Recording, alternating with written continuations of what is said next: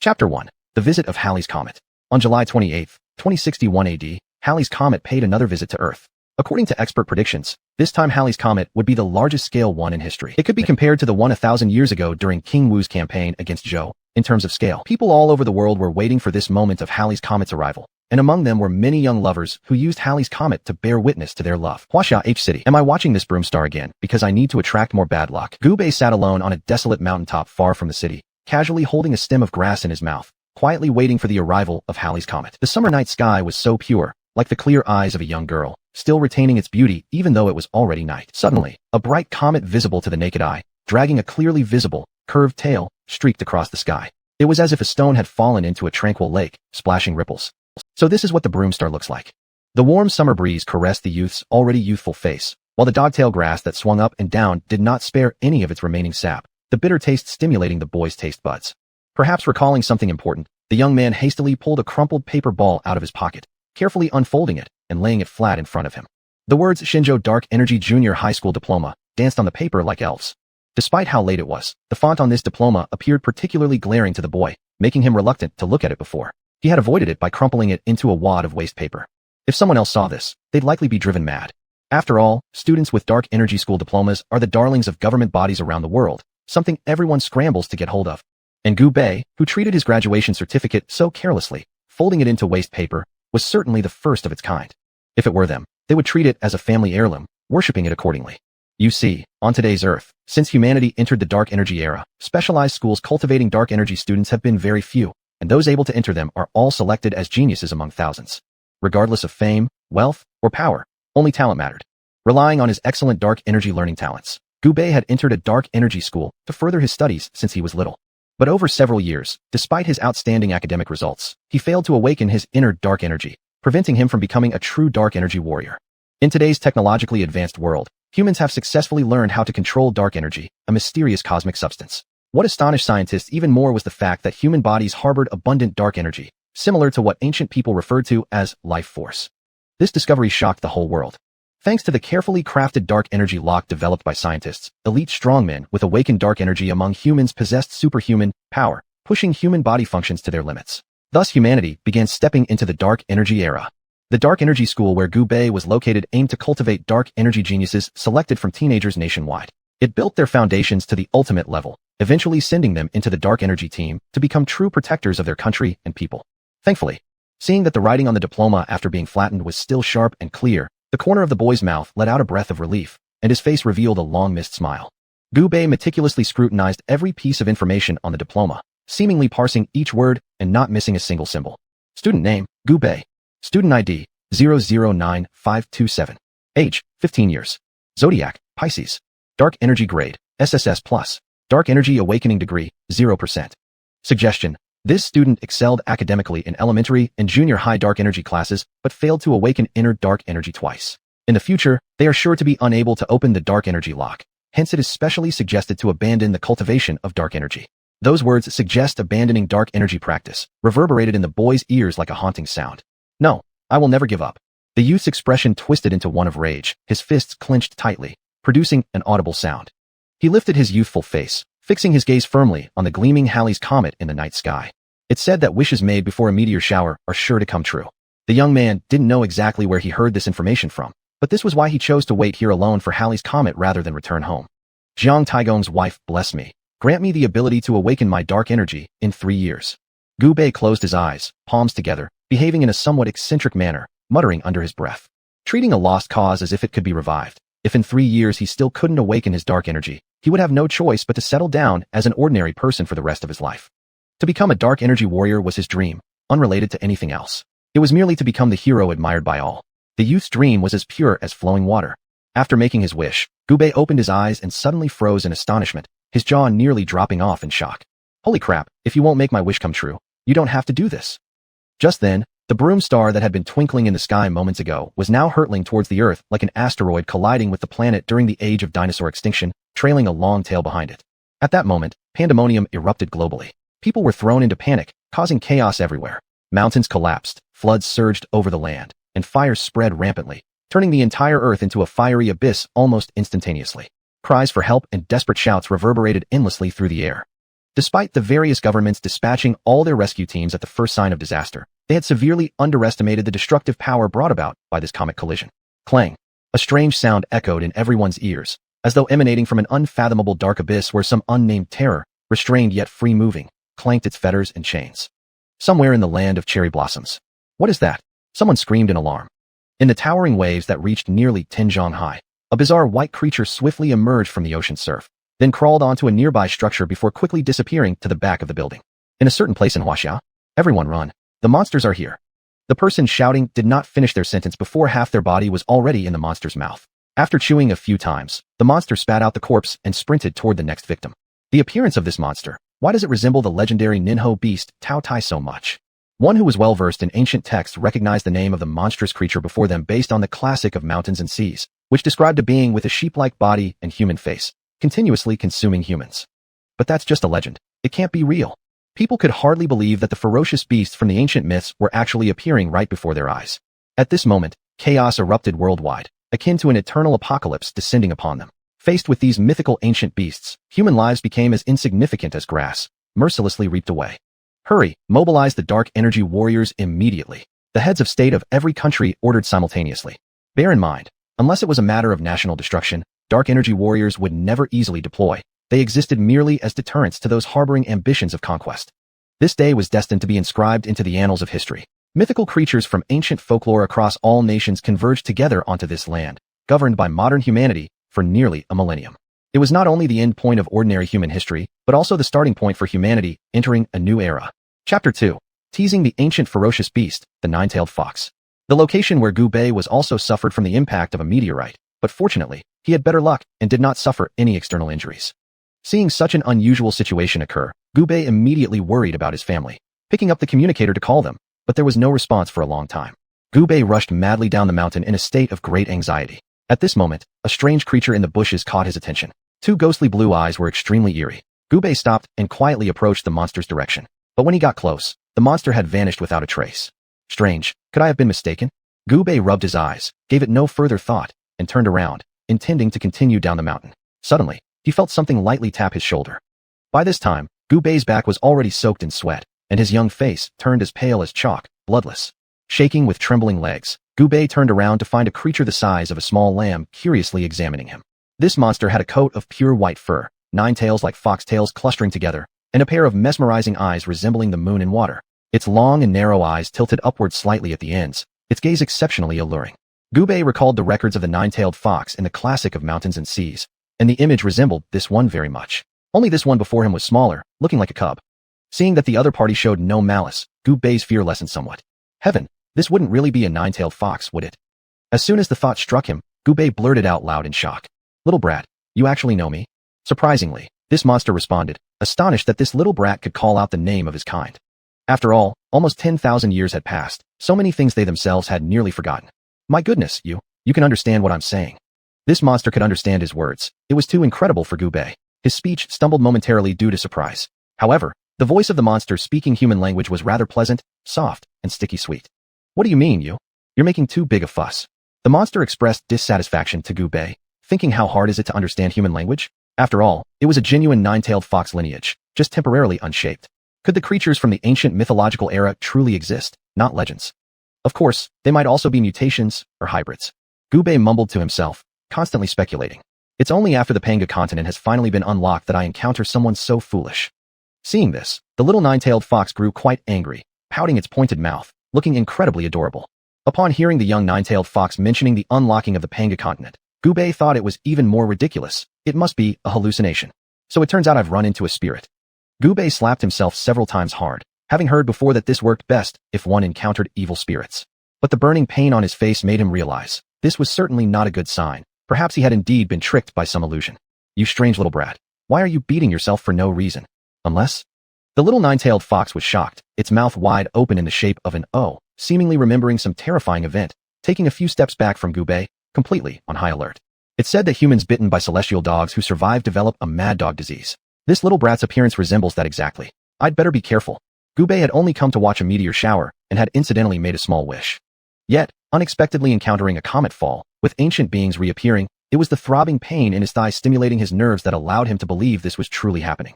Seeing the little nine-tailed fox retreating, Gu Bei was somewhat confused. Could this legendary fox spirit be afraid of him? To verify his speculation, Gu Bei tried inching closer toward the little nine-tailed fox. For every small step forward he took, the little nine-tailed fox took a corresponding step backward. A few minutes later, cornered, the little nine-tailed fox leaned against a tree trunk. Perhaps too frightened, it tightly closed its eyes and frantically waved its two forepaws around in front of it.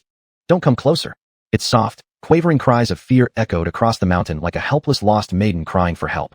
The timid cries of the little nine-tailed fox stirred excitement within the heart of Gu Bei, a young boy. His penchant for mischief surfaced at this moment. "I'm a ghost." Gu Bei mimicked the horrifying look from TV dramas, sticking his tongue out long and far to frighten the harmless little nine-tailed fox. At that moment, the little nine-tailed fox, which had secretly opened its eyes to check for escape opportunities, happened to glance at this sight. The young fox became petrified with horror. The little nine-tailed fox, terrified to the extreme, left two shallow tooth marks on Gu Bei's right arm in the blink of an eye, just like a hare driven into a corner. "Ouch, it hurts." Gu Bei hissed in pain, cold air rushing into his mouth, alleviating the pain somewhat. Glancing up, he saw that the little nine-tailed fox had already vanished without a trace, leaving Gu Bei standing dumbfounded at the spot. If not for the residual tooth marks on his arm, Gu Bei would have never believed this was real. The fall of Halley's Comet was already absurd enough, and now he'd encountered the mythical nine-tailed fox. If he told anyone about this later, they'd definitely lock him up in a mental hospital immediately. Gu Bei continued to run down the mountain. Considering the destruction caused by the meteorite earlier, the population-dense area must have been heavily affected. "Help!" A faint cry for help came from ahead, broken and intermittent. Gu Bei rushed over promptly, and the sight before his eyes almost made him vomit everything he had eaten last night. On the ground lay an obviously incomplete male body, limbs torn off as if ripped apart by something, blood gushing out endlessly, forming a pool of blood around the body with a diameter of about 1 meter. The cries for help were coming from this person. Gu Bei fought back the urge to vomit, half squatting and gently lifting the barely conscious man into his arms. "Are you okay?" Gu Bei asked softly. This person was clearly in a daze, likely unaware of what had happened, yet judging from the wounds on his body and the surrounding environment, it was evident that the damage wasn't caused by the meteorite. "Help!" The still-alive individual kept shouting for help. Anxious to save the person, Gu Bei once again took out his communicator, but there was still no response. "Damn it!" Gu Bei cursed helplessly, stood up, and realized that saving lives could not be delayed. He simply placed the injured person on his back. Though only 13 years old, thanks to the advancement of human technology, children of his size developed extremely fast physically. And Gu Bei was even more of an anomaly among his peers, towering over them all at 185 centimeters, like a crane among chickens. His other functions also surpassed those of ordinary people. Due to being unable to awaken dark energy all along, he paid much attention to physical training, achieving a nearly perfect physique. Inside his seemingly normal flesh and blood body lurked the strength comparable to that of a transcendent-level, first-rank dark energy warrior. Carrying the wounded person, Gu Bei resumed his sprint. Not long after, he came across several collapsed tents, beside which scattered bodies lay mutilated on the ground. There were elderly people and women among them. At a distance of 100 meters, there was even part of a child's body. In the child's hand, tightly clutched, was a pink stuffed doll, its surface now stained with blood. Chapter 3, The Empty City. The hearts, livers, and intestines of the other bodies flowed out with the blood from those corpses, the scene extremely bloody, making Gu Bei unable to hold back his vomit. With a glimmer of hope, Gu Bei placed his fingers in front of these bodies, but every single one of them had already ceased breathing. Damn it, what the hell happened? He suspected that the injuries on the person on his back and the ones on the ground were caused by the same reason. The wounds looked eerily consistent. Each body had been torn apart by some unknown entity. Gu Bei was furious at this point. What kind of brute could commit such an unspeakable atrocity? He felt more convinced that the situation wasn't as simple as it seemed. Someone might be using this meteor incident to cause chaos. As for the ancient ferocious beasts, he hadn't dared to think about that possibility. If all of them were released, wouldn't that mark the end of humanity? There was no time to waste. He had to report this immediately to the relevant authorities. Determined, Gu Bei did not linger any longer. He hoisted the person onto his back and continued to sprint at top speed. Despite the vomiting just now, which had left him feeling weak all over, he gritted his teeth and pushed every ounce of energy left in his body. For the rest of the way, he saw no more similar bodies, bringing some relief to his heart. The closer he got to the city center, the more severe the damage caused by the meteor became. The towering skyscrapers had all turned into ruins. Explosions could still be heard from time to time, and thick black smoke rose straight into the sky, shrouding the battered city. At this moment, Gu Bei's eyes grew hazy. Waves of exhaustion and soreness assaulted his nerves. I really want to lie down and rest for a bit. The dopamine in his brain kept suggesting to Gu Bei to give in, but the stubborn teenager couldn't allow himself to quit right now. He bit his lip hard. His already dehydrated and dry lips broke instantly under the force, allowing bright red blood to seep out. The young man extended his tongue to lick the trickling blood. Its metallic taste filled his mouth and nose. From afar, he looked like a vampire from the Middle Ages. Under the dual stimulation of blood and pain, the dopamine in his brain withdrew its cravings, and the entire person became much clearer-minded. Why is it so quiet? Where are the rescue teams? Looking around at the rubble, Gu Bei was very surprised. With such a disaster occurring, even if the rescue team hadn't arrived yet, people should have been helping each other. But now, the city was unnervingly calm and eerily silent, so much so that the sound of a pin dropping would likely echo through the silence. Cough, cough. The sudden sound of coughing startled Gu Bei. It turned out that the person on his back had awakened. Are you alright? Carefully, Gu Bei lowered the person off his back. Despite having all 4 limbs severed, the individual was still barely alive, causing Gu Bei to marvel at their strong will to survive. Monster! Monster! The person's face was pale, pupils tightly constricted, and their remaining body trembled uncontrollably, as if they'd witnessed an indescribable horror. Could it be that he also, like me, encountered an ancient ferocious beast? Gu Bei guessed internally but quickly shook his head and dismissed that thought. The events he had experienced today were already absurd enough. If everyone had encountered such horrors, then the apocalypse had truly come. Gu Bei continued carrying the injured person forward. The once bustling and lively city now carried not a hint of life, exuding a chilling sense of strangeness. Snap! The sound breaking the tranquil silence shocked Gu Bei. Lowering his head, he realized that his foot had accidentally stepped on a bone. The bone was curved, relatively straight, confirming it as a rib. There were bits of small flesh clinging to it. Who has such poor manners, throwing trash everywhere like this? Gu Bei complained, picking up the broken rib bone, intending to throw it into a trash can. No, this rib, it looks disturbingly human-like. Beads of sweat the size of soybeans rolled down Gu Bei's forehead, plopping onto the ground, splashing tiny droplets everywhere. To confirm again, Gu Bei carefully examined the rib bone once more. Upon confirming the truth, Gu Bei collapsed onto the ground. His legs gave out, growing soft. The person on his back cried out in pain from the unexpected impact. I'm actually still alive. That person finally regained full consciousness. Looking around, realizing there were no monsters nearby, they finally let go of their pent-up fear. Noticing someone nearby, they moved their body with all their might and nudged Gu Bei. What exactly happened? Gu Bei's body trembled slightly. Mentally, he was still a child. The vivid and cruel scenes he had witnessed played repeatedly in his mind like slides. Did you save me? The person asked. They had been attacked by an unknown monster in the wild before, but ended up in the city. This had most likely something to do with the youth in front of him. Tell me, what exactly happened? Gu Bei's eyes were bloodshot, his face rugged, as he turned around and tightly grabbed the shoulders of the conscious injured person with both hands. Loosen up, it hurts. The injured person shouted. Gu Bei was mentally unstable at this moment, failing to control his strength, leaving 2 deep marks on the other person's shoulder. My family and I were enjoying the meteor shower when we were attacked by an unknown monster. To draw its attention away, I let it elsewhere, but I don't know about my child now. The man cried while speaking, his eyes hollow when mentioning his child, as if he had fallen into a hallucination. Then he laughed through tears, tremblingly calling out to empty air. Jishi, come over. I'm here, Daddy. Don't be afraid. Gu Bei, feeling his throat tighten, turned his head away so as not to shatter the man's illusion. After a long while, the man fainted again. This time, Gu Bei supported him, placing him gently back onto his back.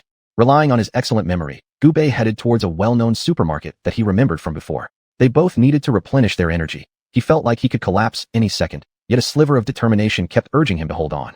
The meteor attack had already turned the supermarket into an inferno. Now it lay as a darkened mass, emitting thick black smoke. Gu Bei had anticipated this, but still searched through the rubble. His efforts paid off as he found a few bottles of mineral water. Ignoring the dirt on his hands, Gu Bei twisted open the cap and gulped down the entire bottle in one go, just like someone escaping from a desert. Snap! The empty water bottle was tossed into the roadside trash, at an impossible angle. Boy, are you trying to kill yourself? A strong yet steady voice came from 100 meters ahead, in the corner of the debris. Who's there? With vision sharper than ordinary people, Gu Bei looked toward the source of the sound. He saw an old man with a kind face and white beard, accompanied by a girl around 6 or 7 years old whose tear-streaked face watched him intently. Trouble, that thing must have heard us. Chapter 4. The Light of Humanity. The white-bearded old man's face was filled with panic, and his voice trembled with despair. For him, who had lived a long life, he did not fear death. He only worried about how his little granddaughter could survive in such an environment without him. This child had already lost her parents. He was her sole reliance for survival and her spiritual support. He dared not imagine this ending. Gu Bei was somewhat startled. With hearing far above average, he clearly heard what the old man had said. What thing could possibly make a man over 50 so terrified? Woof! A bark pierced through the city's calm. That sound was so shocking it caused one's soul to tremble, an ancient fear buried deep within one's bloodline. Thud thud. Gu Bei felt the ground shaking. Turning his head, he froze on the spot. 300 meters away, a shadow was growing larger. Judging from its appearance, it was almost certainly heading in his direction. What is that thing? At this moment, Gu Bei's mind was also disoriented. His legs felt heavy, as if wrapped in lead, unable to take a step. The shadow stopped 3 zhang, about 10 meters, away from Gu Bei. Looking at the monster before him, Gu Bei was so shocked that he couldn't utter a word. This creature resembled a tiger but was the size of a cow, complete with wings. It bore a striking resemblance to the ancient ferocious beast known as xianxia. Grandpa, The young girl's tender hand tightly gripped the old man's robe, looking towards Gu Bei standing before the xianxia, worry evident in her voice. The reason she and her grandfather stayed hidden was because the suddenly appearing monsters had torn apart or devoured many people in the city. Among them were her classmates, teachers, and strangers. Fortunately, her grandfather brought her to hide here, escaping the monsters. It wasn't until the monsters scattered and they continued hiding that they remained here, untouched until the arrival of this young man prompted the grandfather to warn him out of concern. Alas, another corpse. The elder's voice carried a sense of helplessness and sorrow as he gazed at the sky. What has this world come to? Why does it torment humanity so? Having barely survived a virus that raged for decades, bringing the dawn of a new era, humanity now found itself back at the starting point due to the sudden appearance of these monstrous beasts. In front of these vicious creatures, insignificant humans had no means to fight back. Even the warriors coming to rescue them, armed with various high-tech weapons, were powerless against the onslaught of these savage beasts. Who could save us? At the same moment, similar scenes unfolded across all populated areas around the globe, with major cities bearing the brunt. Cries, wails, explosions, roars of beasts, various sounds mingled together, composing the infernal symphony of Hell's End. In the crossfire of bullets, the ferocious beasts endured artillery fire, breaking through the lines of defense set up by various human governments. Brother, go? Don't worry about me. Someone shouted loudly before being swallowed and chewed by the monster. Blood trickled down the corner of the monster's mouth, staining its white fangs red. No. Dear, wait for me. Don't leave me behind. A frightened girl covered her ankle and cried helplessly. Yet, the boy who loved her endlessly in normal days didn't even glance back. As a dark shadow flashed past, there remained nothing but the girl's decapitated body lying motionless, still clutching her ankle. Hurry up, take them too and go, we've lived long enough. An elderly couple held hands while watching their children leave. Then, they jumped off a tall building. This way of dying was preferable to being devoured by the monsters. Grandpa, Grandma. Children cried incessantly. The man leading his wife and child also shed silent tears, hesitating at the edge of his eyes. Let's go. It'll be too late otherwise, the man said to his wife. Taking one last look at the place where his parents were, he left without turning back, drops of clear tears landing on the ground, scattering.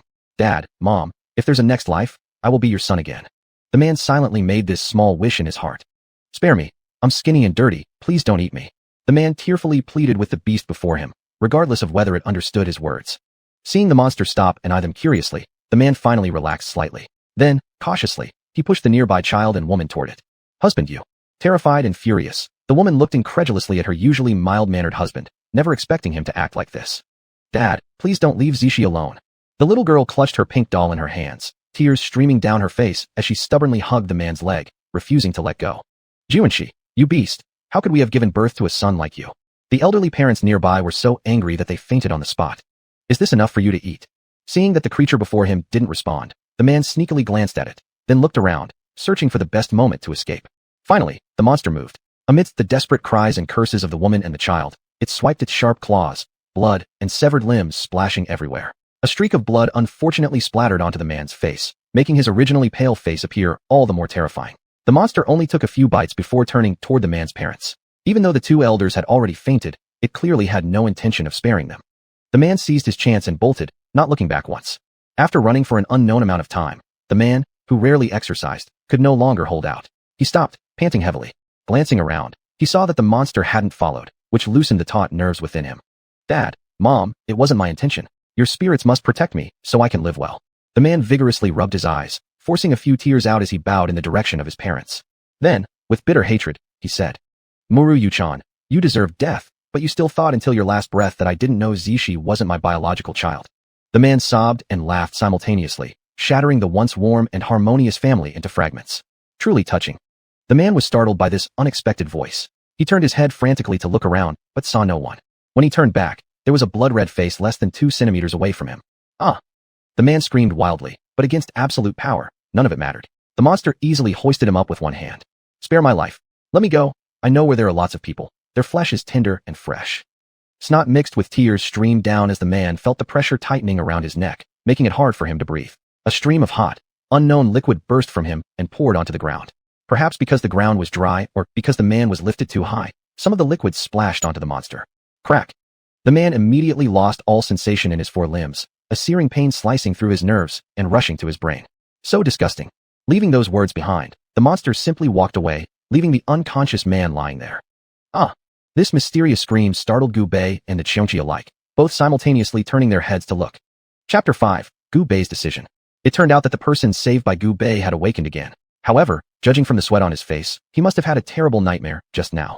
The man who woke up looked around at the unfamiliar environment in confusion. Fragmented memories surged from his mind, recalling many events that had occurred. Being alive is truly wonderful. The man sighed to himself. He had lost so much just to survive in such dire straits. Only he knew how hard it was, and how much pain and torment he endured in his heart. The man used all his strength to lift his head and look around. The sight ahead almost made him faint again. It was Xianxia and Gubei both staring at him intently. A wave of bitterness swept over the man's heart once more. Unbelievable, I still can't escape death.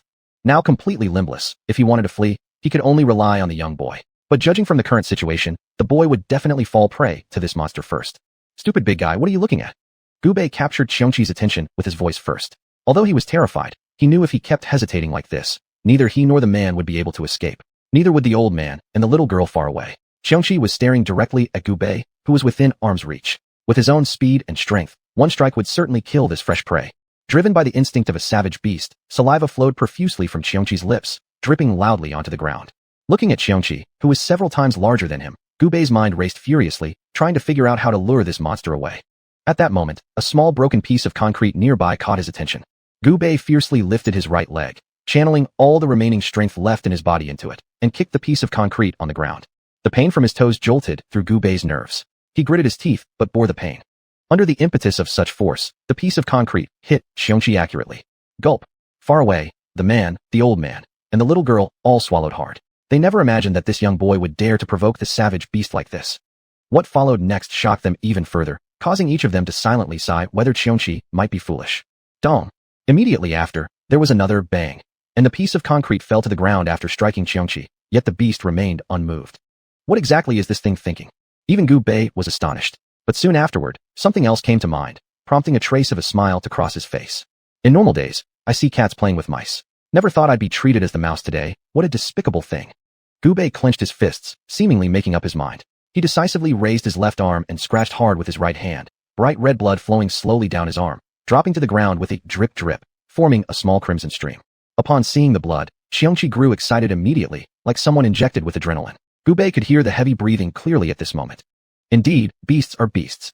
Seeing that Xianxia was following expectations, Gubei wasted no more time and sprinted forward. Now, he needed to buy survival opportunities for everyone. Big brother. The little girl cried out in the distance. The old man hurriedly covered her mouth with his hand, fearing she would attract Xianxia. Hurry up and go. Gubei shouted while running, the beast relentlessly chasing behind him. One man and one beast thus chased each other. It seemed Xianxia was deliberately keeping a certain distance. Glancing back briefly, Gubei saw the old man quietly leading his granddaughter towards the injured person. A sense of relief welled up in Gubei's heart. In such dire circumstances, the grandfather and granddaughter hadn't abandoned the person they had saved, which was indeed a good thing. You ugly creature, haven't you had enough? Can't even catch me. Seeing those people disappear from his view, Gubei's heart relaxed slightly. Whether he would survive now was down to luck. Boom. Another thunderous sound came from not too far away. Judging by the noise, it was likely another fierce beast. This isn't good. If that grandfather and granddaughter encounter it, they're bound to lose their lives. Clenching his teeth, Gubei decided to take action. Without hesitation, he headed straight toward the direction where the sounds originated. Lord, may they bite each other's throats out. Gubei prayed silently in his heart, giving himself a chance to escape. Though he had a promising youth ahead of him, even though he was willing to risk his life for others' salvation in desperate situations, he also yearned to live a full life. After taking several turns continuously, Gubei finally encountered the source of the thunderous sound. Instead of the ferocious beast he had anticipated, his slight disappointment was evident. However, the shock on the faces of the 5 individuals wearing black battle armor in front of him was unmistakable. What are you standing there for? Run.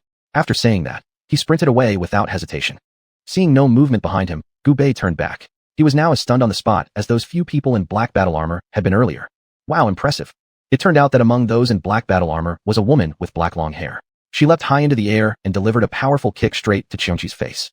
The sound of her black heels echoed sharply. After performing a perfect 360-degree mid-air somersault and landing gracefully, she worked in seamless coordination with her teammates. Ultimately, Xianxia succumbed to their efforts and collapsed to the ground. So this must be what they call dark energy warriors, Gubei guessed to himself after snapping out of his daze. Though he hadn't awakened his own dark energy, he did learn quite a lot about dark energy warriors during his time at the Dark Energy Academy. There's no better way to describe them than as beings who can rival gods. You're a real tough kid. An imposing and muscular middle-aged man approached Gubei, praising him aloud. He gave a gentle pat on Gubei's shoulder, his eyes brimming with appreciation. Bear in mind, even they, as dark energy warriors, were only recently summoned and rushed to the disaster area to provide support. At first, they thought it might have been overkill to send warriors of their caliber for such a mission. However, upon arriving at the disaster site, they found not a single living soul in that eerie city, which instilled a sense of fear within them all. Fortunately, thanks to their rigorous training routines, they quickly regained their composure and began a thorough search. Eventually, they uncovered some crucial clues. Following those leads, they arrived here. Despite their utmost caution, one teammate still fell victim to a Taowu attack and met a tragic end. Without time to mourn, they engaged the Taowu in battle. Unexpectedly, more Taoists appeared. Fortunately, these newcomers were beasts equal in strength to level 1 transcendent dark energy warriors. Through their relentless combat, they eventually managed to eliminate them all. Gubei managed a sheepish smile, just about to speak when he suddenly felt utterly drained. His body lost control, causing him to collapse. Chapter 6. Seizing life from the Chaos Maw. Save him. The tall and muscular man shouted anxiously. After having encountered a living person with great difficulty, they could not let this individual die here. The woman with black long hair stepped forward, extending her smooth-as-jade hand to feel all over Gubei's body. Xiao, how is he? A gentle and elegant young man inquired. Compared to the robust middle-aged man, this individual had an extra ounce of composure. Captain Muyang, he has merely passed out due to excessive blood loss and extreme physical exhaustion. Administering some nutrient solution should suffice, said the black-haired woman with icy composure, delivering a highly precise response. Guyan, I entrust this young man's care to you. Commander Muyang ordered. Yes, Captain. Task guaranteed. Although Guyan admired this youth from the bottom of his heart, having survived on his own against xianxia was no ordinary feat and made for an excellent candidate as a dark energy warrior. The youthful face covered with dirt remained strikingly handsome, while dried bloodstains on the exposed arm bore witness to the boy's brush with death. Guyan carried Gubei onto his back, and the entire team resumed their search and rescue mission within the city. But after searching several more areas, there were still no signs of any other survivors. Damn it, this kid couldn't be the only one who survived, could he? Faced with this grim reality, Guyan muttered. No, there are 3 other survivors. A faint voice came from Guyan's back. It was Gubei waking up. Guyan immediately stopped his steps, gently placing Gubei down. Other team members also gathered around. There's an old man, a little girl, and a disabled person I saved earlier. As Gubei spoke, he struggled to stand, his condition much improved compared to before. Hurry, lead us there. Muyang said calmly. Glancing at everyone present and realizing they had no objections, Gubei guessed this must be the leader of the team. All right, follow me. Gubei led the group toward the direction of the elderly person's location, estimating that with their pace, and given the disabled person would slow them down, they wouldn't have gone far. Indeed, after about half an hour, cries of despair from a little girl reached them in the distance. Grandpa, don't go. Chini, run away quickly. The old man strained every nerve, shouting furiously, urging the little girl to leave. Not good, they're in danger. Without hesitation, the whole squad rushed forward. Sure enough, a juvenile chaos beast had trapped the trio. The old man, carrying the person Gubei had saved, knew escape was impossible and hoped to give the last chance of survival to his granddaughter. But the little girl would not budge, unwilling to experience the pain of losing a loved one again. For many years, it was this kind-hearted grandfather who gave her warmth and companionship, making her no longer lonely. Now, she would never leave him alone to face peril. Alas. Seeing all methods failing and the girl refusing to leave, the old man sighed helplessly. Well then, let us become affectionate grandfather and grandchild in the next life. Facing them, the chaos lunged forward. The old man and the disabled person braced themselves, but were struck down instantly by the beast, sending the disabled flying through the air. Seeing her grandfather being felled, the little girl cried out, yet the old man remained unresponsive. Next, the chaos lunged at the little girl. In the instant before contact, the girl closed her eyes in despair, waiting for her end. However, nothing happened. What's going on? Opening her eyes, she saw the chaos fallen in front of her, with several warriors clad in black armor, standing guard. Is that the big brother from earlier? The little girl noticed Gubei, who nodded towards her. Little sister, don't be afraid. We're here. Xiao pulled the girl into her arms, softly stroking her head. Wah, my grandpa. Regaining consciousness from the terror, the girl began crying again. All members of the Dark Energy squad bowed their heads, feeling estranged in this world. Gubei walked over to the disabled person, surprised to find the individual still alive, a stroke of unexpected fortune. This person's still alive. Gubei announced, prompting Guyan to rush over, picking up the disabled person and laying them before Xiao for examination. Gubei gazed at the lifeless body of the old man lying on the ground, his eyes filled with helplessness. Although he had met the old man only briefly, the latter had risked so much to warn him in that moment. In the face of life and death, the old man didn't hesitate for a moment. That was why Gubei had chosen to be the bait himself in front of xianxia, luring it away and leaving them with a chance to survive. This was the brilliance within the lifeblood. When the group faced peril, mature individuals took on the responsibility to protect others. When the group faced a matter of life or death, these mature individuals would sacrifice themselves, giving young offspring the hope to live on. Gubei placed the old man on his back, while the little girl had already fainted from overwhelming grief, and so her care fell into Xiao's hands. The group found an open patch of land and buried the old man. Everyone stood silently before the old man's grave for a long time. Finally, Muyang broke the silence. Let's go, conduct one last search, then we must withdraw. Even though everyone already had their answer, they still wanted to try once more for that faint glimmer of hope. Kid, where are you going? Seeing Gu Bei's departure, Gu Yin asked in confusion. Staying with them offered him at least some survival chance here in this strange city, but the youth intended to leave. I'm going home. I want to check on my parents. The boy hung his head low. Even though he had an inkling of what awaited, he still needed to confirm the result. May they remain safe. Gu Bei silently prayed within. All right, Xiao, you go with him. The little girl will be taken care of by Xingyu first.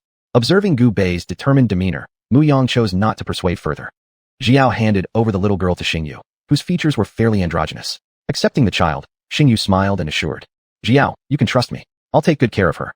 After bidding farewell to the group, Xiao followed Gu Bei toward his home's direction, while the rest went off in another direction to continue searching. Gu Bei sprinted ahead rapidly, with Xiao closely trailing behind. They exchanged no superfluous words. Finally, Gu Bei came to a halt. Gazing upon the familiar yet alien scene before him, the boy screamed in despair. No. Chapter 7. Misunderstanding reveals true nature. The once warm, happy, and loving home had now crumbled, leaving behind shattered steel and concrete.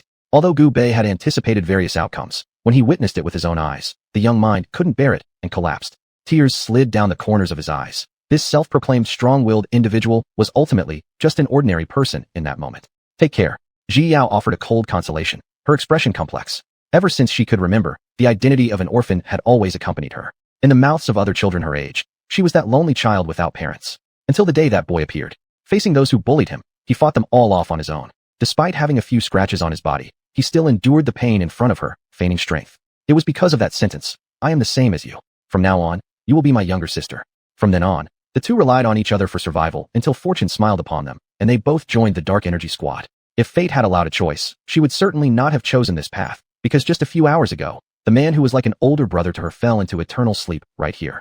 She hated so much, hating heaven for giving her misfortune, granting her infinite hope, and now taking away that very hope. Take care of yourself and live well. These were the last words of the man's life, which he left for this younger sister without blood ties. She wanted to go mad, but her reason told her she was now a soldier, and soldiers should behave like soldiers. Her tears turned in her eyes a few times before being held back again. No, I don't believe it. Gu Bei, standing dazed in place, seemed as if his soul had left. Like a puppet controlled by strings, mechanically heading towards the ruins, he dug madly through the debris. You. Seeing Gu Bei act like this, Xiao became extremely angry. Since the result was already confirmed, one should let go of grief and focus on living at present. Mixed with mud, crimson blood continuously coagulated on the ground. The young man still felt unsatisfied, not having found what he hoped for. We must see someone alive or find a body if dead. Unable to stand watching anymore, Xiao also joined in. The beautiful girl who once appeared elegant now looked more earthy. Seeing Xiao come to help, Gu Bei felt warmth in his heart. He examined several crucial areas more carefully, but still found no trace of his parents' remains. That's enough, I'll stop looking. Are you going to give up just like this? In the woman's mind, the image of the formerly resolute young man instantly crumbled. She detested those who gave up too easily.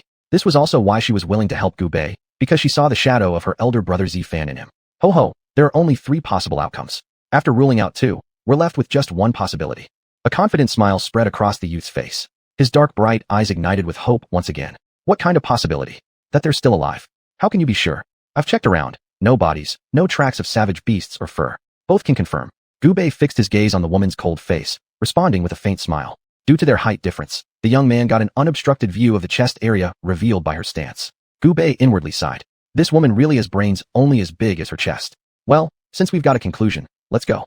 Ji Yao urged impatiently, yet when Gu Bei didn't react, she glanced up to see the youth staring dumbfoundedly at her. Is there something unusual on my face? Ji Yao wondered internally, but the moment she followed his line of sight, she immediately understood. Her fair cheeks flushed red with embarrassment, resembling peach blossoms. Shameless. Ji Yao crossed her arms in front of her chest and hurried toward the designated rendezvous point alone. This made Gu Bei, who was about to explain himself, feel somewhat awkward. He managed a bitter smile and sensibly followed along.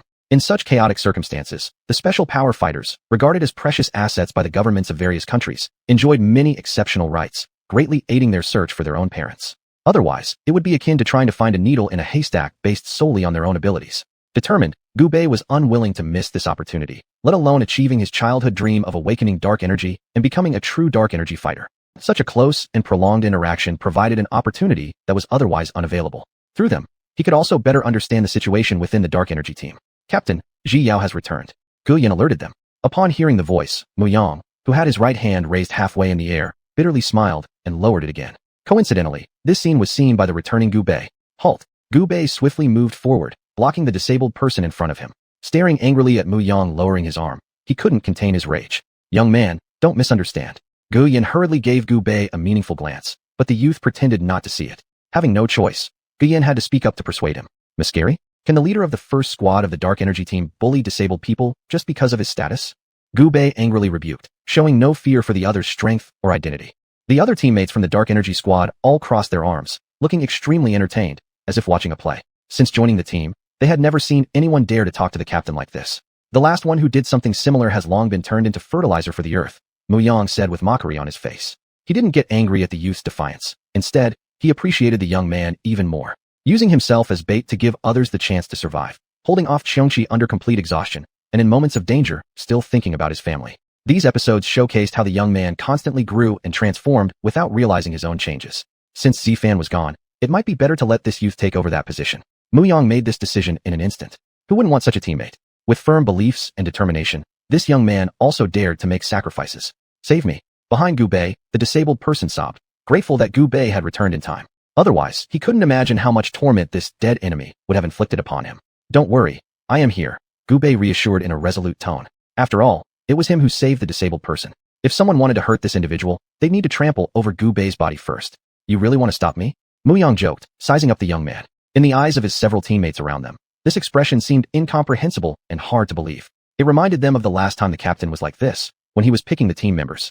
Back then, Captain Mu Yang's face expressed nothing but disdain. Now, towards this young man. Suddenly, the gap among the teammates became evident. Any sympathy for Gu Bei evaporated immediately. Captain, why don't we beat this guy up? Chapter 8. The missing sixth member of the Qiyu team. Each member silently muttered in their hearts. Are you truly unafraid of death? Fear. How could Gu Bei not fear death? His back was already soaked with sweat. Faced with Mu Yang's intangible aura, Gu Bei felt as if a mountain were pressing down on him. If you're afraid, why do you dare to block me? A man between heaven and earth should have his limits. Your actions shame you as a man. Gu Bei let go all hesitations, venting all his anger from his heart. At this moment of crisis, only by standing together would they have a chance to survive. Constant infighting among comrades and competing ruthlessly against each other brought nothing but shame when partnering with such people. Fine, I'll go with you to fight that ferocious beast together. Without hesitation, Gu Bei immediately placed the injured comrade on his back. Oh, didn't you consult his opinion? Mu Yang, interested, pointed at the injured person with an air of certainty. If he's willing to leave with you, I won't stop you and will let you take him away. If he's unwilling, you must agree to my one condition. All right, a gentleman's word is as good as. A team of 4 horses can't hold it back. The 2 palms hit together firmly, sealing a promise between men. Do you wish to leave with me? With high expectations, Gu Bei helped the injured one up and softly asked. The injured one first looked at Mu Yang, then Gu Bei, his face filled with hesitation. He bit his teeth fiercely and said, Young man, don't drag me along if you want to die. Ha ha. Mu Yang laughed loudly, knowing that this man would make such a choice because being afraid of death is inherent in him, especially for someone so baseless and despicable. Is it possible that he threatened you? Go to hell. The injured man roared furiously. If he really left, considering this young man's abilities, there would be no guarantee of making it out alive. Besides, he himself had become a burden. As for Mu Yang, although detestable, he knew the other party would only act out some frustration on behalf of someone named Mu Yuqian and wouldn't harm him seriously. Gu Bei was deeply lost at the moment, doubting reality itself.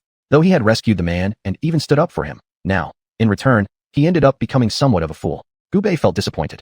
He had overestimated human kindness while underestimating human depravity. One should honor their bet. Speak up. What's the condition? Mu Yang slightly smiled, extending his right hand in front of Gu Bei. Join us. Gu Bei's face was full of doubt and shock, unable to understand why Mu Yang would choose him. What? Are you sure? Did I hear wrong? Gu Bei still found it hard to believe, scratching his head absent-mindedly. Kid, what are you standing around for? Gu Yin walked straight to Gu Bei, pulling his hand tightly together with Mu Yang's. The warmth transmitted through their palms gave a feeling of great security. Boy, looking at you, you don't seem too willing. Let me tell you something. You've completely misunderstood our captain. Misunderstood. Gu Yin was always loose-lipped, unable to keep quiet. Seeing that the captain didn't intend to reveal the truth, he took it upon himself to narrate everything clearly to Gu Bei under the piercing gaze of his captain and the confused eyes of Gu Bei. So, it turns out that I acted rashly then. After understanding the truth, Gu Bei bowed to apologize to Mu Yang, knowing well that right is right and wrong is wrong. He had overly relied on what his eyes perceived without realizing how limited that perspective was. Upon hearing Gu Yan's narration, several nearby teammates showed expressions of anger, having not expected the disabled man to behave so mercilessly and ungratefully. So, Captain, how do you plan to deal with him? Everyone froze in astonishment. This young man really knows how to follow orders. Hearing Gu Bei call him Captain, Mu Yang faintly smiled, gazing skyward. Our captain. Gu Bei curiously glanced at the other teammates, seeing everyone else similarly lifting their heads and looking toward the sky. Listen carefully, boy. Our team has a name. It's called the Qiyu Squad. Mu Yang seriously stated, with a grave expression. Even though Gu Bei had repeatedly stated his real name was Gu Bei, the group preferred calling him Boy.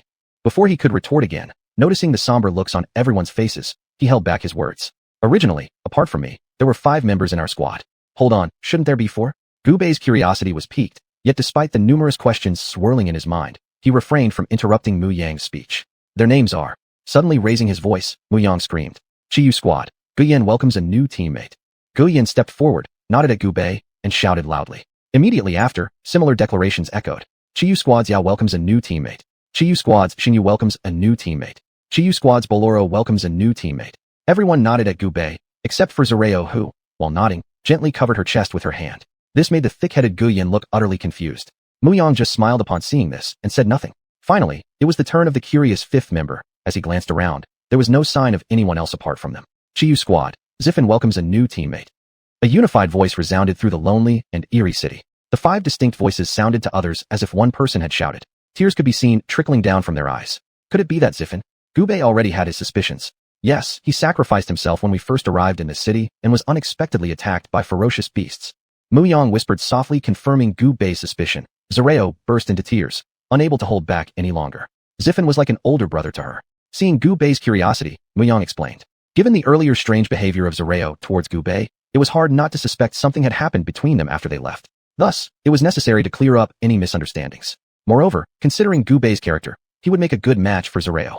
Gu Bei and Zareo were unaware that in that moment, their beloved captain had already planned out their romantic pairing. Sigh, being a captain is truly difficult. I must even consider their lifelong happiness. Mu Yang patted Gu Bei on the shoulder lightly, satisfied with his plan. Gu Bei was stunned momentarily but quickly understood. Stepping forward, assuming what he thought was a cool posture, he proclaimed. Qiyu Squad. Gu Bei pleases seek your guidance. Mu Yang immediately placed his hand against his forehead, silently lamenting. How can this boy be so dense? I meant for you to comfort Zareo. Fortunately, Guyan noticed Captain Mu Yang's gesture and leaned over to whisper a few words into Gu Bei's ear. Unfortunately, Guyan's naturally loud voice betrayed the intended secrecy, and all teammates ended up hearing him. Even Zareo, lost in her sobs, couldn't help but laugh and then blushingly cover her face again. This thoroughly embarrassed Gu Bei, making his face turn red with shame. He, after all, was the flower of the motherland and shouldn't involve himself in such improper things. Mu Yang let out another sigh at the peculiarity of his team members. All he wanted was for Guyan to tell Gu Bei to go console Zareo. But somehow, the message got distorted in transmission. Instead of comforting, Guyan turned it into Chapter 9 Surviving with Guilt and Regret. Captain Mu Yang asked me to secretly tell you. Go give Qi Yao a kiss. He even winked at Gu Bei with a meaningful look on his face, making the entire body covered in goosebumps. There's probably going to be nightmares even during sleep. After all, Guyan's size is quite evident. Fortunately, Qi Yao is no longer in pain. Having achieved his purpose, Mu Yang resumed his captain demeanor, walking up to Gu Bei and said, Captain Mu Yang of the Qi Yin squad welcomes your joining. Captain. Gu Bei's voice was a little choked up. This warm group of teammates made him feel like he had found home once again.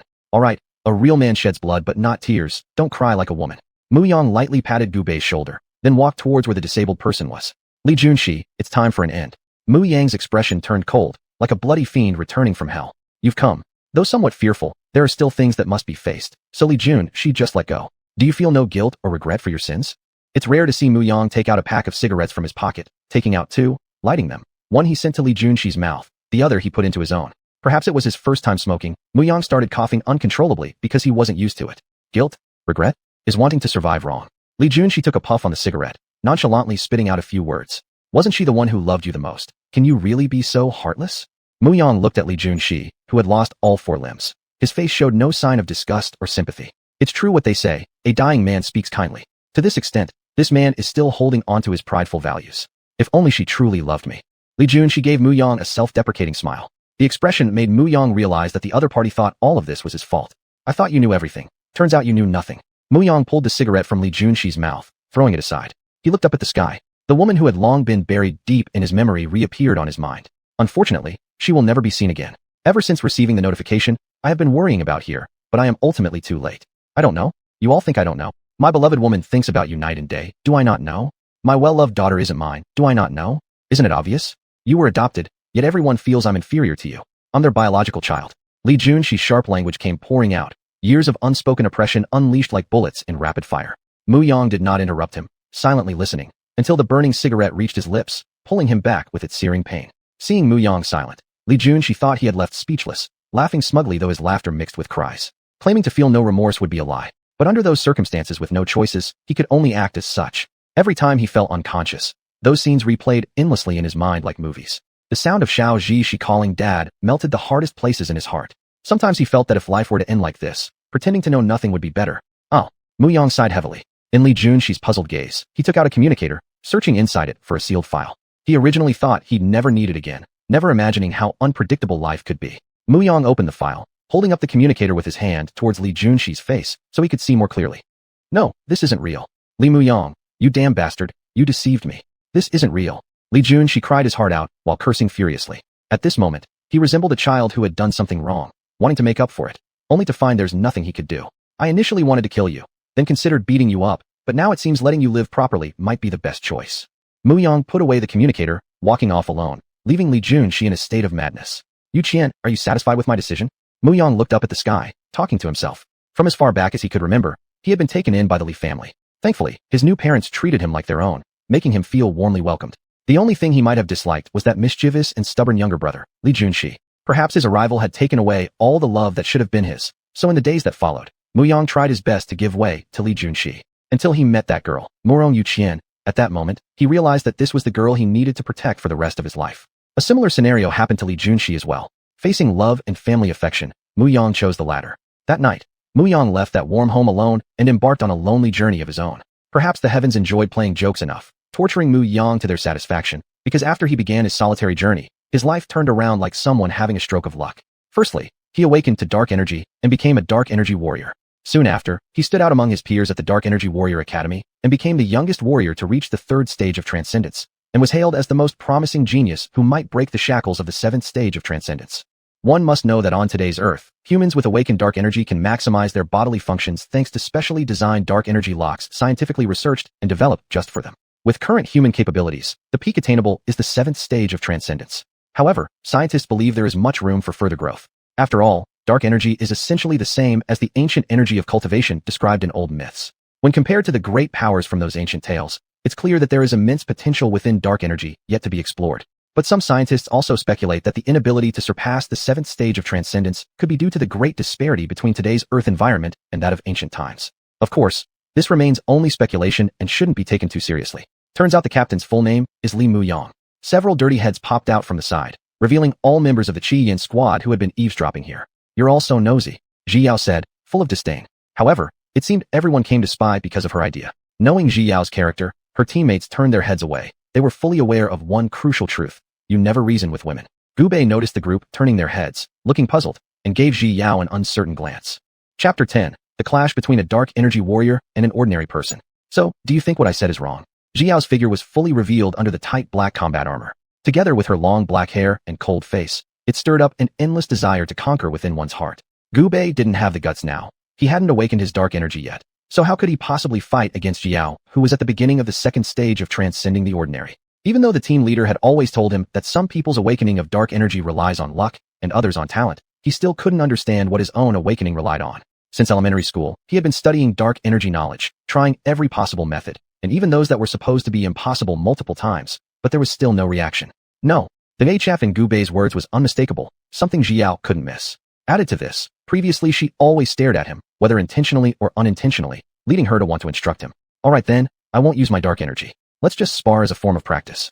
Even without activating dark energy, a dark energy warrior's body surpasses that of normal humans. That's because at the first stage of transcending the ordinary, all 639 muscles in the human body are purified by dark energy. By the time they reach the second stage, the 485 tendons within the human body start absorbing the dark energy to strengthen themselves. As for reaching the third stage, the 206 bones within the human body will be enveloped and recast by the dark energy, becoming exceptionally solid. Even more astonishingly, at the fourth stage, the bone marrow, spinal cord, and brain marrow inside the body will all be reinforced by the dark energy. And at the fifth stage, it's the strengthening of the 5 vital organs. At the sixth stage, the 6 fu organs. Once reaching the seventh stage, the ultimate level in the world, then the 12 regular meridians and 8 extraordinary meridians will completely open, the internal energy in the body entirely replaced by dark energy. Nowadays on Earth, according to available records, there are only 27-stage strongmen, 4 of whom are from Huaxia, China. Due to the emergence of dark energy, nuclear weapons no longer possess any deterrent power. Instead, the 7th-stage dark energy warriors have become new national treasures, safeguarding peace in their regions. For the sake of global peace, All governments have signed treaties prohibiting 7th-stage dark energy warriors from interfering in disputes between commoners unless it's a matter of national extinction. So people often joked, 7th-stage warriors are just lucky charms. Gubei pondered for a while and agreed. Even though the captain invited him into the Qian squad, he had never displayed his true strength in front of everyone, unable to prove himself. This was a perfect opportunity to try out just how large the gap was between him, a non-awakened individual, and a dark energy warrior. Thinking of this, Gubei became excited, his whole person eager to get started. In his view, despite the opponent's body being purged by dark energy, as a woman, in the absence of assistance from dark energy, she would be more inclined toward durability and fighting techniques rather than other aspects where he might not necessarily lose to her. Courageous. With a mentality akin to watching a show, members of the Qian squad gathered around again, reveling in the spectacle without restraint. Captain! Captain! Seeing Mu Yang walking over, the team members quickly called out. Likely most of what they had eavesdropped on before had already been heard by the captain, but they didn't know when they'd be disciplined. No problem, everyone keep going. Guyen, give me some sunflower seeds too. Mu Yang found a comfortable spot to sit, cracking the sunflower seeds handed over by Guyen. Who do you think will win or lose? Mu Yang squinted his eyes, wearing a smile like a grinning llama, causing everyone who saw him to feel inexplicably afraid. Captain, how could we guess? The team members gave off awkward smiles. It wasn't good to say either side would win, but judging from the captain's expression, it was like hidden daggers behind a smiling face. Failing to answer would definitely lead to punishment. It was Guyen whose quick mind saved them by responding with a laugh. Captain, it doesn't matter who wins or loses. What matters is our Qian team winning. After all, these are all our talents. Mu Yang hesitated, surprised to see Guyen, who usually seemed simple-minded and physically strong, suddenly showing increased intelligence. He felt satisfied and patted Guyen's shoulder approvingly. Indeed, all my efforts weren't in vain. Mu Yang internally consoled and fulfilled himself. Xingyu and Banruo secretly gave Guyen a thumbs up. The big guy really stepped up when the situation got serious. Basking in all the praises, Guyen couldn't help but open his mouth wide with pride. Captain, what is it? Turns out you also like women, huh? Looking at Guyen's sincere smile, Mu Yang's sense of relief plummeted, directly throwing a punch his way. What do you mean I like women? Am I not a man? Don't you know that? Being knocked away by Mu Yang's punch, Guyen lay sprawled on the ground, utterly confused. Had he said something wrong? Gubei quietly raised his head and glanced at Captain Mu Yang, seeing that he wasn't looking back at him, immediately felt relieved. He found a spot at a safe distance from Mu Yang and obediently sat down. Please enlighten me. Gubei respectfully bowed to Xiao. This was an opportunity to showcase the fruits of his many years of diligent practice and also a chance to prove himself to the other team members. Begin. Xiao was sparing with words. No sooner had she spoken than she began her attack. Her snow-white arms were as flexible as serpents, striking swiftly toward Gubei's body. This level of agility. Upon first contact, Gubei was slightly startled. He had underestimated the physical constitution of a second-stage, transcending warrior. Thankfully, through her long-term balance training, he managed to hold up against Xiao fairly well. If this is all you've got, then it's over. Seeing that Gubei was holding back, Xiao appeared dissatisfied. You'd better watch closely. Gubei completely let go of his restraints. His entire body surged with an unbounded strength akin to Sun Wukong after breaking free from the five-finger mountain seal. With a direct punch aimed at Xiao's abdominal vital point, if struck by this punch, a normal person would likely be incapacitated for several days. As the punch came close, Xiao waved her hand to block it. This guy's really cunning. Mu Yang chuckled, followed by some coughs, pretending solemnity while observing the duel between the two. Insignificant tricks. As Xiao believed she had deflected the punch, Gubei suddenly transformed his punch into a claw strike, evading Xiao's palm, aiming directly for her throat. I've got you now. However, just in that moment, Xiao's body bent backward with extraordinary flexibility, avoiding Gubei's claw strike. Is this even possible? Gubei widened his eyes in shock. This woman's bodily suppleness was unnaturally extreme. Use all your techniques. Xiao's voice remained icy, but was not as cold as before. It was evident she was satisfied with Gubei. It's you who's forcing me. Gubei gritted his teeth, boldness increasing as wicked thoughts arose. His clawed hand rapidly adjusted its trajectory, heading straight towards Xiao's chest. Shameless. Chapter 11. The 3-Year Agreement. Just as Xiao was beginning to change her impression of Gubei, her expression turned cold, and she angrily rebuked. Truly shameless. The members of the Qian team watching around nodded in agreement, admourning nonstop. This is called thinking on your feet, isn't it? Gubei chuckled. After their brief exchange of blows, he had understood the gap between the two of them. Before his latent energy awakened, he was certainly no match for the other. I lost. At this point, with no retreat left, Xiao faced Gubei's wolf claw technique and had no choice but to concede defeat. Clap, clap, clap. Seeing this, the few members of the Qian team immediately applauded in unison. Kid, you can do it. Qian tossed a glance towards Gubei, also feeling happy for him in his heart. Captain. Gubei walked up to Mu Yang, who nodded, signaling him to sit down. Kid, how do you feel? Mu Yang raised his head, gazing at the sky as he spoke calmly. Captain, the difference between an ordinary person and a latent energy warrior is indeed quite extraordinary. Gubei thought about it carefully before answering earnestly. He guessed that there must be some intention behind the captain asking such a question. Huh. Mu Yang looked at Gubei with interest, waiting for him to continue. Then Gubei continued. Just now, Xiao didn't use latent energy, but I could clearly feel that my attacks hitting her were like hitting cotton. If we had continued, I wouldn't have been able to hold out. I could only resort to clever tactics. It's good that you understand. A trace of relief appeared on Mu Yang's face as he continued. The potential within the human body is immense. Non-professionals among ordinary people can almost all harness potential based on their own innate talent. But the emergence of latent energy allows everyone to have the possibility of developing abilities beyond what their innate talents would normally allow. Gu Bei listened attentively, musing over this. And the degree to which one can endure the fusion of the body's internal latent energy with various organs represents the limit of one's ability to develop potential within oneself. Those who can withstand even the lowest threshold enter the ranks of latent energy warriors. As for those who cannot endure, well, I'm sure you understand. Is this external substance perhaps the latent energy lock? Hearing Mu Yang explain, Gu Bei immediately understood much of the knowledge he hadn't learned or understood during his time at the latent energy school. More precisely, it's the mysterious substance inside the latent energy lock. Speaking of this mysterious substance, a hint of fear also crossed Mu Yang's face, because it was said that the origins of this thing were far from ordinary. Mysterious substance. Gu Bei was somewhat surprised. Originally, he thought the latent energy lock was just a tool for stimulating bodily organs to absorb latent energy within the body, but it seemed there were other things inside. Well, I'm not very clear on this either. Mu Yang lightly patted Gu Bei on the shoulder.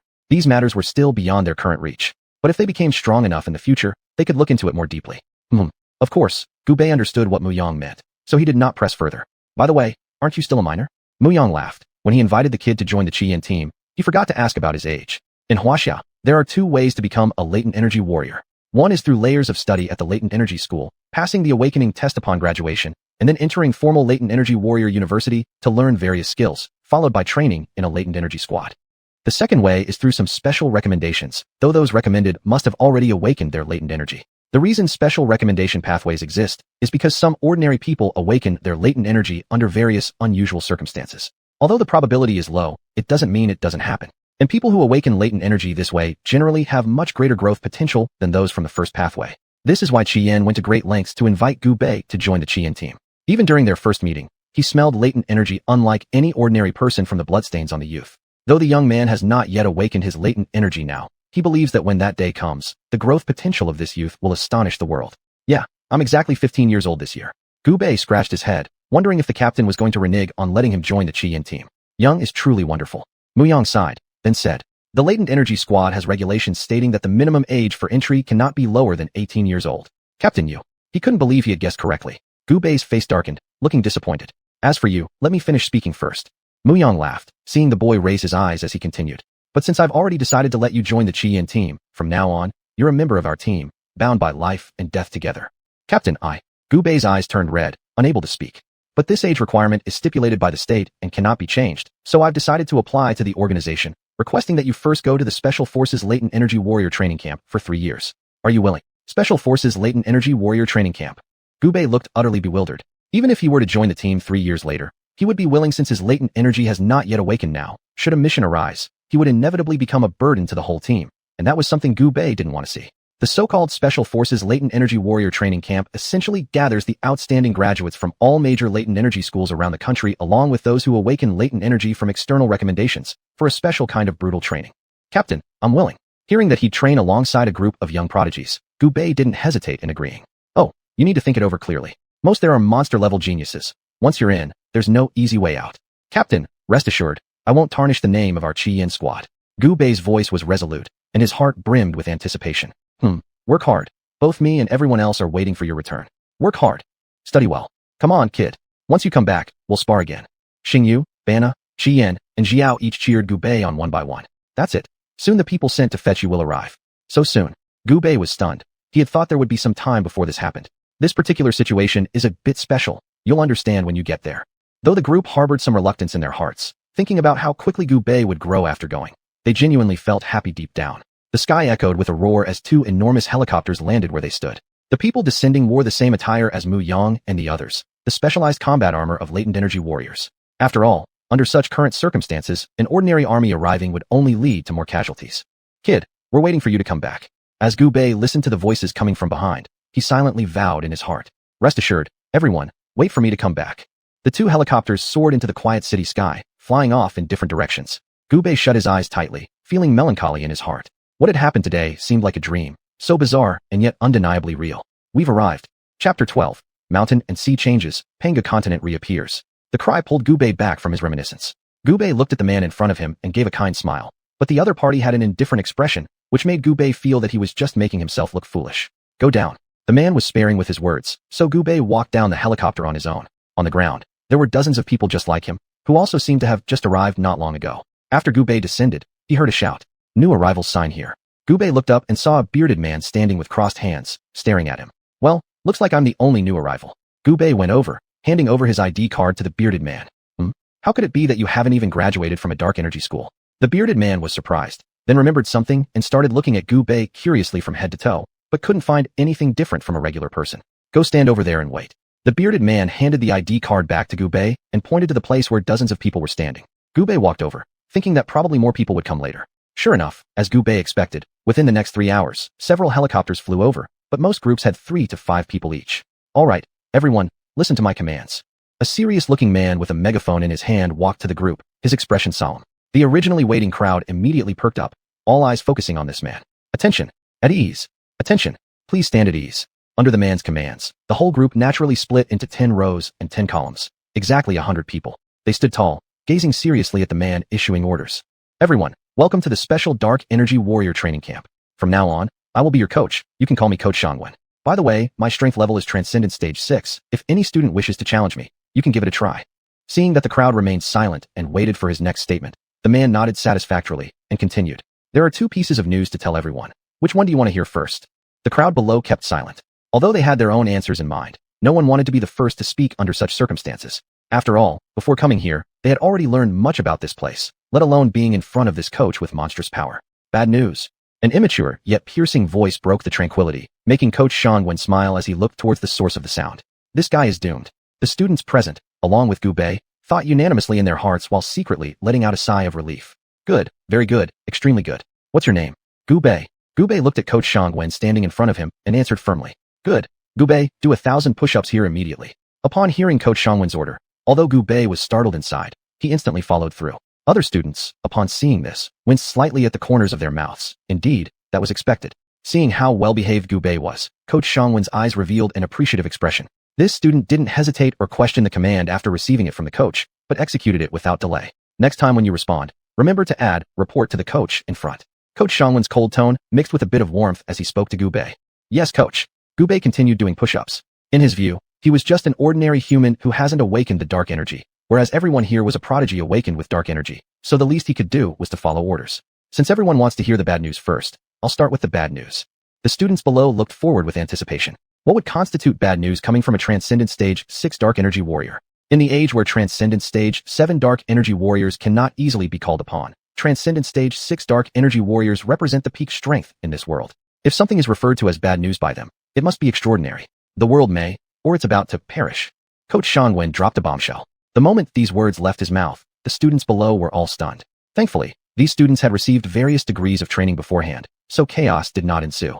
Coach Xianhuan glanced below, having anticipated this reaction. Slightly different from others, the young man named Gubei continued persistently doing his push-ups, not disturbed by what he had said. Coach Xianhuan continued. Just moments ago, according to confirmed reports gathered from all over the world, countless natural disasters erupted globally at the same time after Halley's Comet collided with Earth. The students below nodded in agreement. They were aware of this as some of their hometowns had been affected. But this still didn't seem like the end of the world or humanity's extinction. With curiosity sparking in their hearts, they continued to listen as Coach Xianhuan went on to say. Among these countless disasters, many places around the globe saw the appearance of ferocious beasts from ancient mythology. In Huaxiao alone, hundreds of cities have been attacked by these beasts, and many have directly turned into wastelands where people became prey for the ferocious beasts. For miles there's no one left, and bones are scattered everywhere.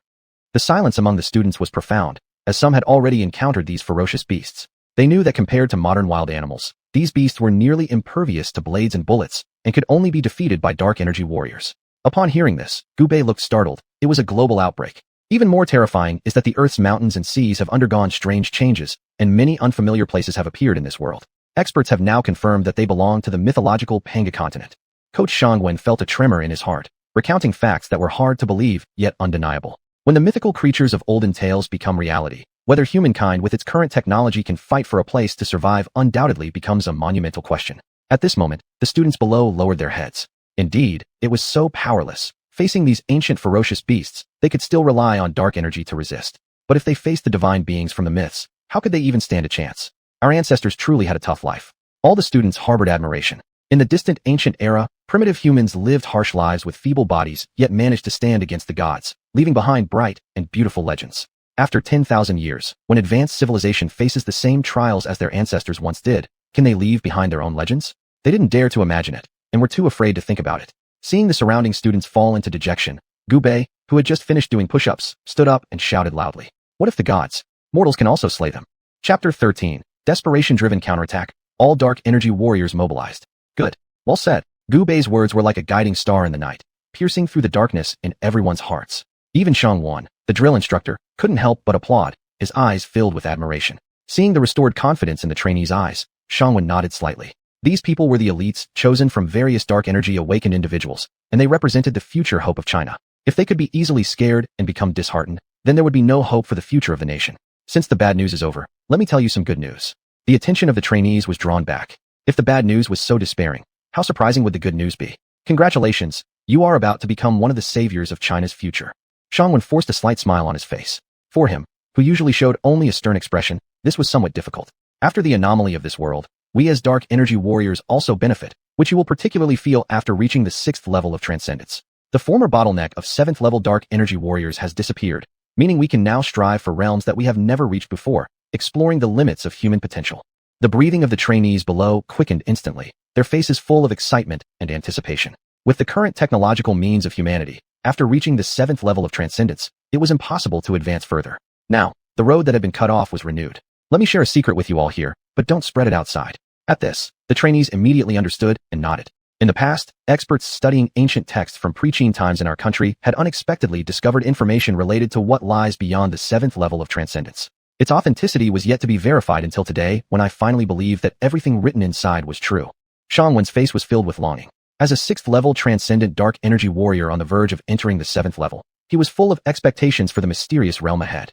The ancient texts record that in ancient times, humans were divided into martial cultivators and Dao cultivators. Martial cultivation was further subdivided into external and internal practices. External cultivation completes before transitioning into internal practice. External cultivation focuses on muscles, tendons, and bones, while internal focuses on marrow, organs, and pulse. This perfectly aligns with the 7 stages of transcendence we currently follow. As Xianhuan looked at the shocked audience below, he continued, saying that initially when he saw this, he too was incredibly shocked, almost treating it as a joke. And those Dao cultivators surpass martial cultivators, named extraordinary cultivation, which is divided into 9 levels. Level 1 refines essence to transform into qi. Level 2 refines qi into spirit. Level 3 refines spirit into void. Level 4 refines void into the way crossing celestial tribulations. Level 5 fuses the Dao with the body becoming true immortal. Level 6 attains great jade immortal. Level 7 becomes great sage or quasi-saint. Level 8 transforms into supreme grand perfection golden immortal or saint. And the highest level 9 achieves ultimate grand perfection primordial supreme, grand golden immortal. Even Gu Bei listened with bewilderment. From this perspective, the 12 immortals of the orthodox sect in Fengshenbang were extraordinary 6th level cultivators, whereas the 12 ancestors, Dongwang Tai, Kongxian, and Luya, were extraordinary 7th level cultivators. Meanwhile, Niwa and the 3 pure ones were extraordinary 8th level cultivators. As for Hongjun the elder, being an extraordinary 9th level cultivator, they must be vastly superior. What had happened in ancient Earth?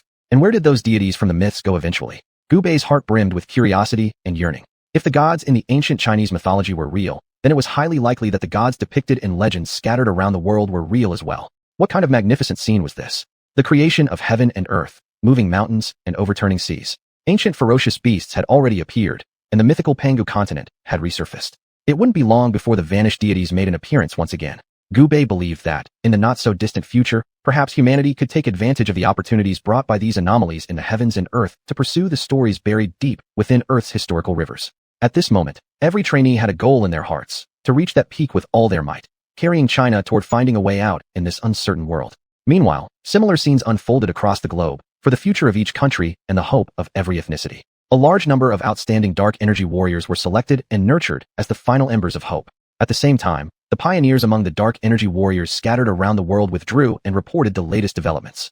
After countless discussions and research, the governments of all countries finally decided to unite and jointly fight against the ferocious beasts. Wave after wave of civilians were forcibly relocated, far from their previous hometowns. Thanks to advancements in technology, towering defense fortifications were swiftly constructed, gradually improving the situation of the ravaging ferocious beasts. It's finally decided. Damn, I've been feeling so restrained. This time, let's have a thorough battle. Dark energy warriors clad in battle armor were eagerly waiting for orders from above. From their comrades returning from the front lines, they had felt firsthand the fragility of life. Despite their indignation and desire to fight freely, as soldiers, they could not let personal feelings override their discipline. Finally, the command came today, with governments around the world moving simultaneously. Like an unstoppable flood once the sluice was opened, tens of thousands of dark energy warriors went into action.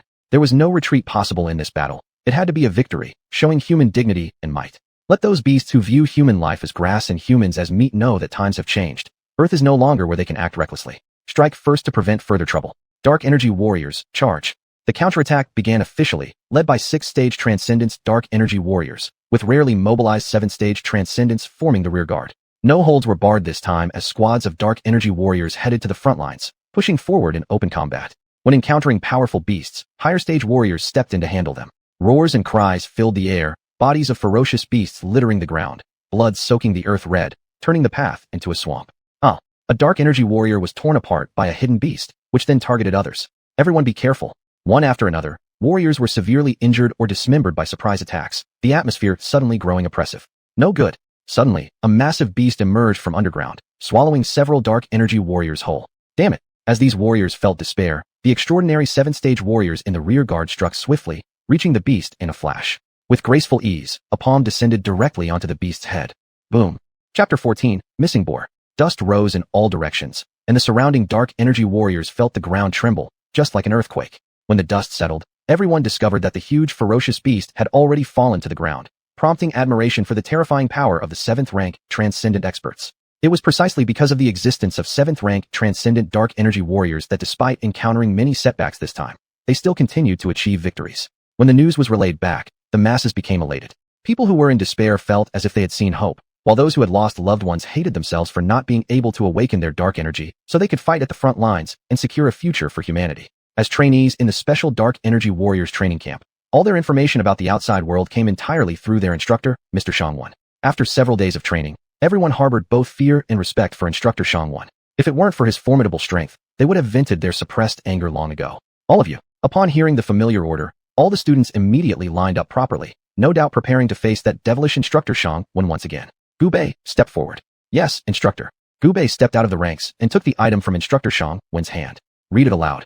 Our country has pushed forward for thousands of miles across the Panga continent, with countless dark energy warriors annihilating countless ferocious beasts. The students below immediately became fully alert upon hearing the new messages from the front lines and listened attentively. Cough. Do you know what this latest message means? The students below fell silent, unsure of the instructor's intent. Report to the instructor, could there be a big one? Gubei interjected. While reading the news, he had noticed something was off. Those ferocious beasts were tough opponents, and if the dark energy warriors advanced too quickly, they might find themselves isolated without support. If an extremely strong beast were to appear, the losses would be immeasurable. That's right.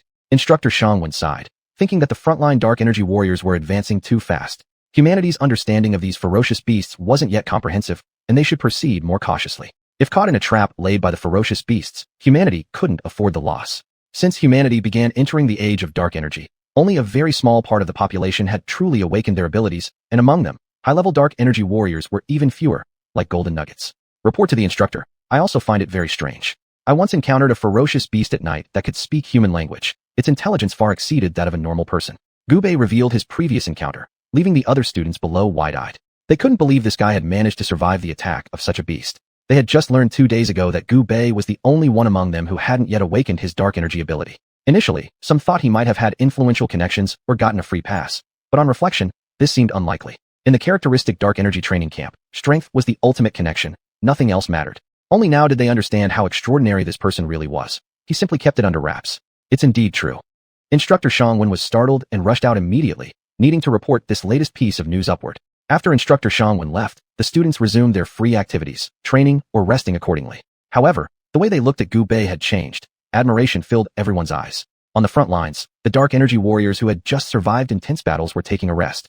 A few miles away, the scientific expedition team responsible for collecting samples of ferocious beasts' blood and newly discovered plant specimens was working hard to organize materials and send them back. These data were bought with the blood of the dark energy warriors, and they were going to play a tremendous role in humanity's upcoming battle against the ferocious beasts and adaptation to this new land. The Red Flame Squad was in charge of protecting the scientific expedition team. The Red Flame Squad belonged to the Yellow Class Squad within the Dark Energy Army. Aside from their captain Mu Yang, the other members were mostly at around 2nd stage transcendence in terms of strength. To ensure the success of this counterattack, the Yellow-class squads mainly handled the protection of the scientific expedition teams and the transportation of wounded personnel. The main combat missions were handled by the Mystical Word class, Earthward class, Heavenward class, and Divine Word class squads. This operation saw various national governments sparring no cost, betting everything on the future of their countries and ethnic groups. Based on current results of the counterattack, however, they were quite satisfied. Captain, why do we end up with such tasks? Gu Yin complained with boredom. Having a combative nature, he much preferred charging forward and killing those ferocious beasts. Shut up and carry out your task properly. Mu Yang replied coldly.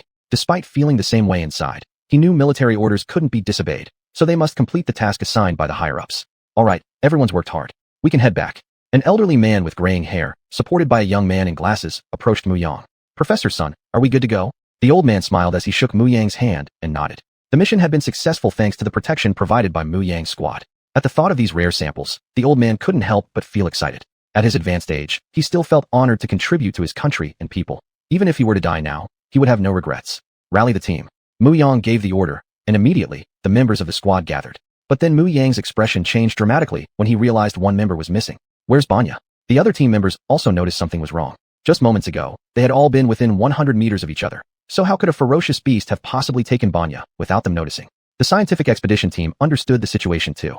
Their primary objective was to collect the latest sample data for further study, and time was critical. They couldn't afford delays. Fortunately, Professor Sun had granted Mu Yang an additional 10 minutes to search. Mu Yang quickly led the team around the area, but as the time neared its end, there was still no trace of Banya. Captain, Gu Yin was extremely anxious.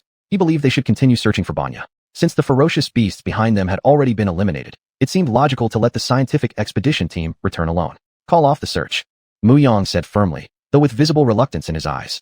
Captain, call off the search. Captain.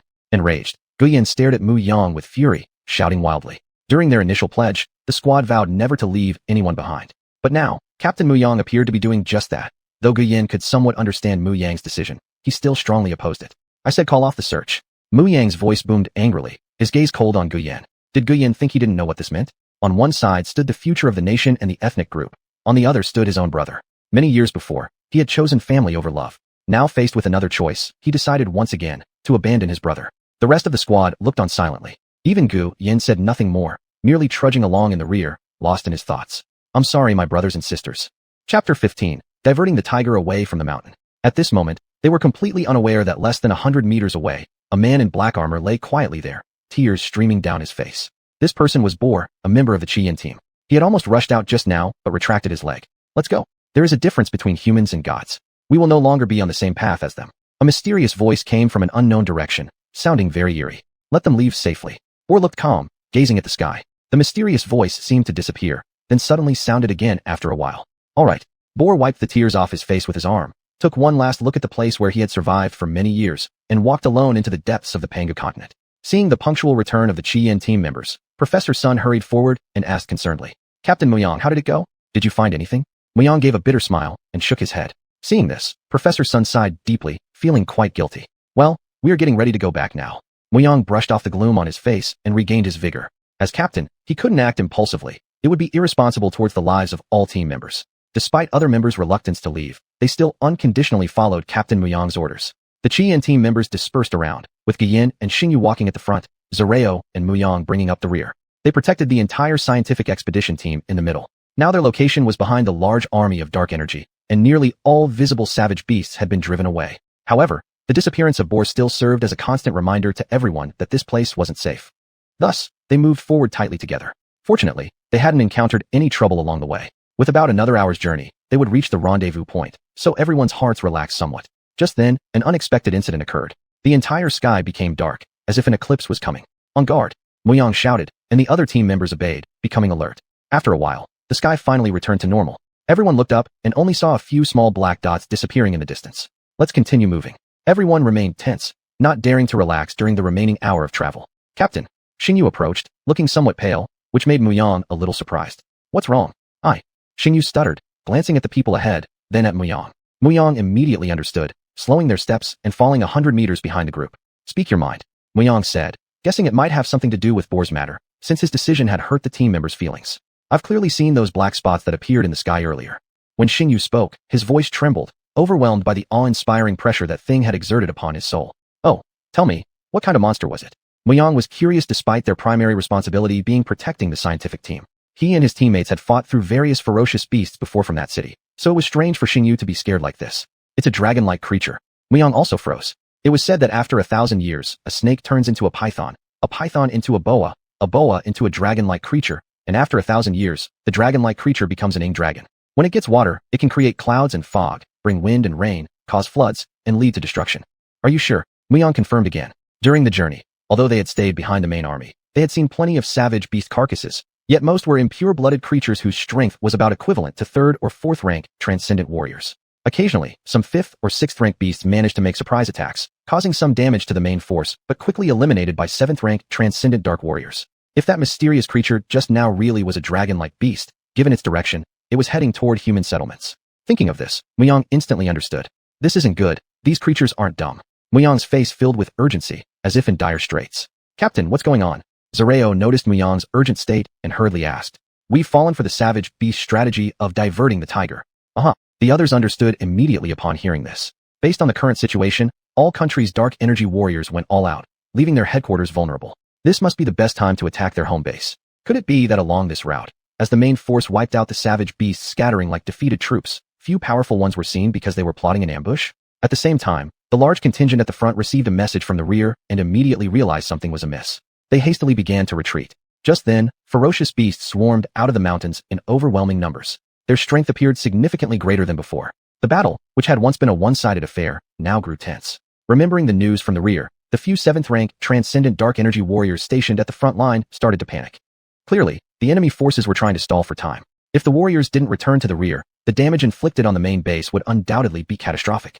However, if they left their current positions to reinforce the rear, the more than 10,000 dark energy warriors here would be trapped in an endless stalemate, eventually exhausting themselves and becoming fodder for the ferocious beasts. Damn it, one of the 7th rank warriors bitterly cursed, torn between advancing and retreating. Xiao, you must go back first and deliver the message. Muyang thought for a moment and made the decision. He originally planned to escort the scientific expedition team safely back before he and his entire squad returned to the front lines to search for Banro's whereabouts. Whether dead or alive, they needed answers. Xiao nodded. She understood the importance of this mission. The captain trusted her with this responsibility. And remember, the distinctive dark energy warrior training camp is still in its original location. Check up on Gu Bei while you're there. It's been quite a while since I've seen that kid, and I do miss him. Muyang smiled and waved his hand, signaling Xiao to go quickly. Xiao glanced back at Muyang, Xingyu, and Guyan. Who would have thought that the once warm and close-knit team would end up scattered? After Zifan left, Banro disappeared as well. Xiao, take care on the way. Okay, all of you stay safe too. Xiao set off alone, heading toward the current main base where humanity resided. I wonder how Gu Bei's strength has progressed. Has he awakened his dark energy yet? Muyang chuckled softly. Earlier, he intentionally refrained from mentioning this to Xiao, so as not to put too much pressure on Gu Bei. In Muyang's heart, Gu Bei represented the future of the Qian squad, while the rest of them would gradually grow old. Chapter 16. The attacked Special Dark Energy Warrior Training Camp. Inside the Special Dark Energy Training Camp, Gu Bei was carrying out the training tasks assigned by Coach Xianhuan in an orderly manner. Since he had yet to awaken his dark energy, Coach Xianhuan took special care of him and increased his training intensity by more than double. It is important to note that in the Special Dark Energy Training Camp, all training standards are strictly set according to the physical abilities of peak first-rank transcendent dark energy warriors. As an ordinary person who has not awakened his dark energy, Gu Bei's own physical stamina is weaker than these dark energy warriors. Combined with such a high training intensity, the result was predictable. After several days, Gu Bei's training results ranked at the bottom. Kid, can you still hold on? Watching sweat pour down from Gu Bei's forehead like a torrential rain, Coach Xianhuan coldly asked. Despite his icy expression, there was a sense of shock within him. This tenacious youth had endured the devilish training and narrowed the gap with the geniuses through sheer perseverance. I can. Gu Bei gritted his teeth. Here, he wasn't just representing himself, but also the Qian squad. He absolutely could not leave here broken. Are you sure? Report, coach. I am sure. The young man's voice was filled with determination, as if he could hold up the sky alone. Work hard, Coach Xianhuan whispered softly. This startled the students nearby during their training. The iron-blooded coach they heard about was now showing tenderness. But looking at Gu Bei drenched in sweat, they shook their heads in disbelief. This guy was truly insane. Coach Xianhuan had already doubled his training volume, yet this guy secretly added another doubling. Thus, under Gu Bei's relentless drive, all the trainees inside the camp quietly raised their training intensities by double as well. Being elite youth selected from among the dark energy warriors, they represented the hope of the nation and its people for the future. How could they talk about the future if they couldn't even surpass an ordinary person? These kids sigh. From a corner far away, Coach Xianhuan watched the students train fervently with satisfaction in his heart. Strong youth leads to strong nations, and with these youngsters around, he felt full of expectations for the future. Suddenly, the sky grew dark, as if heavy rain was about to come. Moo! A thick and majestic roar tore through the sky, and several giant dragons dove down from the heavens. Before the dark energy warriors could react, they were torn apart, blood and flesh raining down from the sky. This horrifying scene left the students stunned. Before they could react, a few of them were carried off into the sky by the dragons. Ah! Terrified screams echoed across the sky as several student bodies fell from the heavens and turned directly into mush. Damn it! How did these bastards end up here? Coach Xianxuan looked angry, but to protect the whole group, he kept suppressing his anger, calmly thinking of countermeasures. The Dark Energy Warriors responsible for protecting the special Dark Energy training camp were all veterans who had retired from battle before. Though they were experienced in combat, they were powerless against the fierce dragons, like sheep among wolves. Protect the students' retreat. At this moment, two dragons instinctively rushed toward Coach Xianxuan. Coach Xianxuan, run quickly. The Dark Energy Warriors behind him immediately advised. Although Coach Xianxuan was a 6th-ranked Transcendental Dark Energy Warrior, he had suffered serious internal injuries from an accident in the past and had never fully recovered. And his own strength had fallen drastically, which was why he was appointed by the country to teach at the special Dark Energy training camp. No, you take the students and retreat. I will buy some time. Coach Xianxuan's face showed unwavering determination, with a calmness towards death. As a warrior, there could be no talk of fleeing in battle. Coach Xianxuan. Coach Xianxuan. The Dark Energy Warriors behind him tried to dissuade him, but Coach Xianxuan remained firm. Seeing this, the Dark Energy Warriors had no choice but to follow orders and retreat with the students. All units, retreat to the emergency shelter. An injured Dark Energy Warrior, bloodstained with half an arm missing, walked to the front of the students and gave the command. No, we're not leaving. That's right, we're not leaving. Our brothers were killed by ferocious beasts. We want revenge. When the team initially attended the intensive training session, they numbered close to 100. Now, only less than 80 remained, a devastating loss. The students' faces were somber, with some still bearing light injuries from the earlier mishap. Yet their dark eyes glimmered like those of ferocious wolves, brimming with bloodlust. Everyone listen up. Anyone disobeying will be expelled from the academy. The Dark Energy Warrior issuing the order had a choked voice. How could he not understand the meaning behind these youths' resolute expressions? But what could be done? They'd only be adding more casualties in vain. To survive now means there's still hope for revenge in the future. Hurry up and leave. Seeing that the students hadn't yet retreated, Coach Xianxuan, entangled in fierce battle with the water dragon, roared furiously toward the direction of his students. At that moment, the water dragon seized its chance and directly tore off one of Coach Xianxuan's arms. Ah! Bright red blood gushed out from Coach Xianxuan's severed arm, staining the water dragon's teeth crimson. The dragon greedily licked its lips as though thoroughly satisfied with this delicious meal. Coach Xianxuan. Witnessing their coach injured, both the students and Dark Energy Warriors shouted in anguish, filled with despair. Hurry, don't let our blood flow in vain. The injured Dark Energy Warrior, tears streaming down his face, urged them onward. Watching his former comrades fall one by one under the claws of the savage beasts made his heart feel like it was being cut apart by knives. He desperately wanted to rush forward and fight the beasts to his last breath, but the remaining shreds of rationality told him he must ensure the safety of these students at all costs, even if it required sacrificing his own life. As the students wiped away tears, they supported their wounded companions and moved together toward the emergency shelter. Along the way, an eerie silence reigned. This situation made Gu Bei feel uneasy, so he voiced a reminder. However, in the minds of the already disheartened students, his warning came across as overly cautious, like birds frightened by every sound after narrowly escaping a bowstring. Gu Bei gave up and walked at the back of the group. If any unexpected situation arose, he would be able to sense it first. His actions went unquestioned by the others. Finally, with hearts pounding nervously, the group of students reached the emergency shelter. Exhausted and uncaring of appearances, they collapsed onto the ground. In the distance, the roaring of water dragons remained clearly audible, striking fear into the students' pale faces. This surprise attack on the special Dark Energy Warrior training camp by the water dragons couldn't have been timed more conveniently. It came precisely when all the Dark Energy Warriors were mobilized, stationed far ahead, and preoccupied elsewhere. Chapter 17, Grave Casualties. The vanguard troops must have encountered danger as well, Gu Bei speculated in his heart. I wonder how the captain and the others are doing. Just thinking about his teammates at the front filled Gu Bei's face with endless concern. Gu Bei glanced outside. The voice of the water dragon had been gone for a while. He stood up to walk out, but was stopped by the armless Dark Energy Warrior, who intercepted him. Seeing this, Gu Bei had no choice but to suppress his curiosity and waited quietly in place. After about 2 hours, the armless Dark Energy Warrior could not hold back any longer. He told the trainees to stay where they were and not move around recklessly, before sneaking out to investigate on his own. Time flowed as everyone anxiously waited. About 15 minutes later, there came slight commotion outside that tightened the nerves of all the students like an overstretched string. Don't panic, it's me. The armless Dark Energy Warrior spoke up, but upon closer inspection, there was a body on his back. It turned out to be Xianxuan, their usually stern instructor. Is Instructor Xianxuan? The students worriedly voiced out, despite Xianxuan's rigorous training and daily drills being seen by them as an expression of boundless hope instead of cruelty. More hardship endured during training translated into greater chances of survival in battle. No worries. Captain Xianxuan will recover with some rest, said the armless dark energy warrior as he turned his head away, choking back tears. When he returned to the battlefield just now, the sight had caused even him, an old soldier having walked through piles of corpses and rivers of blood, to tremble. Broken limbs, exposed white bones, coagulated blood, and head craniums pierced through by unknown ferocious beasts. Brains mixed with blood lay scattered on the ground like tofu pudding. Compared to the heavy losses among the dark energy warriors and students, the damage inflicted on the ferocious beasts was far less significant. In this surprise attack, the ferocious beasts displayed much stronger power than before. Only a dozen or so ferocious beast corpses remained on the ground, along with only 2 water dragon corpses. By one of these corpses lay an unconscious man, none other than Instructor Xianxuan. He approached with a glimmer of hope, reaching out tentatively. Fortunately, Instructor Xianxuan still had a faint breath left.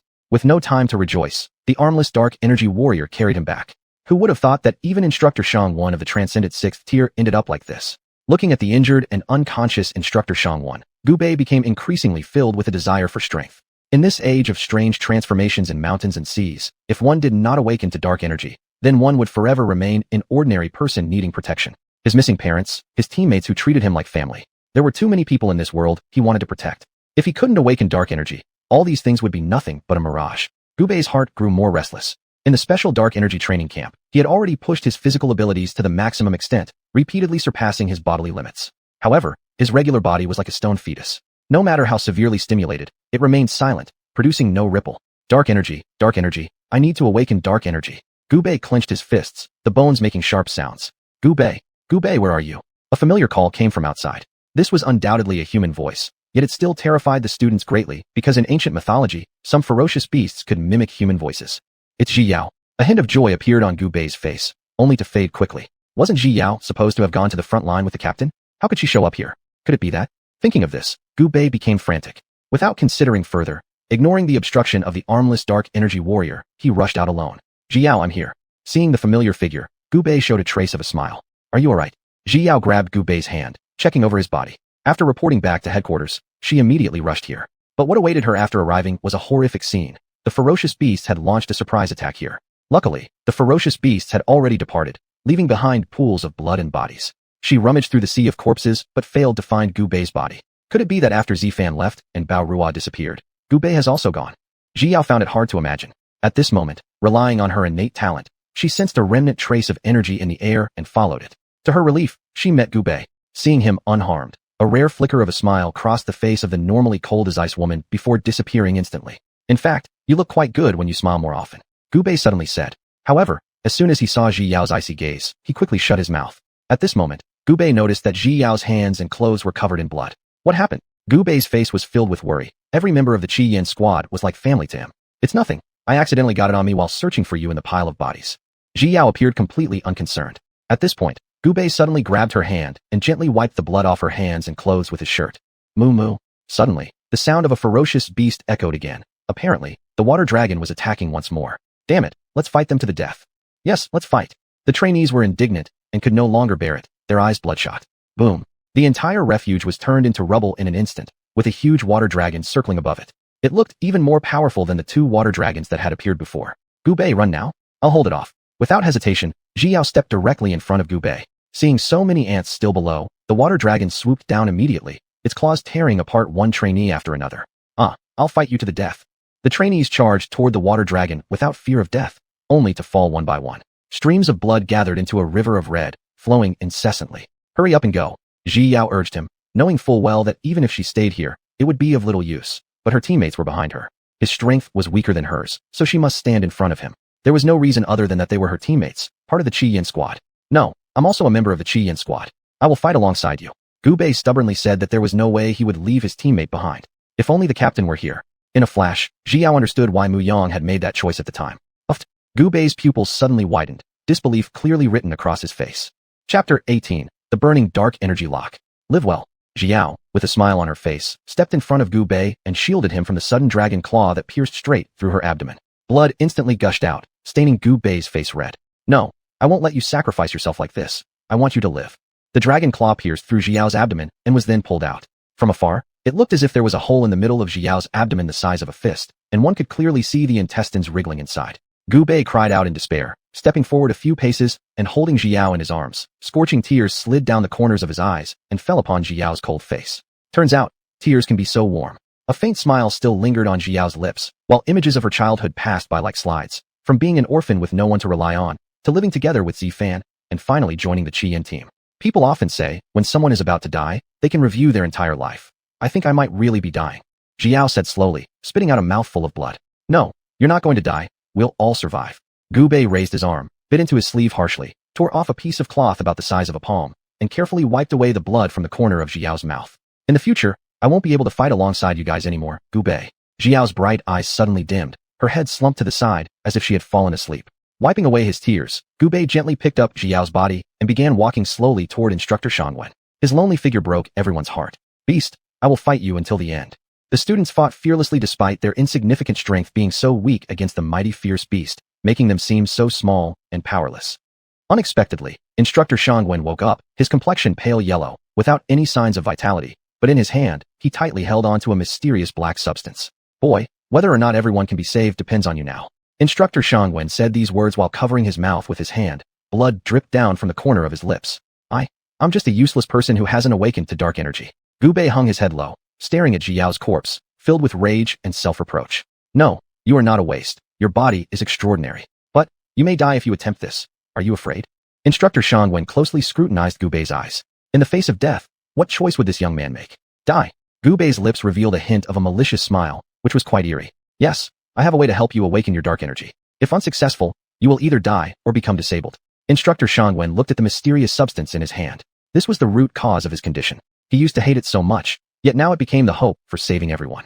Instructor Xianhuan, let's begin. Gu Bei closed his eyes, having already made his decision. The desperate cries of battle outside resonated deeply within Gu Bei's mind. These were the hopes of humanity's future. Of course, even more so for revenge, for the deceased teammates and innocent civilians who perished under the claws of the ferocious beasts. Seeing Gu Bei's resolve, Instructor Xianhuan did not hesitate. He removed the dark energy lock from Xiao's body. He did not use his own dark energy lock, because he was concerned that the terrifying dark energy explosion would destroy the young boy's body completely. Coincidentally, the female dark energy warrior's strength was at level 2 beyond conventional abilities, and perhaps under such a powerful dark energy impact, her lock could offer Gu Bei a slim chance of survival. Well, little guy, whether you survive or not is up to your luck. Gu Bei looked at the dark energy lock in Instructor Xianhuan's hand and recognized it immediately. It belonged to Xiao. Different from before, Gu Bei could now feel the terrifying energy emanating from it, akin to a volcano about to erupt. Go ahead, hope you come back alive. Instructor Xianhuan expressed heartfelt contentment.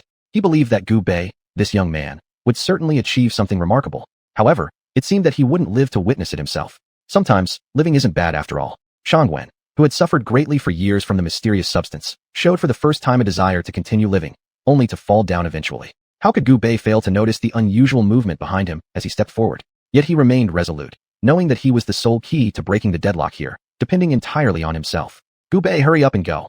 Surviving students called out, Gu Bei being the only one among them who hadn't yet awakened his dark energy. They were all willing to leave the hope of survival to him. As a dark energy warrior, protecting the weak was their sacred duty. Sensing the warmth in everyone's hearts, Gu Bei felt deeply moved.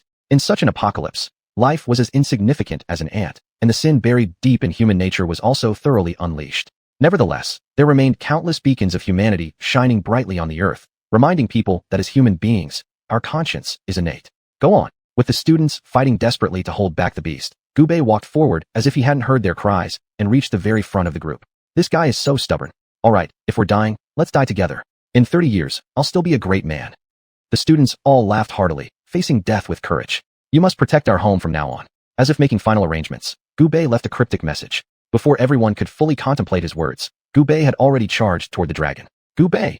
The students shouted their lungs out from behind, but Gu Bei's figure grew further and further away. Human, are you challenging me? Looking at the human charging in front of him, the dragon revealed a hint of disdain on his face, though he admired the other's bravery. Gu Bei said nothing. Seeing this, the dragon became slightly angry. Originally, he had thought of sparing this mere ant, but now it seemed the other didn't value his own life much. Beast, I will slaughter you today. Gu Bei roared in fury and pulled out Xiao's dark energy lock, silently saying to himself, Xiao, this time we fight side by side. Then, he forcefully placed the dark energy lock on himself. In an instant, the dark energy contained within the lock finally found its outlet, surging wildly into every organ in Gu Bei's body. At this moment, Gu Bei's body felt as if it were being scorched by intense flames, followed by the sensation of absolute zero, a duality of ice and fire torturing his nerves. Simultaneously, the terrifying dark energy coursing through his body drew out the latent dark energy hidden within his organs. The two fused like long-separated lovers reuniting, melding seamlessly together. Let the dark energy lock explode with my anger and hatred. Dark energy awakening. The dark energy lock covering Gu Bei's body burst into flames entirely. It was clear just how terrifying this force was. It caused the dark energy lock itself to nearly shatter under the strain. This power seemed boundless, and Gu Bei felt as though he could pierce even the heavens themselves. Chapter 19. Awakening at the Peak. At this moment, Gu Bei's body was filled with terrifying dark energy, just like an ancient deity awakening from slumber. This fearsome aura even made the dragon retreat a few steps. Gu Bei, the other students, seeing Gu Bei's current state, couldn't help but feel worried. They had long heard about how Gu Bei had never been able to awaken his dark energy. It now seemed there must be some extraordinary secret. Human, if you keep going like this, you'll die.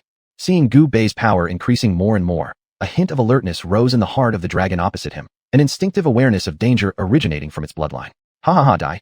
Blood tears streamed down from the corners of Gu Bei's eyes, crimson pupils fixed fiercely on the dragon, a look of disdain and indifference curling the corner of his lips. Xiao is dead. Instructor Xianhuan is dead. Sadness filled every word that escaped Gu Bei's lips. Now, let me send you off to repay them with your life. With fierce words, terrifying dark energy encased his body like a thick black armor. In one swift motion, after bending his legs, he leapt onto the dragon's head. Although the dragon had prepared for this and wildly swung its head, Gu Bei's feet were as if glued, firmly sticking to the creature's head. Bang! Bang! Punch after punch, Gu Bei ruthlessly smashed down onto the dragon's head. If not for the awakened dark energy surging within Gu Bei, the dragon could have shrugged off his endless blows easily. But under the violent boost of dark energy, the strength of his punches far exceeded that of an ordinary dark energy warrior. This blow is for Xiao. This blow is for Instructor Xianhuan. Under such consecutive powerful hits, the dragon's skull was cracked open by Gu Bei, brain matter spurting out of the cavity. The dragon released a frantic shriek, as though unable to comprehend how a mere human, akin to an ant, could injure it. It collapsed straight away. Is this guy really human? The students watching from afar were astonished. Even with awakened dark energy, no one expected him to be this brutal, having beaten the dragon to death barehanded. But Gu Bei wasn't satisfied yet. He jumped off the dragon's head, found a convenient position, grabbed the dragon with one hand, and slammed it onto the ground, picking it up again, repeatedly throwing it down. The tough hide of the dragon began to show fractures under this continuous torment until Gu Bei finally stopped. Guys, he's so brutal. Students standing nearby all silently thought the same thing. After venting all of his internal resentment, Gu Bei felt the violent energy retreating little by little, but then the intense pain spread from his organs like parasites latching onto bones. After undergoing the cleansing by the dark energy, Gu Bei's body had become unusually sensitive, magnifying the pain countless times over, tormenting his nerves. As students were rejoicing over their survival, they noticed something abnormal about Gu Bei and rushed towards him. Gu Bei, are you alright? No matter the concerned voices around him, Gu Bei couldn't hear them. His ears were filled with an unending buzzing, and his vision gradually blurred. Ultimately, a wave of exhaustion swept through his entire body, causing him to fall directly to the ground. Hurry, help him. Today's miraculous survival was all thanks to Gu Bei's efforts. It was this average young man who used his body as a shield against ferocious beasts to protect them. Looking at the severely wrapped figure of the boy on the hospital bed, who couldn't be seen without the bandages, the surviving students vowed silently to themselves never to slack off in training and strive to defend those ordinary, yet remarkable people. Am I dead? Gu Bei looked into the boundless pitch-black space and voiced a question. There was no trace of light, no sound at all. Endless darkness enveloped him. Suddenly, a small light appeared in the distance, growing larger and larger until a white hole, approximately 2 meters in diameter, emerged before Gu Bei. This light was brilliant yet soothing, as if washing his soul. Driven by curiosity, Gu Bei stepped into the white portal. Inside the portal was still boundless white light. Gu Bei continued moving forward in this place where neither time nor space existed. Still unable to see the end, Gu Bei began feeling despondent. For the first time, his calm heart flickered with change. In such an environment, once the mentality shifted even slightly, it might result in being trapped eternally in this infinite void. Yet, the moment of frustration was quickly suppressed by Gu Bei. Back during the special dark energy training camp, Instructor Xianhuan had told him, no matter what, always stay calm when facing trouble. Gu Bei stood calmly at the same spot, eyes closed, motionless, making the entire space appear as if it had frozen in time. After a long while, Gu Bei slowly opened his eyes. The white light was gone, replaced by towering ancient trees and grass more than 3 feet tall surrounding him. A sense of something not belonging to the modern world filled his nostrils. There was both the fresh smell of soil and the musty scent of decaying leaves, not to mention the rich oxygen. Where am I? Curiosity filled Gu Bei's mind. He only remembered collapsing after slaying the dragon because his body couldn't withstand the burden of the dark energy. Yet now he was here, somewhere unknown. Carrying his doubts, Gu Bei weaved through the primeval forest, but it seemed endless. To get his bearings, he climbed the tallest tree nearby. What kind of place is this? This tree must be around 1 kilometer tall. Reaching the treetop, Gu Bei looked down, only to see nothing but a vast, impenetrable sea of green forest. In the distance, roughly 6 miles away, a colossal peak pierced through the clouds. The mountain face was sheer, rising at a perfect 90-degree angle, resembling an enormous sword standing proudly and alone amidst the wilderness. With no other landmarks, Gu Bei decided immediately to head toward the base of the colossal peak. I. When he finally reached the foot of the giant mountain, Gu Bei was rendered speechless, stammering repeatedly. At the top of the peak, high into the clouds, were 4 large characters clearly inscribed. Prison of the skies. The calligraphy floated like misty clouds, danced like startled dragons, appearing to have transcended countless millennia, as if written just yesterday. Shock reverberated throughout Gu Bei's mind. Who could have left such inscriptions? He had tried earlier to make a mark on the mountain, but it was as indestructible as a diamond. Whoever had carved these words was far beyond human capability. It could only be done by some divine entity. Chapter 20 Dragon Slayer. Gu Bei. Big brother, you're awake. A tender voice sounded by his ear. Gu Bei opened his hazy eyes, and his vision gradually became clear. Where am I? Gu Bei looked at the little girl in front of him and asked. This is the rehabilitation center, big brother. You were severely injured before, and these past few days, it was me who took care of you, said the little girl with a smile on her face as she looked at the young man who had saved her and her grandfather back then. Rehabilitation center. Gu Bei muttered to himself. Just moments ago, he was clearly in that prisoner of heaven's domain. How could he have suddenly returned here? Could it have been a dream? Gu Bei shook his head forcefully. Everything he had experienced was so vivid, yet now it all seemed surreal. Big brother, are you alright? The little girl asked worriedly. She had heard those people talk about how the big brother had slain a dragon-like creature, a Jiao dragon, and now they all called him the Dragon Slayer. I'm fine, no need to worry. Gu Bei extended his hand and gently pinched the little girl's cheeks, much to her dissatisfaction since she now considered herself a responsible young adult. Don't call me big brother from now on. Call me Gu Bei. Gu Bei looked at the little girl. He regretted not being able to save the old man back then. Okay, brother Gu Bei. The little girl blinked her eyes happily, the loneliness and sorrow brought upon her by her grandfather's departure dissipating instantly. By the way, you haven't told brother Gu Bei your name yet. I Ching. Like revealing a secret hidden for many years to her closest friend, the little girl leaned close to Gu Bei's ear and whispered quietly. Gu Bei gave a faint smile. Children these days. How about it? Are you feeling better? Mu Yang entered from outside, a faint smile on his face, but behind it lingered a tinge of melancholy. Captain, I. Before Gu Bei could explain, Mu Yang placed a hand on his shoulder, urging him not to move around recklessly and to focus on recuperation. It's fine. We all know. Any one of us from Qian team would have done the same thing. There's no need for you to blame yourself so harshly. Mu Yang consoled him. Since the world changed, Qian team had suffered blow after blow. Zifan, Banrua Zhiyao. Who would be next? Gu Bei bit his lips, recalling scenes of encountering Zhiyao previously. The cold expression on her face stayed long in his heart. Here, Mu Yang took out a golden dark energy lock from his pocket and handed it to Gu Bei. This dark energy lock looked somewhat different from others. Its size was more than twice that of other dark energy warriors' locks. Congratulations. From now on, you will officially become a true dark energy warrior. Considering your outstanding performance this time, higher-ups have specifically asked experts to custom design this dark energy lock just for you. At this point, Mu Yang's face was filled with pride. Special dark energy trainee Gu Bei, without awakening his dark energy power, fought against the Jiao dragon and awakened his potential in a desperate situation, saving trainees and slaying the dragon. This story of the young hero, as reported and embellished by the media, was already known by everyone. Every young person took him as a role model for encouragement and self-improvement. Gu Bei let out a bitter laugh. If everyone could stay alive, he wouldn't mind giving up this title of Dragon Slayer. After you've fully recovered, try this dark energy lock carefully and get used to it as soon as possible. Mu Yang reminded him. They, the Qian team, would soon head to Panga continent for a special mission. Thus, it was important to tell Gu Bei everything he needed to pay attention to before their departure to avoid mistakes. After speaking, Mu Yang left. Gu Bei watched Mu Yang's retreating figure and felt a sense of urgency within him. Power. In the end, it all comes down to power. After experiencing the euphoria brought about by the explosion of dark energy, Gu Bei felt as if a Pandora's box inside him had been opened, an unending yearning for strength. Despite the slight pain still coursing through his body, Gu Bei couldn't wait any longer. He got up, put on his training suit, and headed outside. Hurry up and drive away this wild child. No, I Ching isn't a wild child. You are the wild child. Where are your parents? I. Helplessly clutching her hands, tears welling in her eyes, the little girl stood alone amidst several children her age who displayed none of the innocence expected of their years, only reflecting the ugly side of humanity. I Ching. Gu Bei softly called out her name.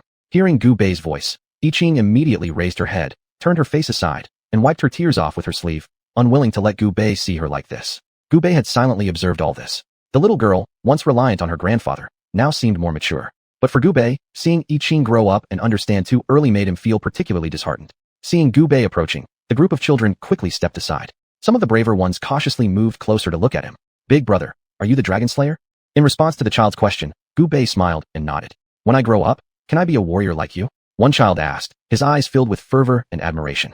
In the eyes of these little children, Gu Bei was like a hero out of Ultraman, symbolizing light. Gu Bei glanced at I Ching and then said gravely, a true warrior sacrifices their life to protect everyone, not to bully others. Do you understand? The children around them heard this and all lowered their heads. Originally, they thought that having strength meant showing off and being admired. But after Gu Bei's explanation, though the children only partially understood, they still memorized it carefully. Not because of anything else, but because he was the only one among them who had slain a dragon as an ordinary human. I Ching, we're sorry, we were wrong. A child, grasping what Gu Bei had meant, ran to I Ching and apologized. The other children followed suit in earnest. Watching this scene, Gu Bei smiled in relief. No matter how much the world changes, humans living on this land continue to thrive for millennia. If there was any secret behind this resilience, it was surely the power of love. To offer help to the weak, to stand firm against injustice, to sacrifice oneself in the face of danger. This was the love shared by humanity, endless and boundless, united in guarding this beautiful world. Gu Bei looked up at the sky. The deep blue sky dotted with clouds could not conceal its vastness. Ji Yao, Coach Xianhuan, and the fellow students who have passed, I will do everything I can to protect this beautiful land and its warm humanity. Gu Bei silently made this vow in his heart. Brother Gu Bei, I want to become a dragon slayer too someday. Chapter 21, coming to the door. Alright, then you must study hard from now on. Gu Bei smiled as he gently patted I Ching's head. At this moment, he firmly believed that the future of humanity was full of hope. With his body washed by dark energy, Gu Bei's injuries healed very quickly. As he looked at the muscular lines all over his body, a satisfied smile appeared on Gu Bei's face. The core cultivation method for a transcendent stage 1 dark energy warrior is to fuse the dark energy inside one's body with all 639 muscles and continuously refine them with dark energy until they reach the limit of cellular division in the human body. At this moment, Gu Bei felt curious because he could clearly feel that his various physical functions far surpassed those of other dark energy warriors at the same level. Moreover, why did the mysterious substance in Coach Xianhuan's hand allow him to awaken dark energy? This question filled Gu Bei's heart with doubt. Are you Gu Bei? A tall man walked toward Gu Bei. A deep scar ran diagonally across his face, and if it were a bit deeper, the man's head would likely have been split into two. Yes. The man inspected Gu Bei, then pressed his nose against Gu Bei's body and sniffed a few times. If it weren't for the fact that the other party had no ill intent, Gu Bei would certainly consider the man a pervert. I didn't expect that thing to actually be useful. The man, who was extremely certain about the result, had excitement written all over his face, akin to having discovered a new continent. The excitement was unmistakable in his words. What thing? Gu Bei was somewhat confused, unsure if the other party had mental issues, or why the words sounded so cryptic. The man cautiously looked around, and upon seeing no one, whispered, Do you know that guy Xianhuan? When the other party mentioned Coach Xianhuan, Gu Bei immediately extended his hand and lifted the man with just one hand. My God, put me down, kid. The man had been in an excited state just now, not paying attention, only to be lifted by Gu Bei. If anyone saw this and spread the news, it would surely cause laughter. Being a transcendent stage 6 apex dark energy warrior, and yet being lifted by a transcendent stage 1 dark energy warrior was certainly breaking news. The man knew Gu Bei had just recovered from his injuries, so he didn't struggle much, but kept shouting for Gu Bei to put him down. Puff. As Gu Bei released his grip, the man fell straight to the ground. Kid you. The man gritted his teeth, suppressing his anger. He had come here for an important task, and all the trivialities before were long forgotten. Gu Bei turned his head away, ignoring the man. In his mind, Coach Xianhuan had taught him many things, and he wouldn't tolerate any disrespect towards his coach. Give me that mysterious substance. Don't pretend you don't know what I'm talking about. Xianhuan must have given it to you. Otherwise, there wouldn't be that scent on you. There was no room for refusal in the man's words. He looked at Gu Bei, realizing the youth was indeed an excellent seedling, destined to occupy a place among the powerful figures in the future. Upon hearing this, Gu Bei instantly understood what the man wanted, the mysterious substance given to him by Coach Xianhuan. Shrugging, he replied, All used up. What? My goodness, don't scare me. Do you know how precious that thing is? Gu Bei's response shocked the man. Had it not been for his resilience, he would have fallen back onto the ground. Honestly, not lying. Otherwise, how would I kill dragons? You're awesome. The man gave Gu Bei a thumbs up, while internally feeling quite the pang of regret. Back in the day, for that stuff, their group of 6 went deep into a mysterious place. Sacrificing 4 of them, they barely managed to retrieve a small amount of that material. That tiny bit almost cost half of Coach Xianhuan's life. Now, just as he realized its incredible potential, regretfully grabbing his hair, the man cursed himself inwardly. After all, this discovery could bring humanity a new opportunity, a chance to compete with deities. What exactly is that thing? Gu Bei was also curious. That day, under the stimulation of the dark energy lock, the mysterious substance fused with his body, releasing dark energy that was simply terrifying. The man sighed deeply. Perhaps this was fate. Seeing Gu Bei as someone rather likable, he decided to reveal the secret buried in his heart for many years. It turned out that more than a decade ago, the government had discovered a wealth of dark energy stones buried 10,000 meters underground. These dark energy stones were the core material for creating dark energy locks. Without dark energy stones, those dark energy locks were nothing more than useless locks. Until that time, when their Luan Valley squad accidentally wandered into a mysterious place, which resembled the prehistoric era where everything was vastly different from contemporary times. This amazed them greatly. As they searched for a way back, they unexpectedly discovered a dark energy stone mine. Kid, do you know how large that dark energy stone mine is? The man's face turned red, and his breathing quickened. How large? Gu Bei was full of curiosity, which rather satisfied the man. After all, many times in the past, people had taken him as a madman when he told them about it. Enough to allow our entire huaxia population to unlock their dark energy locks. There was madness in the man's words. The existence of the dark energy school was for screening and cultivating dark energy talents. But how to awaken dark energy wasn't exactly the truth as circulated outside. The entire population? You're joking, right? Aren't dark energy locks only opened by those who have awakened dark energy? Gubei questioned, though he also suspected that the information about dark energy awakening circulating outside might not be entirely true. Hee kid, keep pretending. The man had an expression on his face like Gubei understood everything. To Gubei, this looked extremely perverted. What am I pretending about? Gubei became flustered inside, realizing that he couldn't fool the man after all.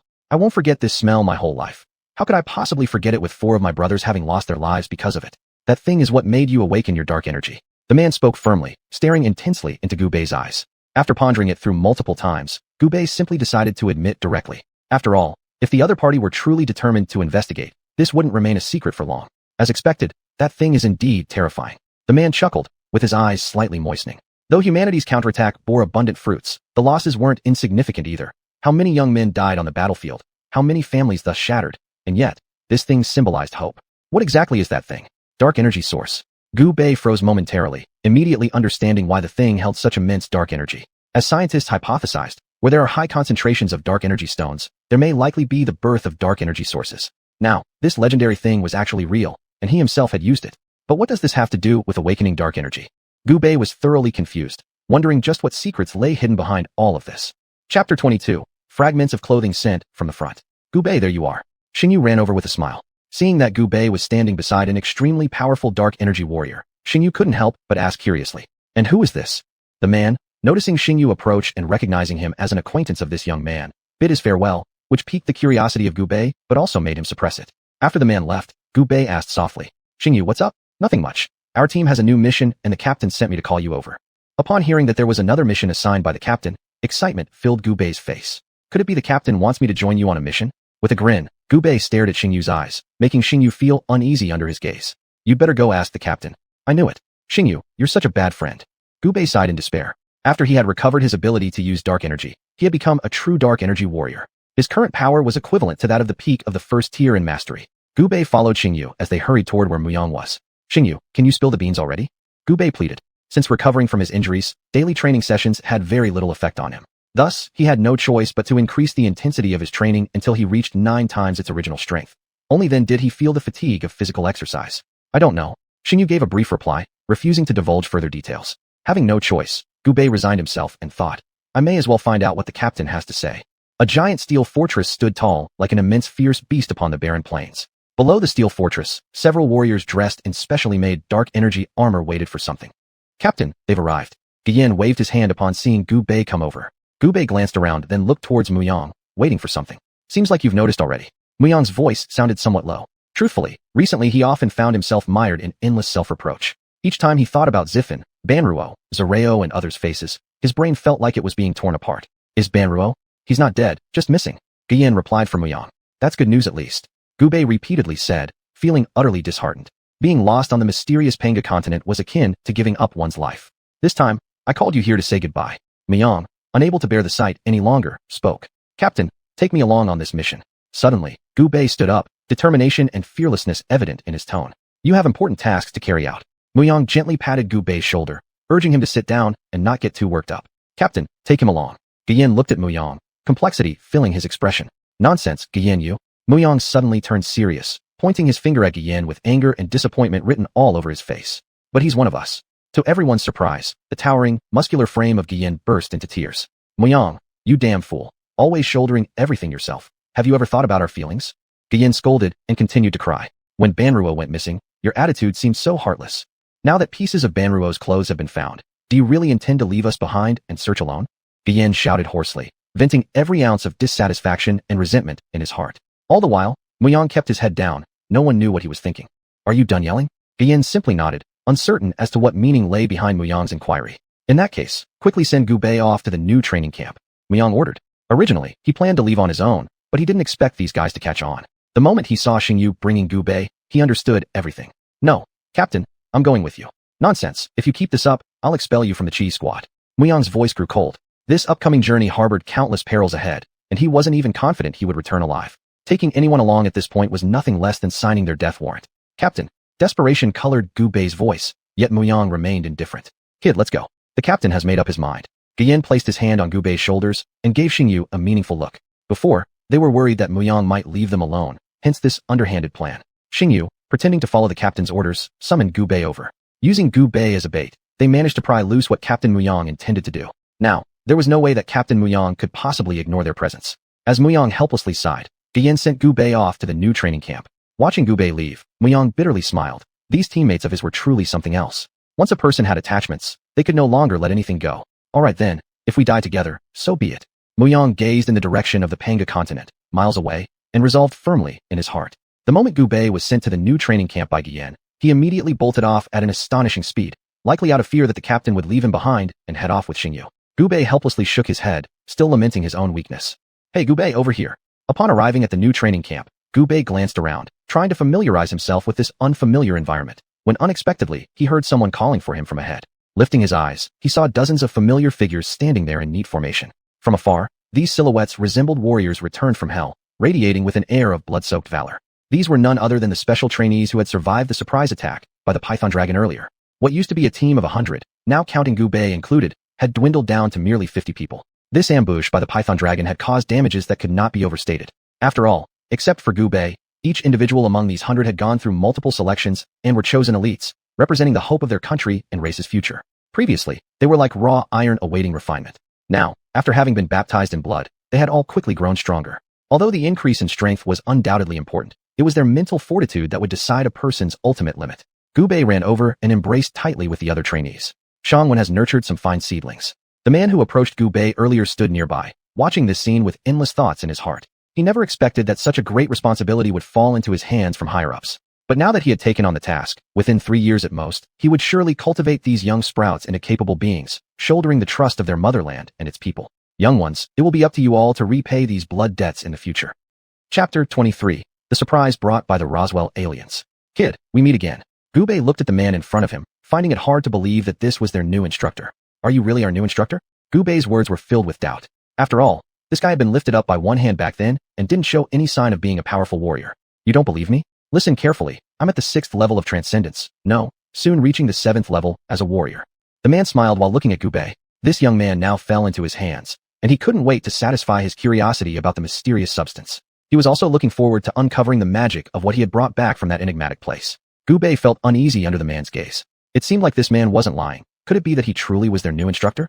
A bitter thought crossed Gu Bei's mind. With this man's craziness, there was an 80% chance that he himself would soon become a guinea pig for this guy. Alright, go ahead and follow the training for now. I'll find you later. The man commanded. Now, in this place, he was the supreme authority, and everyone who came here had to listen to him. Seeing Gu Bei hesitate, the man smirked. Aren't you curious about the secrets behind that thing? Well, given the innate curiosity of the youth, combined with the man's incitement, Gu Bei immediately lost interest in anything else and grew interested. He wanted to know why that thing had caused endless torment and pain inside instructor xuanhuan, yet awakened dark energy within himself instead. This fact, which xuanhuan himself had told him, left so many questions unanswered. Suppressing his growing curiosity deeply inside, Gu Bei trained alongside the other students all day long. Everyone was drenched in sweat, striving hard to improve themselves. Not a single person slacked off because they all understood that surviving the death that had occurred before owed much to the fallen warriors and teammates. They had saved their lives with their own deaths, so from that moment on, they weren't just living for themselves anymore. When they realized the burden they carried, that was the moment of growth. Each student in this place had reached such understanding, without regrets. That night, Gu Bei was taken by the man to a mysterious laboratory located in the vast mountains not far from the new training base. Had it not been for the man leading the way, Gu Bei would have never believed that such a secret facility existed here. Gu Bei observed the lab. Inside were stacked ancient scriptures and strange animal bones, and there were also preserved animal bodies soaked in mysterious solutions. Wow, are these really aliens? Gu Bei let out an exclamation when he saw a 4-foot-tall gray humanoid body immersed in a glass container next to him. Its arms were long enough to reach its knees, with 4 fingers on each hand. Its ball-shaped head supported by a thin neck or no hair. Its skull resembled a pear hanging upside down, with large black almond-shaped eyes and a flat nose. It looked exactly like the famous Roswell alien described in legends. Kid, you sure know your stuff. The man praised. Gu Bei's shock subsided quickly upon hearing this praise, causing the man to regard him more highly. Hearing the man confirm his suspicions, Gu Bei excitedly began searching further around the lab. Sure enough, his search was rewarded. A vampire's skull, half a werewolf's body, 6-winged angel with only half a body remaining, a severely damaged copy of the Scroll of Immortals. Item after item belonging to ancient legends mixed with contemporary alien myths fantastically intertwined, making Gu Bei unable to imagine how many secrets the earth where he had grown up actually hid. Alright, kid, come over here if you've seen enough. Under the man's urging, Gu Bei reluctantly tore his eyes away. I know you must have many questions, but today, let's first study that thing. The man smiled. Without Gu Bei noticing, he pressed something, revealing a hidden compartment. Reaching into the compartment twice, he pulled out an unadorned black wooden box. Gu Bei's curiosity was piqued. What kind of treasure could possibly surpass those things outside? Expectantly, Gu Bei watched as the man slowly opened the wooden box. Inside were 9 A4-sized earth-colored stone slabs resting quietly. Wearing gloves, the man carefully took the slabs out of the wooden box and placed them on the table one by one. Various images were carved onto the slabs, looking much like a map that had been deliberately cut apart. Wearing gloves too, Gu Bei followed the prompts of his sixth sense and started piecing the slabs together. Snap! As the last stone slab fell into place, Gu Bei let out a sigh of relief. During the process of piecing them together, he had felt an unusual weariness in his spirit. After the slabs were finally assembled, that fatigue vanished as if it had never existed. You, the man pointed at Gu Bei with a finger, his face filled with disbelief and awe. Could I have been wrong? Gu Bei was bewildered. Seeing that the man didn't stop him, he had taken the initiative to put the 9 slabs together. You're a real monster. I can't wait to thoroughly study your makeup. The man excitedly licked his lips, scrutinizing the slabs carefully, afraid to miss even the smallest detail. Gu Bei also gazed at the images carved on the slabs, noticing that this small board portrayed a vivid ancient map, vast and intricate. Kid, do you recognize it? Seeing Gu Bei staring blankly, the man asked with excitement. This thing looks like a map of the Panga continent. Do you know where it's from? The man gripped Gu Bei's arms tightly, his excitement barely contained. It's from the Roswell alien. What? Gu Bei was once again stunned. The world seemed to have gone haywire ever since the great change of mountains and seas. But what does this have to do with the awakening of dark energy? Though the man was elated, Gu Bei couldn't help but throw some cold water on him, urging him to remember their main purpose. Look at this. Gu Bei looked up and noticed the man now holding a small glass test tube, which contained a few drops of mysterious liquid resembling the substance given to him by instructor Xianhuan back then. The man gently opened the test tube and held it under Gu Bei's nose. He sniffed hard, recognizing the striking resemblance in scent, but noticing much less violent energy within. Do you know where this comes from? The man grinned and asked again, clearly enjoying seeing Gu Bei's astonished expression. Isn't it also from the Roswell alien? Chapter 24, The Panga Continent Map. Congratulations, you guessed right. The man gave Gu Bei a thumbs up. In Gu Bei's eyes, this only proved that the man had some issues with his intelligence. With such an expressive face, even a fool would have known the answer. Based on my guess, this is most likely the simplified version of dark energy created by aliens. As the man spoke thus, Gu Bei also began to fall into deep thought. If it was indeed true, having control over the method to create the simplified dark energy would make it not impossible for all of China's population to awaken their dark energy abilities. With the abundant dark energy stones in that mysterious place, coupled with this simplified version of dark energy, Gu Bei couldn't help but feel shortness of breath at the possibilities. Tens of millions of dark energy warriors. It sounded crazy. After all, since humanity entered the age of dark energy, one's ability to awaken dark energy relied solely on individual potential. This thing signified endless possibilities. Kid, now you understand the importance of that clump of dark energy you used before? Hearing these words from the man, Gu Bei realized.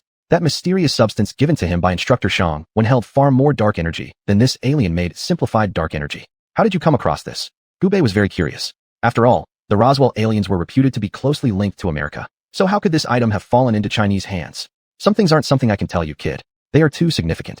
This world isn't as simple as you imagine. The man said earnestly. Despite soon stepping into the 7th rank of transcendence and becoming the peak combatant of this realm, he still felt awe towards this world.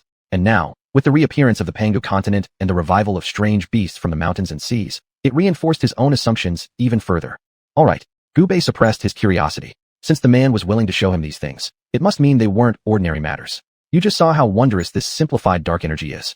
Unfortunately, no matter how our scientists analyze its substances, they cannot determine the exact proportion mix. So at present, the quickest and most effective shortcut is you. The man gently tapped the table with his fingers while looking at Gu Bei. Me? Gu Bei thought that he might really become a guinea pig. Just relax. We only need you to periodically donate a little blood for experts to study. After all, your blood now contains the most complete form of dark energy. The man seemed to notice Gu Bei's fear. After all, the other party was still just a youth. Alright, that's fine. If it was merely donating blood, Gu Bei didn't care much. If the experts truly could break down the source essence of that primary dark energy from his blood and develop an appropriate form of simplified dark energy suitable for Chinese people, then that contribution would be immeasurable. Seeing Gu Bei agree, the man smiled faintly and stored away the pieced-together stone tablet and the simplified version of dark energy. Next, I will train you here thoroughly. I hope you succeed in graduating and become an outstanding dark energy warrior. The man said earnestly. Rest assured, instructor. Gu Bei returned a salute. Now that he had awakened his dark energy, The distance between him and becoming a qualified dark energy warrior wasn't far, and the once fanciful dream was gradually becoming reality. Gubei left the lab and gazed at the sky, where the twinkling stars were mesmerizing. He felt as though he could see Ji Yao, instructor xuanhuan, and those deceased students in the sky, smiling at him. Rest assured, everyone, I will do my best to protect this land. Gubei clenched his fists tightly and swore again silently. After Gubei left, the man sat alone in the lab and took out the stone tablet that Gubei had just pieced together, lost in thought. Before this, after obtaining this item, higher departments had called many experts to piece together this stone tablet, among whom there were no shortage of 7th-rank transcendental dark energy warriors. But despite their best efforts, the stone tablet could only be put together up to the 6th piece.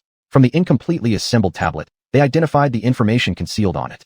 It was a mysterious, colorful world, sealed within the ancient flow of history. Even before the Great Battle, they had contacted foreign experts to collaborate in piecing together the tablet, but it was unsuccessful. Fortunately, the already assembled part of the tablet had been replicated by the experts, which is why humanity dared to proactively counterattack the ferocious beasts. Without a map, rashly entering the enigmatic Panga continent would be akin to suicide. Now, this mysterious stone tablet was completed by Gubei, who was merely a first-rank transcendent warrior who had awakened to dark energy not long ago. Well, this kid is after all one of us. Why think about it too much? The man felt a headache from pondering too much, so he decided to stop thinking deeply about the reasons behind it all. He placed the fully pieced-together stone tablet into a silver-white box and hurriedly rushed out.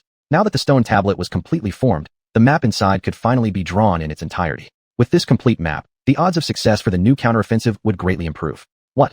This thing is actually completed? In a certain secret base, the experts hugged each other excitedly, tears streaming down their faces. They had tried every possible method before, with no progress at all. Unexpectedly, today the stone tablet had been successfully pieced together, which was an incredible surprise. Xiaonan, tell us how you managed to do it. An older expert stroked his snowy white beard and smiled as he asked. It turned out this man was named Xiaonan.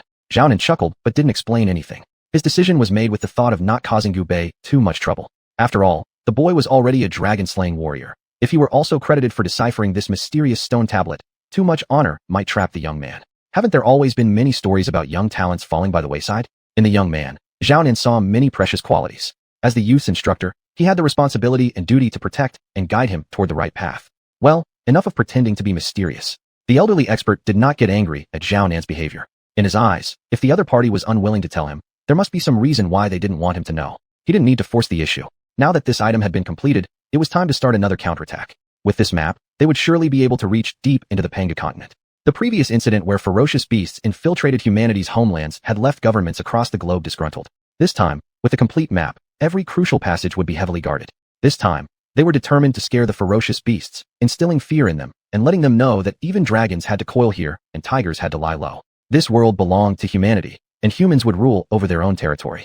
Chapter 25, 3 years of fleeting time. Ever since the complete map on that stone tablet was handed over, the governments of various countries immediately united and began a second counterattack. With the help of the map, the human dark energy warriors' joint army swept through and penetrated deep into the heart of the Panga continent. This time, despite there being ferocious beasts attempting to sneak attack the humans' base camp, all were discovered by the dark energy warriors stationed at key locations and repelled. In the span of 3 years, nearly half of the entire Panga continent was conquered by humanity, achieving an unprecedented great victory. One by one, human military fortresses stood tall on the Panga continent, and the shadow once cast by the ferocious beasts dissipated from the heads of mankind again. And Gubei spent these 3 years undergoing the most grueling training in the special dark energy training camp. Half a year ago, after the Human Alliance's army had been continuously victorious, they mysteriously halted their expansion, retreated 500 miles, and established border defense fortresses. For a moment, rumors spread widely. Some said they saw deities on the front lines. Others claimed they encountered monsters on the front lines. In short, all sorts of rumors began to spread throughout the human gathering areas. How is it? The man dressed in black battle armor looked at the man who had just returned from the depths of the Panga continent and asked, Lord Yubai, their intention is that they have no intention of slaughtering humans, but the Panga continent is their generations-old place for cultivation and residence. They hope humans do not step foot on it. As he listened to his subordinate's report, the man's eyes were filled with endless worry. Lord, the subordinate hesitated, looking at the one known as the strongest in xianxia. Speak. Lord, the strength of the experts over there has already surpassed the realm of mortals. Are you afraid? Yubai did not show anger, yet his imposing aura instantly erupted, causing the subordinate to collapse onto the ground, drenched in cold sweat. Lord, we are not afraid of death, but we also don't want to die in vain. Their current power is terrifying. If we rest and recuperate, perhaps in a few more years, it might be possible. The subordinate revealed his thoughts. Even though Yubai's strength had reached the extraordinary second stage after the Mountain Sea anomaly, they simply could not resist the overwhelming numbers of the opposition. How many extraordinary second stage individuals existed in xianxia today? They could be counted on one hand. But in the depths of the Panga continent, the descendants of ancient deities possessed incredible strength. What could they possibly use to fight them head-on? This matter is beyond our control. Yubai sighed deeply. How could he not understand this? But during these 3 years, from excessive fear to conquest, humanity had become fearless. These successive victories made the people behind believe that before long, the entire world would return to its former clarity. Even the brief retreat half a year ago caused dissatisfaction among countless people. Yubai could only feel helpless. In the tide of history, no matter how powerful he was still merely a pebble in the historical flood. The blood vengeance wrought by the ferocious beasts on this land would not be erased so easily with a few words. Now, with the continuous awakening of the descendants of the gods from the depths of the Panga continent, their actions were closely related to humanity's relentless counterattacks. Now, whether to fight or make peace depended on heaven's will. At the same time, every top expert on the front line had their own calculations. Some advocated an active attack to compete with the descendants of the gods, showcasing the spirit of humanity. Others proposed making peace. After years of war, the casualties among the human dark energy warriors were heavy. Coexistence and peace was the right path. There were also those who suggested enduring hardship and lying low for a few more years before engaging in a decisive battle. However, in the rear, public opinion was surprisingly unanimous. Fight. Why not fight? Who will compensate for the lives lost under the claws of the ferocious beasts? We must fight. So what if they're gods? Blood feuds must be washed away with blood. You guys won't fight. Then I'll go to the front myself. People were indignant, and blame and curses poured like rain toward the dark energy warriors on the front line. Instructor Xianhuan, does it have to come to this fight? Gubei looked at Instructor Xianhuan, who was eating with his head down, and voiced his doubts. After facing the fear of death, to overcome the fear either requires overcoming one's inner demons or completely eliminating the source of that fear. That's humanity. Instructor Xianhuan raised his head, spoke while moving the 2 egg yolks from Gubei's bowl to his own, and continued eating. Alas, Gubei could only sigh in response. He himself could only vent frustrations about such matters, and had no say in the decision. I wonder how Captain Mu Yang and the others are doing. Worry arose in Gubei's heart. 3 years had passed since their brief farewell, and afterward, news of the Qi Yin team seemed to have vanished entirely. Gubei had also asked Instructor Xianhuan multiple times to investigate his teammates at the front lines, but all attempts came up empty. Kid, relax. I'll let you know as soon as I hear anything. Instructor Xianhuan swallowed the 2 egg yolks he'd taken and wiped his mouth, clearly still savoring the taste. You've said that 1,000 times already. Gubei protested. The more time he spent with this guy, the less reliable he seemed. Over these 3 years, every time this guy claimed he had a new method of training that could rapidly elevate one's cultivation level. But after Gubei exhausted himself through the sessions, nothing changed. His realm was like reinforced concrete, unmoving no matter what. For 3 whole years, Gubei went through this routine, constantly testing out the man's so-called new methods, day in and day out. Hurry up and eat. We're leaving once you're full. Caught in the act, Instructor Xianhuan felt a bit embarrassed. After all, he was now a distinguished warrior at the Transcendent 7th stage, and being called out by a student wasn't ideal. He quickly urged Gubei on. Gubei realized he'd complained too much when his hunger pangs reminded him to eat. He shut his mouth and began eating, only to notice that the 2 large egg yolks in his bowl were now gone as if they'd never existed. Where's my egg yolk? Slamming the table, Gubei immediately knew that the unreliable instructor had stolen them again. With a toothpick in his mouth, Instructor Xianhuan leaned to one side, humming a tune as he savored the taste of the egg. Do you even plan to graduate if you keep acting like this? The threat of failing graduation struck fear into Gubei, who immediately cowered. He only had 1 month left in the special dark energy training camp, after which he would be free to join a mystical tier dark energy squad as a reserve captain. Gubei had already decided that upon graduating, he would head to the main front line to find Captain Mu Yang and rejoin the team as soon as possible. I've kept you waiting, everyone. I'll be there shortly. Chapter 26, Special Dark Energy Training Camp Graduation Assessment. Time flies. On the training ground, the remaining 50 special dark energy trainees stood in 2 rows, expressions solemn and eyes cold, as if waiting for something. Not long after, Instructor Xianhuan slowly appeared in everyone's sight, with 4 dark energy warriors following behind him. Unlike his usual laziness, today he looked very sharp. Sorry to keep you waiting. Now I will reveal the graduation test project for this training session. Amidst the eager gazes of the crowd, Instructor Xianhuan slowly pulled out a black metal token from his pocket, a mischievous smile on his lips as he eyed everyone, leaving one to wonder what was on his mind. What new tricks does this unreliable guy have up his sleeve? When Gubei saw Xianhuan's actions, he immediately became alert. I'm sure you've all seen the token in my hand. The test will be a live combat mission to hunt ferocious beasts in the Panga Garden. The number of ferocious beasts you kill will be displayed on this token in real time. The Panga Garden is a training base established by the human dark energy allied forces after conquering the outer regions of the Panga continent, covering nearly 1 million square kilometers. After multiple clearances by the allied forces, only ferocious beasts below the 4th stage remain inside, now used for training purposes. Over these 3 years, humans have gained a thorough understanding of the strength of ferocious beasts and categorized their strength according to human cultivation levels. Upon hearing about hunting ferocious beasts, the trainees all became excited. Over these 3 years, many of their training sessions involved high-tech simulations of battles against ferocious beasts. Now, with the opportunity to face the beasts directly, Naturally, they were thrilled. Listen up. In 1 month, those who hunt more than 100 ferocious beasts will graduate. TCH. Only 100? I could kill 200. Upon hearing this, the trainees immediately thought the graduation exam was too simple. Forgot to mention that only second-stage beasts or higher count. Xianhuan stuck a hand into his nostril and started digging, filled with anticipation. Second stage. The trainees drew in sharp breaths, stunned on the spot. After 3 years of training, even the strongest among them had barely reached the peak of the second stage of transcendence. With the help of dark energy, humans fighting against ferocious beasts of the same stage are almost always at a disadvantage. Now they were tasked with hunting ferocious beasts of the second stage and above. It couldn't be denied that this assessment was extraordinarily difficult. Predictable. Knew this guy wasn't up to any good. Upon hearing this, Gu Bei calmed down and carefully analyzed the situation.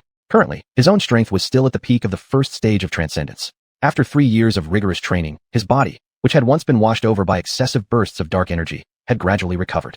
His current practical combat ability was on par with mid-level warriors at the second stage of transcendence. As long as he could find suitable ferocious beasts within the Panga Garden, this assessment goal could certainly be achieved. Not all ferocious beasts were extremely ferocious. Some could even be handled by ordinary people, though this was limited to those with exceptionally gentle temperaments and no killing power. Outside, in human residential areas, there were quite a few pet beast shops, containing many such types of ferocious beasts. After finishing the instructions, Xianhuan had the dark energy warriors behind him distribute the black tokens to each of the trainees. It's time to test the results of the boys' training. For the past 3 years, he'd racked his brain, trying every possible method to enhance these children's abilities.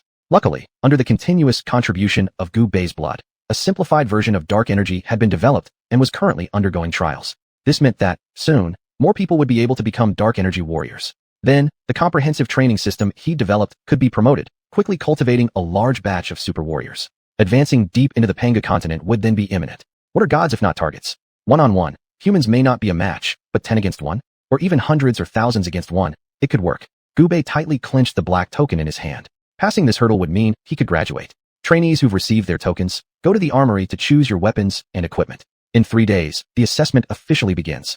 Having finished speaking, Xianhuan turned and left without looking back. Recently, since the development of the simplified version of dark energy, the mining of the mysterious site's dark energy stones has been scheduled. At that mysterious site, originally visited by only a few of them, now only he remains alive to this day. Therefore, after this assessment, he will lead a team to explore the mysterious place again and open up the path for the extraction of the dark energy stones. Thus, these past few days, whenever he had time, he continued studying, seeking the best plan, as this matter was too significant for him to dare take lightly. Back then, their losses were immense, and for the future of Huaxia, China, he must ensure absolute success. After the trainees arrived at the armory, they couldn't help but express their amazement repeatedly. Displayed on the outermost section were brand new dark energy battle armors. After humanity had faced multiple waves of ferocious beasts, the old dark energy armors could no longer meet current demands, prompting upgrades to the existing models. Each trainee automatically claimed one piece for themselves, switching into the latest version of the dark energy armor. The new dark energy armor still maintained a predominantly black color, retaining its characteristic style from before. Once donned by the trainees, it still radiated an aura of vitality and spirit. Gu Bei delivered a fierce punch to his arm through the dark energy armor, but when the fist collided with his arm, he only felt a slight ache. Wow, this gear is insane. It wasn't just Gu Bei. Driven by curiosity, the other trainees began investigating the new dark energy armor. After testing it, they discovered that the defensive capabilities of the armor far exceeded their expectations, filling them with confidence about the assessment.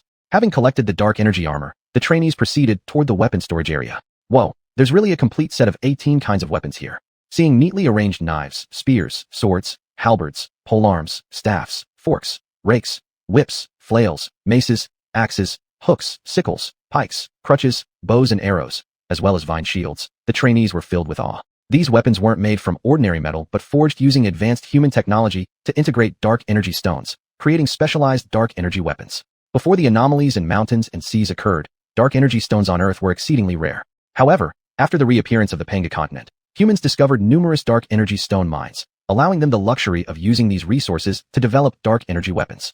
Nowadays, dark energy weapons are still considered rare, accessible only to warriors who have reached beyond the 3rd stage of cultivation. The trainees didn't expect such emphasis to be placed on this assessment that all these items were provided to them. Filled with gratitude towards their homeland, they vowed to perform admirably to serve their country and its people. What's this? Chapter 27. Entering the Panga Garden. A colorful piece of cloth lay beneath the weapon rack, looking like a rag from afar. Gu Bei picked it up and noticed some faint patterns left on its surface, resembling an unknown creature holding something. Could this be some rare treasure? Gu Bei slipped it into his chest while no one was paying attention. He believed that anything found in this place was bound to be extraordinary. Then he surveyed the other weapons, but couldn't find one that met his satisfaction after repeated inspection. As the dark energy warriors outside began urging everyone, Gu Bei grabbed a stick carelessly. Fine, he'd just choose this one. The students walked out of the weapon storehouse in an orderly manner. Gu Bei was still worried about being caught with the cloth inside his clothes and felt uneasy. Fortunately, the keeper only registered the stick before letting him go through, giving him a great sense of relief. After leaving the weapon storage, the students were boarded onto a flying vessel. In a short time, they arrived at the front of Pangu Garden. Seeing the towering Pangu Garden ahead, the students were filled with awe. Hundreds of feet high steel walls encircled endless dense forests, ancient trees piercing the sky. From a distance, it looked like a black giant beast crouching on the ground. An ancient, primeval aura emanated from within, making one's heart tremble. Wish you all good luck. The dark energy warrior responsible for bringing them to Pangu Garden spoke. Isn't it supposed to start in 3 days? A student questioned, wondering why they had been sent in immediately after choosing their weapons. Where were the promised 3 days? In 3 days? Sure. Once you enter and travel forward for about 3 days, you'll probably encounter ferocious beasts. The dark energy warrior chuckled. Some might have thought it was all about going straight in and starting fights. In fact, besides hunting these creatures, survival skills in the wild are even more important within the Pangu Garden. This survival training is unlike any normal form of outdoor living. Not only must one deal with strange wildlife and plants of Pangu continent, but also countless bizarre supernatural phenomena. A single misstep could cost one's life, turning them into bones here. The students hung their heads low. Having survived against the python previously was already difficult. Now facing death again, their fear rooted deep once more. What's there to hesitate about? We're here now. Go. Gu Bei had somehow gotten a dogtail grass and chewed it between his teeth. He yelled loudly and directly rushed into the Pangu Garden. Even the dark energy warrior was stunned. This guy was way too aggressive. Other students, seeing this, decided not to hesitate anymore. Since someone had led the charge, they stopped being afraid and followed him right into the garden. Oh no, this was the first time he'd encountered such a situation. Previously, entire dark energy teams would fully plan before entering Pangu Garden. But under Gu Bei's lead, these guys had charged straight in without asking a single question. Still clutching an unused map of the Pangu Garden in his hand, the warrior quickly contacted Commander Xuanhuan, reporting the situation. There would be no communication once inside Pangu Garden. If they lost contact entirely, and something went terribly wrong, many lives could be lost. A heavy blow to all the elite trainees who had worked so hard. What? Commander Xuanhuan was conducting research in the lab, carefully studying ancient texts when hearing this report shocked him to his feet. This Gu Bei. Xuanhuan wanted to grab Gu Bei and drain several pints of blood from him for punishment. Leader, what do you think?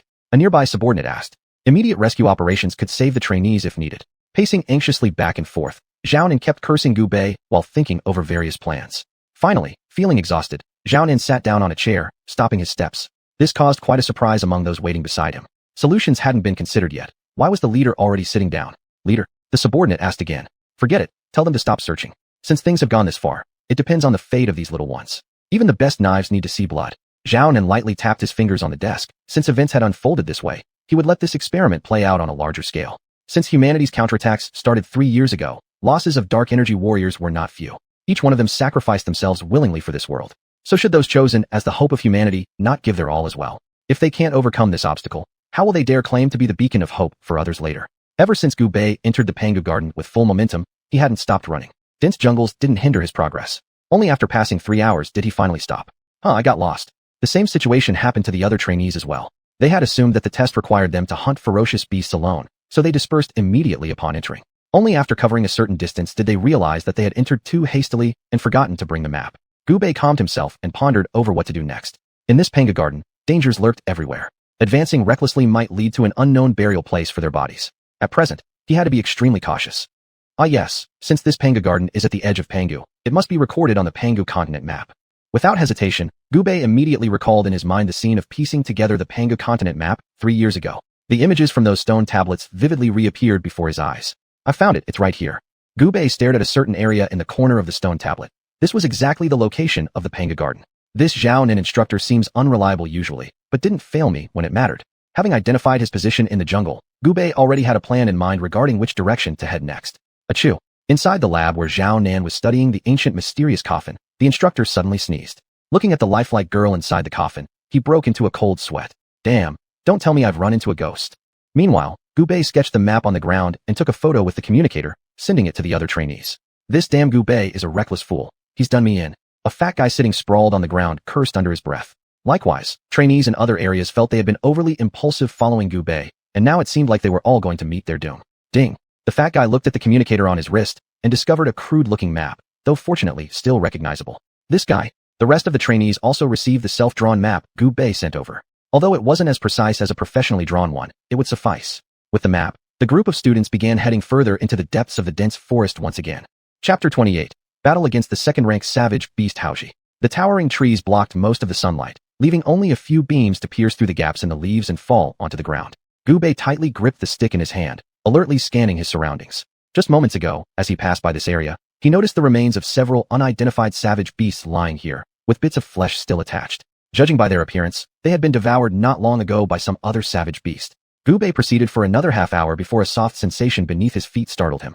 Looking down, he realized it was a pile of droppings from an unknown savage beast. Damn, I stepped on poop. Which savage beast is so uncivilized, defecating everywhere? Gubei pinched his nose and wiped his foot on nearby leaves. These leaves are unusually stiff. When Gubei pressed harder with his foot, a large patch of leaves fell off, revealing several savage beasts staring at him intently. They looked like little pigs but were covered in white hair as thick as hairpins, with black tips. Hey, sorry if I interrupted your pooping session. Gubei raised his hand, forcing what he thought was a friendly smile, greeting the savage beasts in front of him. These creatures had been sleeping soundly, but were rudely awakened by Gubei. The hair on their backs immediately stood up as they bared their teeth at him threateningly. Huh. Hearing the adorable squeals of the savage beasts, Gubei immediately recognized them. They were Xianxia. As recorded in the Shanhai Jing, the Zhushan mountain has a creature resembling a pig with white fur, as thick as a hairpin with black ends, named Xianxia. It's said that Xianxia meat is tender, whether steamed, boiled, fried, stewed, or roasted. It exudes a fragrant, distinctive flavor, making it a superior wild delicacy. At the thought of food, Gubei's stomach immediately growled. Today, I'll start by having you guys from meat. Without hesitation, Gubei bulged with strength, and with his club in hand, swung it straight toward the Xianxia's head. One Xianxia didn't have time to react, and its skull cracked instantly, falling to the ground. Seeing this, the other Xianxias couldn't bear it. After all, they were savage beasts.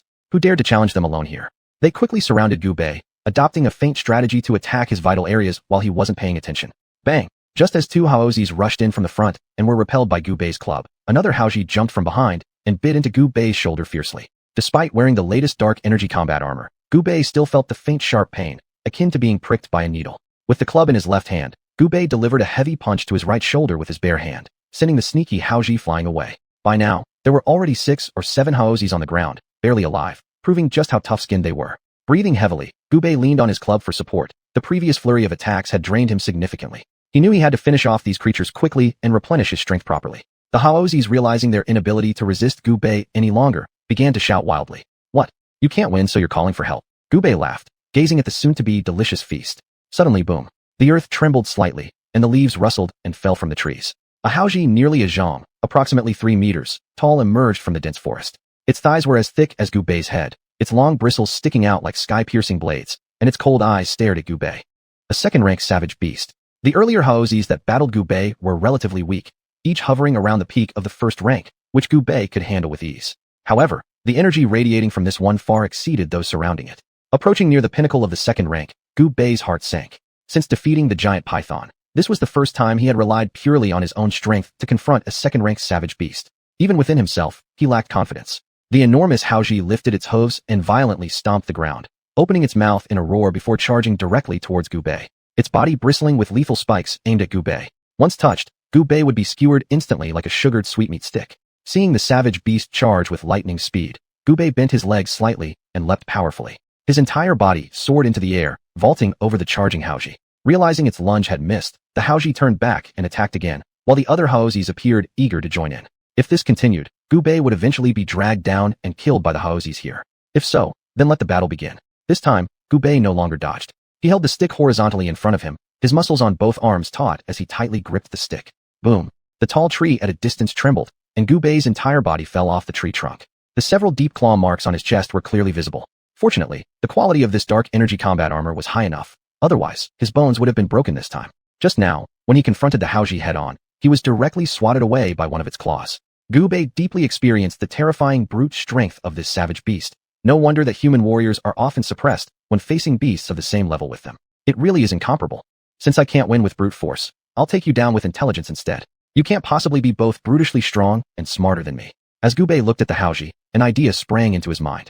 If he couldn't bully it, why not bully its smaller kin?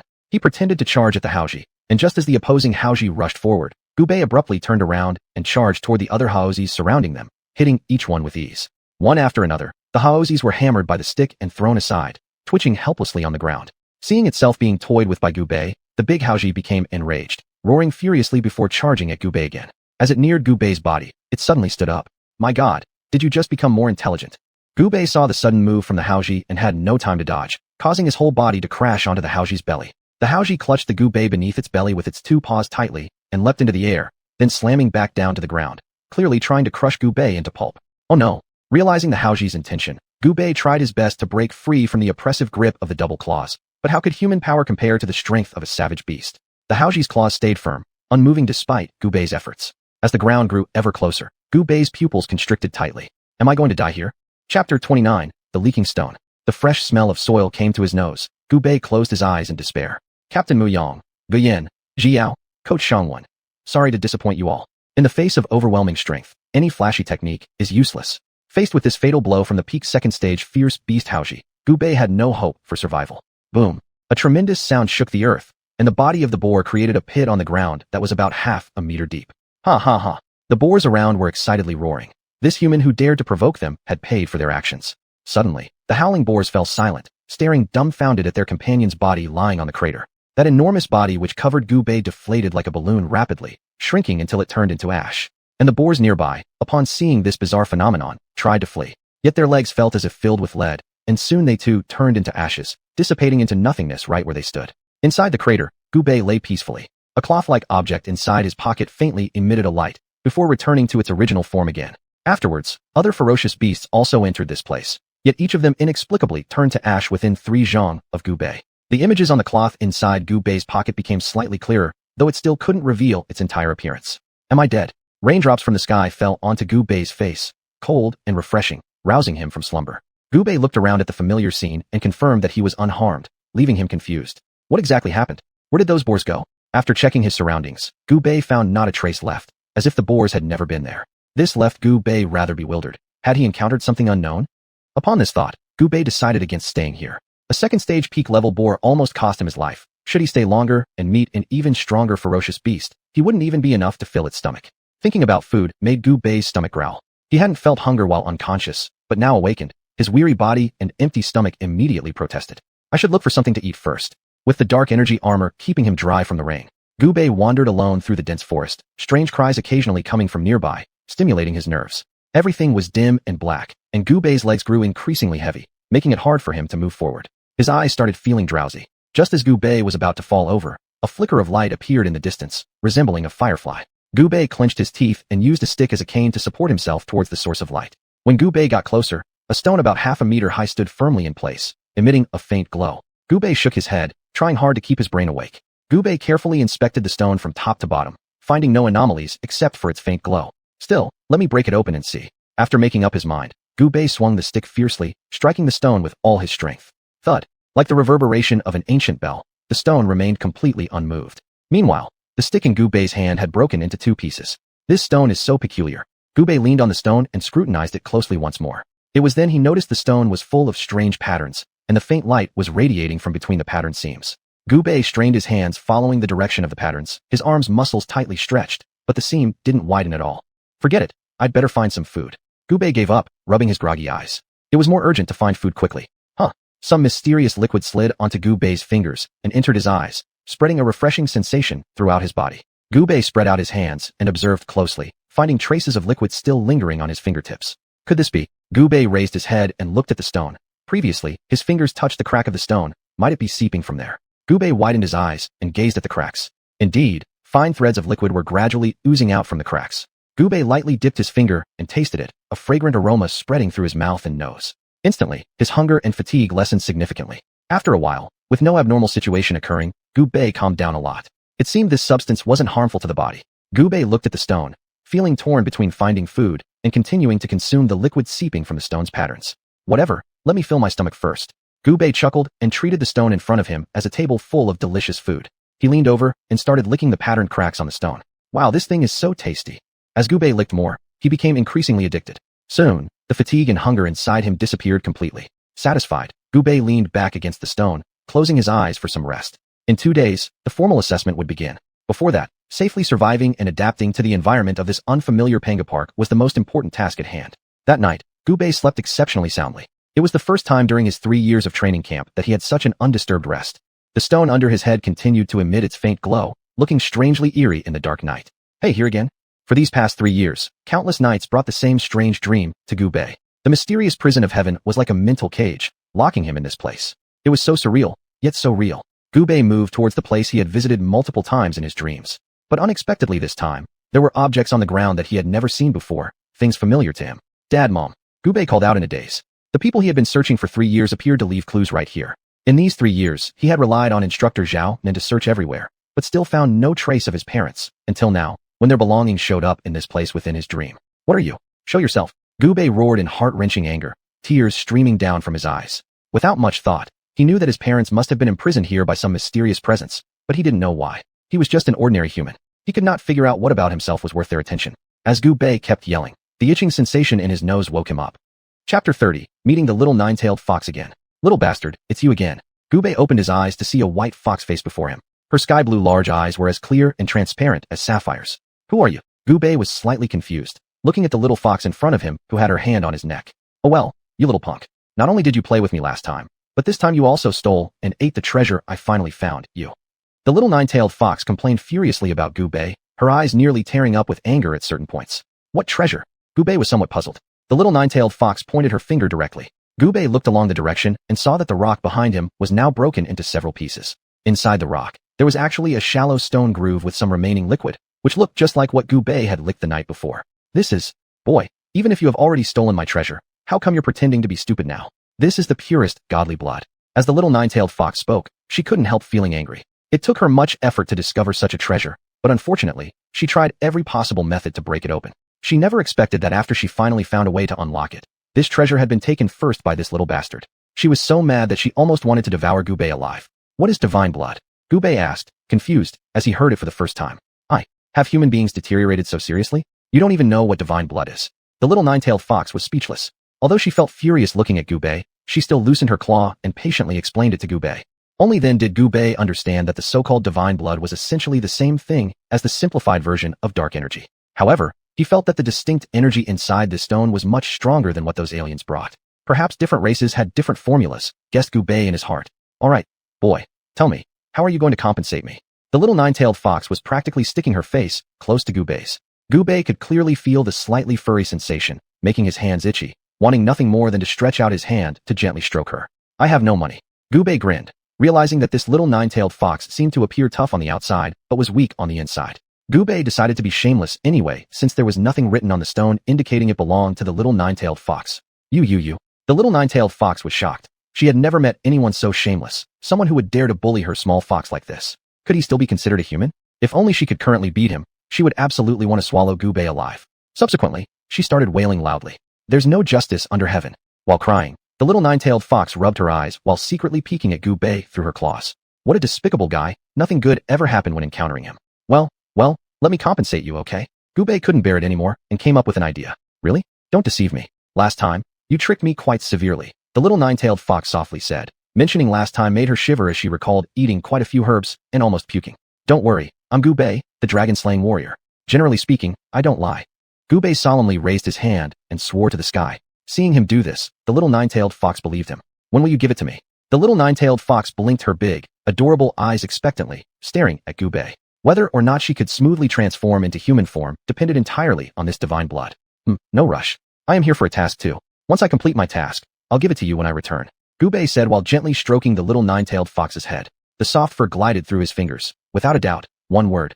Perfect. The little nine-tailed fox would make a pretty good pet choice. Gubei silently observed her. All right, by the way, what is your mission? I'm rather familiar with here. Maybe I can help. In order to quickly obtain the divine blood, the little nine-tailed fox was willing to take risks. Isn't this too troublesome? Gubei chuckled sheepishly, showing an embarrassed expression. It's fine, helping you is helping myself. The little nine-tailed fox worried that Gubei might deliberately delay, so she puffed out her flat chest and tapped it with her claw, indicating that she had to help no matter what. All right, I need to kill 100 second-rank ferocious beasts within a month. Gubei revealed his mission. Crack. You could hear the sound of the jaw dislocating clearly. The little nine-tailed fox fixed her dislocated jaw with her claw while Gubei wasn't paying attention. If it's too much trouble for you, never mind. I'll do it myself. After all, you are one of the beasts, and it's probably not a good idea for you to help me. Gubei put on an air of difficulty, with a somber expression. The little nine-tailed fox nodded her head, then quickly shook it.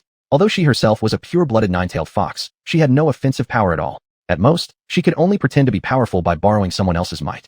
If the other side really started a fight, she would have to flee with her tail between her legs. Well, for the sake of the divine blood, let's throw caution to the winds. The determined little nine-tailed fox forced a smile, saying, not difficult at all. In reality, she cursed Gubei in her heart. Was life not good enough? Why provoke second-rank ferocious beasts? If they really caused trouble with the big ones behind them, there would definitely be serious consequences. This kid wasn't someone easy to deal with. Once he got the divine blood, she'd better run as far away from him as possible. Meanwhile, Gubei was planning how to turn the little nine-tailed fox into his beast pet. By the way, do you have any suggestions? Gubei asked. To be honest, he didn't know much about the groups of ferocious beasts. It would be best to start by picking some soft fruits, gradually enhance his own strength, then go after those slightly stronger ones. Step by step. After all, the evaluation period was also quite ample. I suggest you die immediately. That was what the little nine-tailed fox thought, but didn't dare to say. Saying that would ruin everything concerning the divine blood. I think we should first hunt Lu Su and Inga. These ferocious beasts' strength is almost all at the initial stage of the second rank, which is most suitable for you now. The little nine-tailed fox proposed, while silently mourning for Lu Su and others. Upon hearing this, Gubei carefully thought about it and found it quite reasonable. He decided to follow the little nine-tailed fox's plan. In the next few days, the Lu Su and Inga within the Pangu Park were attacked by two mysterious creatures, forcing the whole group to travel in crowds when moving around. Gubei looked at the black token in his hand and couldn't help but feel cheerful. In these few days, through hunting Lu Su, Inga, etc., the value had increased significantly, and his own strength had improved. Now he felt that he could engage in battle with those second-rank ferocious beasts at a late stage. That was the obvious effect brought by actual combat. Chapter 31. The Secret of the Depths of Panga Continent. Boom. A few isolated conines collapsed on the ground, and Gubei casually lit a fire, roasting them. Soon, the savory aroma filled the air, making little nine-tailed fox's mouth water. This conion resembles an antelope, but its taste is much more delicious than lamb. Gubei grabbed the thigh of the conion and started chewing it with no regard for decorum. In contrast, little nine-tailed fox ate more elegantly, savoring the delicacy slowly. These past few days, I have only hunted some harmless ferocious beasts. Now I feel my strength has improved, so next, I need to find some stronger ferocious beasts to further train myself. Gubei muttered to himself. He believed that by the time he left this place after a month, his power would have greatly advanced. Hey, little nine-tailed fox, why don't you say something? Stop focusing on eating all the time. Seeing that little nine-tailed fox ignored him, Gubei gently flicked its head. Damn kid, you're so annoying. Little nine-tailed fox gritted its teeth in pain and cursed at Gubei. Why don't you tell me your story? It's boring just the two of us sitting here doing nothing. No. Little nine-tailed fox outright refused. She didn't want to talk about her past. How about if I give you an additional bottle of divine blood? Gubei saw little nine-tailed fox's refusal and suddenly got curious. He then cleverly tempted it with what it valued most, divine blood. No. Little nine-tailed fox refused firmly, as if she'd rather die than agree. Well, never mind then. Gubei clapped his hands and pretended to give up. Unexpectedly, little nine-tailed fox immediately panicked and shouted, "Don't. How about if you add 2 more bottles?" Seeing the dismissive look in Gubei's eyes, little nine-tailed fox bit its teeth tightly, as if making a decision. Just add 1 more bottle, alright? I know a lot of secrets. Alright, deal. Before little nine-tailed fox could react, Gubei placed his hand over its snow-white little paw and gently clasped them together. We'll seal this agreement with a handshake. Whoever breaks their promise loses their manhood. Gubei grinned mischievously, now sure that he would get a clear confession from it. He looked like someone interrogating a prisoner. Only now did little nine-tailed fox realize it had been tricked by this young man, angrily saying, "You have more schemes in your mind than a fox does." Gubei, holding a strand of dogtail grass in his mouth, ignored the taunts from the nine-tailed fox. "Kid, ask whatever you want. Aside from some ancient taboos, I will try my best to tell you everything I know." Little nine-tailed fox found a spot to sit down, its 9 long tails swaying gracefully behind it. What exactly caused this great change in the mountains and seas? Gubei's first question made little nine-tailed fox stutter nervously, probably because it involved that forbidden topic. Alright, let's skip that if you don't want to talk about it. It's fine, I'll tell you. Little nine-tailed fox looked around carefully before whispering. This was a seal planted by a certain supreme clan. Now that the seal has been lifted, we've come out as well. What kind of clan can possess such boundless power? Gubei simply couldn't imagine such power. It was almost superhuman. Seeing that little nine-tailed fox wasn't quite clear either, Gubei changed the subject. What's there in the depths of Panga Continent? Gubei was very curious. Over these 3 years, the human Dark Energy Coalition army had pushed forward through half of the Panga Continent, yet it still seemed vast and endless. I know this. Kid, let me tell you, there are plenty of monsters in there. As soon as little nine-tailed fox mentioned the Panga Continent, it became eager to show off. Gubei was somewhat skeptical. Could a creature so young truly know all these things? Don't look at me with that expression. I'm older than your grandmother. Little nine-tailed fox intentionally puffed up its chest, though it was somewhat flat, yet it still tried hard to make itself appear grander. Now go ahead and ask, but I've heard rumors that gods from ancient myths exist inside. Gubei directly recounted the information he'd previously received from instructor Xuanhuan, wanting to see how much the native inhabitants of the Panga Continent really knew. Gods. Kid, you're really funny. The true gods have long disappeared. Back then, ferocious beasts ran rampant across Panga Continent, alongside spirits, demons, evil ghosts, and divine beings everywhere. Nowadays, in the deepest regions, aside from some demigods, remnants of ancient races, descendants of primordial ferocious beasts, all that remains are bunches of demons and evil spirits. Little nine-tailed fox rattled off all these secret pieces of knowledge as easily as if reciting them from memory. Wow, never expected it to be so fascinating. If there's an opportunity, I might as well venture into it once. Gubei marveled aloud. He harbored great yearning for those various legendary races described in ancient mythology and wanted to investigate their reality. Kid, I strongly advise you not to go and bring unnecessary trouble upon yourself. Those different countries often clash with ancient ferocious beasts and monsters. They have within them the mutated bloodline of the ancients. Little nine-tailed fox warned him. As a nine-tailed fox, its kind had considerable power in the depths of the Panga continent and were fully aware of how terrifying those creatures were. Given Gubei's current strength, it was undoubtedly a death sentence for him to venture there. Then why did the ancient gods disappear? Gubei felt curious and gazed at little nine-tailed fox. That I do not know either. I once asked my kin before, but they refused to say anything. Little nine-tailed fox shook her head. The ancient history of Earth seemed like it had been cut off. Even these creatures living on the Panga continent didn't know what happened back then. One last question, what is your name? After spending so much time together with little nine-tailed fox, he had never asked the other's name yet. Xianxia. The snow-white face of little nine-tailed fox immediately turned red. This was the first time since her birth that she revealed her name to a human. And you, kid? You can just call me Gubei. Gubei gave a faint smile. If humans and ferocious beasts could coexist peacefully like this, it would be wonderful. Gubei, must your people and ferocious beasts fight until one dies? Perhaps due to their previous conversation, little nine-tailed fox's preconceived notions about Gubei had shifted somewhat. Thus, she voiced her confusion. In her eyes, Panga continent had always been one with the world where humans lived now. It was only separated briefly because of that seal. Every inch of land on this continent was jointly owned by the human and beast races. No race dared to claim the entire continent as its own. Since ancient times, each race had its place for survival and reproduction. This had remained unchanged for 10,000 years. Now with this great change in the mountains and seas, the ferocious beasts are simply following their nature. Should they really be wiped out entirely by humans? She wanted to get an answer from this young man in front of her. Upon hearing this from little nine-tailed fox, Gubei deeply contemplated. To be honest, earlier on, he had earnestly wished for the rapid eradication of ferocious beasts, but later on, he also realized that everyone sought merely a place to survive. Human retaliation was solely for the protection of their homes. There was no right or wrong in this matter. Chapter 32. Hunting the second-rank ferocious beast, the Paoxiao. After pondering for a while, Gubei didn't answer. This wasn't something he could decide on. It was a struggle between groups over survival, a natural choice where only the fittest survive. In this world of great contention, the strong exist and the weak perish. No group can be an exception. Seeing Gubei's silence, little nine-tailed fox had already understood and no longer pressed the matter. A man and a beast fell into a moment of silence. The dry firewood on the bonfire crackled. There was not a sound around. Such solitude reigned. Eventually, it was Gubei who broke the tranquil scene and said, "Tomorrow, I plan to hunt the Paoxiao. Their strength mostly lies at the later stages of the second rank. For me right now, they're perfect targets for practice." Little nine-tailed fox didn't say much. She just nodded. The long night passed silently. Dawn light peeked through the gaps between the trees, casting onto the earth below. The aromatic scent of morning soil mixed with the fresh smell of flowers greeted him as Gubei slowly opened his eyes, taking a deep breath in. Turning his head, he saw that little nine-tailed fox's tail was currently pinned under him. That explained why last night's sleep was so comfortable. Gubei carefully lifted himself up, stretched, and flexed his muscles. Little nine-tailed fox was still sleeping soundly, occasionally smacking her lips. Her eyelids flickered lightly, and her long lashes followed suit, flapping like a butterfly's wings. Currently, about a week had passed since the start of the evaluation.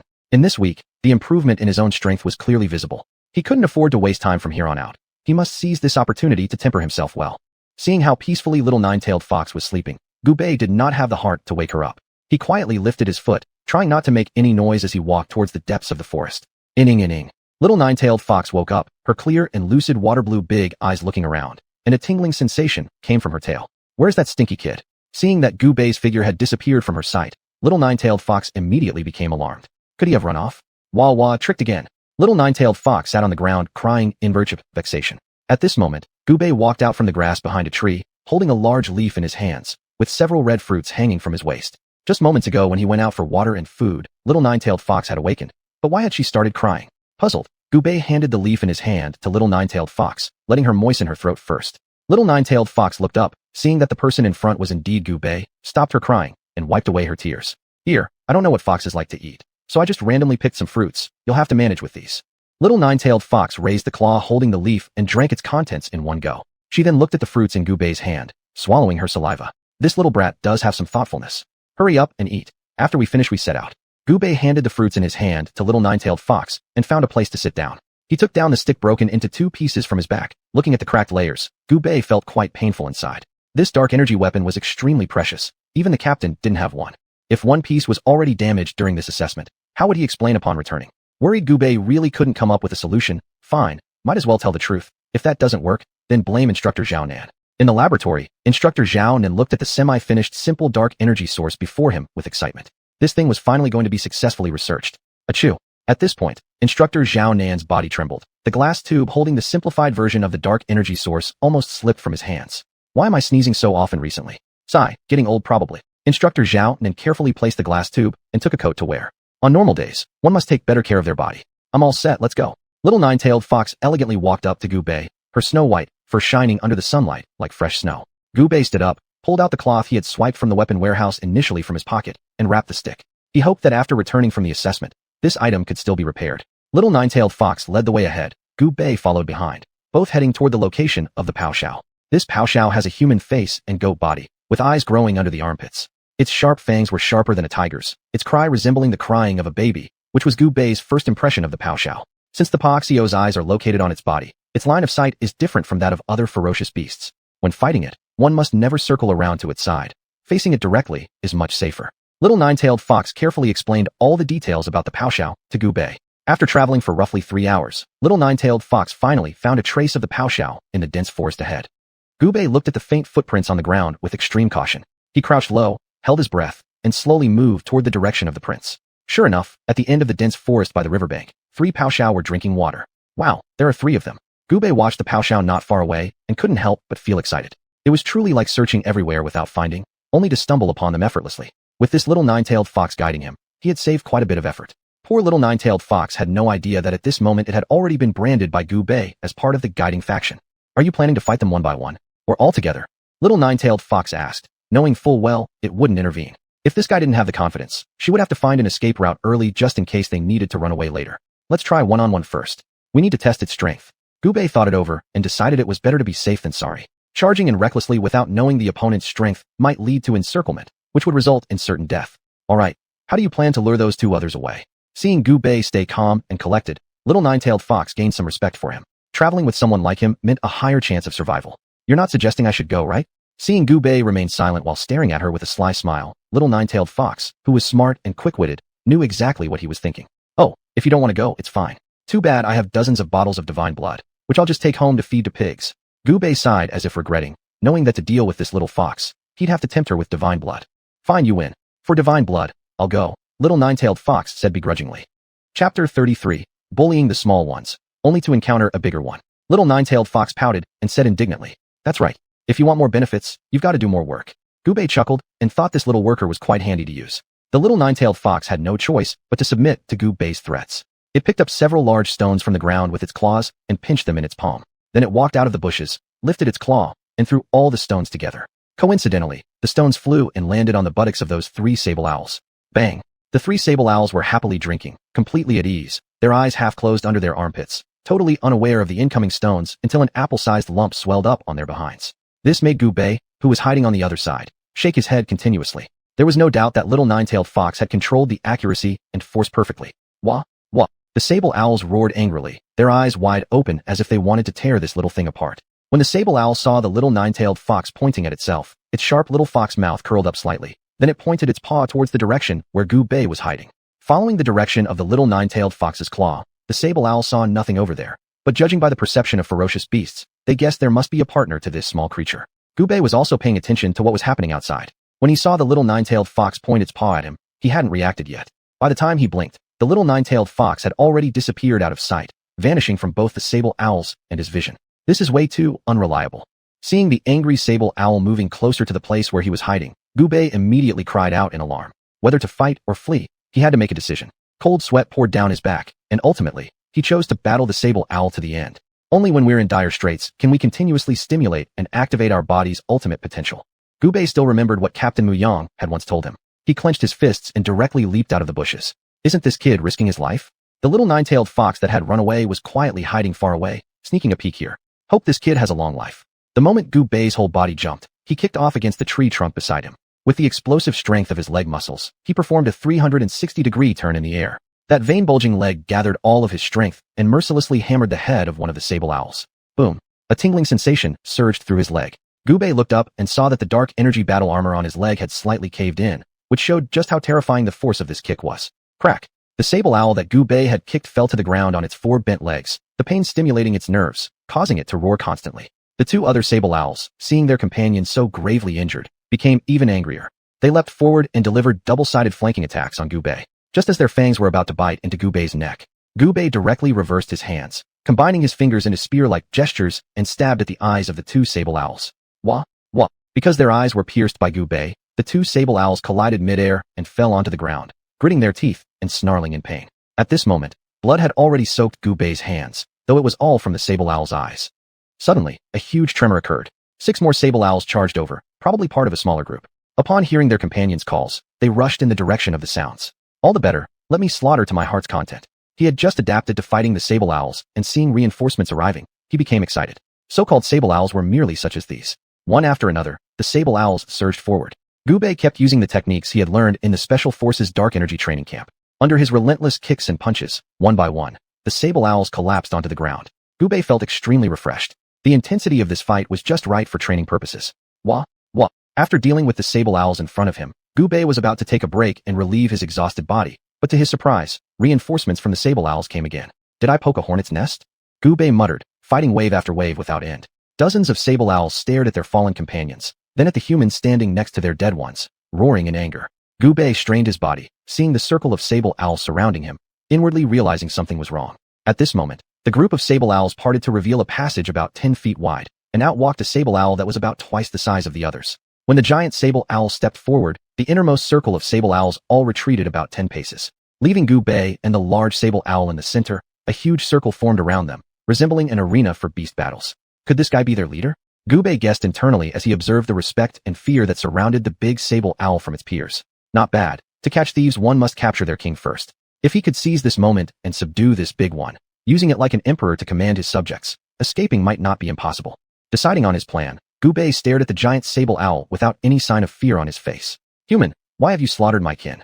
The giant sable owl's voice shocked Gubei. He had originally assumed only the top-tier vicious beasts could speak human language. I just wanted to see how powerful these man-eating beasts truly are. Gubei shrugged, arms crossed over his chest. Despite appearing casual, his nerves were constantly tensed, ready to flee at the slightest chance. If that's the case, and with so many of my kind already injured by you, then die as your penance. The giant sable owl's eyes turned cold as ice. It viewed Gubei as nothing more than a corpse. Its fangs flashed menacingly as it lunged toward Gubei's vital points. Gubei tried to dodge, but realized the large sable owl was much faster than him. In a flash, it slashed a deep gash across his left ribcage. A peak third-stage vicious beast. At this point, Gubei confirmed the strength of the giant sable owl before him, a wave of helplessness surging through his mind. Crimson blood trickled down from Gubei's waist, pooling onto the ground in thin streams. Holding his wound with one hand, Gubei's pale face stared at the large sable owl, his sharp eyes like black pearls fixated on the creature's movements, alert for its next strike. The giant sable owl extended its long tongue, delicately savoring the taste of human blood off its fangs. It has been such a long time since I've tasted divine pure blood so clean. Its foul saliva dripped continuously from the corner of its mouth. Clearly, Gubei's blood brought it immense temptation. Chapter 34. A mantis trying to catch a cicada doesn't notice the oriole lurking behind, and an unexpected attack from the fourth-stage ferocious beast Hiyu. The surrounding Pao Xiao birds, seeing their leader so excited, grew restless as well. After a roar of anger from the great Pao Xiao, the other Pao Xiao birds could do nothing but slink back obediently. Such delicious food could only be enjoyed after their leader had tasted it first. They would then have a chance for some scraps. Blood continued to flow incessantly. Gubei took out the cloth used to wrap the broken stick and tied it over the wound, finally slowing down the bleeding. If you want to eat me, come on then. Gubei forced himself up, ready to face death without hesitation. As a dark energy warrior, even if he were to die, he had to pull out a few teeth from these ferocious beasts, making them understand that humans were not ones to be trifled with. Bang! A few pebbles flew in from afar, but unlike previous good fortune, they were all blocked by the Pao Xiao birds this time. Little nine-tailed fox saw that this method was now useless and intended to flee, but several Pao Xiao had already blocked its way. The Pao Xiao birds threw little nine-tailed fox to Gubei's feet. They didn't expect today's haul to be so great. Apart from the delicious human, there was also an exotic beast, the nine-tailed fox. Ferocious beasts and exotic beasts differ by just one word, yet their potential achievements are incomparable. Little nine-tailed fox gently helped Gubei press on his side wound with its claws, its snowy white fur stained with bloody red fluid. It's my fault that I've dragged you into this. Seeing how considerate little nine-tailed fox was, Gubei felt somewhat embarrassed. This little guy could have escaped alone, but decided to come back to save him, warming Gu Bei's heart. Who said that ferocious beasts lacked compassion? If it weren't for your divine blood, I wouldn't bother to save you at all. Little nine-tailed fox opened its mouth wide, dissatisfied. For the sake of this divine blood, it had been serving Gu Bei like a lackey, only lacking in pouring tea and water, essentially becoming a loyal junior. Remember, it is the noble-blooded Xianxia exotic nine-tailed fox. Alright, Gu Bei helplessly chuckled bitterly, knowing if there were no surprises, he would probably meet his end here today. However, Gu Bei did not notice the faint changes happening to the cloth wrapped around his wound, the patterns becoming slightly clearer once more since last time. Prepare to die. The great Pao Xiao opened its mouth full of fangs and bit toward Gu Bei's neck. It wanted to end Gu Bei's life personally, savoring the delicious blood. Gu Bei threw the stick broken into two halves, having given up all hope. Those two sticks struck the great Pao Xiao's head, feeling like hailstones hitting a person. Bang! The two pieces fell to the ground, causing not even the slightest damage to the great Pao Xiao. It felt like scratching an itch. Gu Bei took one last look at the nine-tailed fox, closed his eyes, and prepared to join it on the path to the underworld. Finally here, just before closing his eyes, Gu Bei heard the murmur of the nine-tailed fox, curiosity driving him to ask, "What's here?" Before the nine-tailed fox could answer, the mighty great Pao Xiao directly crashed down from the air and landed hard on the ground. Gu Bei immediately opened his eyes at the sound, and the previously overbearing great Pao Xiao lay prostrate on the ground, looking as if it only had half a breath left. On its back stood a ferocious beast with a human face and pig body proudly erect. This yellow-bodied, red-tailed creature had teeth like blades sticking out from its mouth, looking extraordinarily fierce. What is it? Gu Bei looked at the sudden appearance of this ferocious beast, deeply shocked. The incredibly cruel great Pao Xiao was instantly killed with a single strike. "You, the ruler of this area." Little nine-tailed fox said quietly. It had sensed the presence long ago, which was why when Gu Bei had initially asked it to attract the attention of those Pao Xiao, it had instead betrayed Gu Bei. What?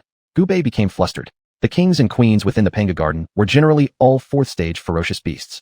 According to the nine-tailed fox's implication, this Hiyu was undoubtedly a fourth-stage ferocious beast. Didn't expect the hunter and the cicada would be unaware of the oriole lurking behind. Gu Bei self-mockingly smiled.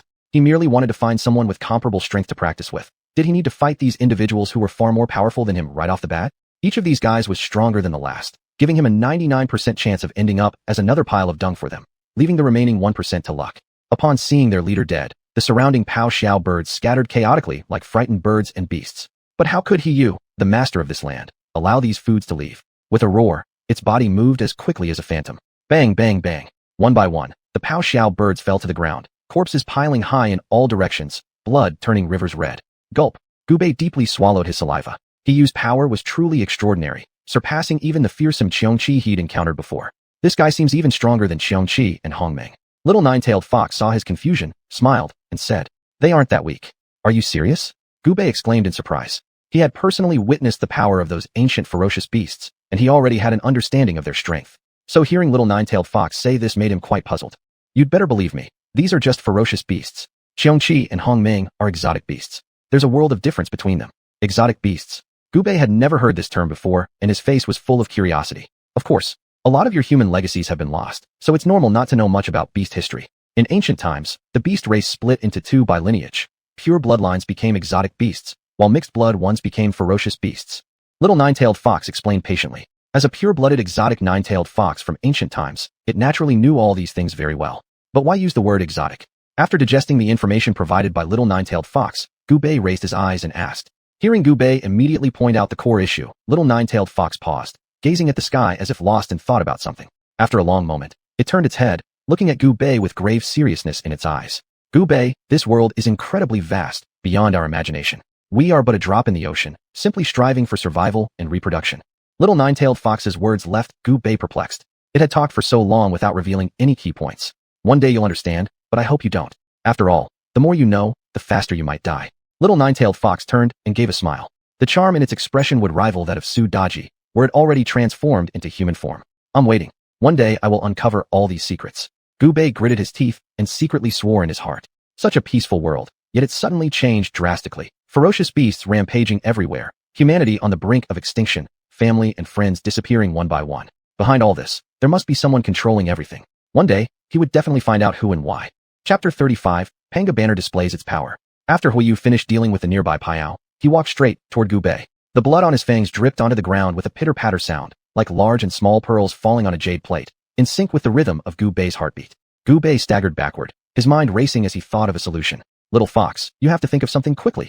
Gu Bei looked at the approaching Huiyu. who was close enough that he could clearly smell the putrid stench of rotting flesh from his mouth.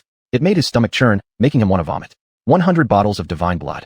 The little nine-tailed fox watched as Huiyu kept getting closer, her expression serious but not showing any fear. Upon hearing the little nine-tailed fox's extortion, Gubei immediately realized she definitely had a way to save him. How could the legendary nine-tailed fox possibly be weak? Although speechless for a moment, Gubei still couldn't help speaking out. You're taking advantage of the situation. Whatever. The little nine-tailed fox grinned. She had been tormented by this guy for so many days now. It was finally her turn to revel in some satisfaction. All right, it's a deal. There was no time for haggling, so Gubei hastily agreed, thinking that he would teach this little fox a lesson later. Hearing Gubei's promise, the little nine-tailed fox, who had expected him to hesitate, smiled faintly. She stretched out her claws in front of her mouth and let out an angry roar. Fiery red, demonic flames shot out from the little nine-tailed fox's mouth, heading straight toward Huiyu. Hey, watch it. You almost set me on fire. The red flames passed right in front of Gubei, and he could feel the intense heat emanating from them. He quickly moved back several steps to avoid being touched. Seeing the red flames coming, Huiyu immediately leaped back to dodge them. As one strike failed, the little nine-tailed fox continued spraying red flames in the direction where Huiyu had fled. Due to Huiyu's extraordinary speed, the little nine-tailed fox's attacks all missed their mark, setting fire to surrounding trees and creating a vast forest blaze. Are you even competent? Seeing several misses by the little nine-tailed fox, Gubei, standing to the side, couldn't help but criticize. They'd fought for a while now, and it felt fruitless. Then why don't you try if you're so capable? Upon hearing Gubei's complaints, the little nine-tailed fox became upset instantly, stopping the flames altogether. She crossed her claws over her chest and turned her head to one side, not worried about Huiyu's sneak attack in the least. This difficult customer is truly hard to please. Gubei, seeing the little nine-tailed fox stop attacking, slightly startled, shook his head helplessly. This employee isn't very reliable, able to quit work at any time. 200 bottles of divine blood. Upon hearing Gubei's casual remark, the previously slackened little nine-tailed fox immediately perked up, licking her lips involuntarily. She thought to herself, this kid is truly generous. Perhaps it would be a good idea to keep teasing him more often in the future. Seeing that the little nine-tailed fox started moving again, Gubei smiled contentedly. Indeed, when the horse is fed well, it works harder. Seeing the red demonic flames rushing toward him again, Huiyu didn't dodge anymore, but directly charged into the red flames instead. Not bad, we finally hit it. Upon hearing Gubei's praise, the little nine-tailed fox grinned proudly. All those previous misses were just playing with it. For the little nine-tailed fox's bragging, Gubei certainly wouldn't take it seriously. Man and beast looked toward the place where the red flames were burning. They could clearly hear the howls within, and under such fierce flames, Huiyu must have been cooked thoroughly. Brother Guo will treat you to roasted Huiyu. As the calls from within the red flames grew lower and lower, the little nine-tailed fox excitedly laughed. This was the first time she had used her demonic flames against an enemy, achieving unexpectedly good results. Something's off. Gubei listened carefully. Indeed, there was no sound left inside the red flames, yet his heart continued to race furiously. This was due to humanity's innate sixth sense giving a warning. What? Do you doubt? On my ability? Upon hearing Gubei's doubts, the little nine-tailed fox became upset immediately. Look out! Gubei shouted loudly as a towering column of water shot toward their location. Gubei immediately scooped up the little nine-tailed fox with both hands and leaped forcefully, dodging the sudden assault. Suddenly, another column of water came from behind Gubei, brushing past his dark energy battle armor before continuing its path. Too close. The little nine-tailed fox wiped the cold sweat off her head with her claw. If it weren't for Gubei quickly picking her up, she might have lost her life right here. However, the position of his arms around her was somewhat questionable. The little nine-tailed fox lay quietly in Gubei's embrace, feeling his strong chest. Several more columns of water came, forcing Gubei's body to leap and flash continuously. He wouldn't last much longer at this rate. Do you have any other tricks up your sleeve? Upon hearing Gubei's inquiry, the little nine-tailed fox responded in a soft, muffled voice. What? Her face, covered in snow-white fur, turned crimson red.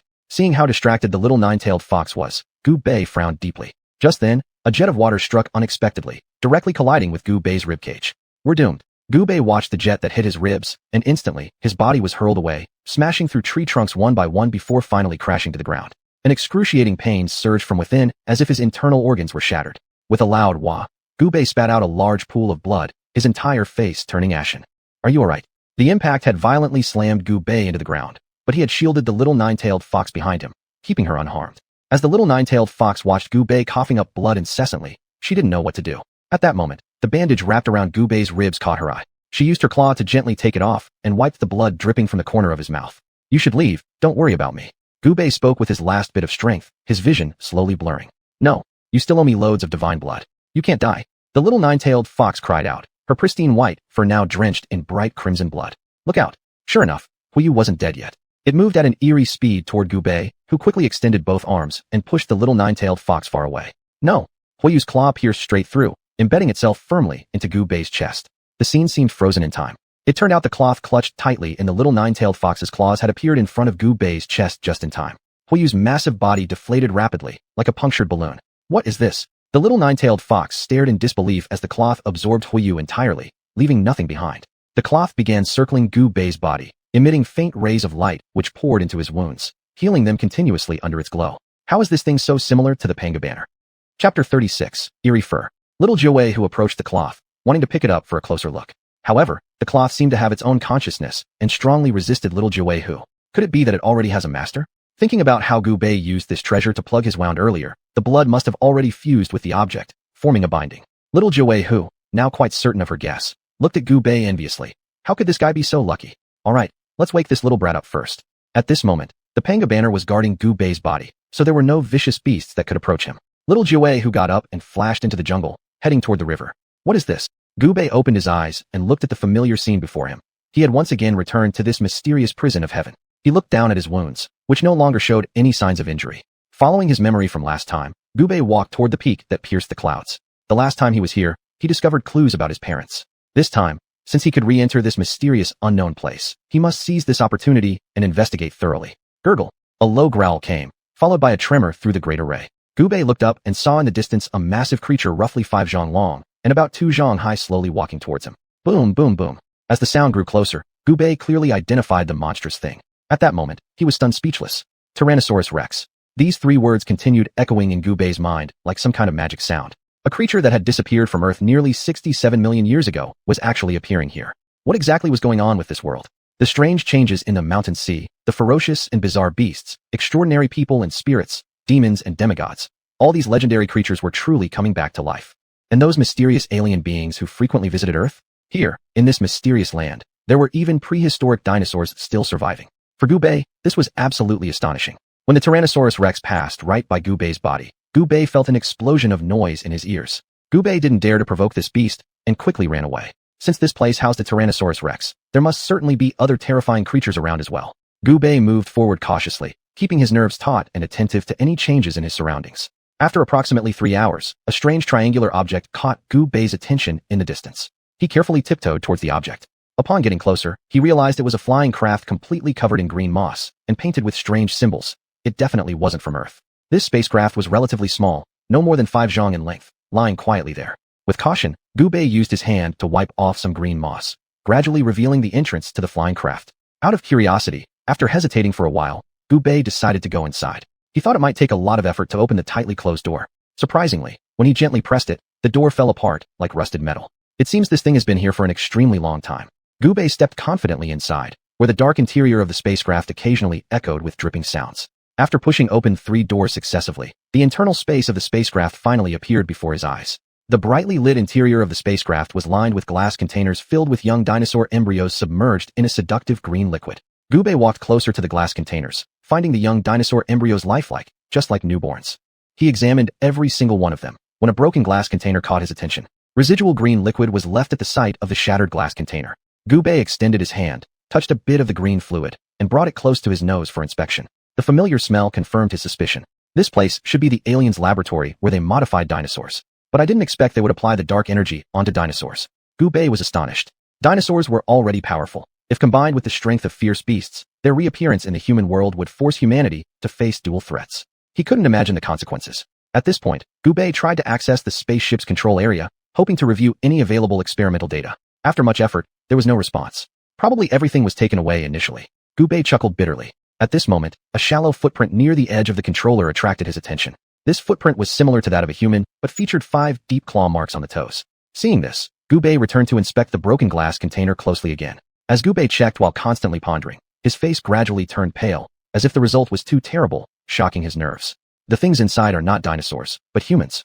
After repeatedly confirming the result, Gu Bei murmured to himself. He couldn't believe that in the dinosaur era, alien beings had actually used humans and dinosaurs as test subjects for their dark energy experiments. What on earth do they want to do? Gu Bei's heart was filled with endless confusion. This Earth was too mysterious, burying too many secrets. The current understanding of humans was merely a tiny corner of what history has overlooked. Suddenly, Gu Bei felt a cold sensation behind him. He quickly turned around, but found nothing. He then looked back at the broken glass container. At the edge of the shattered opening, a few thin green hairs caught his attention. He carefully gathered the green hairs together and put them in his pocket. The secrets involved were too significant. At this point, he still did not know where the entrance to this mysterious place was. Every time he came here, it was through that dream. But the dream was so vivid, making him feel like reality and fantasy intertwined, unable to distinguish between truth and illusion. After thoroughly searching the entire interior of the spacecraft, Gu Bei stepped out of the door. He glanced at the spacecraft, then picked up some stones nearby and sealed the entrance. Someday, the secrets here will be revealed. Gu Bei believed this firmly. After finishing everything, Gu Bei turned and continued toward the giant peak. Unbeknownst to him, after he just left, behind a huge tree in the distance, a monster covered in green fur, resembling a human, slowly walked out. Humans, my kindred beings. The monster kept muttering under its breath, as if recalling something from memory, and began to hit its head with both hands. At this moment, several bone spines suddenly protruded from its back, and sharp fangs appeared at the edge of its mouth. Its entire body had completely become a monstrous creature. Chapter 37. The Chaotic Panga Garden. A wet sensation on his lips startled Gu Bei awake. He quickly reached into his pocket, and upon seeing that the green fur was still there, he sighed in relief. He couldn't believe that he had actually brought something from that mysterious place out with him. It was then that he noticed a peculiar mouth on his own lips, along with some white fur and a pair of big, moist eyes staring directly into his. Are you awake? The mouth moved away, revealing a fox's face. Gu Bei swallowed and replied. To think that he had lost his first kiss to a fox while sleeping left him at a loss for words. The young nine-tailed fox noticed Gu Bei gripping several strange strands of green fur in his hand and curiously asked, "What is it that you're holding?" Gu Bei extended his hand, displaying the green fur in his palm as he himself carefully examined it. Doesn't this fur resemble an alien being's? The young nine-tailed fox looked at the fur in Gu Bei's hand and said, puzzled. Since the moment it met Gu Bei, it had never known him to encounter any alien beings, especially given how alien beings live deep within the core of the Panga continent and rarely ventured near its edges. So where exactly did this fur in his hand come from? Do you know what it is? Upon hearing the young nine-tailed fox call out, Gu Bei felt somewhat delighted, not expecting it to be aware of the origin of this object. I would say, based on its appearance, it is very likely from an alien being. The young nine-tailed fox confidently declared. Though its own kind didn't deal much with those alien beings, it still had some understanding of their situation. Alien beings. Gu Bei softly murmured, wondering if the alien beings mentioned in the classic of mountains and seas were somehow related to the ancient humans modified by extraterrestrials in ancient times. He wasn't sure yet since he had only heard about these alien beings but had never seen one. Gu Bei suppressed all the doubts in his mind. Now wasn't the time to delve into these matters. Once he had more power in the future, he could investigate these secrets further. By the way, how did you get the Panga banner? The young nine-tailed fox's question left Gu Bei confused. Wasn't the Panga banner supposed to be a legendary divine artifact? How could it be on his body? What Panga banner? Seeing the young nine-tailed fox point towards the rag tied around his waist, Gu Bei suddenly understood. Do you mean this? The young nine-tailed fox shook its head, because it merely sensed a resemblance. It thought Gu Bei knew about it, but apparently he didn't. Gu Bei spread out the rag, finding that the patterns on it were clearer than usual. However, if this truly was the Panga banner, then things would become quite advantageous for him. But regardless of whether or not this is really the Panga banner, it obviously has some strength. With this, we can easily obtain treasures inside. The young nine-tailed fox volunteered advice. What treasures? Gu Bei didn't fully understand. He wondered, could there be any great treasures inside the Panga garden? Listen up, kid. There are countless treasures here. It's just that your kind doesn't know the value. What do you say about collaborating with me? We'll split it 70-30. The young nine-tailed fox chuckled wickedly like an unscrupulous merchant. Having learned his lesson before, Gu Bei wouldn't fall for the young nine-tailed fox's tricks again. Pretending to ponder deeply for a moment, the young nine-tailed fox, seeing that Gu Bei didn't respond, assumed the stakes were too low, gritted its teeth, and said fiercely, "Fine, let's go with 46. Otherwise, I wouldn't want to do this deal at all." Only then did Gu Bei slowly nod in agreement. Any treasure regarded highly by the young nine-tailed fox would surely be no ordinary item.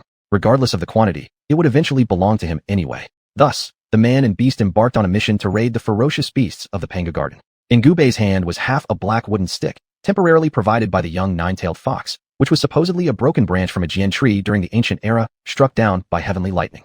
At the top of the black wooden stick, Gu Bei tied the rag. Now, it actually resembled a banner. So, what heavenly material or great treasure should we seek this time? Gu Bei carried a backpack on his back filled with treasures they had looted over recent days, truly leaving him awestruck.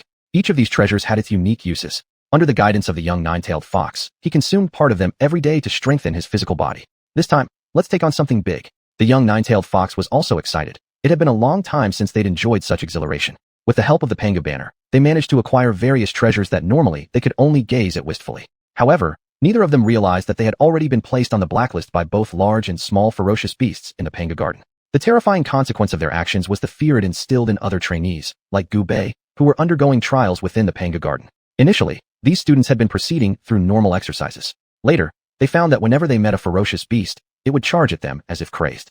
Over these past few days, the students in the Panga garden became increasingly disheveled, yet fortunately none of them were seriously injured. Instead, their skills were further enhanced, which was indeed the silver lining amid misfortune. We've arrived. Little nine-tailed fox stopped its pace, casually stuffing a fire spirit fruit into its mouth, and stared at the black mountain before it. That black mountain stood lonely there, towering thousands of feet high, exerting an endless pressure on all who gazed upon it. Gubei also looked astonished at the sight of the black mountain, as if it possessed life. Could this mountain actually be alive? Gubei blinked his eyes and asked softly, "Yes." Upon hearing little nine-tailed fox's answer, Gubei fell to his butt on the ground, thinking how perhaps these days of grabbing things had been too smooth, and now the fox seemed to have become overconfident. Little nine-tailed fox, seeing Gubei's expression, could well guess what he was thinking. It wouldn't have dared to entertain such thoughts under ordinary circumstances, but with Gubei now holding the panga banner, the young fox wanted to give it a try and seek out the great fortune awaiting here. What treasure awaits within this place? Little nine-tailed fox appeared alternately solemn and excited, arousing much curiosity from Gubei. The heart of Earth Spirit. The little fox answered, eyes filled with boundless greed. So what exactly is this heart used for? Gubei questioned again. If this thing had nothing to do with him, then he might as well leave. A living mountain left him uncertain if even the panga banner he held could protect him. This heart of Earth Spirit has immense value to me, kid. Don't even think about competing for it with me. Hearing Gubei's inquiry, the little nine-tailed fox immediately became alert. It knew the item was just as important to it as divine blood. Knowing the lad's temperament, if it weren't beneficial to him, he definitely wouldn't act. Chapter 38. The People of Feather Nation. Since we've known each other for so long, don't you trust me yet? Gubei smiled faintly, pretending not to care. In the eyes of the little nine-tailed fox, it seemed like he was unjustly doubting a righteous person. You can rest assured. If I didn't have complete confidence, I wouldn't have brought you here, the nine-tailed fox said indifferently. In fact, it hadn't told Gubei everything just now. The so-called Black Mountain was actually the xuanhuan, one of the 4 heavenly beasts from the sky, but it had been deceased for 1,000 years. Now there was merely a remnant soul present, but even this remnant soul was beyond their ability to handle. Fortunately, with the item that Gubei had on hand, they could take a chance and might succeed in obtaining the Earth Spirit Core. There was no way Gubei would believe in this unreliable fox. He cautiously observed his surroundings. Sure enough, he discovered some subtle clues. Concentrating, he opened his eyes to see carefully, and the black giant mountain resembled an enormous mystical turtle lying on the ground, its 4 thick legs like pillars holding up the heavens. On the back that reached to the heavens lay several huge snakes, coiled up, and at the position of the head rested an enormous dragon head with tightly closed eyes. Let's go, let's head inside. Gubei cautiously followed behind the nine-tailed fox. This place was too mysterious, it was best not to move around recklessly. The nine-tailed fox acted as if it had been here before, very familiar. It led Gubei inside through the mouth of the dragon-like entity. Not long after the man and beast entered, a team of black figures gradually approached and entered from the same spot. Be careful, something else has followed us in. The nine-tailed fox pulled Gubei aside. Just moments after they had entered, it detected an unfamiliar scent approaching. Gubei remained silent. Since the nine-tailed fox was so familiar with this place, he decided to follow its lead temporarily. Sure enough, after they hid, the team of black figures that entered after them passed through this area. Gubei watched these black figures with confusion, wondering what kind of strange creatures they were. They looked human-like, but their heads were longer than humans, and they were covered with feathers all over. There was a pair of wings on their backs, looking very much like incomplete angels. It's actually people from the Feathers Nation, the nine-tailed fox murmured to itself. The strangers from deep within the Panga continent were here. What did they plan to do? The nine-tailed fox immediately felt uneasy. After this is done, it must quickly return to xianxia. It seemed something significant was about to happen. Seeing the nine-tailed fox lost in thought, Gubei waved his hand in front of it. Are you alright? The nine-tailed fox didn't respond. Now that these people of the Feathers Nation were here, it undoubtedly meant they were also seeking the Earth Spirit Core. If it made a move, there was a high chance of being found out. The nine-tailed fox glanced at Gubei with a pleading look. Go ahead, tell me what's wrong. Looking at the expression in the nine-tailed fox's eyes, Gubei knew that he'd definitely have to act again. It seemed like he'd become someone's errand boy, unpaid at that. The ones who just passed by are not ordinary humans. They are people from the distant part of the Panga continent, the nation of feathered ones. Based on their intentions, they seem to be coming for the Earth Spirit Core too. For certain reasons, I cannot act directly, so I'll have to bother you. Seeing the serious face of the nine-tailed fox, although Gubei was extremely reluctant in his heart, he couldn't bear to refuse. For the sake of becoming stronger in the future, he'd risk it. He would test the differences of these unusual beings while letting them witness the brilliance of humans. Alright, no problem. Gubei responded succinctly and efficiently. The nine-tailed fox seeing this didn't say much more. Right in front of Gubei's astonished eyes, it transformed into a miniaturized version of a fox about the size of a rat, leaping into Gubei's arms. Let's go, or it will belong to them. Realizing that, Gubei turned around and quietly began following in the direction of those strange feathered beings, keeping a certain distance deliberately to avoid being noticed. 2 hours later, finally, the marching group of Feathered Nation members stopped. Gubei, trailing them, hid nearby and silently examined the situation, searching for the direction where the Earth Spirit Core might be located. Once the core is identified, he would take immediate action and escape the area. One individual from the group of the Feathered Nation stepped forward, pulling out an ancient animal skin scroll from their chest. The scroll depicted peculiar symbols. This person scrutinized the animal skin scroll meticulously, studying it, then selected a position, pointing it out. Upon this, the others went straight over and took strange tools from their hands, starting to dig right away. In no time, a bottomless deep hole was dug out, and one of the strange beings unfolded its wings to jump down into it. About half an hour later, green light emanated from the excavated hole. Then the unusual person flew out holding a round green bead, which emitted the radiant glow. In the center of the green bead, one could clearly see a miniature xuanhuan sitting inside it. Is this it? Gubei looked at the green bead in the unusual person's hand and curiously asked, was it too easy for them to obtain? Yes, but the real drama is still to come. You'd better hide far away first. The small nine-tailed fox in his embrace softly reminded him. Gubei's warmth made the little fox feel incredibly comfortable. It almost wanted to stay nestled there forever. The individual who had acquired the precious treasure was about to leave when suddenly the whole mountain came alive like the xuanhuan awakening. Damn, the soul of this guy hasn't dissipated yet. One of the peculiar individuals from the feathered nation warned. At that moment, the surroundings of the group turned icy, and the internal space's temperature dropped sharply. One could visibly see their exhaled air transforming into ice mist. Fortunately, Gubei had the small nine-tailed fox with him. The instant the temperature plummeted, he found himself completely covered by the fox's fur. This sudden cold didn't affect him at all. Meanwhile, those individuals from the Feathers Nation faced the rapidly descending temperature and ran frantically toward the exit. Once outside, they could take flight. But how would the spirit of the xuanhuan let such creatures disturb its peace without consequence? A reduced-sized xuanhuan blocked the exit, while several giant snakes on its head roared ferociously. Hurry, throw that thing away. One of the strangers shouted. At such a critical moment, life was more important than treasures. However, the individual who held the Earth Spirit Core was reluctant to let go. They had worked so hard to get here. How could they abandon the opportunity for great achievement? Chapter 39. The Swallowed Earth Spirit Core. Watch out. The human kingdom national who didn't have time to react was directly hit by the cold mist from the giant snake's mouth, turning into an ice sculpture. The other human kingdom nationals didn't care about the Earth Spirit Core anymore and fled in all directions. However, no matter how hard they tried, how could they escape the sight of xuanhuan? At this moment, under the persuasion of the little nine-tailed fox, Gubei tiptoed toward the ice sculpture. This was precisely the best time to obtain the Earth Spirit Core, and Gubei did not hesitate at all. Fishing in troubled waters was the best strategy. He slowly approached the ice sculpture along the cave wall. The xuanhuan soul went crazy attacking the human kingdom nationals, leaving them no time to pay attention to here. When Gubei got close to the ice sculpture, the little nine-tailed fox instantly darted out from Gubei's arms, spitting out a red-colored demonic flame at the ice sculpture. As soon as the ice came into contact with the red-colored demonic flame, it melted immediately, revealing the Earth Spirit Core in the ice sculpture's hand. The little nine-tailed fox took the opportunity to swallow the Earth Spirit Core in one bite, then transformed into a streak of white light flying back into Gubei's arms. Hurry up and go. That was the last sentence the little nine-tailed fox said before dashing into Gubei's arms. No matter how Gubei called after that, it never responded. The human kingdom nationals ahead, tormented by the xuanhuan residual soul, also noticed this anomaly. The xuanhuan soul that was originally crazily attacking them suddenly started madly bombarding behind them. Go, or you'll be dead. The human kingdom nationals saw this and realized someone else had entered here and would definitely miss out on obtaining the Earth Spirit Core this time. Without hesitation, they transformed into streaks of black light, frantically rushing out. At this moment, Gubei was fiercely bombarded by the xuanhuan soul. A series of cold ice attacks came towards him, and if he weren't agile, he might have already turned into an ice sculpture. Retreating continuously, Gubei noticed the opening the human kingdom nationals had dug earlier to extract the Earth Spirit Core, and immediately a plan formed in his mind. He continuously moved his body towards that opening, and the xuanhuan residual soul followed over. The thick tail swept across directly. Gubei timely jumped off the ground, landing onto the residual soul's tail, then flipped several times in midair, slowly landing on the ground. With the first strike failing, the xuanhuan residual soul continued attacking, and the large snake on its back opened its big mouth, madly biting towards Gubei's body. Just as the attack was about to reach Gubei's body, Gubei leaped into the air, and both the xuanhuan residual soul and the large snake on its back followed upward. Gubei directly took down the panga banner tied around his waist, using it like a stick, heavily smashing it towards the heads of the large snake and the xuanhuan residual soul. Boom, boom, boom. Both the xuanhuan residual soul and the large snake were driven by Gubei into the cave, only to emit tremendous sounds after a long while. Seizing this chance, Gubei hurriedly ran away, using all his strength to sprint outwards. Just as he darted out of the exit, the entire black mountain crumbled down from top to bottom with a thunderous roar. This collapsing giant mountain directly crushed the ground below, making the whole Pangu garden tremble as if an earthquake occurred. All ferocious beasts entirely crouched on the ground, trembling with fear. The human kingdom nationals who had fled earlier shivered with post-fear, thankful they retreated in time, otherwise, they would really have perished there.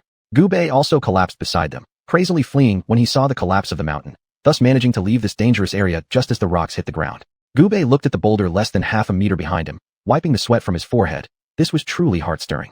After taking a deep breath, Gubei stood up and walked in the opposite direction from which he came. Those human kingdom nationals did not know where they hid after escaping. If he met them, it was inevitable that some conflict would arise. Poor Gubei didn't know yet that the direction he was heading now was exactly where the human kingdom nationals were going. This sudden collapse of the giant mountain not only alarmed all the ferocious beasts and students inside the Panga Garden, but also caught the attention of the dark energy warriors guarding outside, who quickly reported the situation upwards. Fortunately, it wasn't far from the end of the evaluation. After hearing Instructor Xiaonuan's suggestion, they decided not to send people into the Panga Garden for investigation. Kids, I hope you can all walk out alive.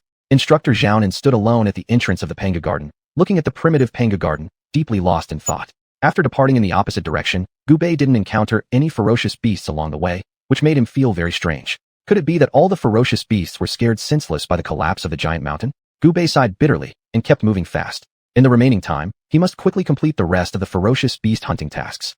Gubei took out the black token from his pocket, where 95 was clearly written. There were still 3 days left, and he must hunt down 5 more second-stage ferocious beasts to complete the mission. At the thought of being able to look for his team captain after the mission was over, he felt extremely excited. Human halt. Gubei was stopped by this strange voice as he moved forward. Before him stood several winged figures hovering in the air, their wings flapping up and down constantly. Who are you? Gubei pretended to be curious, fearing that any trace of suspicion would be detected. Ijo, don't meddle. Let him go. The man who had been blocking Gubei's way wanted to stop him, but immediately retreated upon hearing this cold voice. Gubei was now ready for action. If the other party made a move, he would directly strike them with the Panga banner. However, once that voice sounded, the person blocking his way unexpectedly stepped aside. Gubei gave them a small smile, nodding at each one, preparing to continue on his journey. But just as he stepped forward, he mysteriously pulled his leg back. Did this guy recognize me? The man who had let Gubei leave muttered quietly. Gubei looked up and saw the man silently sitting in the tree, with several strange individuals standing beside him like guards. Bienroi, long time no see.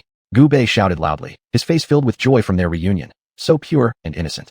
Human, you're mistaken. There is no Bienroi here. Leave quickly, the man said icily. Yet Gubei could deeply sense a touch of tenderness in his tone, like that towards family. No, I will never forget the voices of every teammate because they are my family. For whatever reason, they will always be. Gubei stared intently at the man in the tree, each word resolute. The moment he said, family, he clearly noticed the man's heartbeat accelerate. This was undoubtedly Bienroi, though it was unclear why he was here among these strange people. Chapter 40. Reunion with Boar. Gubei, you little rascal.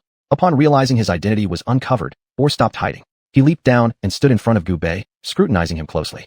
3 years had passed. The once young boy now appeared sharper, and the aura of ferocity surrounding him indicated the youth's growth. Satisfied, he smiled, this being the first time since his return that he had felt such relief. The onlookers around them hesitated to comment, but seeing the man's demeanor, they all quietly shut their mouths to avoid unnecessary trouble. Boar, you guy. Gubei swung his fist hard at Boar's body, then the two tightly embraced each other. You guys all left. Xiao went away, so did the captain and others, leaving only me. With a choked voice, these 3 years, Gubei had never dared to imagine or guess whether his former teammates were safe today. Hearing Gubei's lament, Boar momentarily bowed his head and silently said, I'm sorry. Had it not been for his abrupt departure back then, Captain and others like Guyan, Xingyu, and Xiao wouldn't have. His heart was filled with remorse. Now he finally understood why Captain Mu Yang seemed to change completely before. Now he comprehended the agony of making choices. It was just that he deeply regretted and mourned his own choice. Boar quietly turned his back and lightly wiped away the tears at the corner of his eyes. It's not your fault. We've never blamed you. You will always be our teammate, no matter what choice you made. Gubei gently patted Boar's shoulder. Seeing the wings on Boar's back, he had guessed part of the answers already. But what did it matter?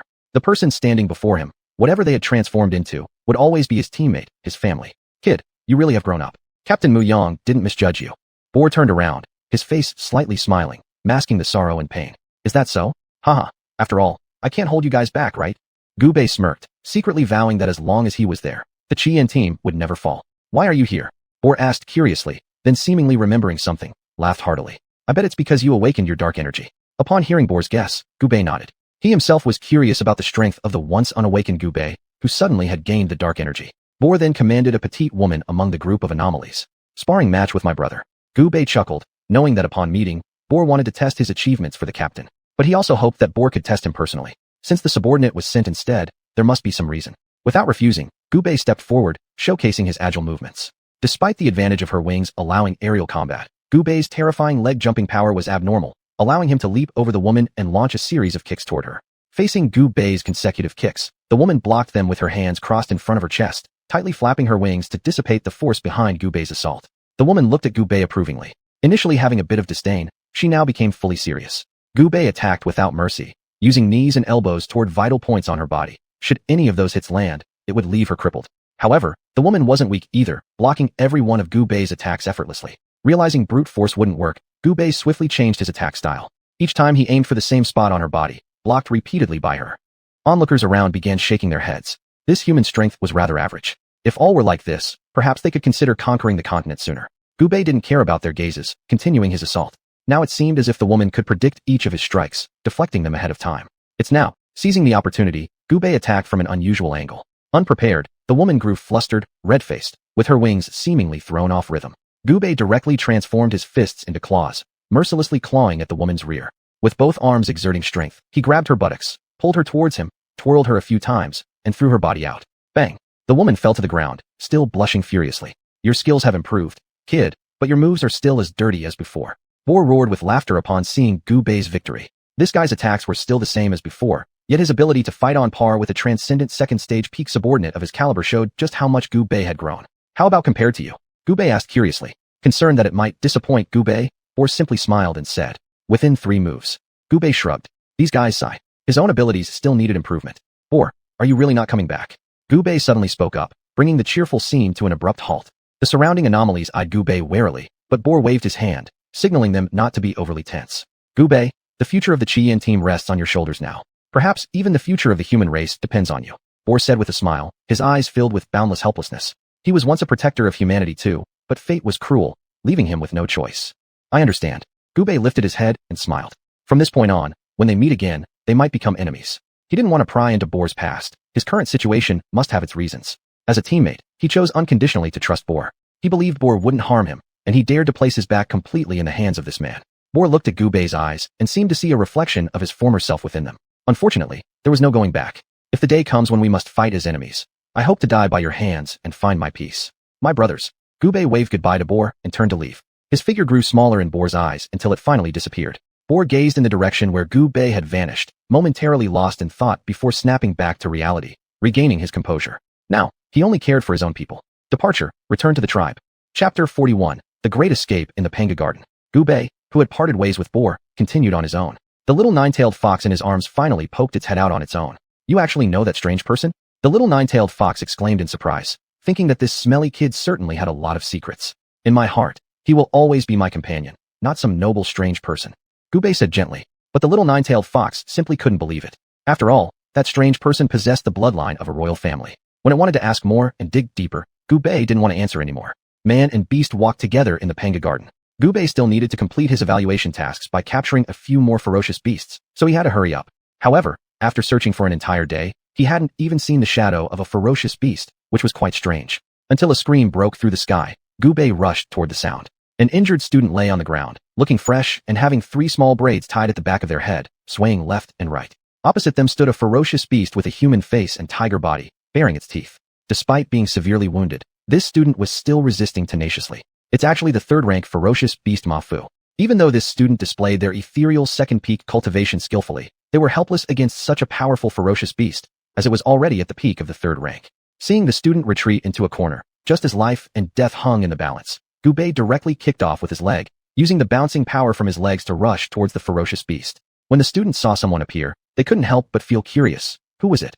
Upon recognizing the person, they immediately shouted, Gu Bei. Seeing another prey approaching, Ma Fu immediately retreated, avoiding Gu Bei's attack, but Gu Bei wouldn't give up easily. In the air, he executed a 360-degree spinning kick, landing it on Ma Fu's face. Using Ma Fu's face, Gu Bei exerted force again, jumping to the side of the student. It's been a long time, Xianxia. Gu Bei extended his hand and helped Xianxia up. How could Ma Fu, humiliated like this, bear it? It rushed towards the 2 people. Hurry, run. Xianxia shouted in alarm. Gu Bei placed Xianxia on his back and sprinted away. After running for a while, he saw another student running from far away, followed by countless ferocious beasts. Gu Bei. Seeing Gu Bei carrying Xianxia from afar, the students realized things weren't going well and greeted him. What did you guys do? Did you anger the lair of ferocious beasts? Why are they all coming out? Seeing the students again, Gu Bei was also very happy and joked. When the students gathered together, everyone appeared especially joyful, even though there was a large group of pursuers behind them. As the herd of ferocious beasts converged, it resembled a flood of beasts, causing the earth to tremble and dust to rise. Seeing the herd of ferocious beasts relentlessly chasing after them, the students broke out in cold sweat. If these 50 people were surrounded, what would be left afterwards would not even be bones. What should we do, Gu Bei? A student asked Gu Bei, and other students also looked at Gu Bei, anticipating his solution. Gu Bei thought for a moment. Running like this forever wasn't a solution. He recalled the map of Pangu Garden in his brain, and a clear route appeared in his mind. However, this route was too dangerous and carried significant risks. At this moment, there was no better method. Quickly, I can't hold on anymore. A student was running out of energy and gradually becoming weak. All of you, if you trust me, I'll lead you to break through this herd. Gubei shouted loudly. The students next to him momentarily froze, but after a bit, they decided to trust him one more time. Gubei turned around first, took out the Panga banner, and in such a perilous situation, no one paid much attention to Gubei's weapon. Gubei swung the banner directly at the Fuju charging towards them, knocking it down. Then he leapt backwards into the herd of beasts. Brothers, charge. Other students quickly followed, waving their dark energy weapons. Bang, bang, bang. Don't linger in battle, rush out. Gubei shouted loudly ahead. Now if the students became detached, it would be dangerous. Hearing Gubei's words, the students behind nodded. Their top priority now was to survive. Thus, all the students, with Gubei as the spearhead, formed a spike, driving fiercely into the herd of beasts. Blood splattered all around. It was unclear whether it belonged to the students or the ferocious beasts. An hour later, Gubei looked at the numerous students sitting around him and smiled, finally leading everyone out alive. Despite the injuries on the other students, their eyes remained fierce, acknowledging how truly difficult it was to survive. The students hurriedly cleaned the wounds on their bodies and rested to conserve their strength. Most of them were just a little short of meeting the evaluation criteria and would need to return later. Everyone, with the ferocious beasts now coming in droves, we can no longer hunt alone. We should confront them head-on from now on and withdraw once we've completed our tasks, one student proposed, then looked at Gubei. This time, it was mainly due to Gubei's efforts that everyone had survived. Everyone now trusted him, and not a single student wanted to give up this opportunity. Looking into the eyes of his classmates full of longing, Gubei himself was clear that with his current abilities, completing the remaining objectives by going straight up against so many ferocious beasts would be nothing more than a foolish dream. After careful thought, he agreed. The students drew maps on the ground and deliberated over their next strategy. Gubei kept offering suggestions, which the students readily accepted.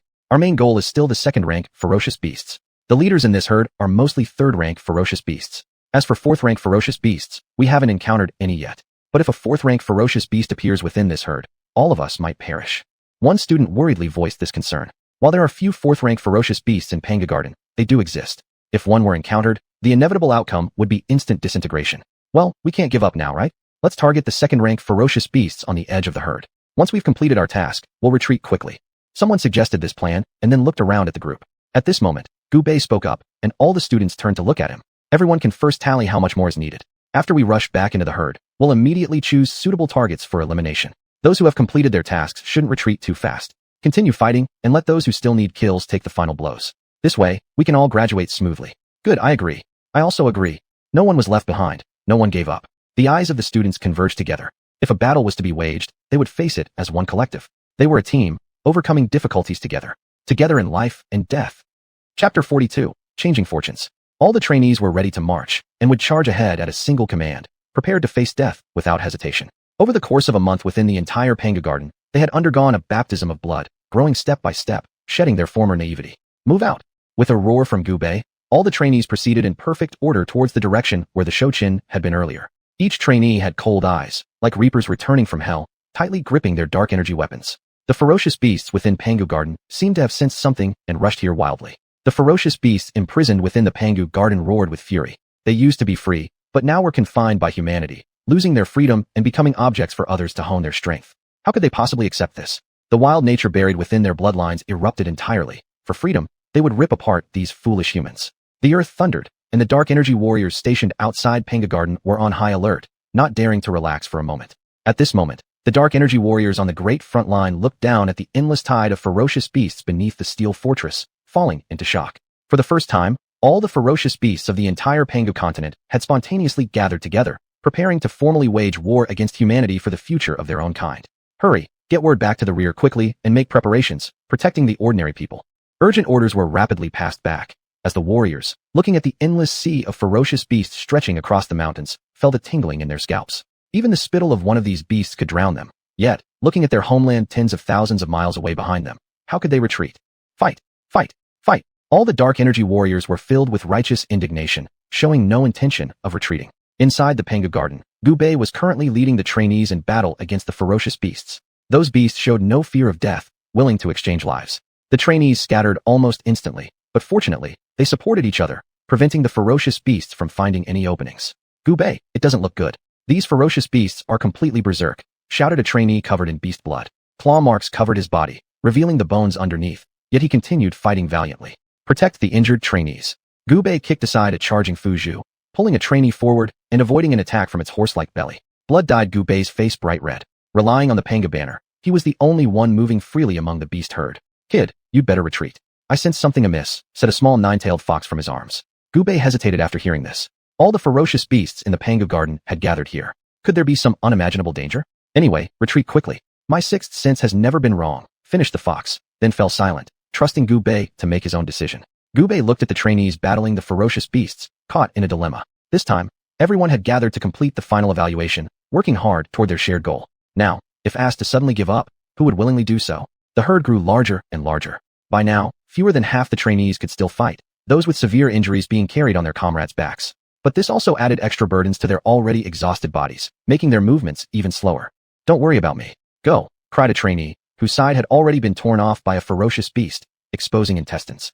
No, we leave together, replied another, despite being drenched in blood and riddled with wounds, refusing to abandon their companion.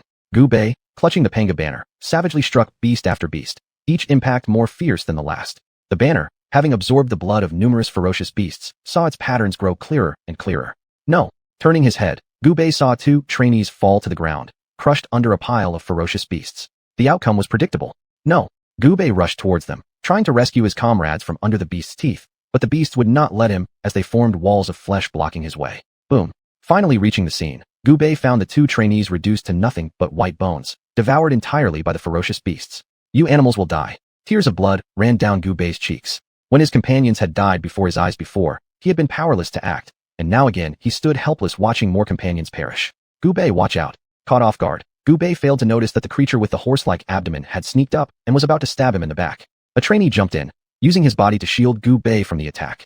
Gubei felt a surge of power pushing him onto the ground. As he slowly got up, he watched helplessly as the head of the trainee shielding him was swallowed whole by the horse-like abdomen. The creature with the horse-like abdomen stared coldly at Gubei, licking its lips as if quite satisfied with its recent meal. You all deserve to die. Gubei pointed his finger at the ferocious beast, anger building up in his chest. He looked at the trainees still fighting despite their wounds, who refused to lose the dignity of their human race. Boom. A distant explosion sounded, and it seemed as though the entire Pangu garden had cracked apart. Countless ferocious beasts from outside surged in without end. It's over. The trainees still fighting helplessly stared at the ferocious beasts rushing towards them from afar, completely losing hope. Hurry, go rescue the trainees. When instructor Xianhuan left, he specifically left behind a dark energy squad tasked with looking after this place. In case of any accidents, they were immediately to rescue the trainees. Just now, an inexplicable tide of ferocious beasts had attacked the Panga garden, tearing it apart entirely. Seeing their fallen dark energy warriors, the dark energy squad quickly sprang into action. The ferocious beasts covered mountains and fields, far exceeding the total number originally within the Panga garden. The ferocious beasts roared furiously. That was their joy at seeing imprisoned companions released, and their anger over the dignity they'd lost while confined by humanity. Can everyone fight on? Gubei asked between gasps for breath, while the surrounding trainees struggling to stay strong answered in unison. We can. Fight to the death. Gubei grinned, finding it quite an honor to die alongside so many companions. Brothers, charge. Gubei took the lead, attempting to lure as many ferocious beasts as possible toward himself. But the numbers were too great, and before long they were completely submerged by the sea of beasts. At this point, the small nine-tailed fox could no longer remain hidden. It emerged, transforming instantly to several dozen zhang in size, placing Gubei on its back.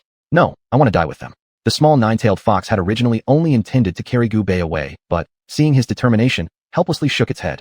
Turning back, it spat out a crimson, demonic flame, driving away the ferocious beasts surrounding them. When the trainees saw such a massive nine-tailed fox, they were stunned speechless. Fortunately, however, the nine-tailed fox did not harm them, instead placing them on its back as it charged towards the exit of the Panga garden. After breaking through the herd, the small nine-tailed fox traveled dozens of miles until it spotted unknown humans ahead. It then placed these trainees down, transforming into a streak of white light and diving back into Gubei's embrace. Chapter 43, The Abnormal Counterattack of Ferocious Beasts. Stop. The leading dark energy warrior stopped, looking at the 19 students lying on the ground, a horrifying sight. There was almost no intact place on their bodies, covered in blood everywhere. Captain, should we continue to go deeper? The leading man, facing his teammates' inquiry, looked towards the distance. A dense crowd of ferocious beasts had already followed, leaving nothing alive in their wake. He gritted his teeth and said with hatred, "Retreat." This decision was extremely difficult, but for the sake of his teammates and these surviving students, he had to order the retreat. The Dark Energy team members carried these students on their backs and headed towards the prearranged location. This abnormal rebellion of ferocious beasts even saw unknown beasts breaking through the front lines and attacking the Panga garden, making everything unclear. At the great front line, Facing wave after wave of attacks from the ferocious beasts, the Dark Energy Warriors suffered heavy casualties. Even though the Dark Energy Warriors' abilities were much higher than those of the ferocious beasts, they couldn't withstand the overwhelming numbers. Now, one Dark Energy Warrior had to deal with dozens of ferocious beasts at least, dying at any moment if they weren't careful. Hurry, hold your ground. Absolutely do not let the ferocious beasts pass. The voices of the Dark Energy Warriors were hoarse, their throats nearly torn apart, yet it remained useless. The front line had already fallen. A sea of ferocious beasts swept in, blocking out the sky and sun. This was the first large-scale counterattack by ferocious beasts since humanity's counteroffensive 3 years ago. This time, the number of ferocious beasts broke all limits. What could humans use to resist? At this moment, the human residential areas at the back exploded into chaos. The news of the approaching ferocious beasts spread like an epidemic, causing people to flee with their families everywhere, the order of past days collapsing instantly. Even though the government organized a large amount of manpower and resources to start evacuation and transfer operations, the nightmare of the slaughter of 3 years ago by ferocious beasts still lingered in the hearts of the surviving villagers. Originally, everyone thought that the ferocious beasts could be wiped out in one fell swoop. So how did they end up being counterattacked? People were confused. But there wasn't much time now to dwell on these questions. Simply surviving was their greatest expectation. Hurry, urgently contact other nations' dark energy combat teams for support. In a short period, the Huaxia defense lines faced the greatest surge of ferocious beasts ever seen. Tens of thousands of miles of defensive lines resisting with all might, but ultimately were unable to halt the advance of the ferocious beasts. The ground was covered with bones, every single one a fine son who had fought bravely for home and country, dying in battle for the homeland. The ferocious beasts continued their march in groups, the distance to the human living areas no longer far. Gubei watched the dark energy warriors who had taken them away. He wanted to speak, but the severe pain in his throat prevented him from making any sound. He slightly lifted his head and glanced towards the direction of the beast herd, the place where many brothers had perished. Tears uncontrollably streamed down his face. In such a cruel world, just surviving had truly become a luxury. The captain of the leading dark energy combat team looked at Gubei, sighed deeply, and said nothing. Ever since the day the Halley's Comet arrived and the mountains and seas changed, deaths have never ceased. He had seen too many life and death scenarios, his nerves becoming numb. Perhaps one day he would also be like those deceased brothers, but what was there to fear? Fate was determined the day he chose to become a dark energy warrior. It's just that the opponent has changed from humans to ferocious beasts, ultimately impossible to avoid. That rescue dark energy small team left after sending Gubei and the other students to the designated location. Now, with the great counterattack of ferocious beasts, all available dark energy warriors had been thrown into the fight. The war machine had already started. Gubei lay on the hospital bed, listlessly staring at the ceiling. There was only him in the ward, and the little nine-tailed fox no longer hid, coming straight out. Boy, when will you give me the divine blood? The little nine-tailed fox's face was full of excitement. As long as it obtained the divine blood, it could successfully transform its form. Pairing it with the earth spirit heart inside, the thing within its body could also be unlocked. Gubei didn't answer. He didn't want to deal with anyone right now. Seeing his dejected demeanor, the little nine-tailed fox didn't bother disturbing him anymore and directly slipped out of the room. Not long after, the little nine-tailed fox returned to the room. Different this time, its mouth held 2 chicken legs. It placed one chicken leg beside Gubei while eating the other voraciously itself. Gubei watched all this, feeling a wave of warmth in his heart. Boy, eat well, then you'll have strength. The little nine-tailed fox had already finished eating the chicken leg in its claw, gazing greedily at the one beside Gubei. Gubei smiled and handed over the chicken leg next to him. You eat it. The little nine-tailed fox didn't hesitate, picking up the chicken leg and starting to eat. Gubei sprang up from the hospital bed and quickly got dressed. Seeing him like this, the little nine-tailed fox was rather curious. Why wasn't this guy resting to heal his wounds? What did he plan to do? Come with me to a place. The little nine-tailed fox didn't ask much. It quickly finished the chicken leg in its mouth and followed along. Gubei took the little nine-tailed fox to instructor Xiaohuan's laboratory. Since Gubei often visited here, the dark energy warriors responsible for guarding allowed him to pass through. Seeing the strict defense, the little nine-tailed fox was quite curious about what might be inside. Don't touch anything else. After entering the lab, the little nine-tailed fox was stunned. It had never imagined that humans' collection could be so extensive. Driven by curiosity, it wanted to feel every item, but since Gubei had already warned, it became more disciplined. Gubei rummaged through cabinets and finally found the Pangu continent map tablet. What is this? The little nine-tailed fox looked at the tablet in Gubei's hand, brimming with curiosity. The map of the Pangu continent. Gubei softly said. He knew this artifact best. It was one he had initially pieced together. No way. If this thing is a map, there shouldn't be so many missing parts. The little nine-tailed fox laughed, then immediately covered its mouth. Gubei looked at the little nine-tailed fox. He knew that this creature was no ordinary being. It must know many secrets, only it didn't want to say. Not everything is because I don't want to tell, but because the issues involved are too enormous, it's better not to know. The little nine-tailed fox seriously said. This world concealed far too many things. Any one of them could shatter the current human view of reality. You've seen the situation outside, ferocious beasts wreaking havoc, suffering among the common people. The world originally, though not overly beautiful, most people were able to live peaceful lives. But now, Life and death are unpredictable. Endless ruins, exposed white bones, too many tragic scenes. I just want everyone to survive well. Gu Bei's eyes turned red, speaking each word with heavy emotion. Chapter 44. A true man's dignity lies beneath his knees. Seeing that the young nine-tailed fox was still unmoved, Gu Bei gritted his teeth and knelt down directly. What are you doing? The young nine-tailed fox was somewhat moved in its heart. It had probably already guessed what this person intended to do, but those things were far beyond what humans could currently handle. Planning with them was no different from trying to plant a skin off a tiger. These creatures were much more ferocious than those vicious beasts. I want to know their whereabouts. Seeing Gu Bei's firm resolve, the young nine-tailed fox paced back and forth at the same spot, its heart filled with contradictions. As an extraordinary beast, it only needed to concern itself with its own clan's affairs. Why bother worrying about the human race? However, after spending some time together, it had formed its own opinions about Gu Bei, this human. Just as the question it had once asked itself implied, perhaps there was a day for realization. The young nine-tailed fox stopped, stretching out its claw to start painting on the wall. That immensely hard wall was like clay beneath its claws. A complete map of the Panga continent appeared clearly, this map being dozens of times larger than the stone slab Gu Bei had brought out. It was then he realized how laughable so-called victories against the vicious beasts by humans were. For those vicious beasts, it was merely a scratch. In the depths of the map, the strange human country, extraordinary beast territory, and semi-god forbidden lands were clearly shown. Gu Bei let the young nine-tailed fox tell him everything about those places and recorded all of it. After finishing these tasks, Gu Bei gave a satisfied smile. However, what made Gu Bei curious was that at the very bottom of the map, there was a blank region which seemed as if it didn't exist. Where is this place? Gu Bei looked towards the young nine-tailed fox. Since the young nine-tailed fox had drawn out the entire map of the Panga continent, this area should not be blank, right? Could it be hiding some secret? God's forbidden territory. The young nine-tailed fox said quietly, as if startled. What terrifying entities could reside in a place that even a nine-tailed fox among the extraordinary beasts feared? But Gu Bei had achieved his current goal. He quickly replicated the complete map of the Panga continent, along with his notes, and handed it over to the dark energy warriors outside who were responsible for guarding this place, instructing them to submit it promptly. This chaotic era could not be stood alone relying solely on the human race. Even with the support of dark energy technology, they had little chance of winning against those vicious beasts. Other forces deep within the Panga continent, however, undoubtedly provided new opportunities for the human race. More than 2,000 years ago, the ancients of xianxia gave the most perfect answer, vertical and horizontal alliances. On the day humans rise completely, all humiliation will be avenged. Do you know how absurd your thoughts are? The young nine-tailed fox said expressionlessly. How would we know unless we try? Though vicious beasts are indeed fearsome, what we lack is merely time. Now, they can overwhelm us through sheer numbers. But what about in a few years? All members of my race have become dark energy warriors. Even vicious beasts wouldn't stand a chance. Gu Bei said firmly, with a look of conviction in his eyes. Everyone becoming a dark energy warrior? Are you dreaming? Even half-divine talent-awakened beings among the extraordinary beasts don't account for more than 1 or 2 out of 10. If humans truly became this way, there's no doubt the supreme race in this world would be the human race. The young nine-tailed fox laughed. The value of divine blood was immeasurable. Not everyone could possess divine blood. Unless, that place.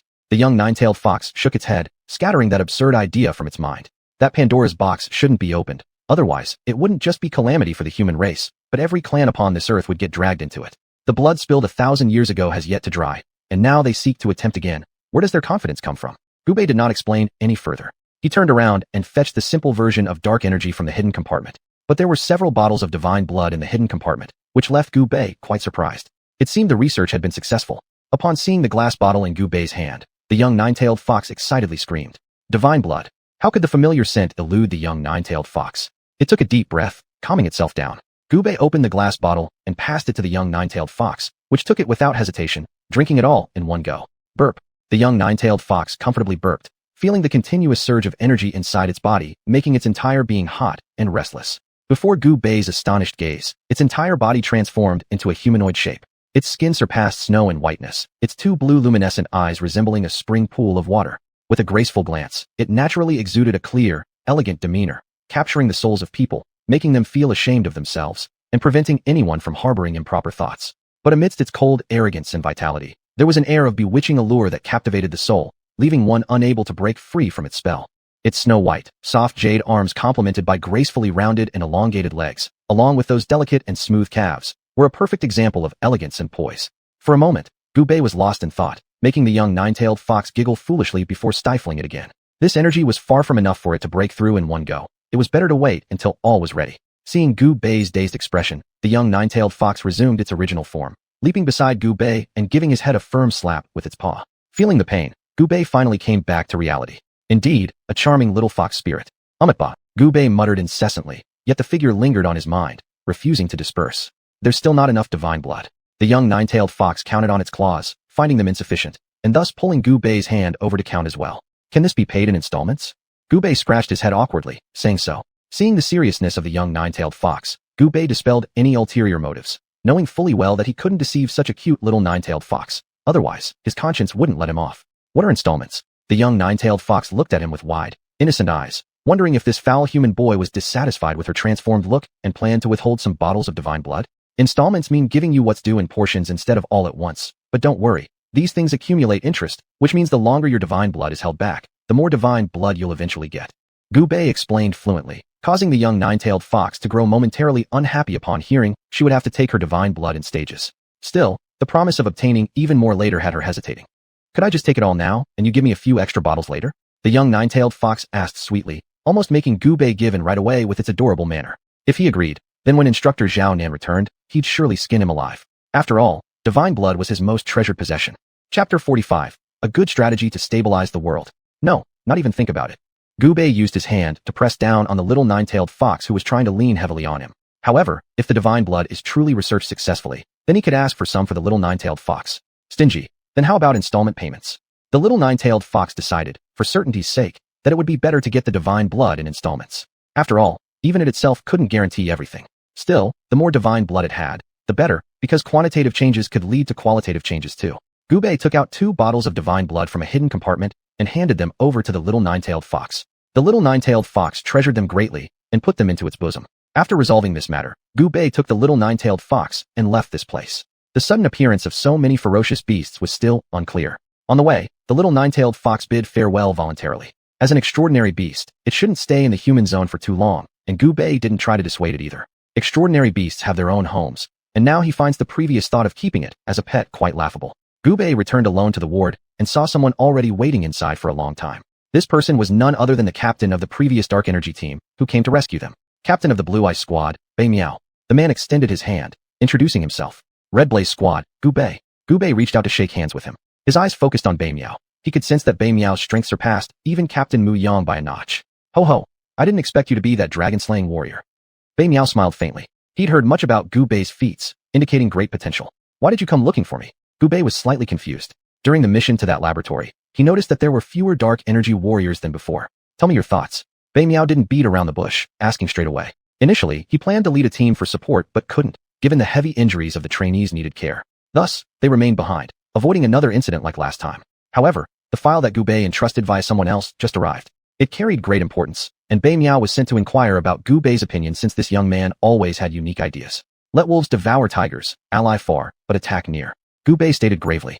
Under current circumstances, relying solely on human strength to resist these many ferocious beasts would result in a very heavy toll. More fundamentally, the number of dark energy warriors available is limited, finite forces. In contrast, the reproduction speed of ferocious beasts surpasses that of humans.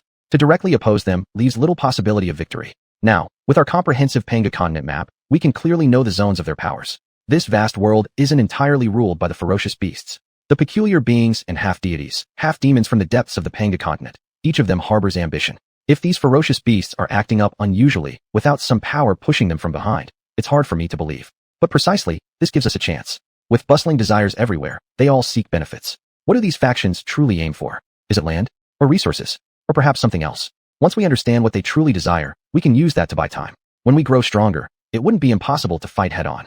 With righteous fervor, a myriad of heroic airs erupted from Gu Bei. Such turbulent times also offer him endless opportunities to showcase his lofty ambitions. Good.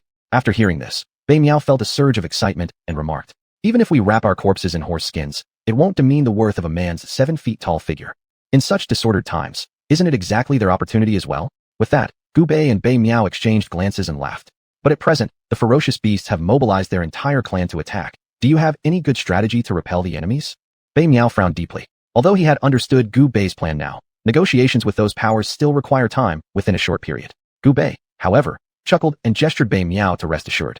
This puzzled Bei Miao considerably, but since Gu Bei didn't want to say anything further, neither did Bei Miao persist. Being a dark energy warrior meant understanding what one should know and what one shouldn't, which was a crucial skill. Thus, Bei Miao rose to take leave, with Gu Bei accompanying him outside. Walking together, night had fallen, yet sister moonlight scattered across the earth, lighting the ground brilliantly white. Do you think there's Chang'e on the moon? Suddenly, Gu Bei gazed at the moon in the sky and asked. Bei Miao followed Gu Bei's gaze towards the moon. The moon hung lonely high in the sky, appearing particularly serene and cold. Afterwards, why don't we go check it out ourselves? Now that the mythical beasts have appeared, Chang'ao probably exists as well, though she might be an old lady by now. Bei Miao told a cold joke, leaving Gu Bei awkward for quite a while. Our future as humans will be among the stars and the seas, Gu Bei said lightly. He extended his hand, and when he followed it with his eyes, it seemed like the moon was resting in his palm. Bei Miao looked at Gu Bei and helplessly smiled. After all, this youth was still nothing more than a child. After seeing off Bei Miao, Gu Bei returned indoors and quietly lay on the bed. It had been a long time since he rested so leisurely. Perhaps the progress over there wasn't smooth. Starting from the moment dawn broke, he would also set out for the front line, facing either life or death, both outcomes being unknown. Perhaps when he opened his eyes again, everything would pass, bringing with it a fleeting peace. Who could say? Gu Bei laughed slightly, then closed his eyes. Moonlight seeped through the window into Gu Bei's room, illuminating the peacefully sleeping boy on the bed. At this moment, on the roof of Gu Bei's house, an eerie creature covered in green fur crouched, staring fixedly at Gu Bei. Saliva flowed continuously down its teeth. The creature's thick fur split open to reveal two blood-red eyes, resembling those with red eye syndrome, with scales covering its hands and feet. Pure divine blood, a fellow kind. The strange creature muttered to itself before disappearing once again as if it had never appeared. In the mysterious depths beneath the Bermuda Triangle's sea floor, hundreds of pyramids emitted dim glows. Afterwards, one by one, flying saucers emerged, burst through the water surface and ascended into the sky, vanishing soon after. Under the mysterious Antarctic ice cap, vast spaces spanning hundreds of thousands of zhang were scattered with various sizes of buildings. Their civilization levels were already much higher than Earth's. Suddenly, alarm bells rang out, prompting hundreds of aircraft to soar up and disappear into the skies. Within the xianxia region of China, several strange creatures emerged, their appearances akin to that of wild men. Every step they took left deep footprints on the ground. These strange creatures gazed at the outside world, their bodies trembling as though they were wanderers returning home. Chapter 46. The aftermath of driving the wolf to swallow the tiger.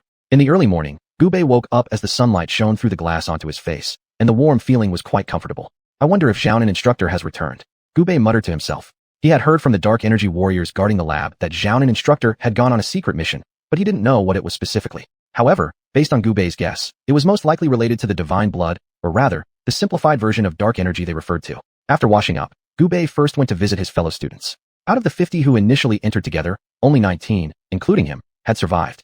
Everyone was in a heavy and oppressive mood, silently without words. After consoling each one of them and walking out, bathed in the sunlight, his shadow was stretched very long. 3 years ago, humanity's proactive counterattack did yield good results. Most of the territories originally belonging to humans were recaptured, and even the edge of the Panga continent was occupied, where great frontline defense fortresses were built.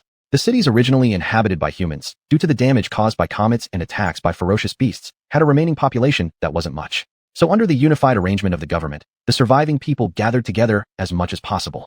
Due to geographical reasons, 9 major settlement areas formed in China, named respectively as Tian City, Di City, Feng City, Lei City, Shui City, Hua City, Shan City, Zhe City. In the central area of these 9 major settlement areas lies Tiangong City, the main base of China, also known as the rear area. The 9 settlement areas are all interconnected, collectively defending the central main base, Tiangong City. To prevent attacks by ferocious beasts, many protective facilities have already been constructed within the major cities, but the shadow left by the ferocious beasts in the hearts of the people is still difficult to dissipate. The city Gu Bei is currently in is Hua City. This is the city closest to the great front line, and once the front line collapses and the ferocious beasts attack, the entire Hua City would be the first to bear the brunt. Walking on the street, the bustling scenes of daily life have disappeared, replaced by the cacophony of people constantly purchasing supplies in the surrounding malls and supermarkets. As Gu Bei aimlessly wandered, a familiar figure in the distance stirred up his memories. That man now wore mechanical prosthetics, but the ruggedness on his face couldn't conceal his presence. Gu Bei approached the man. Are you? The man didn't recognize the stranger before him, looking at Gu Bei curiously. The kid who saved you back then. Gu Bei smiled slightly. Captain Muyang had said then that this man should live on strongly with guilt and regret. It was evident now that the man wasn't living happily. Oh, it's you. Li Juanxi's lips curved into a bitter smile. The young boy who had saved him 3 years ago had grown so big now that he could barely recognize him. He wanted to say something to this savior, yet didn't know what to say. Looking at Gu Bei reminded him of his cute daughter. If she were still alive, she'd have grown into a little girl now. I just came over here to take a look. Never thought I'd bump into you. Gu Bei said lightly, realizing that the man was repenting for the mistakes he made back then. Is Muyang doing well? Li Juanxi asked concernedly. If there were anyone close to him left in this world now, perhaps it was only Muyang. Although he used to hate him bitterly, everything has passed now. By the time he understood everything, regretting it was too late. Yeah, the captain's fine. Gu Bei answered verbally, but inwardly wondered, Captain, where are you now? Li Juanxi obtained his answer, turned around, and left stumbling away. Since the moment he made that choice back then, all outcomes were set. Perhaps years later, in some dim room, someone might suddenly find an old corpse, possibly one of them being him. Gu Bei continued to walk aimlessly, watching the hurried passers-by, reminiscing about his home and his parents. Where exactly is the land that imprisons the heavens, and why are his parents there? All of this is like a puzzle enveloping himself. At the great front line, little nine-tailed fox stared at the thousands of exposed skeletons outside, losing itself momentarily. Would the tragedy of 1,000 years ago replay again? It then looked behind, towards the direction where Gu Bei was. Kid, you must survive. Little nine-tailed fox disappeared into the depths of the Panga continent without looking back. No one knew where it had gone. Hordes of ferocious beasts surrounded Hua City, the situation in other cities being not much different. For humanity, the circumstances this time were exceedingly difficult. How about it? Have you made contact? The dark energy warrior in charge of communications paced anxiously back and forth, but the situation remained unchanged as it had been for several days. Signals for support from all quarters seemed to have vanished, leaving everyone on edge. At this moment, in the United Beautiful Country, one by one flying saucers suddenly appeared in the sky. Scattered lasers shot out, slicing through the bodies of the ferocious beasts. Great, our reinforcements have arrived. The dark energy warriors below cheered, having long heard rumors of their collaboration with aliens, yet never expecting them to be true. As the ferocious beasts were scattered before the alien flying saucers like a mantis trying to stop a cart, the citizens within the city erupted into jubilation. Mom, look, it's a flying saucer. A mother held her young child while gazing at this brutal scene. No, child, they are saviors sent by God. The mother said to her child, who wore a confused expression. The flying saucers swept through, driving away the ferocious beasts that had invaded the city. Subsequently, brilliant beams of light descended upon the earth, blinding everyone present. After the light dissipated, the ferocious beasts had vanished without a trace. People celebrated their narrow escape from calamity, yet amidst the joyous laughter lingered an undercurrent of sorrow. For when the light faded, numerous children from many households had disappeared, as if evaporated into thin air. Child, where are you? Parents cried out in anguish, but no amount of effort yielded results, and the government maintained complete silence over the matter. The people, though seemingly aware of something amiss, could do nothing but yield to the survival opportunity presented before them. Ferocious beasts began attacking Hua City one after another. Upon receiving the message, Gu Bei immediately rushed to offer support. Could it be that the method is no longer effective? On his way to provide reinforcements, Gu Bei reflected inwardly. Yet how could he have understood then that in urging the wolf to devour the tiger itself was hardly a simple opponent? Chapter 47. Building a new great wall with blood and flesh. Beneath the 100-zhang high steel wall, the sharp claws of ferocious beasts scraped against it, emitting a zzz sound, incredibly grating. On top of that wall, the dark energy warriors responsible for guarding the city kept swinging their weapons, battling with the ferocious beasts charging up. Brothers, we must absolutely not let the ferocious beasts cross over our bodies. The dark energy warriors roared in anger, one person taking on numerous ferocious beasts. Those whose strength waned, once targeted by the beasts, immediately had dozens of them surround and rip them to shreds. Boom, boom, boom. Some dark energy warriors unwilling to become beast fodder chose to self-detonate rather than let themselves be consumed, trading their lives for theirs. Blood sprayed everywhere, bones and flesh flew about. Even if one went to hell, it wouldn't compare to even a fraction of this grim scene. Gu Bei swung his Pan-Gu banner, reaping the lives of these ferocious beasts. He regretted only having 2 fists against so many hands. Seeing Gu Bei's extraordinary brutality, with numerous carcasses of ferocious beasts lying beneath his feet, even the beasts felt fear. Roar! The sound shook the heavens. All the ferocious beasts in front of Gu Bei were hurled away as a creature resembling a leopard with a human-like head emerged. Its single eye was intimidating, and its ears resembled those of a bull. Be careful, this is the 5th-rank ferocious beast, Xuanhuan, warned a dark energy warrior. They had encountered such a beast before at the front line, resulting in many casualties. Gu Bei nodded. This was the first time he was directly confronting a 5th-rank ferocious beast, and he was somewhat flustered. Gulp. Swallowing down his saliva, Gu Bei stared unwaveringly at the Xuanhuan opposite him, sweat dripping from his hand, holding the Pan-Gu banner, scattering across the floor. With an ear-piercing roar, the Xuanhuan charged toward Gu Bei, its long tail sweeping horizontally through the air. A dark energy warrior hit by the tail was sent flying into the wall, blood spilling out of his mouth, showing that his internal organs had ruptured. Everyone, be cautious. Try to avoid the Xuanhuan, another dark energy warrior warned. Due to the overwhelming number of ferocious beasts, their attempts to aid teammates were intercepted. When the Xuanhuan's long tail attacked, Gu Bei leaped over it just in time. The tail directly struck the steel wall, leaving a half-meter deep mark, a horrifying sight. Gu Bei hesitated for a moment. If he had been hit, he would have surely perished. Gu Bei, be careful. In that brief moment of distraction, the Xuanhuan launched a physical attack, aiming its claws at Gu Bei's head. If hit accurately, it could have cleaved his skull open. Seeing Gu Bei's perilous situation, Bei Miao endured several painful strikes from the ferocious beasts and jumped over to kick Gu Bei away, avoiding the Xuanhuan's claws. But the price was himself being engulfed in the Xuanhuan's relentless attacks, trying to dodge while hoping to wear down the Xuanhuan's stamina. Only then could they collectively bring it down. Otherwise, fighting alone against this Xuanhuan would be quite difficult. Although Bei Miao's abilities had reached the pinnacle of the 5th rank, facing the Zhu Jian with both speed and strength still made the battle exceedingly troublesome. Boy, don't linger. Seek your mission to kill, Bei Miao reminded in a spare moment. In large-scale battles like this, one must rely on personal capability to deal severe blows to the enemy's general forces, thereby disrupting their combat morale. Once the team gets scattered and chaos erupts, one defeat can affect others. On the battlefield, everyone, like startled birds, is on edge, and so are the ferocious beasts. Ordinarily calm-natured beasts in this massacre would have extremely unstable dispositions, becoming potential points of explosion. Gu Bei immediately understood Bei Miao's intentions and nodded. Like a wolf entering a land without resistance, the ferocious beasts below second-tier peak hardly had time to react before being blasted dead by him. Gradually, ferocious beasts around Gu Bei began to slowly retreat. At this point, Gu Bei was akin to a bloody-soaked demon king, his gaze cold. Under the icy stare of his eyes, the ferocious beasts trembled. Other dark energy warriors also put in effort. After sacrificing half their numbers, everyone united to repel the first wave of ferocious beasts' assault. Looking at the waves of ferocious beasts under the tall walls, waiting for the next battle, the dark energy warriors helplessly shook their heads. There are too many, more than ants. Despite the despair in the hearts of the dark energy warriors, behind them were their homes and families. To push forward meant stepping over their corpses first. Gu Bei took a sip of water and picked up a towel to wipe off the blood on his body. The strange smell of these ferocious beasts' blood, under the scorching sun, emitted a peculiar odor. The dark energy warriors scrambled to seize this opportunity to replenish their physical functions, while the ordinary soldiers came forward to carry the wounded dark energy warriors away. Seeing the dark energy warriors standing at the front line, bleeding and crying, many ordinary soldiers shed tears as well. They lamented that they could not awaken their own dark energy. Otherwise, they would surely join these brothers in battling the ferocious beasts.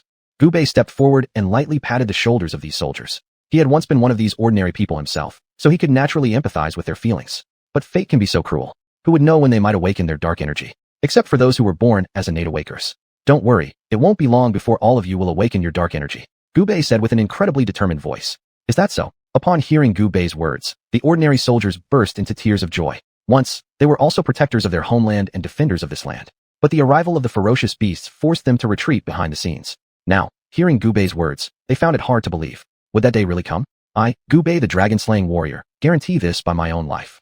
Gu Bei raised his hand, and everyone turned their eyes towards him. He loudly proclaimed, even if it meant losing every last drop of his blood, he was willing. As long as they held on until that day when all the citizens of Huaxia could awaken their dark energy and become dark energy warriors themselves, each one able to use their power to defend their homes and loved ones. How I envy Muyang having teammates like that. Bei Miao looked at Gu Bei surrounded by admiring gazes and said enviously, at this critical moment of life and death, the dark energy warriors used their blood and flesh to build a new great wall, protecting the common people within the city. Even though every single dark energy warrior was one of the few precious resources of their country, in this moment, every dark energy warrior acted without hesitation, disregarding their own lives. Chapter 48, The Crisis of Huaxia. Huaxia, the city of fire. The once bustling city was now nearly deserted. On the edge of the city, fierce battles between the beasts and the dark energy warriors continued on the towering steel walls. The sun mercilessly scorched the earth. Blood gathered into streams, slowly flowing, while the corpses of the fallen beasts and humans lay scattered. A strange smell lingered in the air, making people feel nauseous. Gu Bei and the remaining dark energy warriors watched vigilantly over the beasts below, stuffing food into their mouths to replenish their lost strength. Under the steel wall, the beasts gathered the bodies of the scattered dark energy warriors and began their grotesque feast. Beasts! The dark energy warriors who witnessed it all gnashed their teeth in anger, furiously pounding on the steel wall with clenched fists, filled with endless bitterness. These were their comrades in arms, whose remains had been turned into beasts' meat after death. If they survived this ordeal, they did not know how to face the wives and children, parents of these fallen brothers. Some of the dark energy warriors could no longer bear it. They wanted to rush down and retrieve their comrades' bodies. But they were stopped by their fellow warriors. Although they were also heartbroken, going down would only add more casualties. Let me go? I'll bring him back, one cried, his voice heart-wrenching. Bei Miao approached that warrior and slapped him hard across the face. That warrior quickly calmed down, dazedly looking at the scene before him. Don't cry like a coward, Bei Miao said before walking away. Gu Bei had witnessed everything but remained silent. Had those corpses been teammates from Qi Yin's squad, he would have reacted just as emotionally as the crying warrior. Humans are not insensate objects, and who could be devoid of feelings? Xuanhuan instructor, if you don't return soon, it will be too late, Gu Bei muttered, gazing toward the direction of Tiangong City. The mysterious location of the dark energy stone mine was extremely bizarre.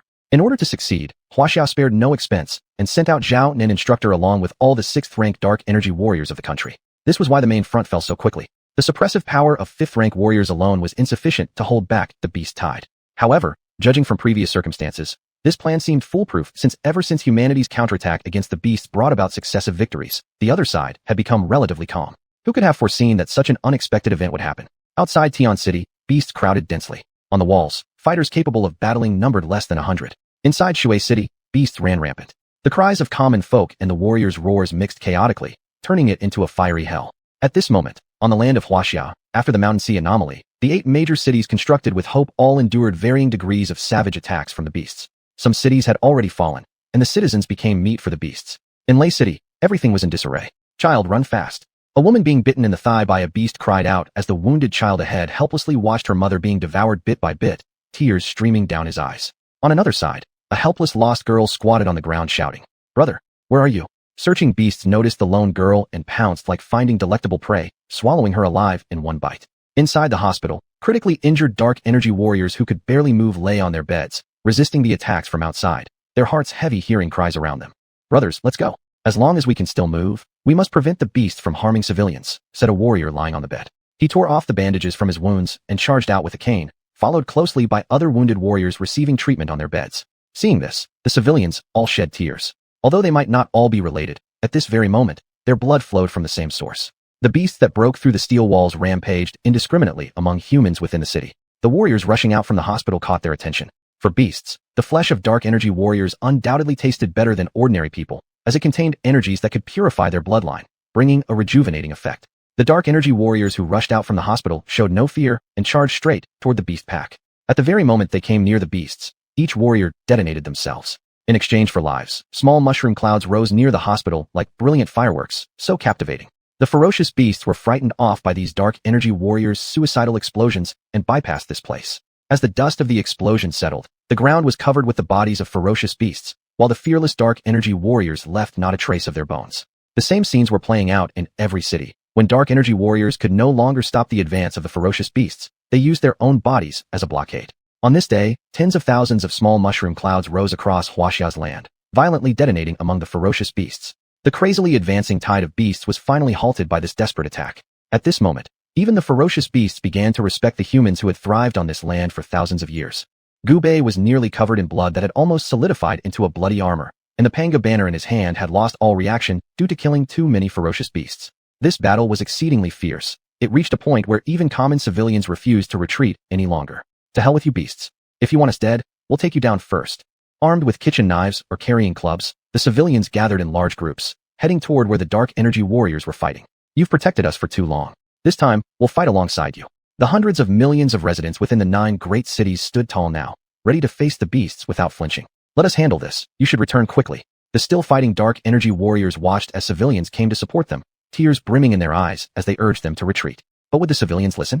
Every single dark energy warrior here was someone's child. Now, risking their lives for others. How could the civilians live peacefully without helping? So what if we die? 30 years later, we'll still be tough men. A man laughed loudly as he charged forward first. His wife, children, and parents had all been killed by the ferocious beasts.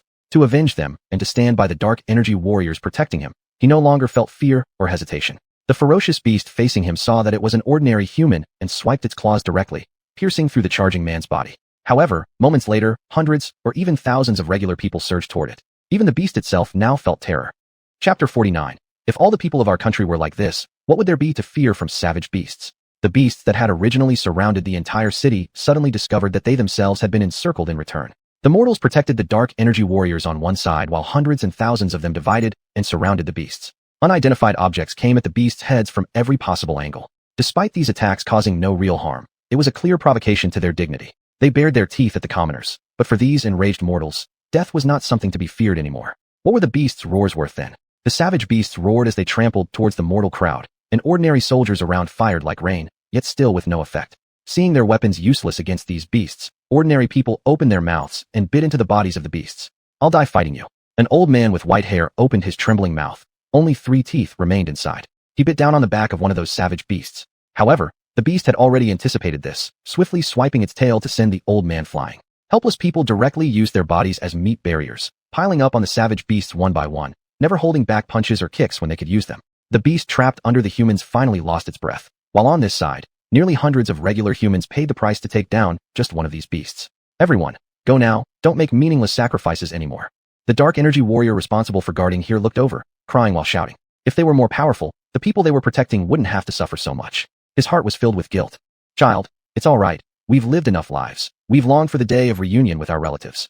An old grandma smiled at the weeping dark energy warrior, then shakily rushed forward. At this moment, facing fierce savage beasts, the people had no fear or dread. That nightmare that had hovered over people's hearts for 3 years was completely dissipated now. No matter how savage they seemed, in the end, they were just wild beasts, albeit ferocious ones. Since the human race began surviving and multiplying on this land 10,000 years ago, dangers encountered have been countless, and this didn't even compare. On the wall of Fire City, bodies piled up. Finally, Gu Bei fell, having exhausted himself battling beasts far superior in numbers and power. Inside the city, citizens fought fiercely against the creatures. Watching these scenes, Gu Bei saw both tragedy and beneath it, limitless hope.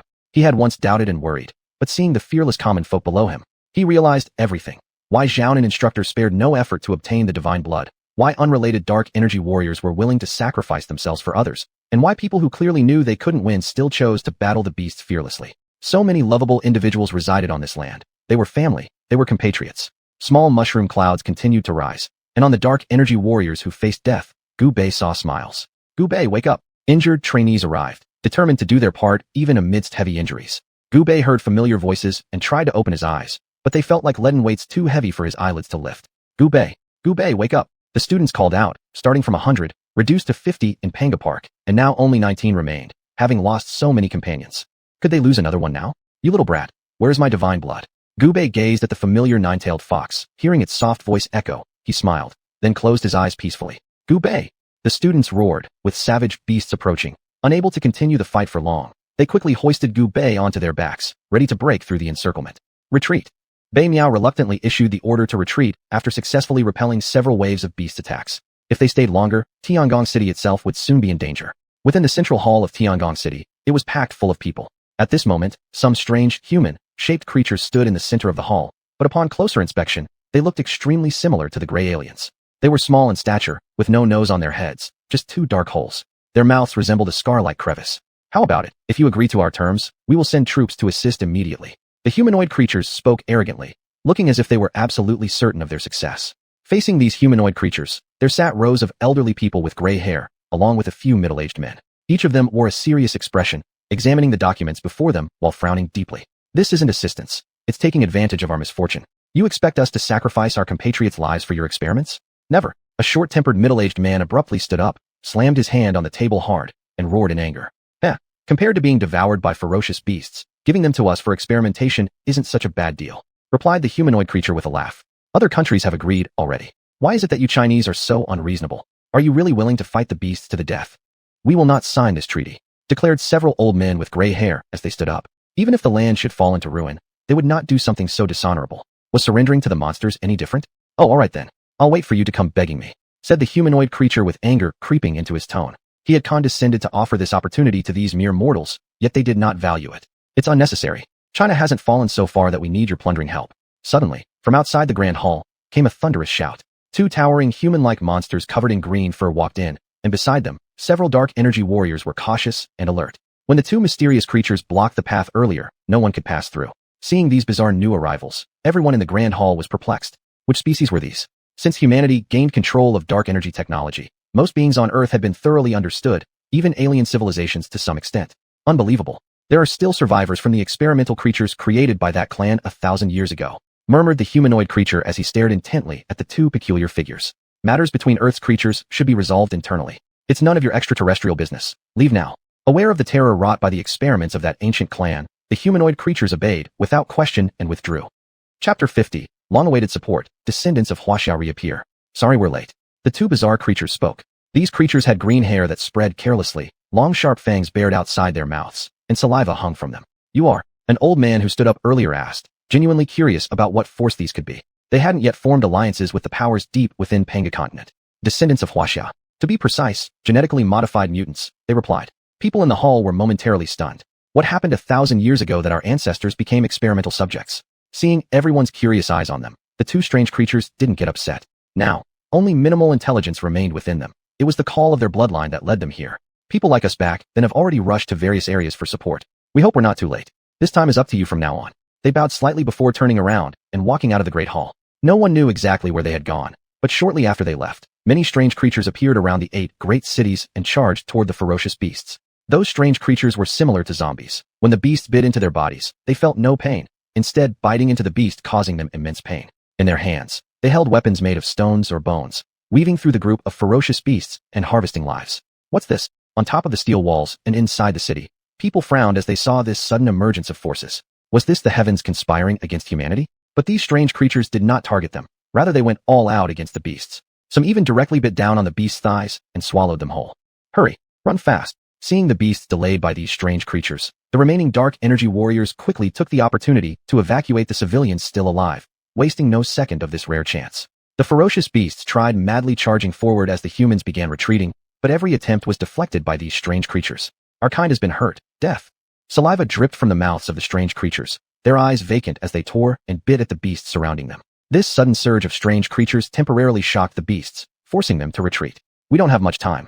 Two strange creatures who had appeared earlier in Tiangong City reminded those within the city. Upon hearing this, the surrounding strange creatures launched even more frenzied attacks, knowing once the time elapsed, they would return to their previous unconscious state. Seeing the strange creatures continue advancing, the beasts started retreating further, ultimately heading toward the outskirts of the city. Though human reinforcements came too fast, they had now understood humanity's strength and prepared accordingly for potential counterattacks.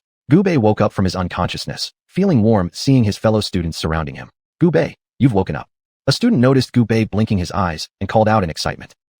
Gubei nodded faintly, acknowledging the statement. His whole body ached, and if there were a bed right here, he thought he might sleep for several months. How's the situation now? Gubei asked worriedly. If the 8 major cities fell, then Tiangong City would face the brunt of the ferocious beasts' onslaught. As long as Tiangong stands, Huaxia remains. Strange indeed. Unknown where they emerged from, a large army of strange creatures engaged with the ferocious beasts, relieving much pressure on us. One student narrated, adding that without the timely interference of these strange creatures, he himself might have been torn apart by the animal hordes. Strange creatures? Gubei felt utterly bewildered. Just what power was this? Attempting to rise, the muscle soreness forced him back down. Gubei, rest for now. A nearby companion cautioned. You need to regain strength to fight those ferocious beasts. This newly emerged mysterious force helping us seems suspicious. I worry about raising tigers to become a future menace. Gubei exclaimed passionately. In times of crisis, any force may try opportunistic raids. Few assist with sincere hearts alone. That kid. Bei Miao walked over, exasperated. Behind him trailed 5 dark energy warriors. The students immediately greeted them warmly, knowing full well that their survival back from Pangu Garden owed significantly to these few. I just went to test those strange creatures, and they seem to have a mysterious sense of closeness to us. A sense of closeness? The students widened their eyes, not believing that this word came out of Bei Miao's mouth. No, it seems like I've seen them somewhere before. Gubei seemed to remember something and began searching frantically on himself. This left everyone present thoroughly puzzled, as these strange creatures had just appeared.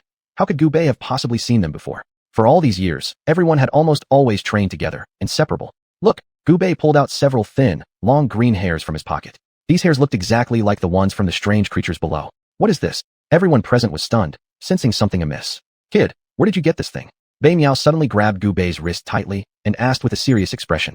Gubei lowered his head, thought deeply for a while, then slowly replied. It was an incredibly mysterious place. I don't know where it is, but I've stepped into there countless times in my dreams. I brought this thing back from there during one of my dreams. Incredibly mysterious place. Bei Miao kept muttering under his breath. He had carried out many secret missions in the past, encountering places so strange they surpassed his understanding. However, he didn't know which place Gubei was referring to. Upon closer consideration, none of the places he had been to featured such bizarre creatures as those described. Well, no point digging deeper. Bei Miao waved his hand. This world was far too mysterious, much exceeded the imagination of common people. If even he was just an ordinary mortal, he might never uncover the hidden truths.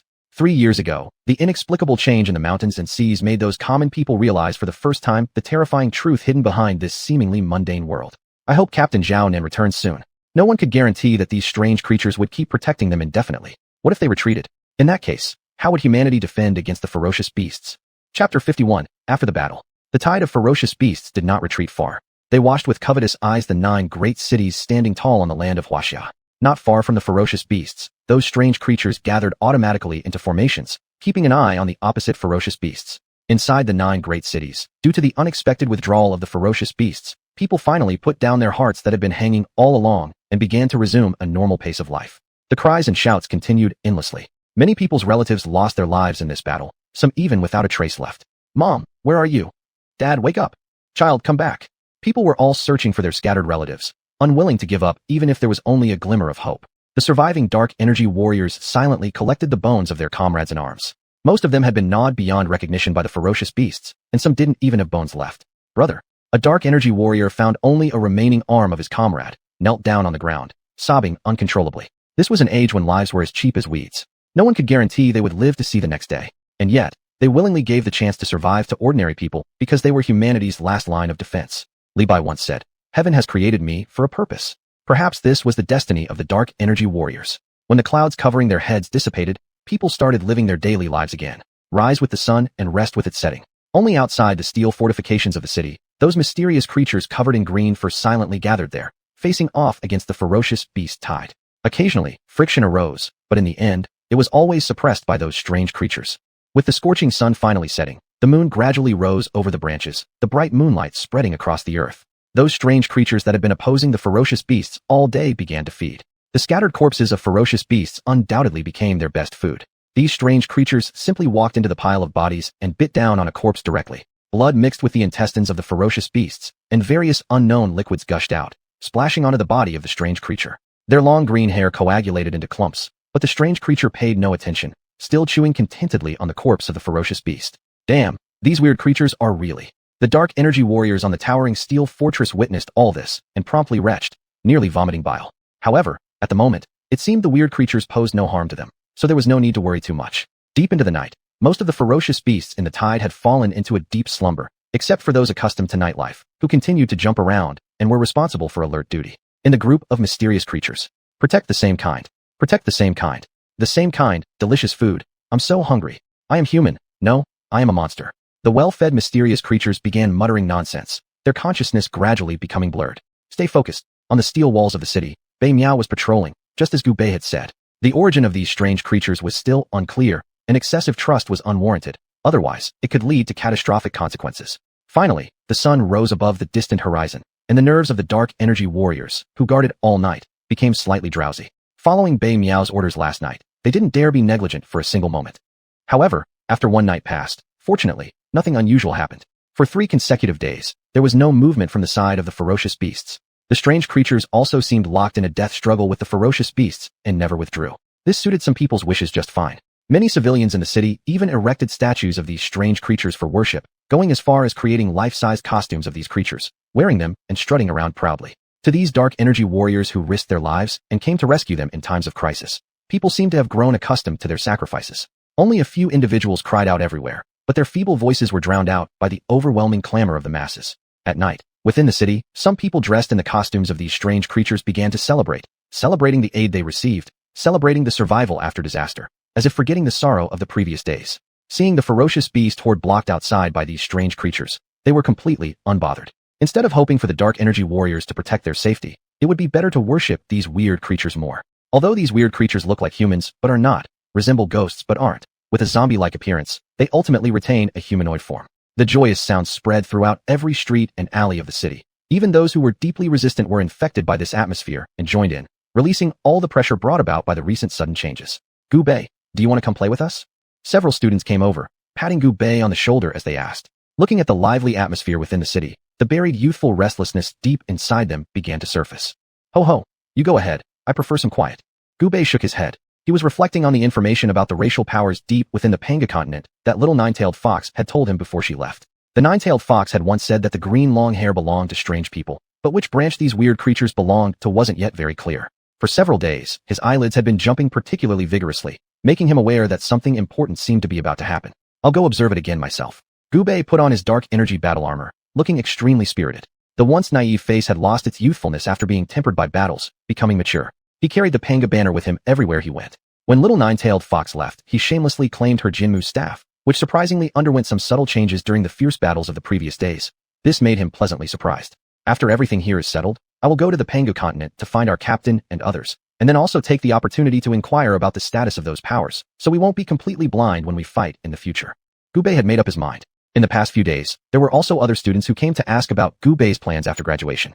Gu Bei did not conceal his intentions and revealed them, much to the surprise of the students. However, they already had their own plans set. After graduation, they would head to the Heaven-grade Dark Energy Combat Team for training, rumored to offer a great chance to enter the mysterious God-grade Dark Energy Combat Team. Chapter 52, Memories. Kid, if you're not here for the commotion, then why are you here? Looking at Gu Bei climbing up the tall fortress wall, Bei Miao chuckled. I'm just not at ease and decided to check things out. Also, I'm getting older, so I don't really like the crowd much anymore. Gubei put the foxtail grass he had plucked on his way into his mouth, savoring the bitter taste of this green grass. His short hair fluttered in the wind, revealing those pitch-black eyes. What a pretentious act from someone your age. Bei Miao grinned, tapping Gubei's head lightly before roughly ruffling the youth's dark locks. The two propped their hands on the stone parapets of the steel wall, gazing at the blackness in the distance. You want to smoke? Without waiting for an answer, Bei Miao pulled out a pack of cigarettes and casually handed one over to Gubei while asking. Seeing Gubei shaking his head, Bei Miao smirked and placed the cigarette in his own mouth. How nostalgic. This taste brings back such wonderful memories. Bei Miao took a deep puff, unable to resist expressing his satisfaction, looking extremely comfortable and contented. Gubei glanced at the unlit cigarette in his mouth with confusion. Didn't this man know that the cigarette hadn't been lit yet? Don't have a lighter? Though it was hard to hold back, Gubei still reminded him. But Bei Miao acted as though he didn't hear it. Kid, do you believe that souls exist after people die? Realizing that Bei Miao wasn't going to pay attention to the cigarette situation, Gubei kept silent, silently gazing at the ink-like night sky dotted with a few stars. Maybe there is. Gubei paused, pondering before answering slowly. This single word, maybe, carried all his hopes for something better, as well as his unwillingness to let go of something buried deep within his heart. Haha, she used to say that too. Every time I placed a cigarette in my mouth, she'd snatch it away furiously, trampling it underfoot and giving me a stern lecture. Bei Miao said, smiling, but the weathered eyes filled with redness betrayed his inner turmoil. What happened later? Gubei disliked those kinds of storytellers who stop halfway through their tales. They were like authors who abruptly discontinue their stories midway through. Later, she became one of those stars in the sky, watching over me all the time. That's why I dare not light the cigarette in my mouth. I'm afraid she'll see it and worry about me again. Bei Miao, the captain of the elite Tian-class Dark Energy Squad, and a Dark Energy warrior of the 5th stage of Transcendence, now looked like a child. He bowed his head, crying silently with no hint of composure left. Fortunately, other than Gubei, no one else passed by. Otherwise, if the other Dark Energy warriors saw, it would certainly become big news. Gubei's extended right hand hung frozen in the air. He had no idea how to console this battle-hardened man. At this moment, Bei Miao lifted his head and smiled, as if nothing had ever happened. He took the cigarette out of his mouth, threw it on the ground, and crushed it with his foot several times before turning around and walking away. As soon as his figure disappeared from Gubei's sight, a warning voice came from him. Kid, whatever happens, you keep tonight's events between us. Otherwise, you know what will happen. On the iron fortress wall, Bei Miao's figure had already vanished without a trace. Gubei stared at the empty wall, rolled his lips disdainfully. Truly, this was an unexpected disaster. Perhaps because standing for too long had tired him, Gubei jumped onto the battlement, letting his legs dangle freely as he enjoyed the cool night breeze. In the blurred distance, faint sparks occasionally flickered, accompanied by the distant chirping of cicadas, making the atmosphere incredibly soothing. This familiar feeling made Gubei feel as if he had returned to his childhood.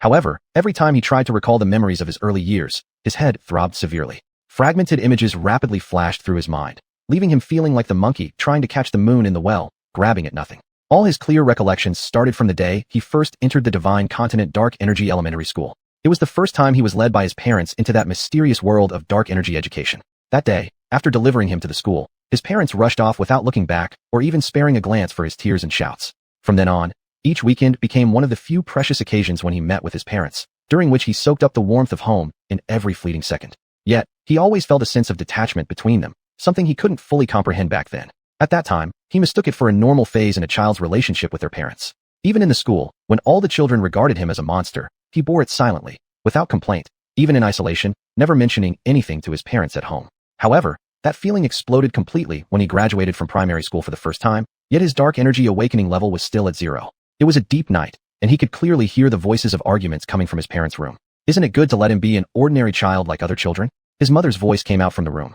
But he is not the same as us. His father's helpless voice also followed. They might never have expected that everything they said would be overheard by Gubei outside the door. Gubei turned around and silently returned to his own room, looking at the scattered Divine Continent Dark Energy Elementary School diploma on the desk. His heart burned with anguish. This was the root of all problems. Everything was only his fault. Is what we're doing really right? At this moment, Gubei didn't know that before he left, his parents were standing on the other side of the door, fully aware that Gubei had been eavesdropping outside. Not being right is how it is. After all, he is the continuation of our hope for a child. To become so ordinary, what's the meaning of his arrival? Gubei's father sighed deeply and sat down quietly on the edge of the bed. If only that once brilliant child had stayed with them. Thinking about this, tears began to fall from Gubei's mother's eyes.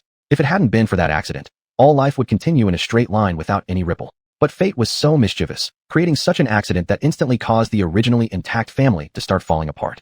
Fortunately, after despair, the light of hope began to blossom again, and that child's arrival made them feel like their son had returned. Gubei clenched his fists and fiercely pounded on the blanket a few times, then collapsed face down onto it. Am I just going to keep going like this forever? Their expectations for me. Gubei continuously questioned himself. From that point onward, the awakening of dark energy became like a demon haunting Gubei, constantly following him. The sky gradually began drizzling softly, and the raindrops fell on Gubei's face, bringing the distracted youth back to reality. Chapter 53, Blood Night. It's raining. Gubei extended his hand, caressing the drizzle falling from the sky. The rain grew heavier, but fortunately, he was wearing the new-style dark energy combat armor, so he didn't have to worry about getting soaked. However, his face was still splashed with quite a bit of rainwater. Gubei stood up and took shelter at a corner under the steel wall, avoiding the heavy rain. A few drops of water had landed on his eyelids, blurring Gubei's vision. He raised his arm and vigorously rubbed his eyes, which improved the situation. Gubei looked at his palm, and the rainwater was blood red with a faintly fishy smell. Gubei murmured in dismay and glanced toward the distance. The scattered weak lights had already disappeared, leaving only an endless pitch-black darkness. Enemy attack. Everyone be on high alert. Gubei shouted, but the dark energy warriors responsible for guarding the entire steel wall seemed to vanish without a trace, as if they couldn't hear him, leaving him all alone. Gubei pulled out the communicator, but it showed nothing but static. There was not a hint of signal left. Damn it. Why does it always fail during critical moments? Gubei frowned tightly, grinding his teeth. The fist in his hand clenched tightly, emitting snap, snap sounds. At this moment, Gubei felt something behind him, but when he turned around, there was nothing. Gubei had just turned back, and suddenly his back went icy cold, cold sweat streaming down. It felt like something was gently touching his shoulder, and he could even feel its breath. But when he turned again, there was no one there. Is this my hallucination? On the other side, amidst the bustling city, the nightly exhaustion washed away the day's fatigue, bringing quietness. Yet, you could still see some drunken pedestrians staggering sparsely along the streets. Within the Fire City, human living areas were scattered everywhere, resembling a well-placed chessboard. Despite the improvement in human living standards brought by dark energy technology, societal productivity growth couldn't avoid exacerbating the polarization of people's living conditions. In the outermost region of the human habitation zones in the Fire City, most residents were ordinary civilians, with fairly common facilities. In between these, lived the nobility and officials, whose residences were much more luxurious than those of the commoners. At the very center of the city, a few scattered large pale yellow eggs were partially buried in the ground. Inside these egg-shaped structures lay an independent mini-world, like a utopia, filled with mountains, water, flowers, grass, and also housing used for living. This place was exclusively for the residents of dark energy warriors, but it was limited to those ranked at the 6th level of transcendence and above, as well as their families. After humanity entered the dark energy era, ordinary firearms gradually became obsolete and replaced by the dark energy warriors. After all, these were walking humanoid weapons. And the 6th-stage transcendence dark energy warriors were akin to nuclear weapons of previous times, possessing extraordinary deterrence power. Not to mention 7th-stage transcendence warriors who were even more powerful. Thus, receiving such privileges seemed perfectly reasonable. However, most of the 6th-stage transcendence warriors were almost always executing mysterious missions outside, and those residing here now were mostly their families. Just then, within one of the giant eggs in the very heart of Fire City, a strange sound cut through the sky, akin to the whistling used to lure snakes, radiating from the Fire City and expanding across the entirety of Xianxia. What abundant food, my dear little ones can feast to your heart's content. Hee. A creature cloaked entirely in black robes lounged comfortably in a deck chair in the small courtyard inside the egg structure. Its scaly grayish-green fingers held a huge wine glass half filled with crimson liquid. Behind it, 5 or 6 meters away, several bodies lay peacefully on the ground, appearing to be sleeping soundly. That whistle-like sound seemed magical, making the strange creatures outside Fire City, facing fierce beasts, become dazed, all turning their heads towards the direction of Fire City. As if the nearby Fire City had become a wine emitting a fragrant aroma for thousands of miles, attracting these strange creatures. This sudden situation startled the vigilant fierce beasts, believing that these strange creatures were launching another attack. These days, they were nearly exhausted, becoming like frightened birds. However, upon seeing these bizarre creatures heading towards the human city instead, they breathed a sigh of relief. No, I am human. I don't want this. Stop. Give me control. Delicious. At this moment, among the group of strange creatures, only a few beings with half-clear consciousness woke up. Their bodies refused to obey them. No matter how much they struggled, it proved to be useless. Fire City was right in front of them. The strange creatures extended their sharp claws, and before those claws, the steel walls that were supposed to be impenetrable were like paper ones, easily pierced with countless holes. The mysterious creatures swarmed onto the tall walls used to fend off ferocious beasts, just like ants climbing all over. Not far from those walls lay various human living areas, big and small. Sniffing through the air, these bizarre creatures immediately dashed towards them. Shit. Ghost. Gubei turned around and retreated several steps out of pure fright before he could stop himself. A pair of snake-like eyes glowing with green light stared directly into his, and the icy breath from the creature's exhalation made him shudder with cold. Gubei looked at this strange being whose body was cloaked entirely in black robes. All that was visible was a pair of snake-like eyes glaring outside the robe. Who are you? Gubei adjusted his stance and prepared for a fight at any moment. But the creature didn't respond. Instead, It seemed perplexed and studied Gu Bei more intently. Then, it started walking slowly towards him. Gu Bei didn't waste any time either. As the creature advanced, he knew it wouldn't end well. He sprang up with forceful legs and executed a spinning kick in midair directed at the creature.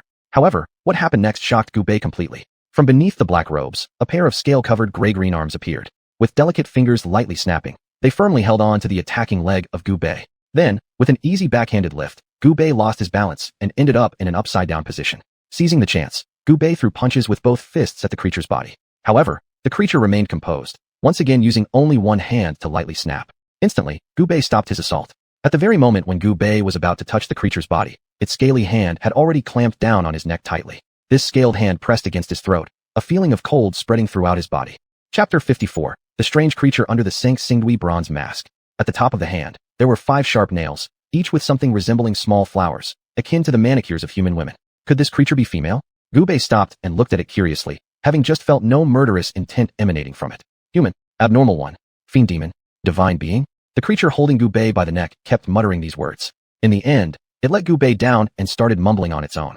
Seizing this opportunity, Gu Bei gathered all his strength and delivered a fierce punch towards the creature's head. At this moment, the creature was completely unprepared. It continued thinking deeply as if in a trance. I remember now, haha. Its voice brimmed with excitement, its body trembling. Just then, Gu Bei's punch slightly deviated but still landed directly on the creature's face. Crack! It sounded like something had broken.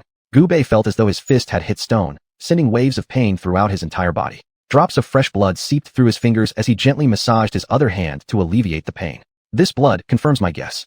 The creature raised a hand to its face and ripped off the black cloth covering it, revealing a bronze-colored mask beneath. This mask had broad cheeks, an expansive forehead, and distinct angles, almost identical to the bronze masks unearthed decades ago in Xianxia within China's borders. These marks all over the bronze mask were undoubtedly the result of Gu Bei's earlier efforts. The creature carefully removed the bronze mask, revealing an exquisitely beautiful face that was icy cold, yet strikingly elegant. It rivaled even the beauty of Xianxia Fox when she assumed her human form. Her pale green eyes sparkled with star-like points, carrying a tinge of coldness and radiating an aloof, unapproachable aura. 3,000 strands of black hair cascaded down to her waist, presenting a graceful demeanor. Under the contrast of such extraordinary beauty, although her other parts were cloaked in a dark robe, they could not hide the grace and elegance of her refined demeanor, like a celestial descended from the heavens. Who exactly are you? Despite feeling locked under its gaze, Gu Bei couldn't help but ask again, aware that the creature might still choose to ignore him as before. Which clan, Li Na? A crisp, cool voice emerged from those perfect lips, every word resonating clearly. Shaking his head, Gu Bei struggled despite digesting most of what Xianxia had told him. He couldn't find any trace or information about this which clan. Ho ho! Who would have thought that the fruits of our labors across generations ended up being used for some other purpose? Tragic, laughable indeed. Through a voice filled with both sorrow and mockery, Gu Bei watched the woman dissipate into nothingness right before his eyes, as if she never existed. This world truly is wondrous. Standing where the woman disappeared, Gu Bei wore a bitter smile. Given her power, she must have been among the extraordinary elite. For him to foolishly attempt combat against her, if it weren't for her restraint, he'd probably not last a single moment. Oh, sensing the earth trembling beneath his feet, Gu Bei glanced ahead. The bizarre creatures that had once protected them were now flooding into the city en masse, spreading like an uncontrollable flood across the entirety of Fire City. Stop them! Bei Miao's distant shout echoed. Gu Bei actually felt relieved, thinking the Darkson warriors guarding the steel walls had been entirely overwhelmed. This marked the first direct clash between the Darkson warriors and these strange creatures. Thankfully, advancements in Darkson armor didn't lag behind too much. Otherwise, the razor-sharp claws of these bizarre entities would more easily tear apart the bodies of human Darkson warriors. No matter how many moves the warriors tried, they felt ineffective, hitting their targets like cotton. It was here they finally understood why even ferocious beast tides opted to stay clear. These things simply couldn't be defeated. They're just like zombies. With a heavy punch, Bei Miao drove several strange creatures aside, sighing aloud. Even his forceful strikes only left slight marks on their bodies, indicating unimaginably strong defense capabilities of these creatures. Erhm. The ear-splitting sound of enemy warnings shattered the sleep of the city dwellers, waking them from deep slumber. Some people had already honed survival skills, dressing quickly and dashing out of their homes within seconds. Others panicked chaotically, leaving half a sleeve dangling outside, or even neglecting to zip their pants. Are the beasts coming again? My God, Mom, I'm scared. Damn it. Weren't those ferocious beasts driven back? People who had fled from their houses gathered together, panicking and staring around anxiously. Fortunately, not too far from them, there was a Darkson warrior stationed every 100 meters, which relaxed their taut nerves just a bit. A Darkson warrior holding a megaphone looked at the rapidly descending crowd and hurriedly shouted, fearing that someone might panic and collapse before the enemy even moved. Everyone please stay quiet, and head to the shelter points safely and orderly. Under the direction of the Darkson warriors, the originally chaotic crowd finally began to form some kind of order. Following the instructions, everyone started heading toward the shelters. Along the way, people looked sorrowful, and some curious individuals were discussing. Do you think those strange creatures were all killed by the ferocious beasts? Shoo, lower your voice. If the young man over there hears you, he might cause trouble. I don't care. If they're really that powerful, why are we heading to the shelter in the first place? The speaker shrank his neck and closed his mouth upon seeing the young man walking ahead turn around. The young man glanced at the strange creature's clothing in his hand and appeared bewildered. Could it be true that you can no longer protect us? After hearing the report from the returning Darkson warrior, Bei Miao nodded. Most of the city residents have now retreated into the shelters, so it was time for them to take a breather. Since the strange creature and the ferocious beasts had been evenly matched before, the best plan now was to wait for the counterattack of the ferocious beast tide. Let the two continue to fight each other, while the Darkson warriors conserve their strength. Then, regardless of which side wins, things will be much easier for the Darkson warriors. Bei Miao led the Darkson warriors of Fire City as they fought while retreating. The air within Fire City was now thick with gunpowder smoke. The number of strange creatures couldn't match that of the ferocious beasts, lessening the pressure on the Darkson warriors somewhat. Chapter 55, The Weird Creature's Backstab.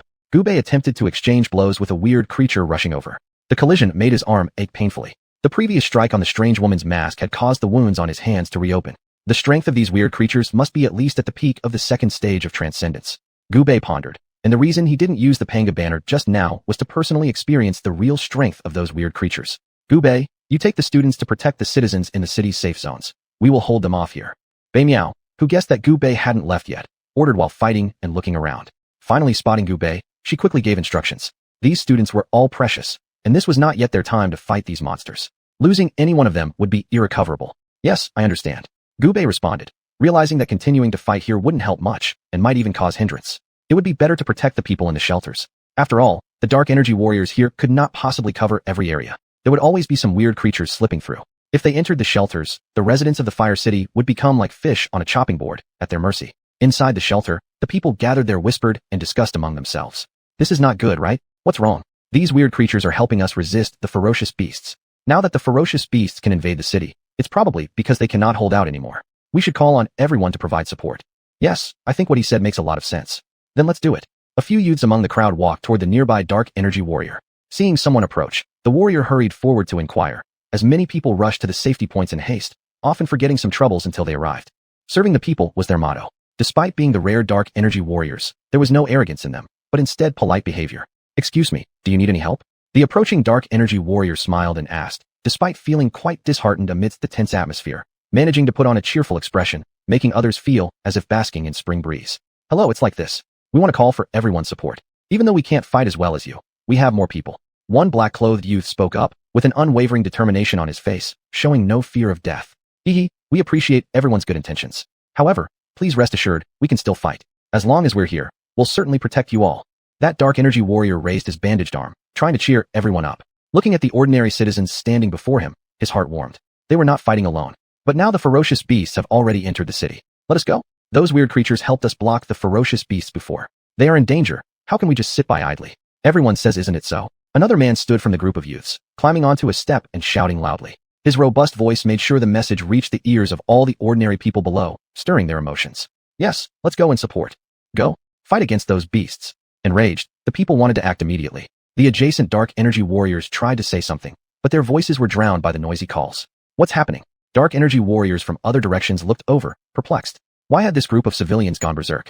In an instant, the mood spread throughout the safety point. Regardless of age or gender, everyone shared a united resolve. Disregarding the dark energy warriors' advice, they stepped out of the safety zone doors, forming a long human dragon. Brothers, hurry up and move ahead. Don't let these ordinary citizens get hurt. Carefully controlling their power so as not to injure the enraged commoners, the dark energy warriors emerged from the vast crowd, sprinting to the front of the entire line. Everyone, listen to me. Don't be impulsive. The dark energy warrior blocking the way in front of the formation shouted, with a look of urgency, nearly crying. Young man, move aside. My son, your age, has been killed by those ferocious beasts. I don't want to live anymore. This time, I'll fight these beasts. Yes, young man, please move aside. Crowds in the group voiced their encouragement, advising the blocking dark energy warriors to stand aside. No, I cannot let you go die meaninglessly. The dark energy warrior at the front was adamant, even unsure himself of the terrifying power of the weird creatures who had repelled the ferocious beasts. Young man, your life is also precious. We are all human beings. You've already sacrificed so much for us. Let us pass. An old man with a head full of white hair hugged the dark energy warrior in front of him, his voice trembling with tears, reminding him of his own child upon seeing the young face before him. The dark energy warriors hesitated. Though these people weren't their relatives, they felt closer than their actual kin at this moment. What are we waiting for? The later we go, the more sacrifices they will make.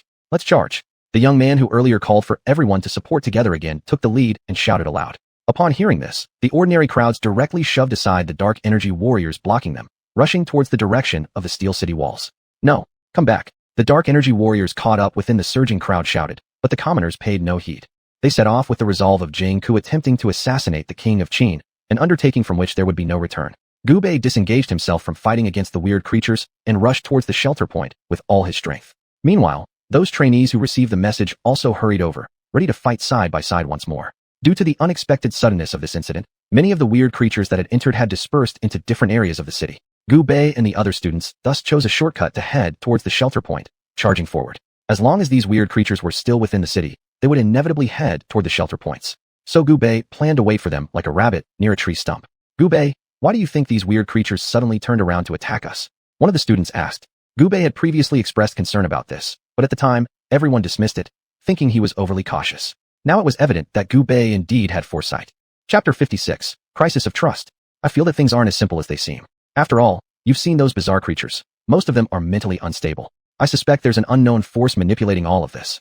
Gu Bei stopped in his tracks and voiced his suspicion. The woman from the witch clan they encountered before was almost certainly involved in the betrayal of these strange creatures. The situation was becoming increasingly complicated now. Besides the ferocious beasts, the common people of Huaxiao would have to face these equally threatening bizarre creatures. This is truly difficult. Gu Bei sighed inwardly. If it weren't for the sudden burst in human technological advancement into the advanced dark energy era, one could barely imagine the outcome. It would have been merciless destruction, leaving no room for the resistance opportunities they currently possess. Unknown forces? Regardless, I think we should focus on enhancing our own strength. There will be many instances where we'll need to rely on ourselves. Despite being curious about Gu Bei's guesses, the students couldn't afford to dwell on it at this moment. These matters could be investigated later when they were more capable. As ancient wise men once said, a gentleman may avenge himself after 10 years. Did you hear any noise? As everyone continued moving forward, clamorous sounds came from not far away. Not good. Could something have happened at the shelter? Gu Bei and the students changed their expressions anxiously, rushing towards the direction of the sounds. Just as their hearts hung in suspense, their blood pressure rose again rapidly. What's the situation? They saw the crowd from the Fire City forming a long line, walking toward them with fierce determination. However, there wasn't a speck of blood on them. Gu Bei and the students were momentarily stunned, standing motionless. What are these ordinary people going to do? Following Bei Miao's orders, their mission was to protect the people at the refuge. Yet, now these people had left the refuge and were heading toward the steel walls. Uncle, why don't you stay hidden in the shelter? What are you doing out here? Gu Bei suppressed his confusion, stepping forward and asking a middle-aged man who was at the head of the procession. Upon seeing another group of young dark energy warriors approaching, the marching crowd slowed down. Young warrior, we're going to offer support. How can we keep hiding while you fight to death? Isn't that right, everyone? The middle-aged man called out, and the people behind him responded loudly. Yes, we'll fight the ferocious beasts to the death. We'll fight alongside you. Support the bizarre creatures, defeat the ferocious beasts. Even the toddlers, though still nursing, tried to mimic the adults by yelling. Fight, fight the beasts, fight. Turning to look at the other students beside him, everyone had their brows furrowed in thought about what to do next. Judging from everyone's current expressions, they probably wouldn't be able to convince the people to go back. Just as Gu Bei hesitated, someone in the long line suddenly shouted, Quick, look, it's the hairy beast. Hairy beast was the name some villagers gave to those bizarre creatures because their bodies were covered in green hair, resembling zombies. Hence, they were called hairy beasts. Following the person's pointing direction, everyone noticed 5 strange creatures roughly 100 meters away from the crowd. These must be the ones that broke through the defenses, finding no one at the shelters, and followed us. Gu Bei looked at the 5 strange creatures, then at the restless crowd. Everyone, follow me to protect the commoners. We'll lure these monsters away and surround them to eliminate them. Gu Bei remained calm and steady, knowing that panic was unacceptable with so many ordinary civilians present. If the students collapsed, what would become of the civilians afterward? Fine, let's follow Gu Bei's words. All the students also agreed. In times like this, unified command was especially important. Gu Bei led 17 students forward, leaving 2 behind to protect the commoners. Seeing the dark energy warriors approach the strange creatures, the commoners thought they were there to rescue the isolated weird creatures. However, at the very moment the distance between the 2 groups closed to 3 paces, the 17 students immediately drew their weapons and attacked the 5 bizarre creatures. Gu Bei directly pulled out the panga banner. Despite its previous lack of response due to being soaked in too much blood, the small 9-tailed fox's scavenged Jinmu stick on top was still exceptionally solid. This was indeed a rare piece of good news for Gu Bei, who had damaged his dark energy weapon in the panga garden. Otherwise, he would have had no choice but to fight these bizarre creatures with his bare hands. Move aside. How can you attack the strange beings that are helping us? Do you dark energy warriors think you're so great and capable now? Everyone, quickly record this situation down. In the future, we must report it and let others see what these dark energy warriors have done. In the long queue, people spoke one after another, voicing their dissatisfaction with the dark energy warriors. Please listen to me. This is all a misunderstanding. The students blocking the long procession tried to explain, but no matter what they said, the noise from the crowd drowned out their words. Don't talk anymore. You're just worried that the bizarre creatures will take your credit. Yes, these dark energy warriors think they're special and don't even consider us ordinary people. Faced with the crowd's doubts, the two students exhausted all their efforts to explain, but to no avail when dealing with the stubborn civilians. We won't believe you unless you let us pass. Yes, we want to see with our own eyes. There shouldn't be any problem with that, right? Or do you have something to hide? I suspect the ferocious beasts attacking suddenly might be due to these dark energy warriors scheming. At this moment, an initially small issue had been blown up dramatically, and the trust between the people and the dark energy warriors gradually disappeared. Don't let them go through. From far away, the dark energy warriors responsible for guarding the shelter were panting heavily as they caught up, speaking to the two students. What should we do now? Should we really take action? One of the students muttered quietly. He wasn't a graduate of the Dark Energy Academy and didn't abide by many rules. In the past, he lived at the very bottom of society, leading a life without light. The mysterious changes in the world brought him an unexpected awakening of dark energy, granting him the current opportunity. What? Do you intend to use force on us? Come on, young man, hit me. This old lady's head. Chapter 57. Fight to the death. Despite being the oldest in the group, the woman at the front still heard the students' mutterings. She then raised her voice, sticking out her head and inviting this student to hit her. The student who spoke looked extremely awkward. His original intention was not like this, nor did he want these people to die senselessly under the hands of those bizarre creatures. After all, when there are no good solutions, as long as the lives of these commoners can be preserved, it is acceptable. What does it matter if they were misunderstood? Should they abandon them just because of that? The dark energy warriors exchanged glances, unable to make any decisions on their own. They could only use their bodies as shields in front of the entire group. Fortunately, not far ahead, Gu Bei and the other students were fighting with those strange creatures together, drawing everyone's attention to them, preventing these ordinary people from rushing past the defensive line formed by the bodies of the dark energy warriors. Although Gu Bei and the other students had a numerical advantage, those bizarre creatures were very tenacious. The attacks from the students felt like mere tickles to the creatures. In no time, the students were all injured, but luckily, no one fell. Gu Bei, this can't go on. Think of something quick, shouted a student who had just received a painful blow from one of the bizarre creatures. Not only him, but all the other students also looked toward Gu Bei. Now we have no reinforcements left in the Fire City. We can only rely on ourselves. Gu Bei's words filled everyone with despair. They all knew that under such circumstances, indeed there was nothing they could do. To the end, fight to protect the people. Seeing the heads hanging low, Gu Bei gathered his strength and shouted angrily. To the end, fight to protect the people. To the end, fight to protect the people. The gloom that lingered in everyone's hearts dissipated, pushing family and loved ones completely to the back of their minds. At this moment, there was only one path. Fight to the death. The students charged forward again, even though they were covered in wounds. Their patriotism remained unobstructed. Farewell, my family. Having you in this life has been the greatest luck I've ever had. A student fell to the ground, never getting up again. No, brother, get up, screamed another student. However, the body lying on the ground didn't move an inch, the breath of life having already disappeared. Crack. Gu Bei's arm holding the panga banner got hit by the bizarre creature, breaking the bone directly. SSS. Gu Bei clenched his teeth in pain, shifting the panga banner to his other hand. Rain scattered down from the sky again, perhaps the heavens weeping for these young lives. The crowd of commoners gathered not far away stood quietly there, not a single person leaving. Compared to before, they were undoubtedly much quieter now, possibly touched. Perhaps we really misunderstood them. Finally, someone in the crowd spoke up, though that solitary voice felt isolated, as if cut off from the world. Xiaoming, where are you? From the rear of the crowd came the call of a mother searching for her child. Previously, all their attention was on the battle site, but suddenly, her child had vanished without a trace. The dark energy warrior responsible for stopping the entire crowd and two students glanced at each other, realizing that the situation might have gotten worse. "Ah, my hand!" Someone in the crowd cried out. Everyone turned their eyes toward the direction of the sound. In the corner of the group, someone lay on the ground, left with only half an arm, the other nowhere to be seen. "What is that?" Someone in the crowd saw an indistinct figure darting past quickly, curiously shouting. However, the speed of the thing was too fast, so they couldn't even make out its complete appearance clearly. Everyone gathered closer together. A student reminded, although the relationship between both sides wasn't particularly harmonious earlier, since the dark energy warriors experienced dangerous situations more frequently than them, all temporarily followed the student's demands. "Be careful." That student who previously spoke and was heard by the woman shouted as something unknown appeared from somewhere and targeted the dark energy warrior beside him. Just as the dark energy warrior heard the warning and was preparing to react, a large hole was torn through his chest. The bizarre creature held a lump of something taken from the dark energy warrior's body in its hand, while everyone suppressed their urge to vomit and stared at the hand of the bizarre creature. It gripped a heart coated in blood tightly in its hand, promptly swallowing it whole. After swallowing the heart, The bizarre creature revealed a look of extreme contentment on its face before charging towards the other dark energy warriors. No, this isn't possible. After witnessing the cruelty of that bizarre creature, the people finally realized that the dark energy warriors had been right. The dark energy warriors present gathered their spirits to prepare for a prolonged battle with the unexpected and strange creature. However, they didn't anticipate that the creature seemed to have intelligence, turning its direction suddenly and charging into the crowd of civilians. No, don't kill me. Run. Chaos erupted within the crowd, cries for help and shouts overlapping each other. The group was like ants on a hot griddle, unsure which direction to flee. Some were directly scared into paralysis by the approaching strange creature and fell onto the ground. Others tripped accidentally over them. The situation became incredibly disordered as a result. Gubei also noticed this condition and sent 2 more students back to assist other dark energy warriors in protecting the civilians. Fortunately, the distance wasn't too far. The reinforcements arrived quickly, with the 4 learners together and some other learners, plus the earlier dark energy warriors responsible for safeguarding the refugee point. The chaotic scene calmed down slightly as they tackled the bizarre creature. You guys take everyone and retreat first. We'll hold off these bizarre creatures. Gubei shouted toward his group of students, deciding that swift action outweighed hesitation. At present, only their 14 members needed to keep these bizarre creatures at bay, while others used this chance to evacuate the civilians. You guys.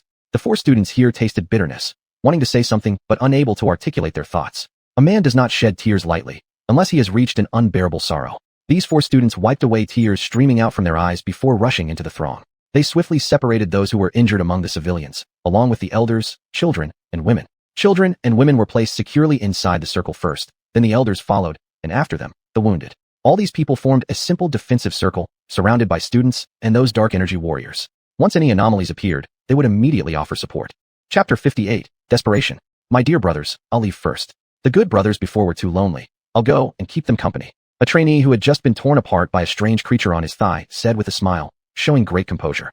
How could that strange creature pass up such an opportunity? It immediately rushed toward the legless trainee. Bang! Amidst the gunpowder smoke, the trainee's flesh and blood splattered all over the sky. Bam! The strange creature that had just rushed over was affected by the shockwave of the explosion and was blown into the air. It then fell heavily to the ground, leaving an imprint 1 foot deep.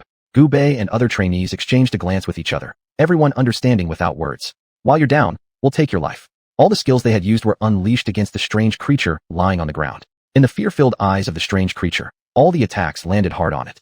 The strange creature ed, spitting out a lump of green blood. Then its head tilted down and it didn't move. Finally dead. After paying such a heavy price, they finally eliminated a strange creature. Now standing in front of them, there were still 4 strange creatures left. All the trainees smiled at each other. Even though their bodies were full of wounds, various unknown pains continuously stimulated every nerve of their bodies. But now they only had one thought, absolutely not letting these 4 beasts through. Even if it meant mutual destruction, it was a bottom line for everyone. Charge!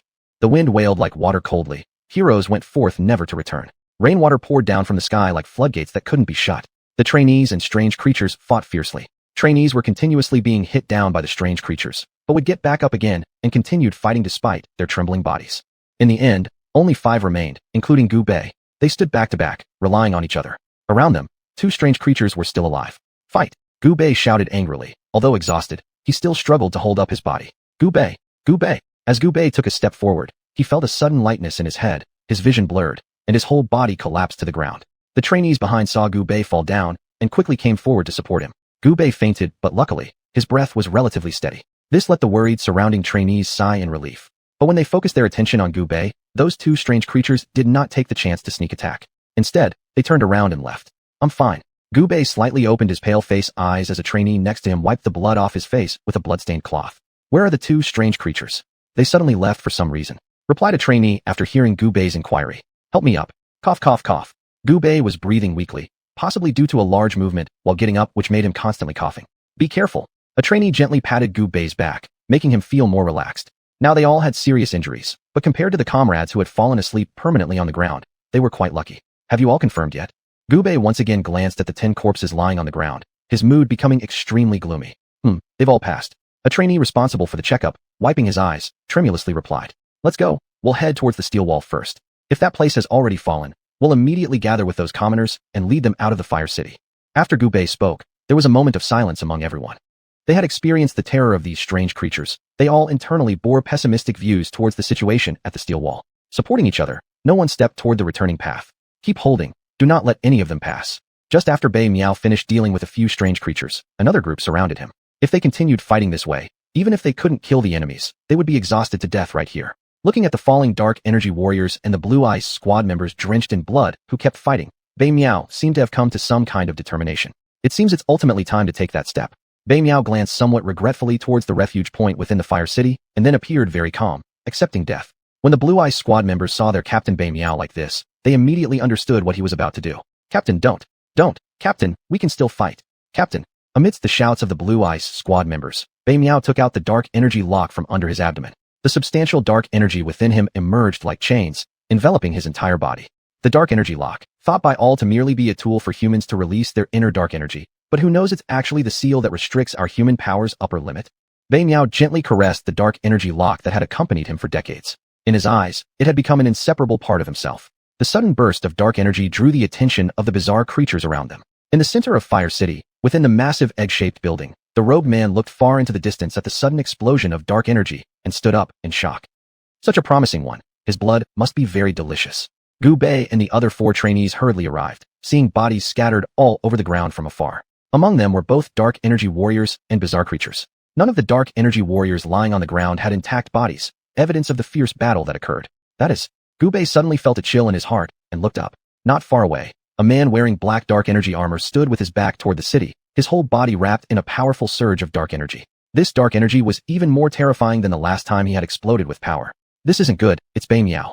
With the transcendental 6th and 7th rankers following Coach Zhao Nin on a mysterious mission, currently each city in China could only rely on transcendental 5th rank dark energy warriors as their peak fighting force. And among the transcendental 5th rank dark energy warriors in Fire City, none were stronger than Bei Miao. The power that Bei Miao had suddenly unleashed must have come at an extremely heavy cost. Otherwise, a normal transcendental 5th rank dark energy warrior would not be able to create such a tremendous disturbance. Dark energy seal, open for me. Bei Miao roared angrily, all the dark energy within him bursting forth instantly. Chapter 59, Bei Miao's Stubbornness. At this moment, Bei Miao appeared from afar like a god of destruction descending upon this land. Free from the constraints of the dark energy lock, all the dark energy within Bei Miao surged wildly, rampaging through his body uncontrollably. Feeling the once familiar boundless power inside him, Bei Miao was lost in thought for a moment before snapping back to reality. Sorry, I've broken my promise again. Bei Miao murmured to himself as he gazed at the sky. Then, he turned to look at the strange creatures around him, and an overwhelming aura erupted from his entire being. The bizarre creatures instinctively stepped back. Food, delicious, but there were still fearless strange creatures that rushed forward. With a simple punch from Bei Miao, one of them flew off and fell on the ground, motionless. The other strange creatures around looked as if they had seen a ghost. Their bodies had been enhanced by that race, reaching a terrifying level where ordinary attacks would be completely ineffective. Yet it was a single ordinary punch from Bei Miao that directly annihilated the bizarre creature. Delicious. Food. The strange creatures mumbled incomprehensibly, their bodies involuntarily retreating. However, Bei Miao would not let them leave easily. This was a battle he had staked his life on, and he must completely eradicate all the strange creatures that had invaded the city. Without any hesitation, every second mattered to Bei Miao right now. He rushed into the crowd of strange creatures, each attack taking down another one of them, like a reaper wielding a sickle harvesting souls. Bei Miao's sudden outburst undoubtedly lessened the pressure on numerous dark energy warriors, making their situation easier. Under Bei Miao's ruthless massacre, these strange creatures continuously retreated, some even turning back toward the city gates. Hold them back. Don't let them escape. Bei Miao roared furiously. He wanted to take full advantage of his remaining time alive and do everything possible to reduce the pressure on his companions. Captain, Team Blue Ice's members, bathed in blood, had sorrow-stricken faces. After this battle, perhaps their captain wouldn't be with them anymore. Bei Miao did not turn to look at his teammates who he worked with day and night. The only thing in his mind was slaughter. Mengji, I'll join you soon. Bei Miao continued his merciless harvesting. The strange creatures attempting to escape Fire City were held back by the previously overwhelmed dark energy warriors, flustered and frantic like ants on a hot pan. Originally, these strange creatures had been abundant, but now fewer than 100 remained standing, baring their teeth and growling at the dark energy warriors blocking their way. Bei Miao was completely drenched in green from head to toe. His pitch-black dark energy armor was now covered in algae-like substances. All of it was the blood of strange creatures sprayed over him. Captain, how are you? Leave the rest to us. The Blue Eye squad approached to support Bei Miao, anxiously asking with worried expressions. I'm fine. Let me deal with the rest of these guys. Just as Bei Miao was about to move forward, a mouthful of blood spurted out from his lips. Captain, don't scare us like this. The Blue Eye squad surrounded Bei Miao, carefully observing any changes in his physical condition. Each time they thought about the taboo, their eyelids twitched incessantly. Now that the captain had used the taboo, the outcome was too fearsome for them to imagine. For beneath that taboo, no dark energy warrior has ever survived until now. Bei Miao shook his head towards his fellow teammates, indicating that he was fine. He forced his body to continue moving, looking toward the inner Fire City, and in that moment, he seemed to see Meng Ji smiling warmly at him. bringing comfort to his weary heart. Bei Miao vigorously shook his head. He knew it was a hallucination due to his physical exhaustion. Despite this vision hitting him deeply at his most vulnerable point, he deliberately shattered it. Compared to the person he loved most, he had more important things to do. Captain.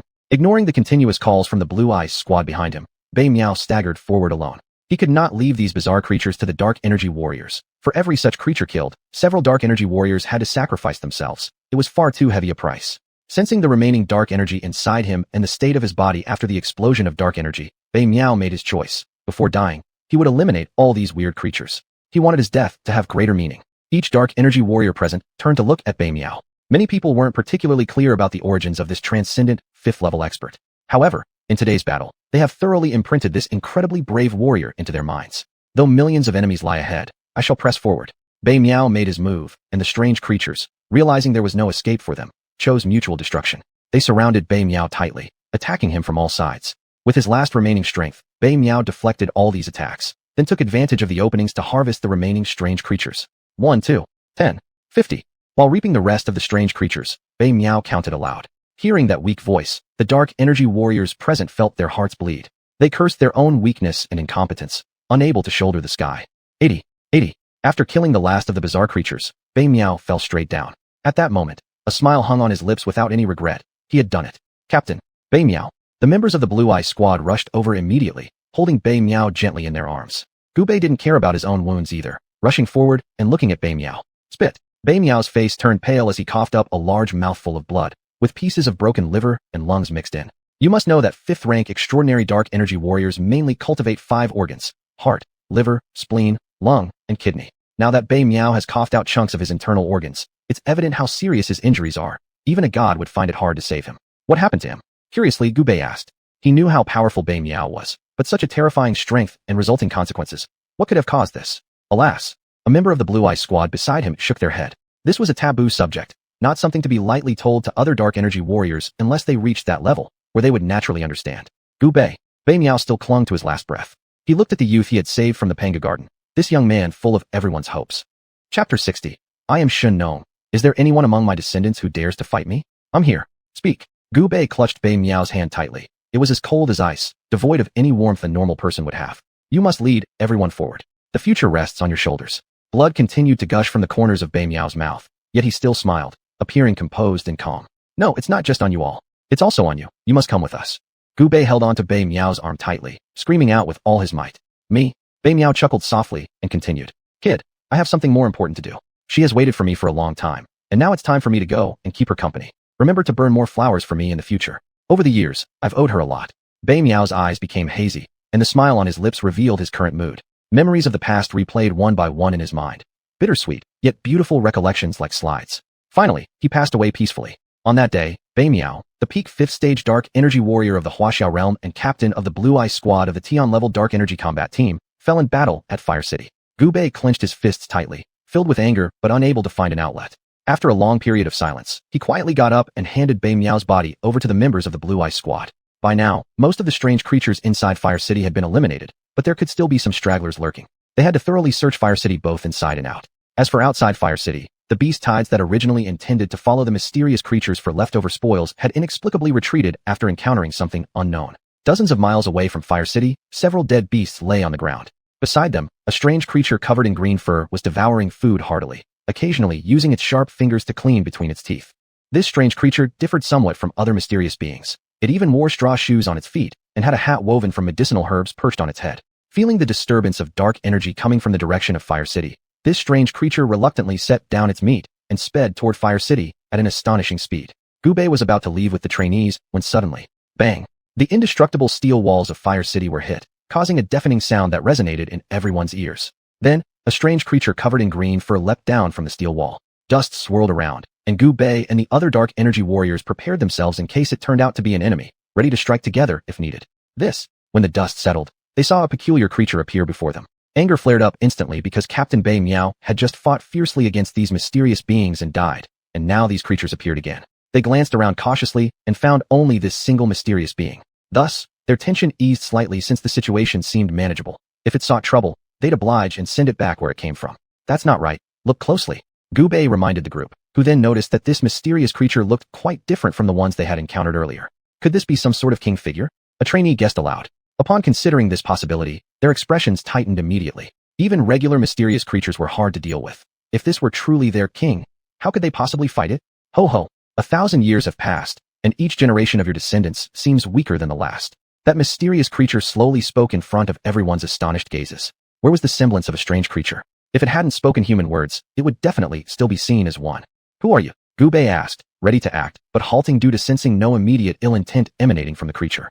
Although its appearance resembled a mysterious creature, it spoke intelligibly and rationally, which made communication possible. They also wanted answers. Where did these creatures come from? Why did they help them initially and then turn hostile? Their actions were so inconsistent. Ho ho, I am xuanhuan. The strange creature laughed heartily, removing the straw hat on its head and placing it on the ground, sitting down casually. In doing so, it fully exposed itself to the dark energy warriors. Yet, after a mutual glance among them, they suppressed their hatred and decided not to attack. Just saying you're xuanhuan doesn't make it true. By that logic, I could claim to be the Yellow Emperor. One trainee muttered resentfully, unsure why such an outrageous claim was made by this creature. Indeed, each generation falls short of the last sigh. The strange creature didn't appear upset, understanding that millennia had passed, burying much truth under history's sands. If it weren't for the seal of that broom star being cracked, he wouldn't have emerged again either. Since you were xuanhuan, why do you look this way? Why did those creatures like you attack us just now? Gubei followed the train of thought of the mysterious creature and voiced his confusion. You little tyke seems somewhat pleasing. I'll tell you then. The bizarre creature sitting on the ground chuckled as the nearby dark energy warriors perked up at the thought of having their questions answered. Ears pricked up everywhere. Please enlighten us. Gubei courteously said, while continuously pondering what trick this strange creature might be playing. Strange creatures. How apt a name, considering they're neither fully human nor ghost anymore. Gubei was caught off guard. From this creature's words, it could be seen that those strange creatures were once regular humans. But why they turned into this form? The mysterious creature continued. This time, I sent them out to help your future generations, but unfortunately, they were discovered. Fate, perhaps. Its speech brimmed with endless regret and utter powerlessness towards destiny. Well, telling you other things right now would only harm and not benefit you. This mysterious creature calling itself xuanhuan closed its mouth, and no matter how much Gubei asked, it would no longer respond. Could it be because of the witch clan? Seeing all methods exhausted, the creature still showed no reaction. Gubei resorted to voicing his suspicions. Which clan? Everyone present looked confused. What force exactly was this witch clan? Upon hearing Gubei mention the witch clan, the mysterious creature blinked its eyes and fell silent once more, confirming Gubei's suspicion with his grin. The witch clan, one day, I will settle this score with you thoroughly. Having sat long enough on the ground, the strange creature finally stood up, placing the straw hat beneath its rear back onto its head. Seeing this action, the surrounding dark energy warriors tensed up immediately. Clearing its throat, it declared, I am xuanhuan. Is there anyone among my descendants who dares to fight me? Chapter 61. My name is Xiaonan, seeking a lesson. The eerie creature calling itself xuanhuan gave a thunderous shout, its voice resonant and deafening. With its position as the center, this mighty sound rippled out in circular waves, causing all present to momentarily lose their senses, as if transported to the primordial lands of thousands of years ago. Among the remaining dark energy warriors in Fire City, none were confident enough to face this strange being. Everyone lowered their heads, gritted their teeth, and clenched their fists. Ho ho, looks like I'm about to be disappointed. After some time, seeing no one step forward, xuanhuan smiled faintly and turned directly to leap onto the steel city wall, appearing ready to leave. Wait! Gubei shouted loudly. Gubei, come back. Seeing xuanhuan about to go after arriving so suddenly and leaving so strangely made Gubei uneasy, sensing that something significant might happen. Gubei took a direct step forward but was held back by the dark energy warriors and students beside him. I have a secret treasure. I can give it a try. It wasn't rashness on Gubei's part. After several major battles, the Panga banner still retained some power, giving him a bit of confidence to attempt a confrontation. That guy claims to be xuanhuan, a figure on par with the Yellow Emperor. What do you have to fight against him? A nearby student worriedly said. Ho ho, young man indeed has admirable courage, but you're too weak. I fear I might kill you instantly. xuanhuan scratched the long hair on his back and chuckled. Disrespectful elder. Dark energy warrior from Xianxia, Gubei, requests a duel. Teach me. Gubei broke free from the arms of the students and stepped forward a few paces, facing xuanhuan with resolute determination. Fine, since you seek death, I'll oblige you. xuanhuan didn't hesitate and showed no leniency, just because Gubei was much younger. That old guy is shameless. His age alone would surpass how much food Gubei could digest.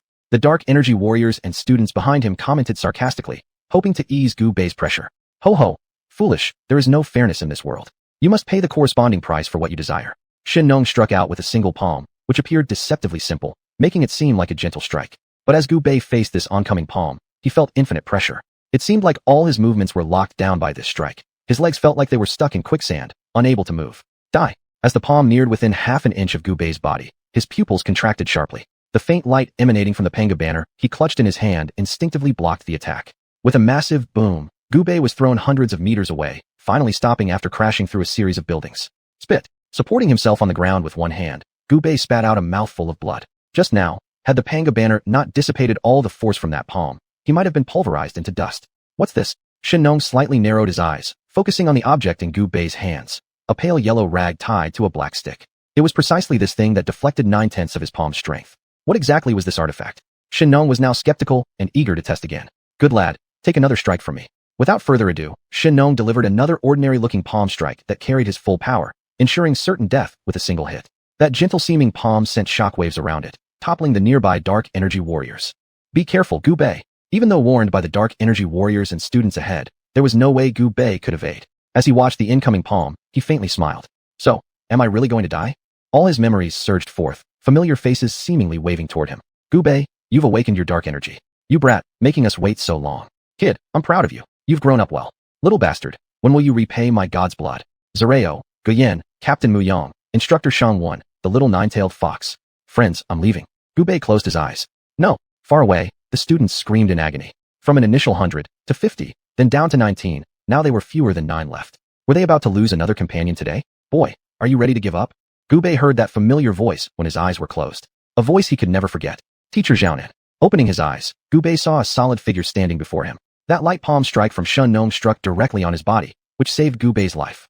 This guy's strength is truly powerful.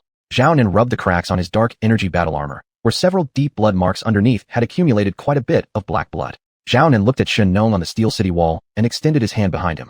Gubei almost thought he was seeing things, but upon feeling that robust and powerful palm, he knew it was real. They were back. Ho ho, I didn't expect that among the later generations, there would be warriors like this. It seems the revival of our human race has hope after all. Heaven has not abandoned us humans. Xianxia spread out his hands, raised his head, and shouted excitedly toward the sky. The dark energy warriors below were silent for a moment. Even Gubei and Xiaonan wore confused expressions. Just now, you wanted to kill Gubei, and now you're talking about the revival being hopeful. What nonsense are you spouting? Xianxia, who had become a little carried away, quickly returned to his usual state, looking at Xiaonan as if he'd found a treasure. Alas, though talented, he is still one man against all odds. If only there were more like him, it would be perfect. Xianxia sighed to himself, and everyone below without exception thought he was completely crazy. Xiaonan paid no attention to these thoughts. This time, fortunately, he returned in time. If it had been even half a moment later, all the fine young talents painstakingly nurtured would have been lost. Xiaonan stepped forward toward Xianxia's direction. Seeing this, Xianxia also leaped down directly, landing on the ground. My name is Xiaonan, and I wish to seek your guidance. Xiaonan's face was filled with anger. This time, he was genuinely enraged. Teacher Xiaonan, be careful, Gubei and the students warned. Despite being a Transcendence Level 6 stage dark energy warrior, Xiaonan could not afford any carelessness facing the legendary ancestor of Huaxia civilization, Xianxia. Youngsters, watch carefully. Let me show you the power of the 7th stage of Transcendence. Faced with the concern from the students, Xiaonan chuckled and immediately unleashed the full power of the 7th stage of Transcendence within him. 7th stage of Transcendence. Everyone present froze. In this world before the transformation of mountains and seas, the 7th stage of Transcendence represented the absolute peak of combat power, an invincible existence. No one expected that today. Teacher Xiaonan had also reached this level of transcendence. Chapter 62, the detached 7th rank dark energy warrior Xiaonan versus Huaxia ancestor shaman. Fight! Xiaonan roared with anger, and the dark energy lock on his abdomen activated directly, starting to control the release of dark energy stored in various organs within his body, without wasting a single iota of it. The detached 7th rank dark energy warrior had already connected the 12 main meridians and the 8 extraordinary meridians within the human body. Taking it further would allow for an attempt to communicate with the dark energy between heaven and earth. Hee. Good. Let me old man guide you a bit, said Xianxia, smiling at Xiaonan's fearlessness, showing appreciation for the younger generation. Xiaonan struck first. At his level, all physical skills were pushed to their limits. Even a simple punch carried immense power. Facing Xiaonan's attack, Xianxia remained completely at ease. If one looked closely, they would notice that under the green long hair covering Xianxia's body, there was actually a layer of green demonic flames forming a small protective armor. This meant that every time Xiaonan attacked, all the force disappeared like stones sinking into the sea, unable to stir up any waves. Seeing his several attacks not harming Xianxia at all, Xiaonan furrowed his brow. It seems I'll have to use all my strength. Hee. This is the first time, said Xiaonan, stepping back a few steps and transforming his single hand into a sword point. In front of him, in the air, he drew a circle. Right before their eyes, where there had been nothing, appeared a pale yellow light ring. Xiaonan extended his hand into it, pulling out a sword hilt. Only the hilt, with no visible blade. What is this? Everyone present, looking at Instructor Xiaonan conjuring something from thin air, was temporarily dumbstruck. Was this the unknown realm touched by the detached 7th rank dark energy warriors?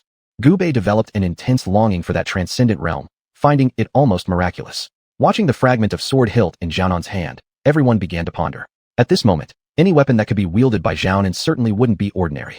Xiaonan held the piece of sword hilt in one hand and stabbed towards Xiannong's body.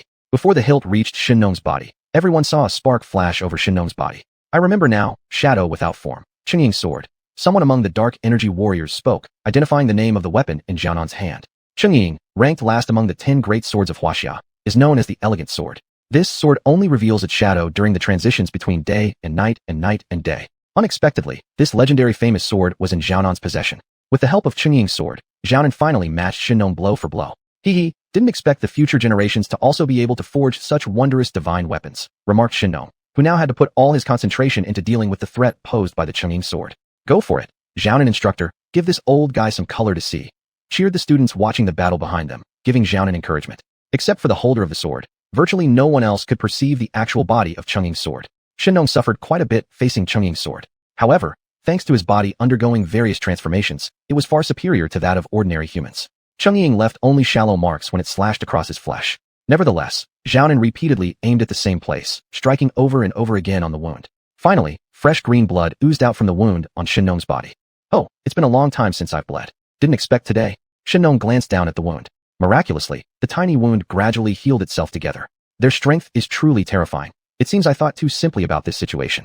Xiannong muttered while looking at the healing wound. At this moment, Xiaonan seized the opportunity, immediately lifting the Qingying sword and aiming it straight at Xiannong's head, thrusting forward. Crack! After continually fighting with Xiaonan, Xiannong finally comprehended the range of Qingying sword's attacks. In the face of the approaching Qingying sword, he simply ducked his head, evading the incoming strike just in time. Even though he avoided it, there was still a slight margin of error. As a result, the hat woven from medicinal herbs atop his head was split right in two and fell to the ground. A few strands of long green hair followed the hat down, revealing the sheer terror of Qingying's sword. Good.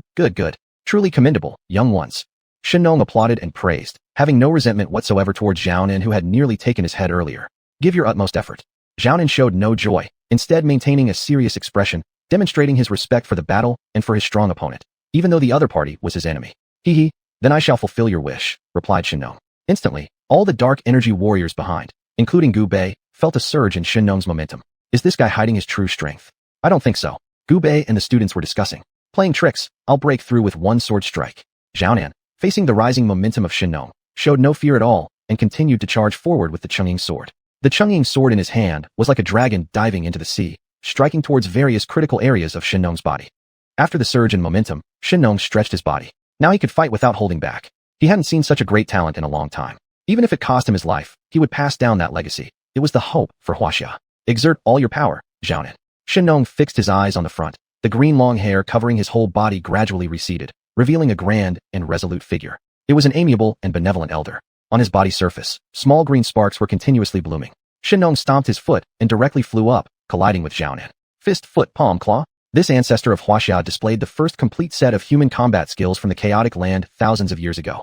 Xiaonan kept retreating under these combat skills, using the Qingying sword repeatedly to deflect his opponent's attacks. Kid, my time is running out. How much you can absorb depends on you. Xiannong's face was full of vicissitudes, not as invincible as before. Now, in everyone's eyes, he seemed just like an old man nearing the end of his life. Xiaonan looked perplexed. He clearly perceived the kindness emanating from Xiannong. Carry on the legacy. Humanity shall flourish. Our regrets depend on you. After demonstrating the last combat skill, Xiannong fell straight down.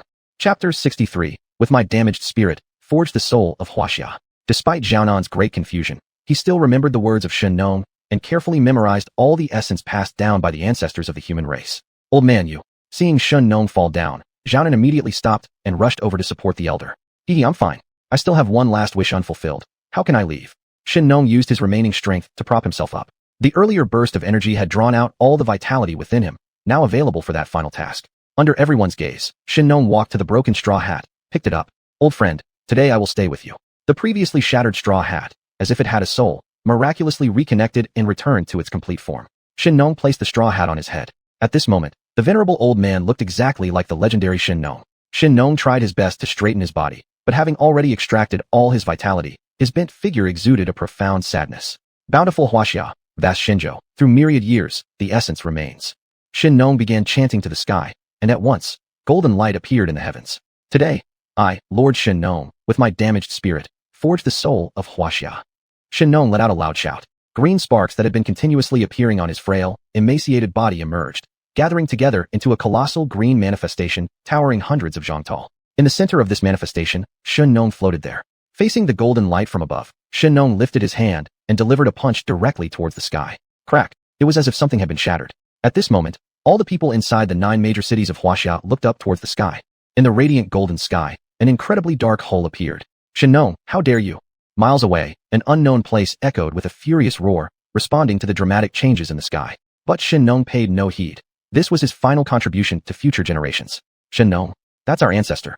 Our ancestor has revealed himself. All the people within the 9 cities, tears welling in their eyes, some kneeling to start bowing, paying their respects. I have already opened this heaven's constraints for you completely. The rest is up to you. With a smile, the manifestation of Xuanhuan transformed into tiny particles and dispersed in the sky. Humph, how dare this old ghost deceive us? Once again, the mysterious voice sounded from the unknown location. Alas, ultimately, we cannot escape destiny. A clear and spiritual female voice resounded, and the prior voice never spoke again. Could it really be Xuanhuan? Xianxia stood frozen, as did Gu Bei and the others. Why had he taken on this half-human, half-ghost appearance? What had happened? Never mind, don't think too much about it. Isn't the world full of implausible things? Xianxia turned around, patting Gu Bei's shoulder. Now that he had completed his mission, it was time for the true divine blood to appear, a thought that made him incredibly excited. Gu Bei, of course, understood what Coach Xianxia meant. The study of divine blood couldn't proceed without him, their lab mouse. About how long will it take? I want to go find the captain and the others. Gu Bei looked at Xianxia, expressing the words he'd been holding back. Haha, kid, you haven't changed your mind after all this time. Don't worry, I guarantee it won't exceed a month. Xianxia vowed confidently, looking assured. However, to Gu Bei, he seemed utterly unreliable. In 1.5 months, I will set out. Gu Bei said calmly, his tone filled with unwavering determination, which no one could sway. All right, I'll do my best. Xianxia nodded slightly, and didn't say anything more. He arranged the other dark energy warriors, and then set off for Tiangong City with the results of this mission, accompanied by Gu Bei. As for the ferocious beasts outside Fire City, facing the numerous extraordinary 6th stage and 7th stage dark energy warriors who had returned after executing their missions, they chose to retreat. They still needed to reassess the strength of the human race, and, given Xuanhuan's recent reappearance, chaos was beginning to stir deep within the Panga continent, forcing them to withdraw as well. Kid, soon there will be Master Gu Deng present. Be careful with what you say, Xianxia earnestly instructed. Is that the Gu Deng who invented the dark energy lock? Gu Bei exclaimed in surprise, not expecting that even he would be involved and participate in this matter. Haha, who else could it be? Master Gu Deng emerged during the time when the human world was ravaged by viruses, like a meteor streaking across the sky, bringing humanity into the dark energy era with his discoveries. As for the most outstanding invention of the dark energy era, nothing surpasses the dark energy lock. Unfortunately, since Master Gu Deng designed the first dark energy lock, he has never crafted another one himself. Nowadays, many dark energy warriors use mass-produced dark energy locks. However, there are rumors that once one reaches the extraordinary stage 7, they will have the opportunity to possess a dark energy lock personally, made by Master Gu Deng. Extraordinary stage 7 is a realm that many people dare not even dream of in their entire lifetime. Experts who can reach this level are all elites among humanity. Believe me, with Master Gu Deng here, these problems will be solved soon. Gu Bei said confidently. The reason for his immense trust in Master Gu Deng stems from his parents. They were the idols of his parents. Despite his constant curiosity about his parents' work, they had never revealed the slightest detail to him. Perhaps they also specialize in this field. Gu Bei speculated in his heart. Tiangong City, the largest city of Huaxia, stands in the very center of the Huaxia mainland. Above Tiangong City floats a colossal city suspended in the air, which is the true core of Huaxia. At this moment, inside this floating city's laboratory, Gu Bei and Xianxia stood patiently waiting. Come in. An aged voice sounded, and Gu Bei and Xianxia entered. Whoa! Gu Bei was startled as soon as he entered the lab. An old man with double pupils kept examining him up and down, like a hunter encountering prey. Master Gu Deng, this is Gu Bei, and we've also brought back the items. Xianxia respectfully stated. The mission to go out this time was perilous, almost resulting in death multiple times to find that ghostly place. Thankfully, everything went smoothly, and they managed to bring back some items. Don't worry about this matter. Master Gu Deng faintly smiled, making it impossible to guess what he truly thought. Chapter 64. The inventor of the dark energy lock, Master Gulong. Master Gulong kept looking up and down at Gu Bei while stroking his dry beard. Gu Bei was also looking at the mysterious Master Gulong, a figure almost divine. Are you getting used to that dark energy lock? Master Gulong suddenly spoke. Gu Bei startled. Was this question directed at him? He turned to look at Xianxia, but Xianxia had already started observing and researching the strange objects in the lab around him. It's fine. Gu Bei was sparing with words, managing to squeeze out only 2. That's a dark energy lock I meticulously crafted over many years. I never expected it to end up in your hands, young man. Though Master Gulong wore a smile on his face, his appearance was unnerving to Gu Bei. So, the golden dark energy lock was made by you, Master? Gu Bei exclaimed. Captain Muyang had handed him the lock without any such information, never imagining it had such an origin story. Ho ho, no matter, since it's been given to you, it's yours now. Master Gulong gave a faint smile and closed his eyes slightly, seemingly lost in thought. Seeing this, Gubei didn't dare to speak rashly. For a time, the laboratory fell into silence. Xiaonan, did you bring the thing out? It was ultimately Master Gulong who broke the silence. In order to retrieve this item, all Chinese dark energy warriors above the 6th tier were mobilized, thus yielding the current results. Xiaonan cautiously opened the briefcase in his hands, revealing several massive black stones glowing ominously with black light. Yes, it's exactly this stuff. Master Gulong licked his lips. Even he found it hard to contain his inner excitement. Gubei watched the unpredictable Master Gulong, momentarily unable to keep up. Perhaps this was what it meant to be at the pinnacle of one's field. Good job, Xiaonan. A sudden word of praise from Master Gulong delighted Xiaonan. Ho ho, Xiaonan smiled hearing these words. All the hardship and weariness worth it. But still unsure if this time's haul would be enough, wishing they could have brought back more. Master Gulong, do you think this is enough? Xiaonan rubbed his head. The main reason for such a grand operation this time was due to the mysterious place where the items were located, filled with boundless eerie energy. Another goal was to map the location for use as a secret base later on. Ho ho, enough. Actually, we don't need too much. These things are quite different from regular dark energy stones outside. Master Gulong refrained from giving more explanations. Now that Xiaonan had successfully brought back the dark energy stones, all depended on his side next. He believed it wouldn't take long before a complete version of the god's blood could be produced. Xiaonan led Gubei out of the laboratory. It was time to go draw blood. Each research session on the god's blood always required Gubei's blood contributions. Over the 3 years, Gubei had become accustomed to it.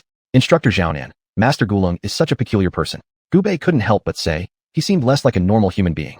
Ho ho, good to know. If Master Gulong were normal, would he even be able to create the dark energy lock? Xiaonan said mysteriously, glancing around as if afraid someone might be eavesdropping. What? He's really not a normal person. Tell me quickly. Upon having his suspicions confirmed, Gubei immediately became curious, wanting to get to the bottom of it. But how could Xiaonan let his wish come true so easily? A smirk curled on the corner of his mouth as he looked at Gubei. Do you really want to know? Yes, I really do. All the sunny-side-up eggs in your meals from now on will belong to me. Then I'll tell you. Xiaonan raised his hand confidently. Gubei was speechless. How did this guy come back and start eyeing his sunny-side-up eggs? Kid, listen up. This piece of information is known solely to me. Seeing Gubei hesitating, Xiaonan tempted again. All right, deal. With a plop, Gubei extended his hand and slapped palms with Xiaonan's. I'm telling you, you can't tell anyone else. Xiaonan adopted a secretive manner, leaning close to Gubei's ear. Relax, don't you know my integrity? Gubei squinted his eyes. This was clearly a sign of distrust towards him. In fact, Master Gulong is. Gubei only caught the first few words. What Xiaonan said after that, he didn't hear at all. All he felt was his vision blurring, collapsing straight down. Gubei, wake up. Gubei lay unconscious, his ears ringing with buzzing sounds. His sight was pitch black, completely devoid of light, as if plunged into an endless abyss. The space filled with endless darkness engulfed him completely. Here, it seemed as if time and space had both come to a standstill. Inside the Tiangong city, in the private research lab belonging to Master Gulong, this incredibly mysterious place. At this moment, Xiaonan stood outside the lab, pacing back and forth constantly, occasionally pounding his head hard with his hand. Ching! The emergency room door opened, and a doctor dressed in dark energy battle armor walked out. Dr. Nan, how is he? Despite being one of Master Gulong's top disciples, Xiaonan anxiously grabbed the other person's arm and urgently asked. Difficult, but rest assured, the master has already intervened. Xiaonan leaned against the wall, sliding down along it until his buttocks landed on the floor. What kind of accident could possibly require Master Gulong to take action? Gubei's current condition was far beyond what he had imagined. Gubei, you must wake up. From now on we will all be relying on you. Xiaonan murmured softly. From time to time, he looked at the tightly closed research room, where Gubei lay peacefully inside. Ho ho, it seems he has finally returned. Master Gulong's withered hand stroked over Gubei's skin again and again, fearing even the slightest mistake. Even he couldn't have predicted that his most outstanding disciple would truly complete such an extraordinary work. Since the moment the young man slew the dragon, Gubei had been under his watchful eye, and all information about the youth had been thoroughly investigated by him. Now, it was precisely the time for him to add the finishing touch to this masterpiece. As Master Gulong extended his hand and pressed down on the bed Gubei lay on, Gubei's entire body began sinking with the bed and fell into a sealed glass container. Whoosh! Multicolored medicinal fluids rushed frantically into the glass container where Gubei was located, enveloping his whole body. In order to make up for the incomplete body from years ago, I spent 1,000 years collecting these things. Young man, you must not disappoint me, ho ho. Master Gulong drooled at the corner of his mouth, yet immediately restrained his impulse. Now was not the right time. Chapter 65, Good News and Bad News. Gubei tried to break the endless darkness that was confining him, but despite all his efforts, he remained powerless. What the heck kind of place is this? Gubei complained, wondering how he had ended up in such a pitch-black place without warning. With no other option, Gubei sat cross-legged on the spot to meditate. In this place where time and space could not be felt, he had no idea how long he had been sitting, until a ray of light pierced through the boundless darkness, blinding Gu Bei so that he couldn't open his eyes properly. "You're awake, young man." An aged voice resonated by Gu Bei's ear, as if it were familiar from somewhere. Who could it be? The view before him was blurry. After opening and closing his eyes several times, he finally saw clearly. It was a research room filled with all sorts of peculiar objects, even surpassing what instructor Xianhuan had collected. Gu Bei even saw half of a dragon corpse, inwardly exclaiming, "Good heavens! Come in." Instructor Xianhuan, sprawled on the floor without closing his eyes for 3 days, now looked disheveled, like a vagrant. Beards were unevenly spread across his entire chin. Upon hearing the call from inside the research lab, he suddenly sprang to life, jumping off the ground and rushing in. "How are you doing, kid?" Xianhuan tightly grabbed Gu Bei's hand, asking him with concern. He thought he would never see this young man again. I'm fine. Are you concerned about me or the blood sample for the research?" Gu Bei teased with a smile. Xianhuan acted upset, lightly patting his head, and said nothing. "Master Gu Dang, how about Gu Bei?" Xianhuan asked first. For this time Gu Bei's fainting spell came unexpectedly, and what happened was still unknown. Alas! Master Gu Dang let out a long sigh, looking rather disheartened. This sent a chill down Xiaonan's spine. Could it possibly be some terminal illness? "Master Gu Dang, just tell us already, I want to know too." Gu Bei chuckled. Seeing himself lying on the sickbed, he guessed something must have happened. From birth until now, having experienced countless storms, he believed his psychological resilience was fairly strong. One piece of good news, one piece of bad news. Which one do you want to hear first? At this familiar question, both Gu Bei and Xiaonan were momentarily stunned. They once had a companion who enjoyed asking others like this. The bad news. Both Gu Bei and Xiaonan said in unison. Master Gu Dang did not expect these two people to be so in sync. He turned around, walked to the corner of the laboratory, and pulled out a small black wooden box. Seeing Master Gu Dang come over with a little wooden box, Gu Bei and Xiaonan were somewhat perplexed. Not until Master Gu Dang slowly opened the wooden box under their gaze did they realize there were several exquisite dark energy locks inside. Unfortunately, each of these dark energy locks bore varying degrees of damage, indicating how severely the person wearing them had been injured and how fierce the battle had been. Could it be? Xiaonan, staring at the dark energy locks within the small wooden box, suddenly seemed to grasp something. His body swayed back a few steps as if he'd lost his soul. Fortunately, Gu Bei directly reached out and held onto him, preventing him from falling. What is it? Looking at instructor Xiaonan's current state, Gu Bei knew he must have realized something, meaning perhaps only he didn't know yet. Master Gu Dang glanced at Xiaonan and then at Gu Bei, remaining silent. This matter should best be explained by Xiaonan. Ultimately, we can't escape fate. Xiaonan exhaled heavily, thinking for a moment before speaking slowly. Gu Bei, what I am about to tell you next must not be disclosed to anyone. It is very serious. Xiaonan became solemn, almost as if entrusting his will. Gu Bei nodded, understanding it must be significant otherwise he wouldn't be acting this way. Do you remember how Bei Miao died? Instructor Xiaonan lowered his head, bringing up the heart-wrenching past again. I don't know. Gu Bei shook his head. Despite repeated questioning, no one had ever told him. Was it related to this? Gu Bei's eyes glanced at the dark energy locks in the wooden box, when suddenly a flash of realization hit him. Could it be because of that dark energy lock? Gu Bei said aloud. Even he wasn't sure if he truly dared to believe it. Yes, precisely the dark energy lock. Instructor Xiaonan confirmed. Everyone thought that the dark energy locks were just tools to help us better control the dark energy within our bodies, allowing for more efficient use. But who could have guessed that the human body is like an infinite universe, with each organ being incredibly mysterious and endowed with the essence of heaven and earth? The dark energy contained within, once unleashed, can be devastating, and the only thing that keeps it in check are these dark energy locks. Gu Bei was stunned. He could hardly believe that the dark energy locks had such a role. Could it be that Instructor Xianhuan's repeated warnings for him to use Zerao's dark energy lock harbored this secret? If he hadn't used Zerao's dark energy lock back then, he would have surely died. Dark energy locks are like dams, allowing us to regulate the amount of dark energy we need ourselves. But if the dam is suddenly removed, the immense pressure will cause the water to burst out all at once. That's why those damaged dark energy locks exist, because their owners are dead. Instructor Xiaonan closed his eyes and turned around, secretly wiping away tears from the corner of his eyes. Had he returned earlier, Bei Miao wouldn't have died. Even as he was dying, Bei Miao still managed to complete the task Xiaonan had entrusted him with before leaving, safely bringing the students out of the Panga Garden. You barely survived last time, and I thought it was a miracle. But it turns out you couldn't escape that fate after all. Xiaonan stopped speaking. Inside, he was roaring in anger. Why? Why did this happen? If Gu Bei was allowed to survive with half a life back then, why was he being treated this way now? Is there no fairness, heaven? Ho, I see. So how much longer do I have? Gu Bei laughed, trying to ease the oppressive atmosphere in the research room. Fortunately, I handed over my dark energy lock in time, alleviating some of the after effects. Not too little, not too much, 5 years. Master Gu Dang looked at Gu Bei, surprised that the young man was so calm in the face of death. 5 years? That's not too short. There's plenty of time to do a lot of things. Gu Bei dismissed the bad news from his mind, deciding to deal with the matter when it came 5 years later. What about the good news? Since he'd heard the bad news, he was now curious about what the good news was. Hearing this, Xiaonan also turned his head, eager to hear the good news. Chapter 66. The Hope for Survival. The 9 Tripods of the Vuzhou. This good news begins with the ancient times. Master Guding rummaged through his belongings and pulled out a set of bamboo slips that were in bad shape. He slowly said, according to ancient historical records, in the early years of the Xia dynasty, Yu the Great divided the world into 9 provinces, each governed by a provincial governor. He ordered the governors of the 9 provinces to contribute bronze from their respective regions to cast the 9 tripods. On each tripod, the famous mountains, rivers, scenic spots, and strange objects of that province were engraved. As the saying goes, under heaven, all is the king's land. At the edge of the earth, all are the king's subjects. Since then, the 9 provinces have become synonymous with Huaxia. Unfortunately, over 2,000 years ago, the Qin army captured the eastern Zhou royal domain and took away the 9 tripods. An accident occurred while transporting them to Xianxia, and they fell into the Wei River, after which their whereabouts became unknown. So it's like that, I guessed it. Xuanhuan, the instructor, excitedly interrupted Master Guding. Could it be that the 9 tripods you're talking about have been found? Master Guding shook his head and didn't seem upset that Xuanhuan had interrupted him. Master Guding, please continue.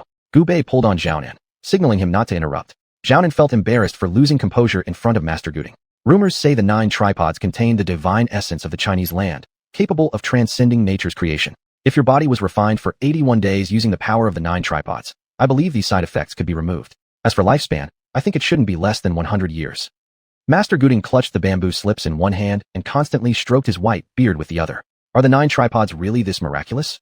Gu Bei and Xuanhuan found it hard to believe, but since this was what Master Guding said, there must be a reason behind it. If only we can find the 9 tripods, my hope of survival will exist. At first, he heard that he only had 5 years left to live, so he pretended to be optimistic to avoid worrying others. Now that he knows how to remove the aftereffects, the pressure weighing on his heart has disappeared. Don't celebrate too soon. Throughout history, across all dynasties, from emperors down to commoners, no one has ever managed to find the 9 tripods. Seeing their excitement, Master Guding promptly poured cold water on their hopes. Even though current technology is highly developed, finding the lost 9 tripods of Jojo after 1,000 years would still be unimaginably difficult. No problem. Knowing the method is better than having no solution at all. Xuanhuan smiled faintly, gently patting Gu Bei on the shoulder to encourage him. Master Guding, since you've mentioned the 9 tripods of Jojo, do you have any clues as to their whereabouts? Gu Bei hesitantly asked, wondering if Master Guding had some information. Without answering immediately, Gu Bei assumed that even Master Guding might not know, considering how the tripods have vanished from history for thousands of years. There. Suddenly, Master Guding raised his hand and pointed far into the distance. The direction of his finger was precisely where the Panga continent lay. Only there could one possibly find the heavy weapon of the divine land, the 9 tripods of Jojo. Despite its many dangers, an ordinary dark energy warrior stepping onto this land would meet only death. Panga continent. Gu Bei softly murmured, realizing how this aligned with his future plans. Fine, let me make this trip to the Panga continent and look for the national treasure of Huaxia, the 9 tripods of Jojo, and perhaps search for teammates from the team who've been apart for years. Boy, are you really determined to go there? Although Xuanhuan has now reached the 7th level of transcendence among dark energy warriors, the thought of going deep into the Panga continent still made him hesitant. Previously, Gu Bei insisted on going there after graduation to find the teammates of the Xianxia squad. To keep the boy's confidence alive, Xuanhuan reluctantly agreed. It turned out today that the boy would eventually take this irreversible path. Don't worry, I'll come back alive. Gu Bei laughed, realizing that after completing everything he needed to, staying here wouldn't accomplish much else. With little time left, it's time to start searching for the 9 tripods of Jojo. Well, seeing Gu Bei's determination, Xuanhuan felt he couldn't argue further. Walking up to Gu Bei, he tightly held Gu Bei's hand. Gu Bei felt a round object being pressed into his palm. Looking at Xuanhuan and knowing when they'd see each other again was uncertain. Congratulations, you've graduated ahead of schedule. Xuanhuan patted Gu Bei's head, indicating the road ahead was Gu Bei's to walk alone. The long-awaited graduation turned out to be more nostalgic than expected. Tightly holding onto the item, Gu Bei felt a sense of melancholy. Go ahead, we'll wait for you to come back. Leaving Xuanhuan instructor and Master Guding, Gu Bei departed from the Celestial Palace City. On this side, Master Guding specially arranged for a dark energy warrior to pilot the latest dark energy flying machine, delivering Gu Bei to the great front line. From head to toe, Gu Bei had already donned the latest dark energy battle armor, which underwent another round of upgrades in response to the counter-strike from those mysterious creatures. For this departure, he didn't have instructor Xuanhuan inform the others, so as not to sadden everyone. He believed that when he returned, Huaxia would become a colossal force, capable of matching the various powers on the Panga continent. Gu Bei handed over his credentials to the dark energy warrior in charge of guarding the great front line. After a thorough inspection, he was allowed to leave. The great front line is a defensive barrier constructed by Huaxia near the Panga continent. It was once destroyed during the Beast Tide, but has now been restored for use. Even today, the air still carries the scent of decaying flesh, evidence of the ferocity of the past battles. With steady steps, Gu Bei crossed through the great gate of the great front line. Behind him stood a 1,000-zhang-tall steel wall, separating the human world from the Panga continent. Smelling the primitive wilderness, Gu Bei could feel the blood boiling in his veins. This was the world of ferocious beasts and the strange myriad of races. Today, starting from this moment, Gu Bei would embark on a legendary journey. He would forge a path deep into the Panga continent for future dark energy warriors, bridging the gap between the two worlds. Captain, I've come. With an angry roar, Gubei dashed straight into the towering dense forest. Back in the Celestial Palace City, in Master Guding's laboratory. Finally, it's done. My skills have grown rusty compared to before. In front of him stood numerous large glass containers, now filled with divine blood whose purity far exceeded that of what Xianhuan had collected by more than 1,000 times. Someone come here. At the call, Dr. Nan entered. Upon seeing the containers full of divine blood, he immediately knew the master must have succeeded. Take these things out and deliver them. These are sufficient for their use. From now on, do not let anyone disturb me. I am about to enter seclusion. After giving his instructions, Master Guding disappeared instantly from his spot. Chapter 67, Roasting the Fushi. Guys, don't chase me. As Gubei ran out of breath, he also grumbled. On the third day after he stepped into the Panga continent, he was surrounded by a group of Fushi beasts. This bird has a body like a rooster, but its head is like a human's, with sharp eyes, always in a fighting stance. At first, Gubei just wanted to hunt a Fushi to fill his stomach. Looking at the Fushi flapping up and down in his hand, Gubei slapped it directly on its head, and immediately the Fushi's head drooped. Gubei went to the river and quickly removed the feathers from the Fushi. Then, he took out a dagger to remove its internal organs, washed it in the river. This head looks creepy, better get rid of it. After much consideration, Gubei directly slashed the Fushi's head off with his dagger. The head fell into the river, the blood slowly dispersing, drawing many big and small fierce beasts in the water to fight over it. Gubei gathered some firewood around him and took out the seasonings he carried before leaving. 3 years of special dark energy training camp had taught him quite a lot of things. Outdoor barbecues were naturally among them. After much effort, Gubei finally prepared the meal. On the grill, the snow-white flesh of the Fushi made crackling sounds amidst the golden flames. The seasoning that covered its flesh mixed with the aroma of meat, releasing an irresistible scent.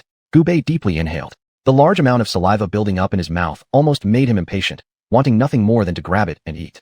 The golden flames enveloped the Fushi's body, thoroughly roasting it inside and out. The fat within its flesh flowed out under the scorching flame, dripping onto the fire and making a tisk-tisk sound. Smells good. Gubei licked the saliva from his mouth, eyes fixed tightly on the nearly cooked Fushi. It's time. Gubei acted quickly, grabbing the Fushi that had been roasted to a golden hue in the fire. Ouch, so hot. Gubei passed the Fushi back and forth between his left and right hands, constantly blowing on it. If not for the scorching heat, he would have already stuffed it into his mouth. Gurgle. I haven't eaten yet. You start growling already. Gubei complained at his rumbling belly. Realizing the temperature had finally dropped considerably, though slightly still burning, Gubei couldn't care less. His stomach was starving to the point of almost pressing against itself. Better eat fast. Gubei tore off a leg of the Fushi, thicker than his own arm, dripping with scalding oil, intoxicatingly alluring.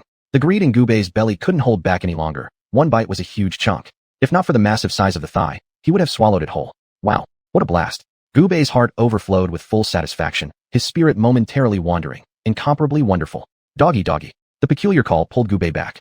When he opened his eyes, his mouth gaped wide, causing the meat hanging at his lips to fall off before he realized it. In the blink of an eye, hundreds of Fushi had surrounded him. Seeing their kin had been harmed by this hateful human, their eyes were filled with endless anger as they howled towards the sky, grief-stricken even more.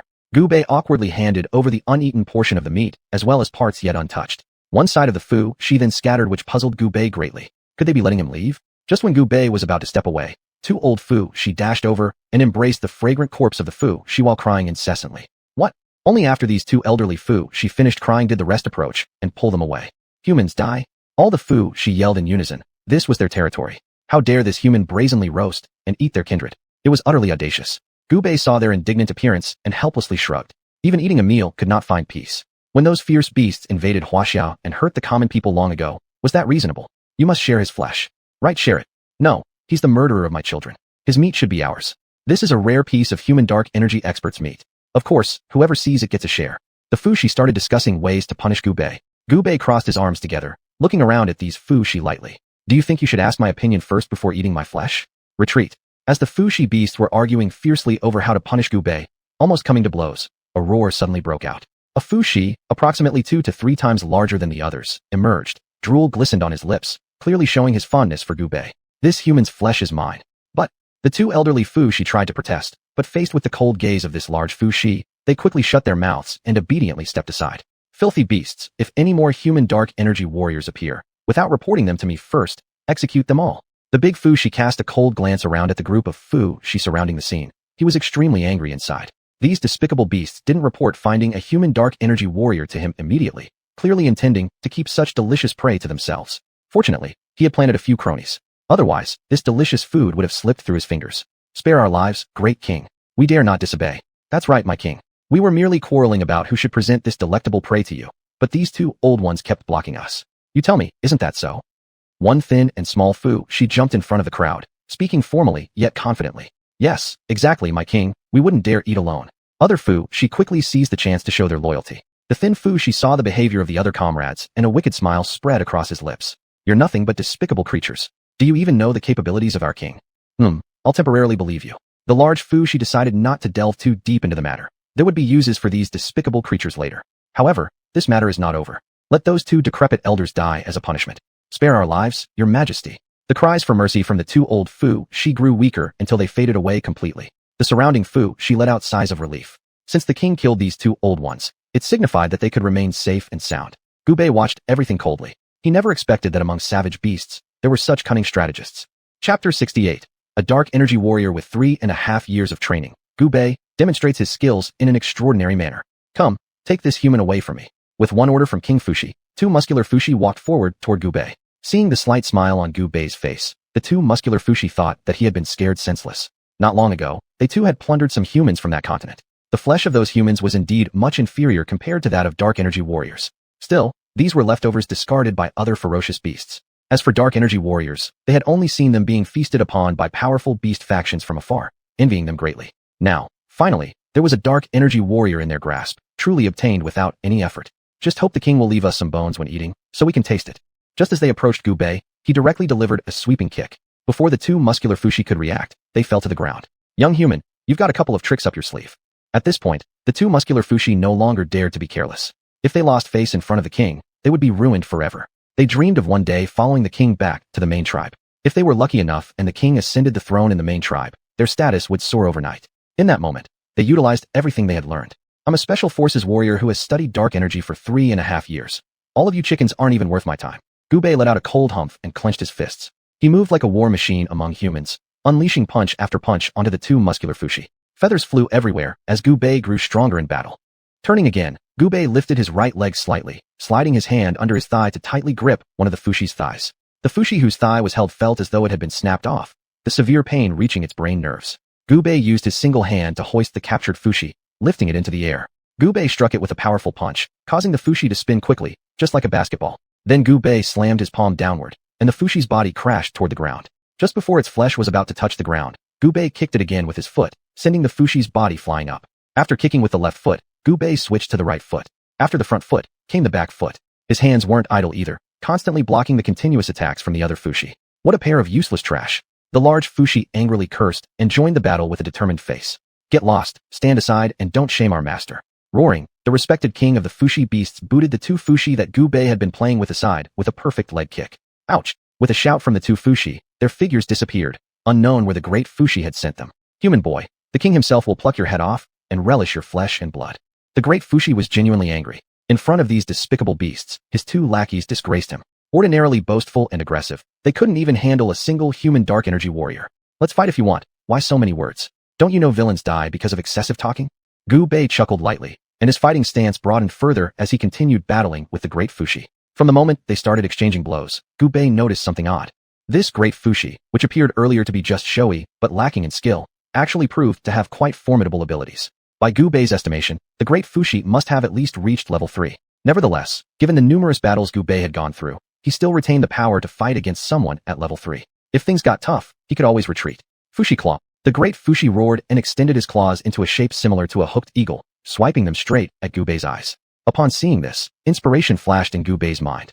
Standing upright, he curled one foot, stretched both arms, raising his eyebrows with gathered force. A complete set of bird play, 13 forms, was flawlessly revealed. Young man, what technique is this? Witnessing Gubei's peculiar actions, which seemed to mimic him, the great Fushi curiously asked, unable to help himself. Gubei chuckled. You too beautiful. The great Fushi didn't understand the meaning behind Gubei's words, completely baffled. But Gubei didn't wait for explanations. Seizing opportunity while the other was confused, he acted swiftly. As the great Fushi was distracted by the puzzlement, Gubei was already upon him, his body coiling around like a snake. He then firmly settled onto the great Fushi's back. Kneel. One punch after another from Gubei, each connecting solidly with raw flesh, leaving bloody marks. The great Fushi howled continuously, struggling and violently shaking its body, trying to throw Gubei off. However, at this moment, Gubei was like a piece of chewing gum, refusing to budge. Using the simplest and most brutal attacks, he brutally beat the Fushi. Vile beast, How dare you stand by and watch? Why don't you come to save me quickly? Dafushi commanded the surrounding Fuxus. Despite feeling humiliated, the pain coming from his back made him unable to endure any longer. The Fuxus around glanced at each other. This was a great opportunity. Whoever saved the king would be a great benefactor. I'll gouge out your eyes. Upon hearing Gubei's shout, Dafushi hurriedly closed his eyes. Then he felt a sudden pain in his butt. Damn it, didn't you say you'd gouge my eyes? So deceitful. Next time for sure. Gubei chuckled and attacked again. Thus, every time he attacked, he shouted where he was about to strike. This caused Dafushi much trouble, making him complain endlessly. Because every time, he prepared himself in advance only for Gubei to change his point of attack each time. Young human lad. Dafushi tightened his buttocks forcefully. This was the area that had been attacked by Gubei not less than 10 times. I will gouge out your eyes. Hearing Gubei's call again, Dafushi still thought it was a feint tactic. Do you really think I'm stupid? Ah, my eyes. Dafushi closed his eyes in pain, screaming as if a pig were being slaughtered. Don't know? Young people do not observe martial virtue.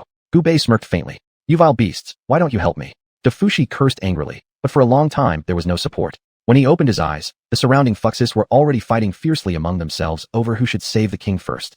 They are truly despicable beasts, utterly foolish. Dafushi was completely speechless. If he knew earlier, he wouldn't have kicked those two dogs so far away. How's this? Do you want to eat my flesh, drink my blood? Gubei grinned mischievously, pulling up his sleeves on his arms to reveal bronze-colored skin. He extended his arm toward Dafushi, who saw Gubei's action and realized his own power was not enough to defeat the opponent, deciding it was better to find an excuse to retreat for now. Never, little brother's strength is unmatched. I admire greatly.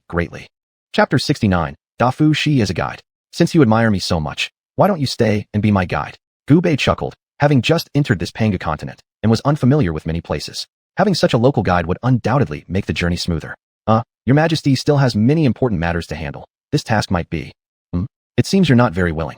Dafushi tried to refuse, but when he saw Gubei's expression turn cold, he quickly swallowed his words. Young sir, what are you talking about? Of course, I am more than willing. Dafushi wore a smile on his face, behaving politely towards Gubei, but internally planned how to lead him into some death-prohibited zones to get revenge. That's good. Could the young sir please remove the thing on my head? Despite his friendly appearance, Dafushi's sweat poured down like it was running out of control. He feared that if he refused, this human youth might take care of him right there. No problem. Gubei smiled, and took back the Panga banner in his hand. If this guy in front of him continued being uncooperative, he definitely intended to give him a lesson. Dafushi awkwardly smiled, no longer daring to play any tricks in his mind. Do you know where the Xianxia nine-tailed fox clan is located? Gubei suddenly asked, causing Dafushi's eyebrows to jump. What? The nine-tailed foxes? Brother, spare me. That place really shouldn't be visited. Dafushi cried, mentioning an 80-year-old mother above and infants below needing food and care. The beasts in those areas would ensure anyone going won't return, especially with Pangu continent now unstable due to conflicts erupting among different factions daily. There were even rumors saying some major forces would soon join the conflict, signaling an impending era of chaos. In terms of war sensitivity, few could surpass Dafushi's perception in this world. It's fine, you just need to help me avoid certain factions along the way. I don't want to get entangled in too many troubles. Seeing Dafushi's concern, Gubei relaxed his requirements. He already had the complete map of the Panga continent, which he could have navigated alone. However, time was tight, and having a familiar native beast around could help avoid encountering troublesome dangerous beasts, thereby preventing him from falling into trouble. So be it. Dafushi hesitated again, but upon seeing Gubei taking out the Panga banner once more, he realized resisting wouldn't be smart or end well for him. Vile beasts, wait until I return to deal with you. Muttering curses under his breath, Dafushi walked ahead without looking back, with Gubei following closely behind. As a native fierce beast of Panga continent, none were unfamiliar with where those ancient strange beasts resided.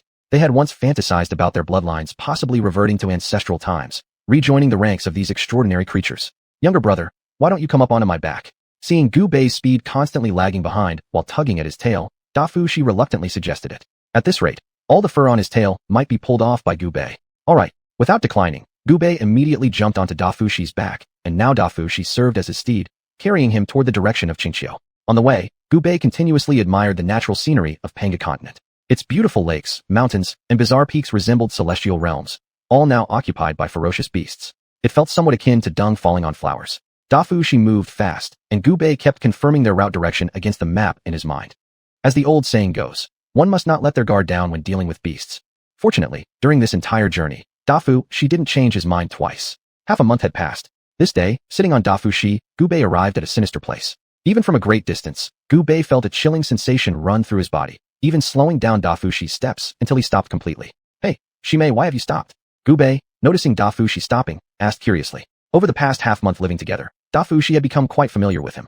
Initially, Gubei often addressed him as Shiyu Tai Mei, which Dafushi interpreted as something powerful, so he gave himself a human name, Shimei. Gubei, we seem to have wandered into the wrong place. Shimei's eyes could see unusual things. Not far ahead of him, a colossal black city stood grounded on the earth, its walls pitch black like ink. On top of the walls, red lanterns hung, each containing thick white candles burning slowly, with white skulls inside the flames rotating ceaselessly. Above the city gate hung a massive plaque with the two characters, Fengdu. Due to possible disrepair over the years, it was covered in fine cracks and creeping moss. Shimei looked panicked, something Gubei had never seen before. Despite his own discomfort at the eerie atmosphere that sent shivers up his spine, this place was strange indeed. Where are we? Gubei frowned deeply. He'd been carefully comparing their path with the map, ensuring they stayed on track. So why were they here? Fengdu City. Shimei trembled visibly as he pronounced the name of the place. What? How do we end up here? Did you do this deliberately? Hearing Fengdu, Gubei was startled. This was supposedly the land of the dead, a place where souls went after life had ceased. How could they have ended up here by chance? There was no way, Gubei thought, that no one was responsible for this. Gubei pulled out the panga banner, keeping it pointed toward Shimei. The vibe of this place made his skin crawl with goosebumps. It's really not me. Shimei protested frantically, exasperated beyond reason. I wouldn't come here even if you paid me. His face contorted in fear. Ever since he was young, there had been whispers about mysterious locations within the Panga continent. Places that usually remained invisible, but often claimed travelers or ferocious beasts who stumbled into them. Even they, longtime residents of the continent, couldn't verify if these places truly existed. And if they did, why hadn't anyone discovered their true location yet? Shimei only remembered tales from when he was younger, stories told by elders of his clan about Fengdu, which he had never imagined encountering today. Seeing Shimei's genuine terror, Gubei decided to temporarily believe him. But why can't I see it? Gubei felt inexplicably curious and weirded out. Just close your eyes. Chapter 70. Mistakenly entering Fengdu City. Gubei closed his eyes, and the scene before him was so overwhelming that it left him speechless. His heart rate accelerated rapidly, his blood pressure rose, his hands trembled slightly, and eventually, his whole body began to shake. Gubei, are you okay? Fortunately, Shimei's voice woke him up, and Gubei broke out in a cold sweat all over his body. The legendary ghost city of Fengdu was now right before his eyes. Thinking about those terrifying scenes, Gubei licked his dry lips and swallowed hard. He couldn't believe it, so he closed his eyes again, only for the eerie and gloomy image to reappear before him. Thankfully, Gubei had prepared himself and reopened his eyes, causing the images to disappear once more. This is strange. Gubei kept opening and closing his eyes repeatedly. Ultimately, he reluctantly accepted this reality and decided to walk with his eyes closed, despite being deeply afraid inside. Gubei, loosen your grip a little. Feeling the pain of his grip, Shimei reminded him. He had been terrified just moments before, but as soon as he saw how frightened Gubei looked, his own courage grew. This time, there was no way he could lose face in front of this human kid. At this moment, a human and a beast stood silently in front of the black Fengdu city. A cold wind blew past, and Gubei felt his facial hair sting, as if something was crawling beside his face, pulling on his hair. Who's there? Gubei yelled angrily. He had clearly sensed something licking his earlobe, cool and damp. Gubei, don't make a sound. Let's see if we can get out of here. Otherwise, we'll die sooner or later. Gubei responded, realizing how eerie this place was. He wanted nothing more than to leave immediately. Groan. The tightly shut vermilion Fengdu city gates slowly opened. Gubei and Shimei were shocked by this unexpected sound. They tightly closed their mouths and stared at the open gate. The broken city walls, the grand vermilion doors, and dozens of bright red lanterns hanging on the city wall created an almost still picture. The deep breathing of both man and beast could be heard clearly.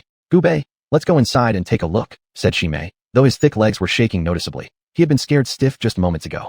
All right, at this point, we have no choice but to go inside and find out what's going on, said Gubei, standing still. Shimei froze in place. I just suggested it. I didn't mean for you to actually do it. But seeing Gubei already stepping forward hesitantly, Shimei, filled with fear, had no other choice but to follow. Bang! As Gubei and Shimei stepped into Fengdu City, the vermilion gate instantly slammed shut behind them. You, open the door. Damn it! Shimei screamed and pecked at the city gate with his sharp beak. Let's go. I thought you weren't afraid, teased Gubei, easing the fearful atmosphere. Gubei and Shimei wandered around Fengdu City aimlessly like homeless spirits. Ruins stretched everywhere. Not a single intact building remained. We should search some more. They continued searching the city for a way out, but after much effort, they found nothing besides the ruins scattered across the ground. Gubei, look. Shimei gently pecked Gubei's shoulder, which startled Gubei, thinking it was something else tapping him lightly.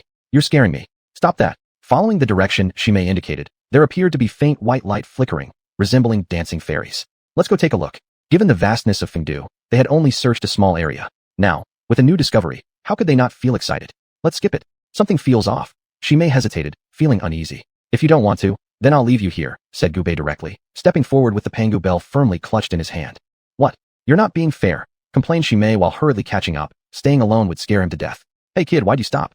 Are you afraid? Laughed Shimei. However, his laughter quickly faded as his face turned serious. Because, in front of them stood a vast forest of towering ancient trees, each adorned with countless dried corpses swaying in the wind. Additionally, Perched among the branches were countless crows whose blinking white feathers emitted the intermittent flashes of light they had observed earlier. Below these towering ancient trees, hundreds and thousands of meticulously arranged crimson coffins stood in perfect condition, showing no signs of age despite their existence spanning many centuries. A bone-chilling breeze swept through the area, forcing Gu Bei and Xime to take steps backward in an attempt to distance themselves from this place. But no matter which way they went, they inexplicably moved closer towards the pile of coffins. No, not there.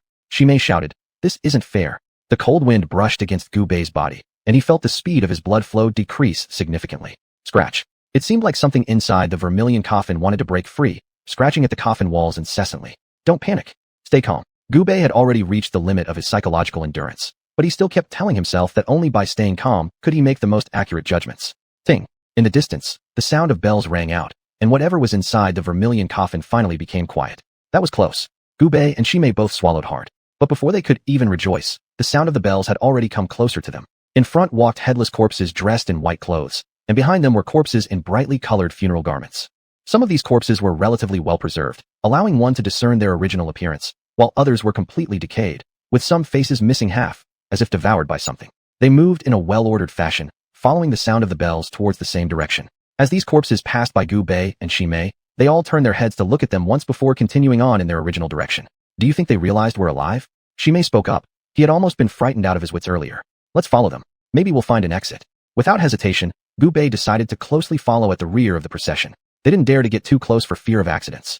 After trailing for over 10 miles, they arrived at the edge of a blood-red river. The smell of the water was truly unbearable, causing both of them to vomit uncontrollably. The blood river flowed southwest, winding and twisting endlessly. Could this be the legendary Nai River? Chapter 71. Tens of thousands of ghost corpses crossed the Nai River. Stretching for miles, the vast formation of ghost corpses that resembled a dragon lying on the ground finally came to a halt. Without a moment's hesitation, one after another leaped into the bloody river like dumplings being dropped into boiling water.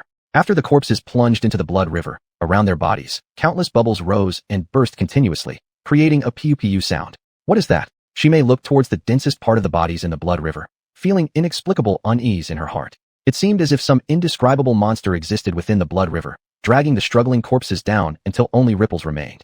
That's strange. If this is the Nai River, where's the Naiha Bridge? Gu Bei, are you alright? Don't scare me.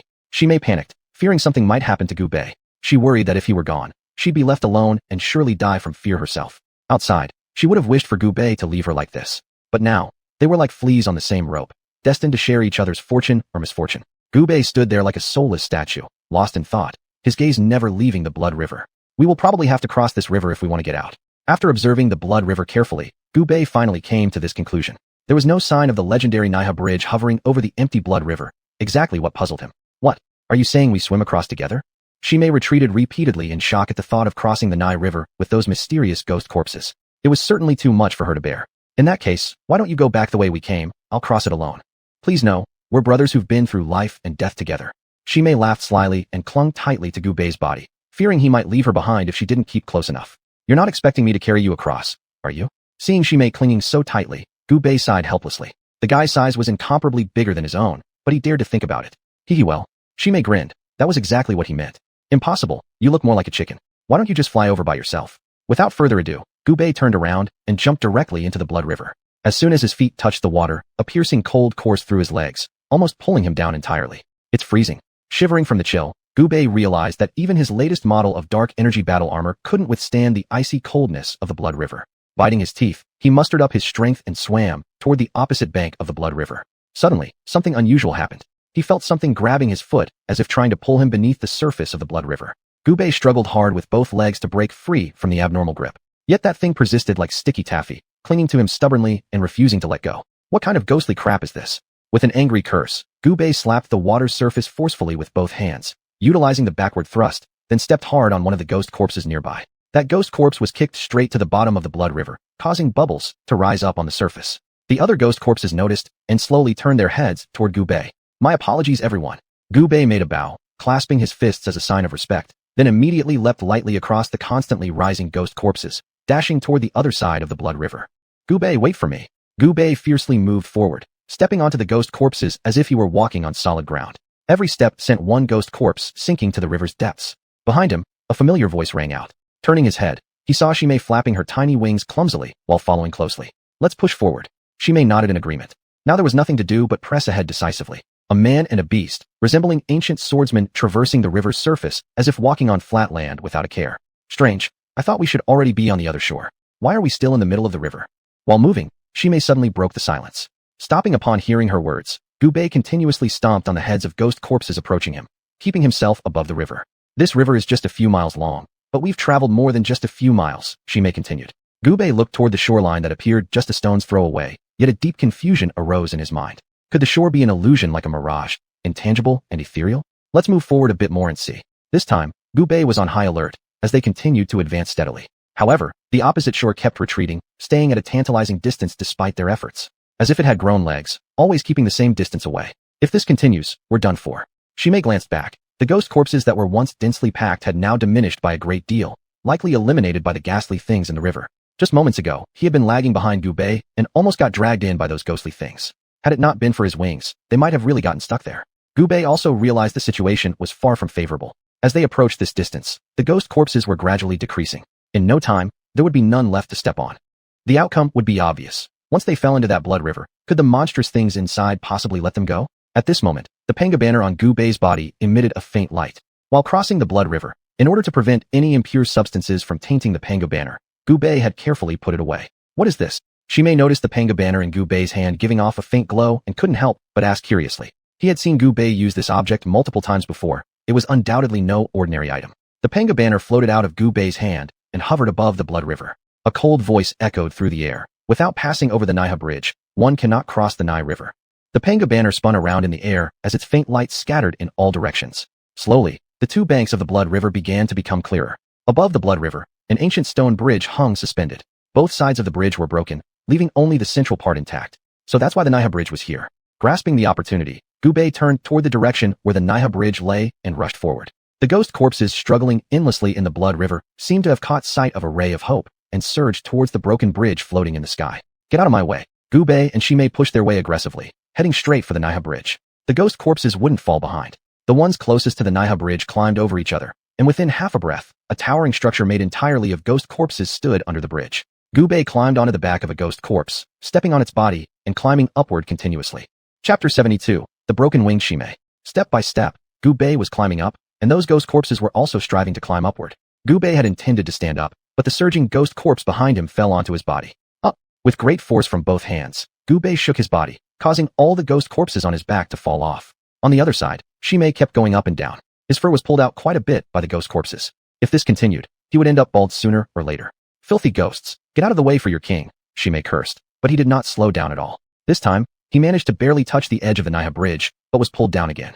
Seizing the opportunity, Gubei grabbed the shoulder of the ghost corpse with one hand and threw his abdomen forcefully, swinging his entire body like a swing and launching himself out. Using the momentum, Gubei kicked hard on Shimei's bottom, making him land steadily on the Naiha bridge, though the landing posture was far from graceful.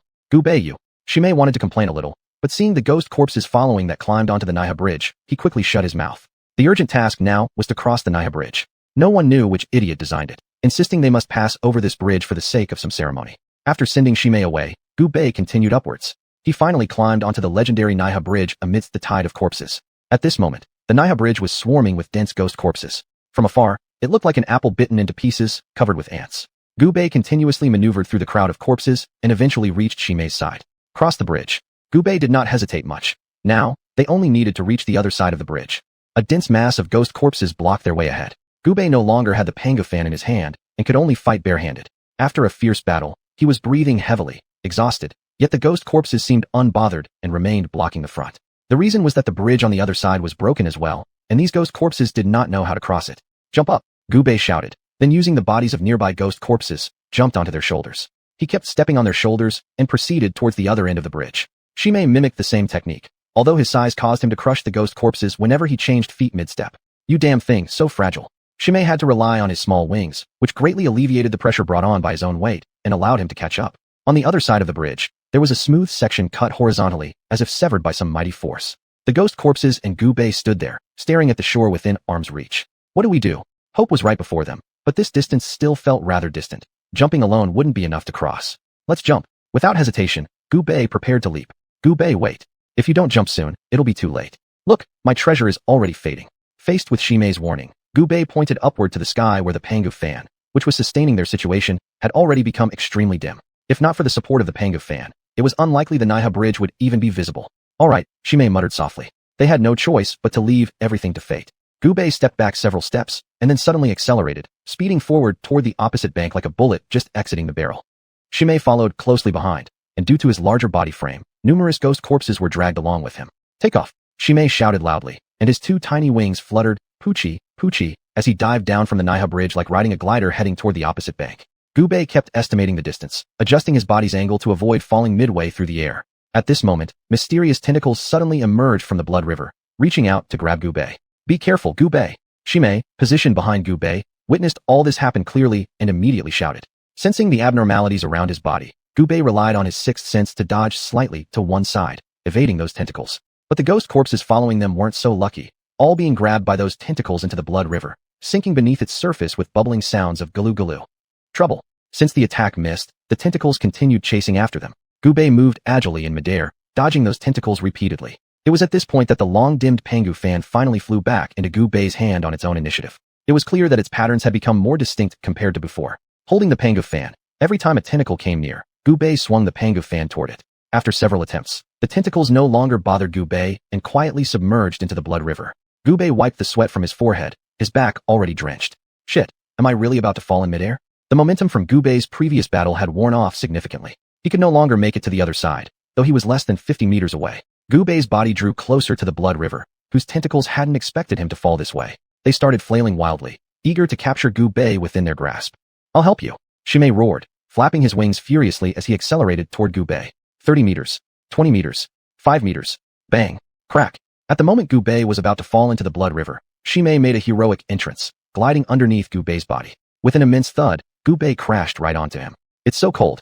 The impact from Gubei's body forced both of Shimei's feet into the blood river, its bone-chilling temperature making him shiver uncontrollably. Hold on, Gubei, Shimei warned, his wings broken but knowing he must persevere for both their lives. Biting down hard on his teeth, Shimei summoned his last ounce of strength and charged toward the opposite shore. We've finally succeeded. With just 10 feet to go until they reached the shore, Shimei exclaimed with excitement. Right then, his wings gave out completely. With a whoosh, both Gubei and Shimei fell straight down. Had they failed to make it by just that little bit? In their desperate gaze, the opposite shore seemed to sense their plight and moved closer towards them.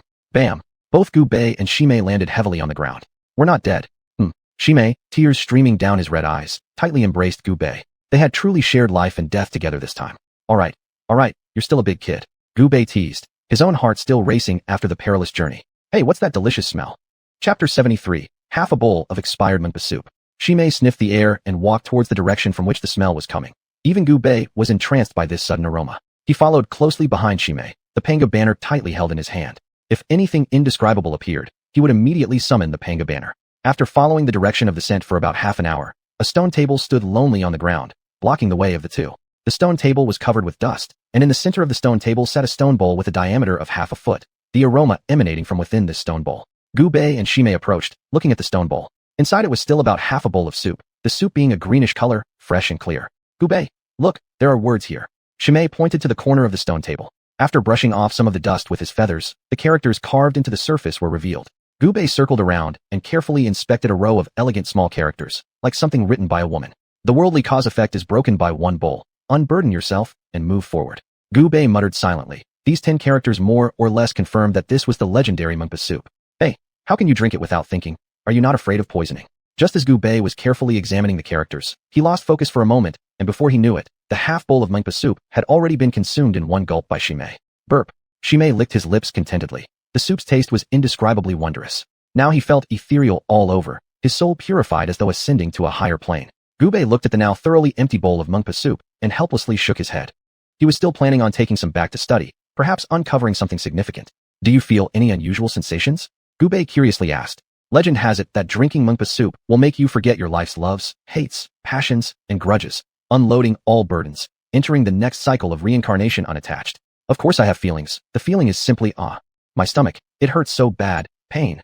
Just moments ago Shimei was boasting and showing off since the mungpa soup was exclusively enjoyed by him. But instantly his demeanor changed drastically, large beads of sweat appearing on his forehead. I told you not to drink recklessly. Gubei scolded helplessly while supporting Shimei's massive body. Shimei slowly collapsed onto the ground, his face deathly pale, groaning endlessly. After Gubei gently massaged his belly, the pain subsided somewhat. That's right, just use that force, it feels good. Previously groaning loudly in pain, Shimei now wore an expression of comfort on his face. The gentle kneading relieved much of his pain under Gubei's touch. Slap. Handle it yourself. Gubei stood up angrily and cursed. If it weren't for Shimei risking his life to save him, breaking his own wings in the process, Gubei wouldn't have bothered caring for him at all. Gubei, move away a bit. What's wrong? Gubei paused momentarily. What trickery is this now? Hurry up, Shimei urged impatiently. This doesn't make sense. Gubei scratched his head and stepped back a few steps. Further. Even further? What exactly are you planning to do? Just move farther if I tell you so. Why are you hesitating? Hearing Shimei's angry tone, Gubei's expression changed. You're getting too audacious now, aren't you? Without saying a word, Gubei picked up the panga banner and moved forward. Seeing Gubei approach, Shimei frowned deeply, incessantly complaining inwardly. Why does letting out a fart have to be so difficult? When Gubei arrived in front of Shimei, pointing the panga banner at him. You're asking for punishment, aren't you? Shimei innocently shook his head, revealing a look of pain on his face. So what's your problem? Gubei demanded fiercely. Tears almost welled up in Shimei's eyes. How much he wished Gubei would just walk away further. I won't be able to hold it in anymore. As Shimei screamed aloud. Poo poo poo, sounds rang in Gubei's ears. God damn it. Why didn't you say sooner? Gubei quickly covered his nose, but that unspeakable smell had already spread throughout the area. Even weasels could be killed by it. Running far away seemed better. Gubei dashed into the depths of the wilderness, feeling significantly better this time. Finally much improved. Shimei sighed in full body relief. Hey, where'd you go, Gubei? Looking around, Shimei saw no trace of Gubei's figure. Hurry over here. Hearing Gubei's voice come from ahead, Shimei quickly ran after him. Gubei firmly remained stationary. In front of him stood a massive black pot supported by a triangular rack beneath. Underneath the rack burned white flames emitting piercing coldness, while inside the pot brimmed with a whole mouthful of greenish soup identical to what was earlier in the stone bowl. Despite the abnormal chill emitted by the white flames, the broth inside the black cauldron kept bubbling as if boiling. How about it? Want some more? Gubei teased Shimei, as if something was guiding him here. He had tried walking in different directions earlier, but ended up right back here. No thanks. Shimei refused repeatedly. He didn't want to go through that torment again. Coming to the underworld once and not tasting the mecha soup is quite regrettable. Gubei smiled slightly, dipping a finger into the broth inside the cauldron. It's warm. The temperature was just right, neither too high nor too low.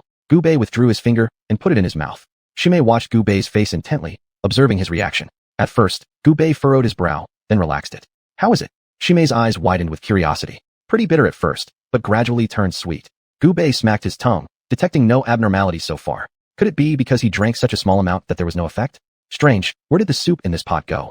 Gubei stared hard at Shimei, making him very uncomfortable. I didn't drink it. It suddenly disappeared just now. Shimei quickly explained, showing his fear of the substance. So odd. Gubei shook his head. This place was too eerie. They should keep moving forward. After they left, the black cauldron and even the distant stone bowl filled up again with greenish broth. But Gubei and Shimei would never know that. On their journey onward, Shimei constantly scrutinized Gubei for any changes, yet none appeared. Damn it. Animals compared to humans. I'm furious. This really infuriated Shimei. It seemed Gubei hadn't reacted at all, leaving him extremely dissatisfied. Stop staring, I'm fine. Gubei chuckled. The reason he dared to taste the monkpa soup was that he had detected traces of impure divine blood within it. Chapter 74. Cutting off the cycle in the reincarnation lake. There's a lake up ahead. Shimei exclaimed in pleasant surprise and dashed towards the lake water. The lake water was crystal clear, like a mirror. When Shimei reached the lakeside, without hesitation, he opened his mouth and plunged it into the water, drinking in large gulps. Aren't you afraid you'll get diarrhea again? Gubei, seeing his appearance, couldn't help but tease him. This water is so clean, it's nothing like that expired soup juice. Shimei irritably pulled his head out from the lake water. As he said this, he nonchalantly shook his hair towards the surface of the lake. Don't splash water on me, you guy. Shimei's movement was too large, splashing droplets all over Gubei. Seeing that Shimei had drunk so much lake water without any unexpected events happening, Gubei found a spot slightly farther away from Shimei. He stretched out his hands to touch the lake water, scooped up a handful, and brought it to his mouth. The lake water was icy and cool, providing a refreshing sensation as it slid down Gubei's throat. Gubei softly moaned in comfort and scooped up more water, enjoying it thoroughly. As Gubei sat on the ground with his butt, he stared at the clear lake water which seemed boundless and endless. They were now here, yet the road ahead remained unknown. It was only then that Gubei noticed there was no reflection of himself in the lake water. Gubei knelt down on both legs and laid his upper body on the lake surface, looking left and right, but still not seeing his own reflection. Strange. Just as Gubei felt puzzled, he suddenly felt a heavy sinking sensation in his head, and his entire body, plop, fell into the lake. Shimei was just using the lake water to clean his feathers when he suddenly felt a chill run down his back. He turned his head to see a female corpse dressed in red staring at him intently.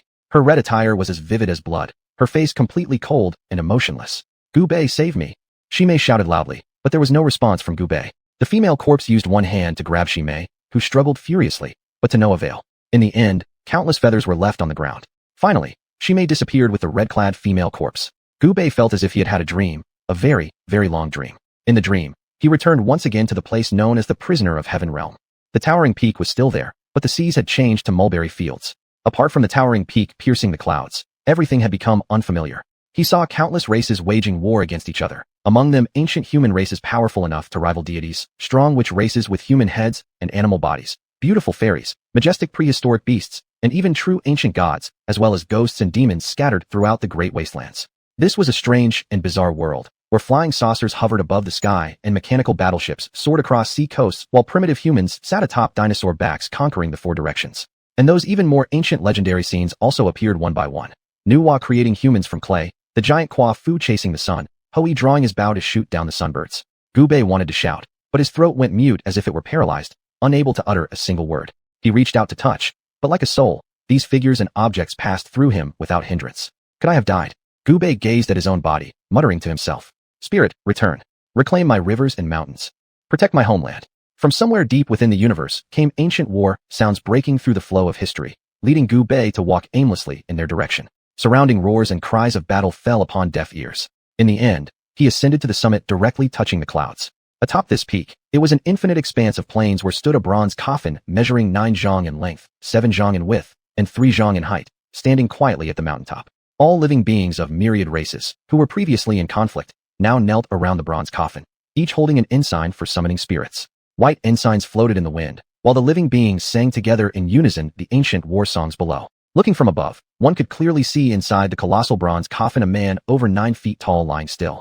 Around the man's body, the natural features of the world seemed condensed proportionally. Unfortunately, when the ancient war hymn touched the bronze coffin, it dissipated and avoided it like mice before a cat. Gubei walked forward, and none of the living creatures could perceive his presence. He felt something within the bronze coffin calling out to him.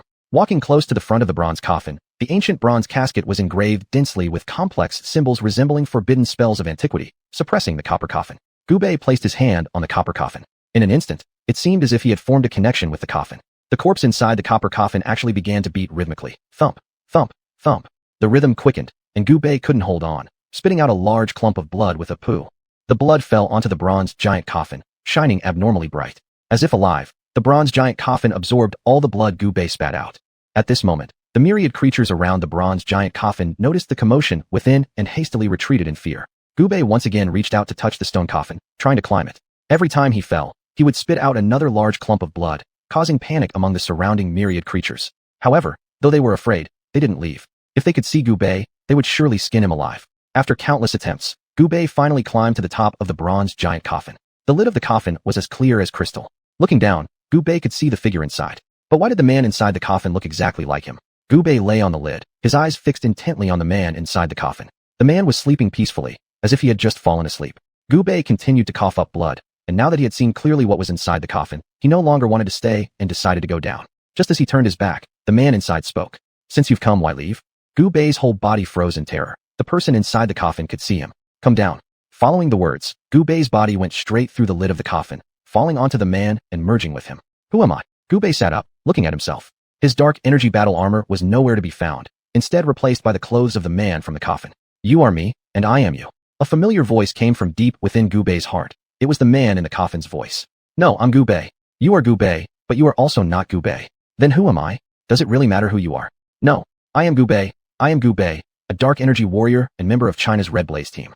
With an angry shout, Gubei's entire body floated out of the reincarnation lake.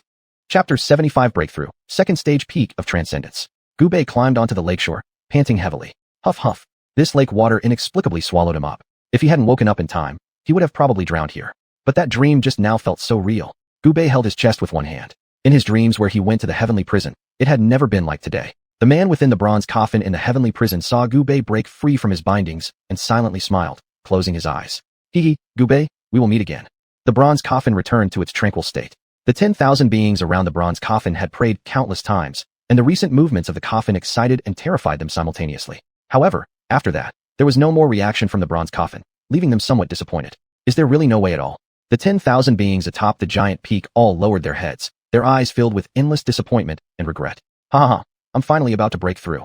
Gubei, who was preparing to get up, felt a strange sensation within his body and quickly sat down cross-legged. The golden dark energy lock on his abdomen shone brightly, triggering the flow of dark energy through the 485 large tendons in his body. Like floodwaters unleashed from a sluice gate, It continuously surged and cycled through his body. At the beginning of life, an infant's body is particularly soft, as are the tendons within. Soft tendons mean smooth meridians and abundant vital energy, symbolizing limitless vitality.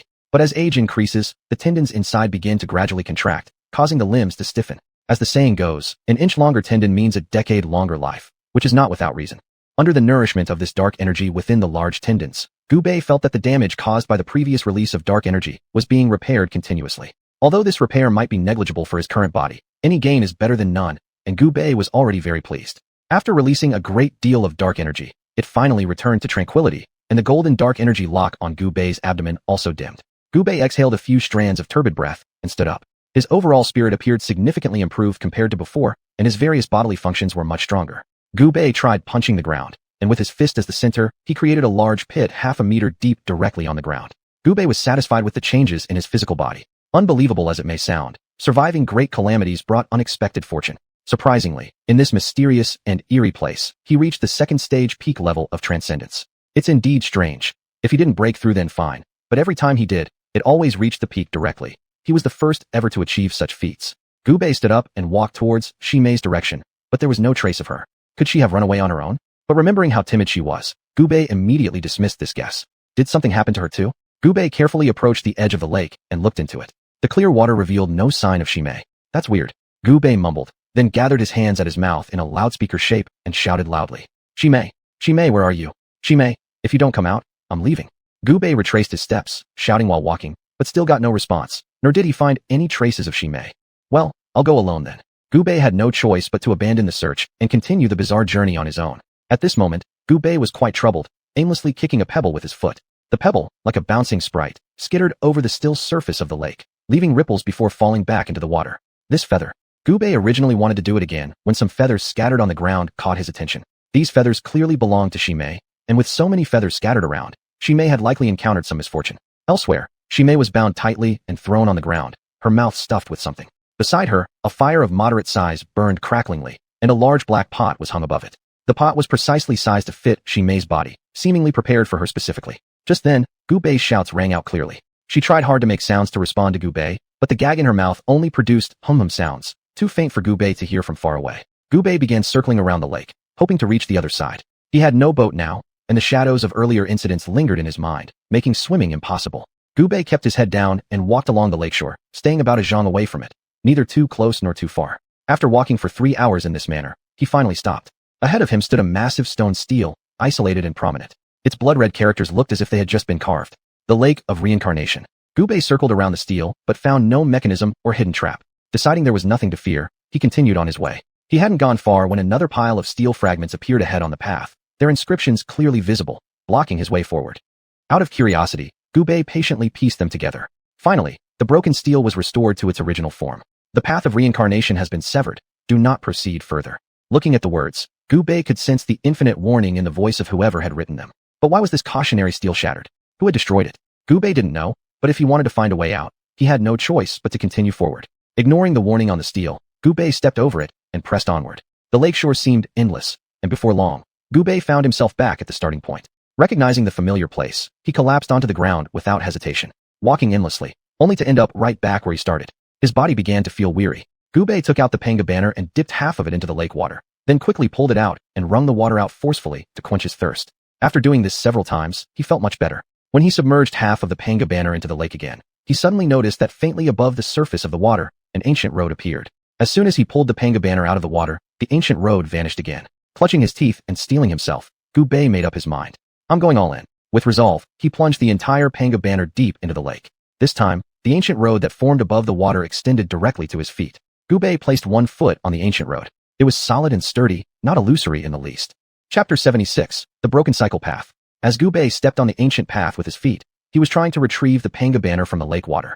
When he finally managed to pull the entire panga banner out of the lake, the ancient road astonishingly did not disappear.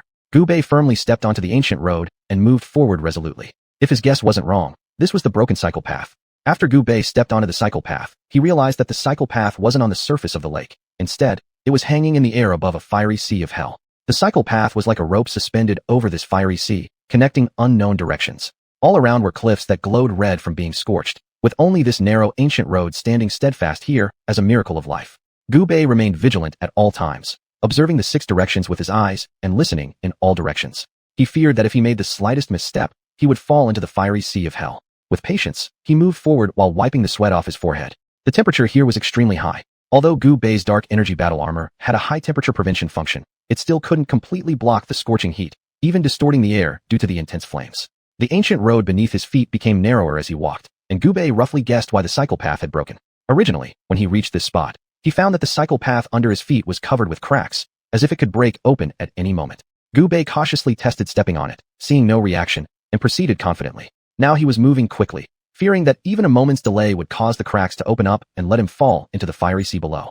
Gubei finally came across a complete break ahead. Fortunately, the crack wasn't very large, just about 10 paces wide, and with one effortless leap, he jumped over it. Resuming his journey after pausing briefly where he stood, Gubei noticed the temperature of the fiery sea of hell beneath him had reached a terrifying level. Gubei felt like his body was placed inside a steamer, blisters rising on his face, and his breathing becoming rapid.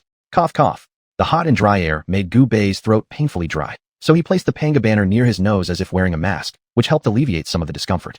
Nevertheless, the pain coming from the other parts of his body continued to stimulate his sensitive nerves, making Gubei yearn to reach the endpoint of this ancient road immediately. Huff, huff. Gubei accidentally caused a direct crack in the road under his feet, almost falling down. This peril reinvigorated both his tired nerves and weary body instantly, as Gubei wiped away the cold sweat that had appeared on his forehead and pressed onward. Half an hour later, the second fracture zone on the ancient road appeared before Gubei. This fracture zone was evidently much wider than the previous one, but also stretched for about 30 paces. Fortunately, Gubei had now reached the peak of the second stage beyond the mundane world, and his physical capabilities had greatly improved compared to before. Thus, this distance was nothing for him. Gubei retreated dozens of meters, then suddenly accelerated, leaping again through the air. Bang! Gubei's two soles slid onto the ground, continuously adjusting his body angle to dissipate the inertia force from his sprint and jump. Plop! Gubei, standing firm, could clearly hear the sound by his ear, the noise of pebbles from the roadside dropping into the fiery sea below during his leap just moments ago. Without hesitation, what Gubei needed to do now was race against time.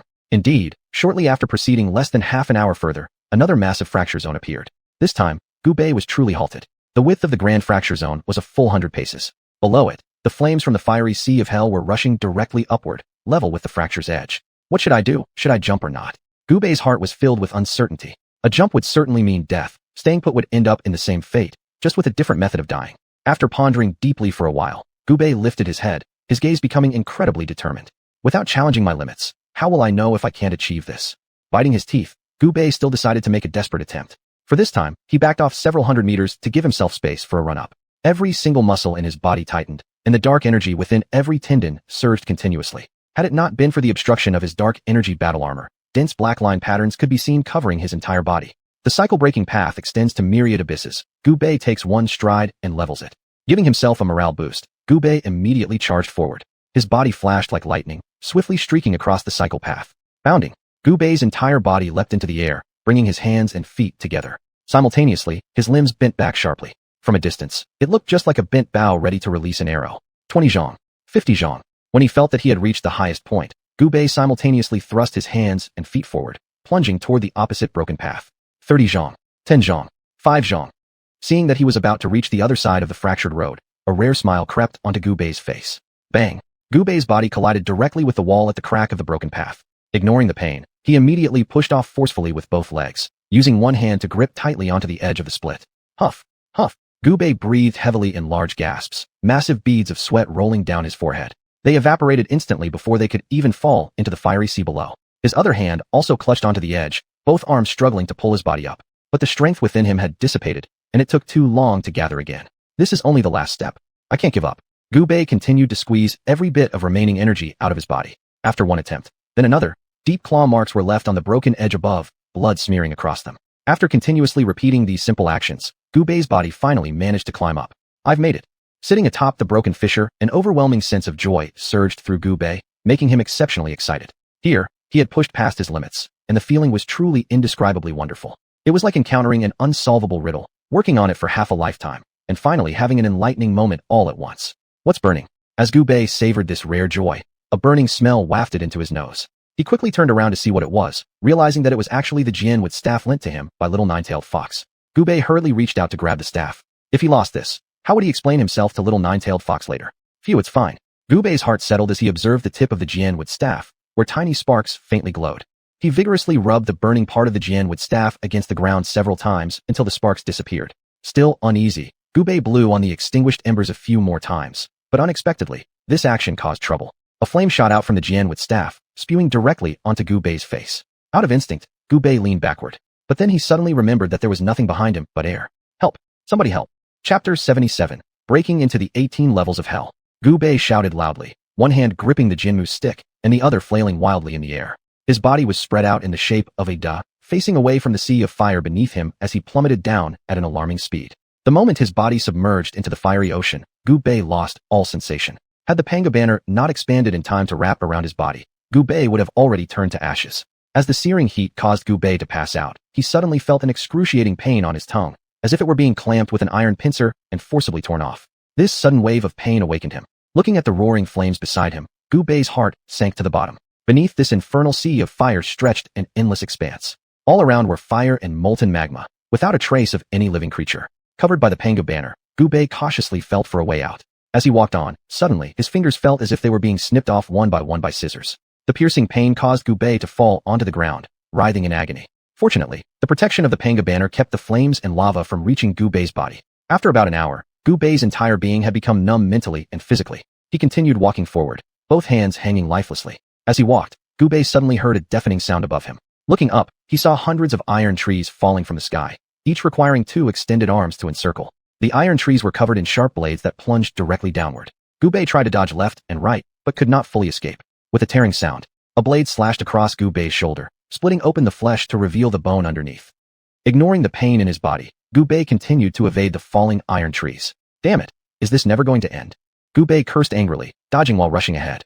Finally, after continuously enduring wounds inflicted by the blades of 18 iron trees, the constant descent of the iron trees ceased. Huff, huff. Gubei crouched halfway, gasping for breath. The exposed wounds on his back had coagulated under such extreme temperatures. It seemed something blocked his path before him. Lifting his head, Gubei saw an enormous mirror. The mirror stood no more than 3 zhang tall and approximately 1 zhang wide. When Gubei looked into the mirror, strangely, there was no reflection of himself. Only the image of a raging sea of fire was reflected. Strange. Approaching cautiously, Gubei lightly tapped the mirror surface with his elbow to test its reality. Crack. Upon contact with Gubei's elbow, the mirror instantly filled with large and small cracks, and then shattered into countless tiny pieces, scattering to the ground. Could this be the legendary 18 levels of hell? Suddenly, it came to Gubei what these could mean. Tongue-ripping hell, scissors hell, iron tree hell, Nia mirror hell. Yes, this must indeed be the 18 levels of hell. Gubei gazed at the scattered fragments of the mirror on the ground, affirming his guess. But why couldn't the Nia mirror reflect his own figure? Even more bizarrely, why did it shatter the moment he touched it? Despite having no answer, now certain that this was the 18 levels of hell, 14 more layers awaited him. Gubei continued moving forward, where the air ahead was thick with dense white steam. From afar, the mist gave the place a fairyland-like atmosphere. But once Gubei entered it, he immediately realized its intensity. Gubei now felt as if his lungs were about to boil over. Inside his body, it felt like flames were burning ceaselessly. His face was abnormally red and tender, with numerous blisters forming on his skin, causing his entire body to swell due to edema. I can't fall here. Gubei clenched his teeth. So much still waited for him to accomplish. He could not die. 1 step, 2 steps. At this moment, even if an ant were walking along the same line as Gubei, it would easily have outpaced him. Though shielded by the Panga banner, sweat poured down Gubei's body profusely, leaving a white trace behind him. Salt crystals formed as his perspiration evaporated. There are only 10 steps left. 5 steps. 3 steps. Just 1 final step left. Gubei stretched out his leg, but found he couldn't move forward anymore. That leg hovered silently in midair, delaying its descent. Gubei's consciousness began to blur, and his body started swaying uncontrollably. Gubei, keep going. Boy, you've finally arrived. Big brother. Gubei seemed to see familiar figures standing before him, cheering and urging him on. A faint smile appeared on Gubei's lips, and the leg that had been suspended in midair for so long finally came down, stepping out the final step. And the familiar figures that had appeared earlier were already gone. Everything was an illusion. Thank you, Gubei rasped, speaking to the empty air before him. The white steam that had enveloped him had already vanished, leaving only Gubei standing there alone. Copper pillar hell, here I come. Gubei shook off his memories and pressed onward. This time, what blocked Gubei's path were hundreds of copper pillars thicker than the iron trees. The copper pillars were carved with countless innocent beings, and the entire surface of each pillar glowed a fiery red. Between these pillars, there were small gaps, no more than half a foot wide. To move forward, Gubei would have to crawl through these narrow cracks between the blazing copper pillars. What awaited him would be a crushing pressure from all angles, far surpassing even the agony of the Paluo punishment. Glug. Gubei swallowed the saliva he had barely managed to produce, drenching his throat that was nearly smoking. I'm going all in. After staring at the copper pillars for half an hour, Gubei bowed his head and walked towards them. Sizzle, sizzle. Like a piece of raw pork dropped onto a red-hot iron plate, Gubei's shoulders had already entered the crack between the copper pillars, engulfed by the searing heat both in front and behind. Yeah. Gubei let out a long, anguished scream. If not for the earlier loss of sensation in his tongue, he might have bitten it off in desperation. The scent of roasted flesh wafted into Gubei's nostrils. It carried both a strong stench of burning and a faint, eerie aroma of cooked meat. Boom. Gubei's entire body burst through the other side of the copper pillar, collapsing onto the ground. Pain. Too much pain. It's as if my very soul is torn apart by agony. If it weren't for the fact that the copper pillar followed right after him, Gubei wouldn't have wanted to move even a bit after crossing through. The searing sensation of his skin and muscles being burned by the red-hot copper was something he never wished to experience again in his life. Stumbling and swaying, Gubei moved forward while the red-hot copper pillars chased relentlessly behind him. Finally, when the horizon ahead was filled with fields of glaring white blades, the copper pillars stopped chasing, disappearing into nothingness. Do I really have to go straight to the next level of hell? No need to rush me like this. Chapter 78. Ascending the Blade Mountain and descending into the oil cauldron. The white blades sprawled across the mountain, glittering with silver light, emanating an intimidating chill. As Gubei's foot first stepped onto them, his soul was immediately slashed by the sharp blades, blood gushing out. This won't work. My legs will be disabled before I even get halfway up. Gubei looked at the dense forest of knives on the mountain, constantly calculating in his mind. Let me try the method the Meow Witch Doctor used to ascend the Blade Mountain. First, Gubei lifted one foot, carefully memorizing its texture, then switched to the other foot. Within less than 5 minutes, he had clearly remembered every detail of his foot's surface. This was the result of repeatedly, meticulously checking everything until there wasn't a single bit of error left. With that, Gubei officially started ascending the Blade Mountain. Gubei first held his breath, extending one foot onto the gleaming white blade. The foot's texture was offset from the blades. Seeing no blood flow, Gubei started lifting the other foot. Despite the piercing pain in his soles, Gubei gritted his teeth and persisted.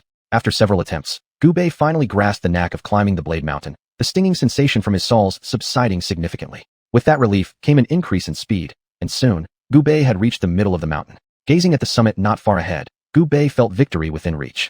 Sizzle. Suddenly, Gubei felt pain in his foot. Looking down, he saw the white blade beneath him soaked in blood. It had cut through. What's going on? I've advanced this much. According to reason, this shouldn't happen. Gubei's feet were only injured when he initially ascended the mountain. Now he had mastered the technique. How could this happen? Enduring the pain, Gubei lowered his head for a closer inspection. It turned out the direction of the blades kept changing slightly, thus explaining the issue. Had he not noticed this change in time, the consequences later would have been dire. Becoming aware of the alteration, Gubei began accelerating his ascent. He needed to step onto another set of blades before their orientation shifted again. However, the problem arose that as his speed increased, if he failed to master the force applied, his feet would also be cut by the sharp edges. Drenched in blood, Gubei's feet continued to press on through countless blades. From afar, Gubei appeared like a black dot moving atop the silver glittering Blade Mountain. Ting! At the moment Gubei reached the peak of the Blade Mountain, a resonant humming sound erupted from countless blades across the mountain, as though applauding Gubei's perseverance. When the sound faded, under Gubei's gaze, the innumerable blades slowly grew larger. What had once been cold and gleaming were now transformed into blocks of mystical ice. Achoo! Gubei pulled his neck closer to his body, noticing the temperature suddenly plummeting. In the blink of an eye, the Blade Mountain had become an ice mountain beneath his feet. Gubei tightened the protective banner of Pangu around him, curling his entire body to shield himself from the bitter cold winds howling through the cracks of his armor. Shaking off the biting cold, Gubei trudged on. His sole's wounds were frozen stiff, rendering them numb. Thus, Gubei walked toward the opposite direction of the way he came up.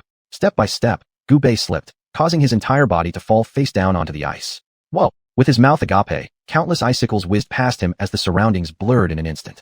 Like a rapid arrow shot, he plunged straight downward towards the base of the mountain. Near the foot of the mountain, the slope gradually leveled off, yet the momentum from Gubei's descent caused him to soar upward in the air. Confidently arranging himself into what he considered impressive poses, he anticipated gracefully descending into a shimmering lake below. If only there were a hot spring here right now, it would be perfect. Having endured the biting cold, nothing seemed more inviting than a good soak in the warmth. As if hearing his wish, the lake below bubbled up with steamy warmth. The once crystal clear water transformed into rolling, bubbling golden yellow, resembling boiling oil. Gubei readied himself to change into an elegant posture, planning to dive into what he humorously referred to as self-appreciating moves. After performing his signature moves in midair, Gubei dived gracefully into the lake like a fish. Something is off about this water. When still about a foot away from the surface, Gubei realized something was wrong. The rising heat from beneath didn't feel right. Just as Gubei glanced at the surface, his entire body dove in. Shit, this is an oil lake. The moment his head touched the water, some of the golden liquid flowed into Gubei's mouth. Instead of sweet-tasting water, it tasted foul and sticky. Immediately, Gubei's surroundings became hot, with the number of bubbles continuously surfacing increasing more and more. Gubei first felt an itchy pain in his hands and feet, unable to resist the urge to scratch. However, with only 2 hands and 2 feet at his disposal, they now seemed utterly insufficient for his needs. Moreover, the scorching temperature around him made Gubei feel completely uneasy. This was an oil cauldron after all, and if he stayed any longer, he'd surely be fried to a crisp. Enduring the heat, Gubei swam towards the edge of the lake. Just as the oil lake was about to boil, Gubei managed to haul his entire body out of the water. Ignoring the oil's foul stench covering his body, Gubei wanted nothing more than to leave this place immediately. For what lay ahead would be the ox pit hell. Thinking about this, his stomach grumbled in anticipation of a good meal should fortune favor him. As if on cue, Chow Chow had arrived. Whatever Gubei thought of next came true instantly. In the distance, dust swirled violently as over 10,000 one-legged beasts charged forth. Where are the promised cattle? Gubei, gazing at the far-off herd, wept profusely. These were clearly a group of Kuei. The Kuei looked extremely similar to oxen but had only one leg, no horns atop their heads, and their skin bore a bluish-green hue. During storms, its roars sounded like thunder accompanied by light as brilliant as the sun and moon. Legend has it that in ancient times, the Yellow Emperor defeated the Kuei, using its hide to create a drum and its bones to make drumsticks. Every time the drum was struck, its sound could be heard for hundreds of miles. Emperor Xianhuan used this to instill fear across the land. Originally, Gubei had thought of eating meat, but judging from his current strength, surviving might be more pressing than indulging in such fantasies. With these creatures, who knows who might end up being dinner? Isn't the stone press hell and mortar hell coming next? If I lure this herd into there, then maybe. While running, Gubei suddenly burst into laughter. If others saw this, they'd definitely think he'd gone mad. Come chase me, little Kueis. Gubei, determined to eat meat at any cost, stopped to stick his buttocks out teasingly towards the Kuei herd before speeding off again. How could the Kuei group bear this insult? Their speed increased by more than just half, even causing the earth beneath them to shake with each stride. Chapter 79. The hells are empty, devils walk among us. I run, I keep running, I run with all my might. Gubei ran while encouraging himself and glanced back at the same time. Kuei creatures were right behind him, relentlessly chasing. How come this stone press hell hasn't appeared yet? Gubei wrinkled his nose. If he didn't keep running soon, the Kuei group would catch up with him in no time. The distance between Gubei and the Kuei group was continuously narrowing.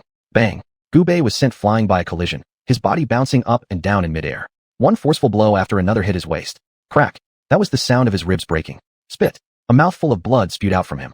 The Kuei seemed endless, and Gubei kept being tossed around like this. Sizzle! Another batch of ribs broke, causing Gubei to wince in pain. Fortunately, he finally landed on the ground, but unfortunately, the densely packed Kuei legs were now stampeding over Gubei's body. Looking at the Kuei legs that were less than a centimeter away from his head, Gubei felt as if his breath had frozen. It seemed that there was an unimaginable force in those Kuei legs, which made cold sweat stream down from Gubei's forehead. Bang! When the Kuei leg touched Gubei's face, he felt the strength of the prehistoric savage beast. His head was pounding fiercely. If it hadn't been for his quick reaction to support a Jianmu stick in front of him just before, his head would have shattered immediately. Gubei hadn't even finished rejoicing about avoiding one attack when dozens or hundreds of other Kuei legs came straight toward his face. At the moment he fell into despair, countless boulders rained down from the sky, smashing the galloping Kuei-like moles playing whack-a-mole until they turned into minced meat.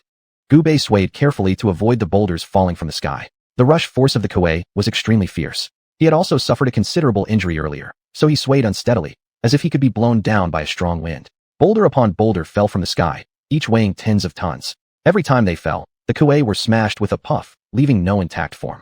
The flat ground was also pockmarked with thousands of giant craters due to these boulders. At this moment, Gubei hid beside the already fallen boulder, without regard for propriety, stuffing the mud made of Kuei meat into his mouth crazily. The bloody smell filled Gubei's mouth.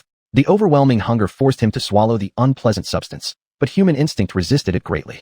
The feeling of raw meat stuck in his throat tormenting him persistently. Up and down it went. Eventually, Gubei managed to swallow all the mud down, even leaning over the pool of Kuei blood nearby, savoring several licks with interest.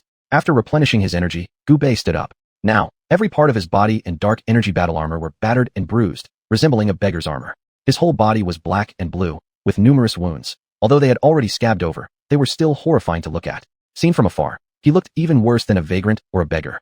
Thankfully, the energy in his body had recovered significantly now, giving him more confidence to deal with the coming layers of hell. He subsequently breezed through mortar hell, blood pool hell, wrongful death hell, crucifixion hell, volcano hell, millstone hell, and saw hell. With previous experience, Gubei undoubtedly encountered fewer difficulties. Gubei paused after passing through saw hell, stopping in front of a huge black stone door. This colossal stone gate emanated an eerie dark glow, captivating anyone who looked at it. Gubei placed his hand on the stone door, gently pushed, but nothing happened. Gubei stepped back a few steps, took a deep breath, advanced again, and laid his hands on the stone door. It was seen that he gathered all his strength and poured it onto the stone door. Clang! With a clang, under Gubei's gaze, both enormous stone doors fell side by side on the ground. Only then did Gubei realize that he'd pushed the door the wrong way. That's why he couldn't open it earlier. Stepping inside, Gubei looked back. Above the inner door was the phrase, 18 levels of hell, written in bold letters. On both sides of the walls by the door, 2 phrases were written. Hell is empty. Devils are on earth. Gubei stared at the 2 sentences, lost in thought. During his journey through the 18 levels of hell, he hadn't had time to reflect deeply. Now pondering, something was indeed strange. The original purpose of the 18 hells was to punish spirits, yet everything was empty. And why had all the punishments been targeted solely at him? He hadn't committed any serious offense. After thoroughly searching around, Gubei discovered nothing useful here. It seemed like the underworld had been looted, and nothing of value remained. Since there was nothing to find, Gubei did not linger any longer. Thereafter, the road ahead became much smoother, free of any unexpected incidents. Gubei kept searching for the way back to where he came from, but ultimately failed to find it. Moreover, he realized that the more he walked, the colder and more chilling it felt. There was boundless darkness around him, accompanied by eerie winds that sounded like ghostly wails. Gubei already looked like a ghost himself, so if anyone saw him in this environment, they would probably be scared to death. Where have I ended up? Gubei had lost track of his direction. He felt as if he'd been walking in circles for a long time. Now, he resembled a headless fly, dashing around aimlessly. Bang! Gubei's head collided with something hard, and he immediately reached out to feel it. It felt like stone.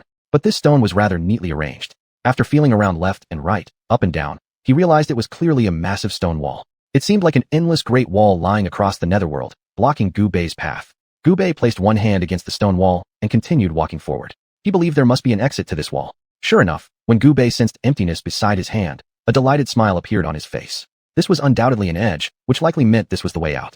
Following the edge, Gubei turned into it, keeping one hand tightly against the stone wall while constantly exploring ahead with the other. Dong! Gubei's exploring hand suddenly encountered something icy cold, like touching 10,000-year-old black ice that chilled him to the bone. This should be the door. Standing 3 steps away from the door, Gubei could still feel the piercing cold. He blew some warm air onto his hands, then used all his strength to push the door in front of him. Creak! The icy cold door unexpectedly opened by itself, causing Gubei to stumble forward due to inertia. After the door opened, a cool red light bathed the ground, looking sinister and demonic. Just as Gubei was about to fall flat on his face, a long red sleeve swept in and caught him. You're grown up now, yet you're still this clumsy. Gubei's eyes instantly froze, and his mind went blank. Chapter 80, Meeting the Red-Clothed Woman at the Ghost Gate. He would never forget this familiar voice. Live well. Every time he was in dire straits, he would hear the words she once said to him. That cold-tempered woman who had tragically died in front of him to save his life. The scene of Yao's tragic death was vividly imprinted in his mind, and he dared not forget even for a moment. You exactly, who are you? Gubei gritted his teeth and said word by word, completely infuriated. With one sudden lunge, he broke free from the red sleeve's restraint and stepped aside. Holding the panga banner, he pointed it directly at the red-clothed woman across from him. The woman had a head of black hair that fell over her shoulders, and her white skin looked like it was carved out of jade. Her icy face bore a pair of blood-red eyes, revealing boundless evil charm. Gubei, don't you recognize me anymore? The red-clothed woman sneered and wickedly laughed under the red moon, appearing incredibly eerie, not even sparing the dead.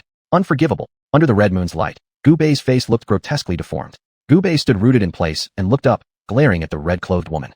Ho ho ho. The red-clothed woman covered her mouth with one hand and softly laughed, as if amused by Gubei's appearance. Those who insult my teammates must die. Gubei roared in anger. He extended one hand towards his abdomen and took off the golden dark energy lock. In the stunned gaze of the red-clothed woman, all of Gubei's internal dark energy instantly erupted. Boom! This sudden burst of power centered around Gubei's body, transforming everything within Tianzhong into a massive deep pit. On top of the great pit, Gubei was entirely enveloped in black dark energy, akin to wearing a suit of black battle armor. The muscles on Gubei's body were fully activated, channeling the dark energy from various points within his body. Even the red-clothed woman hadn't anticipated such a change in Gubei and was slow to react. Today, I hereby swear an oath of blood that I will take your life to honor Yao's spirit.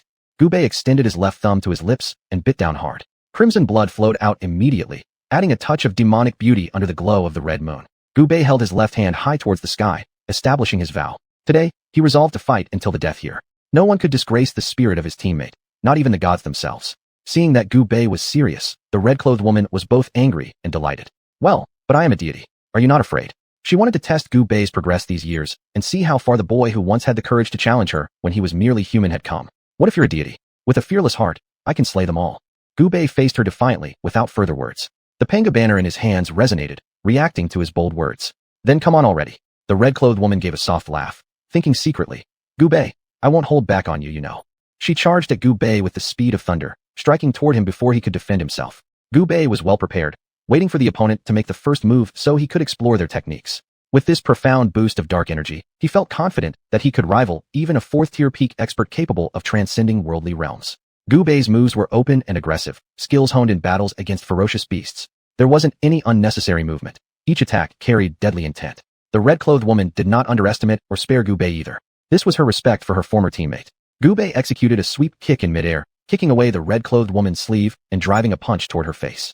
The red-clothed woman lightly leaped aside, evading his blow. But Gu Bei didn't stop there. Midair, he spun around 360 degrees, quickly appearing in front of the red-clothed woman.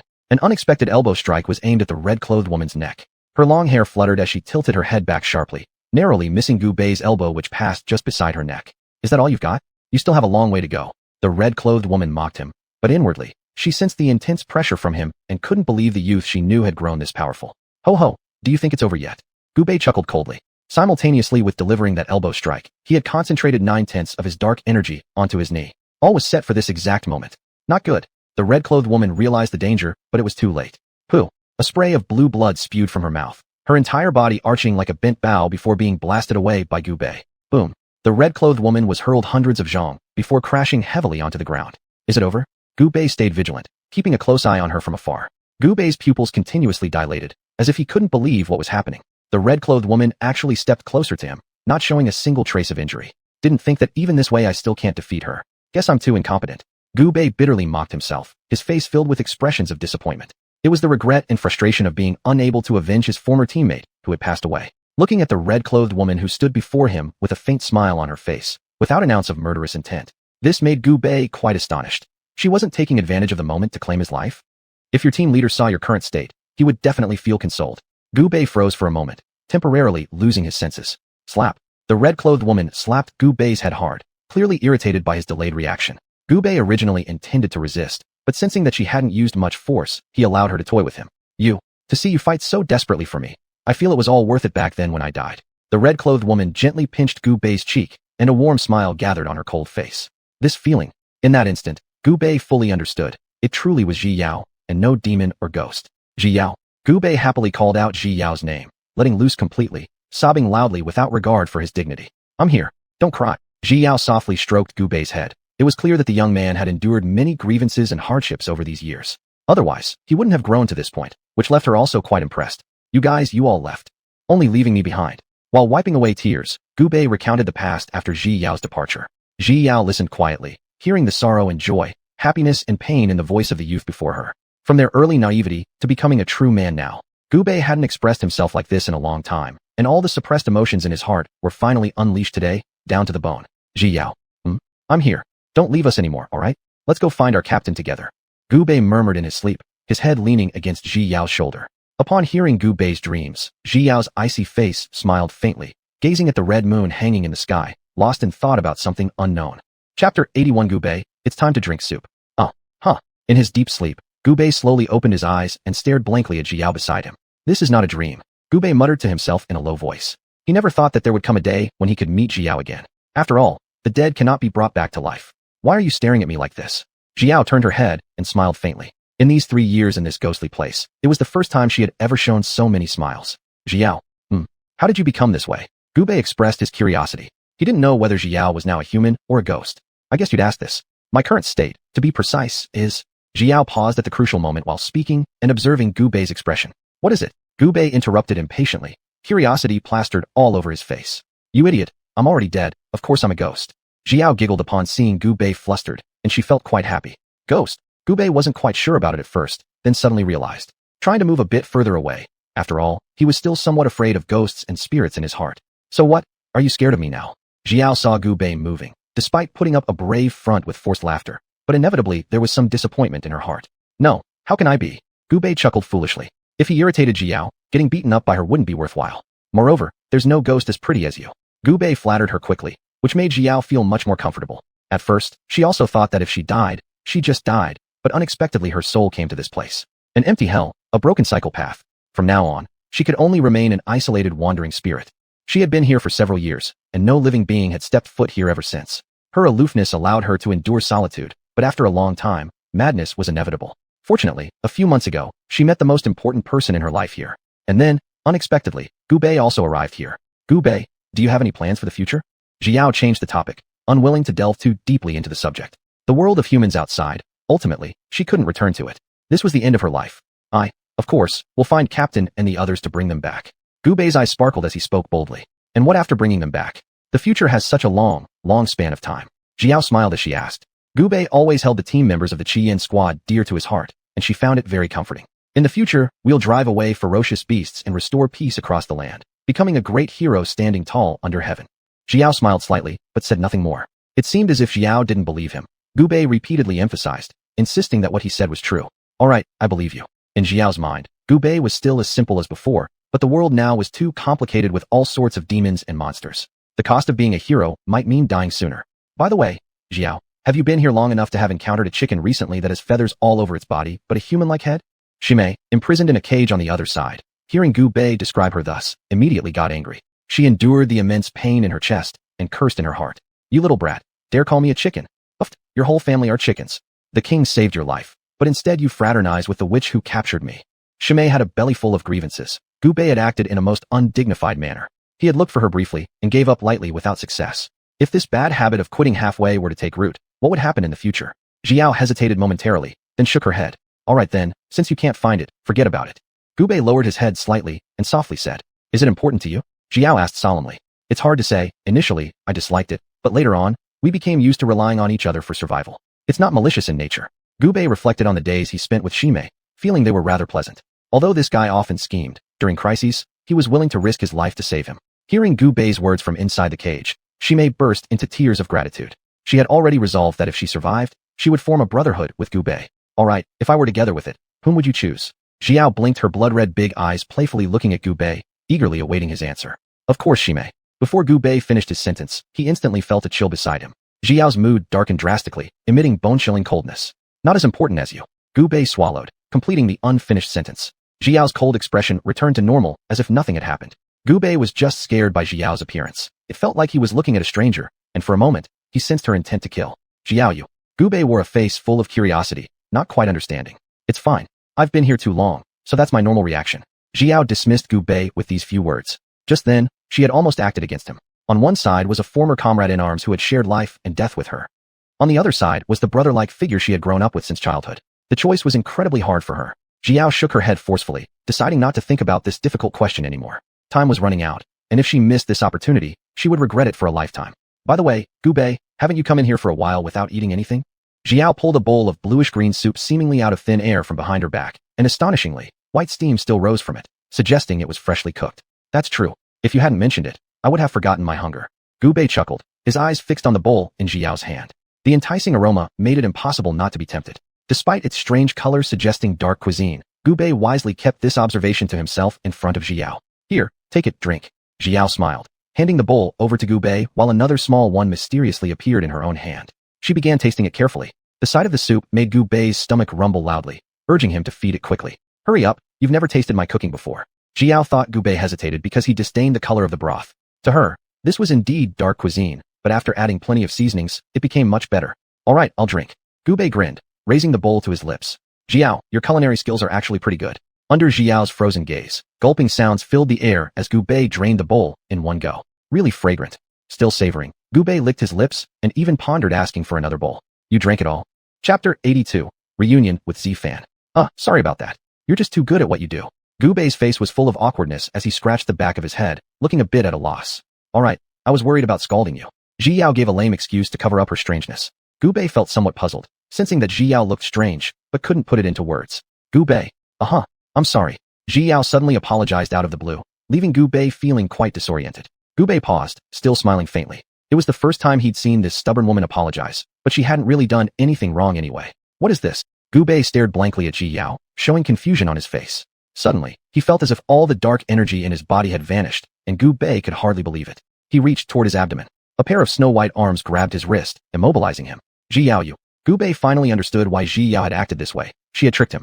This was the teammate he had always trusted, but today things turned out differently.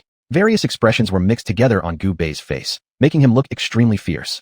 Gu Bei, sorry. With one sweep of her jade-like arms, Xiao caused Gu Bei to collapse entirely, passing out on the ground. Xiao glanced up at the crimson moon hanging in the sky, and with one hand, lifted Gu Bei, putting him inside the cage where Shimei was imprisoned. What? They have to stuff someone else in such a small space.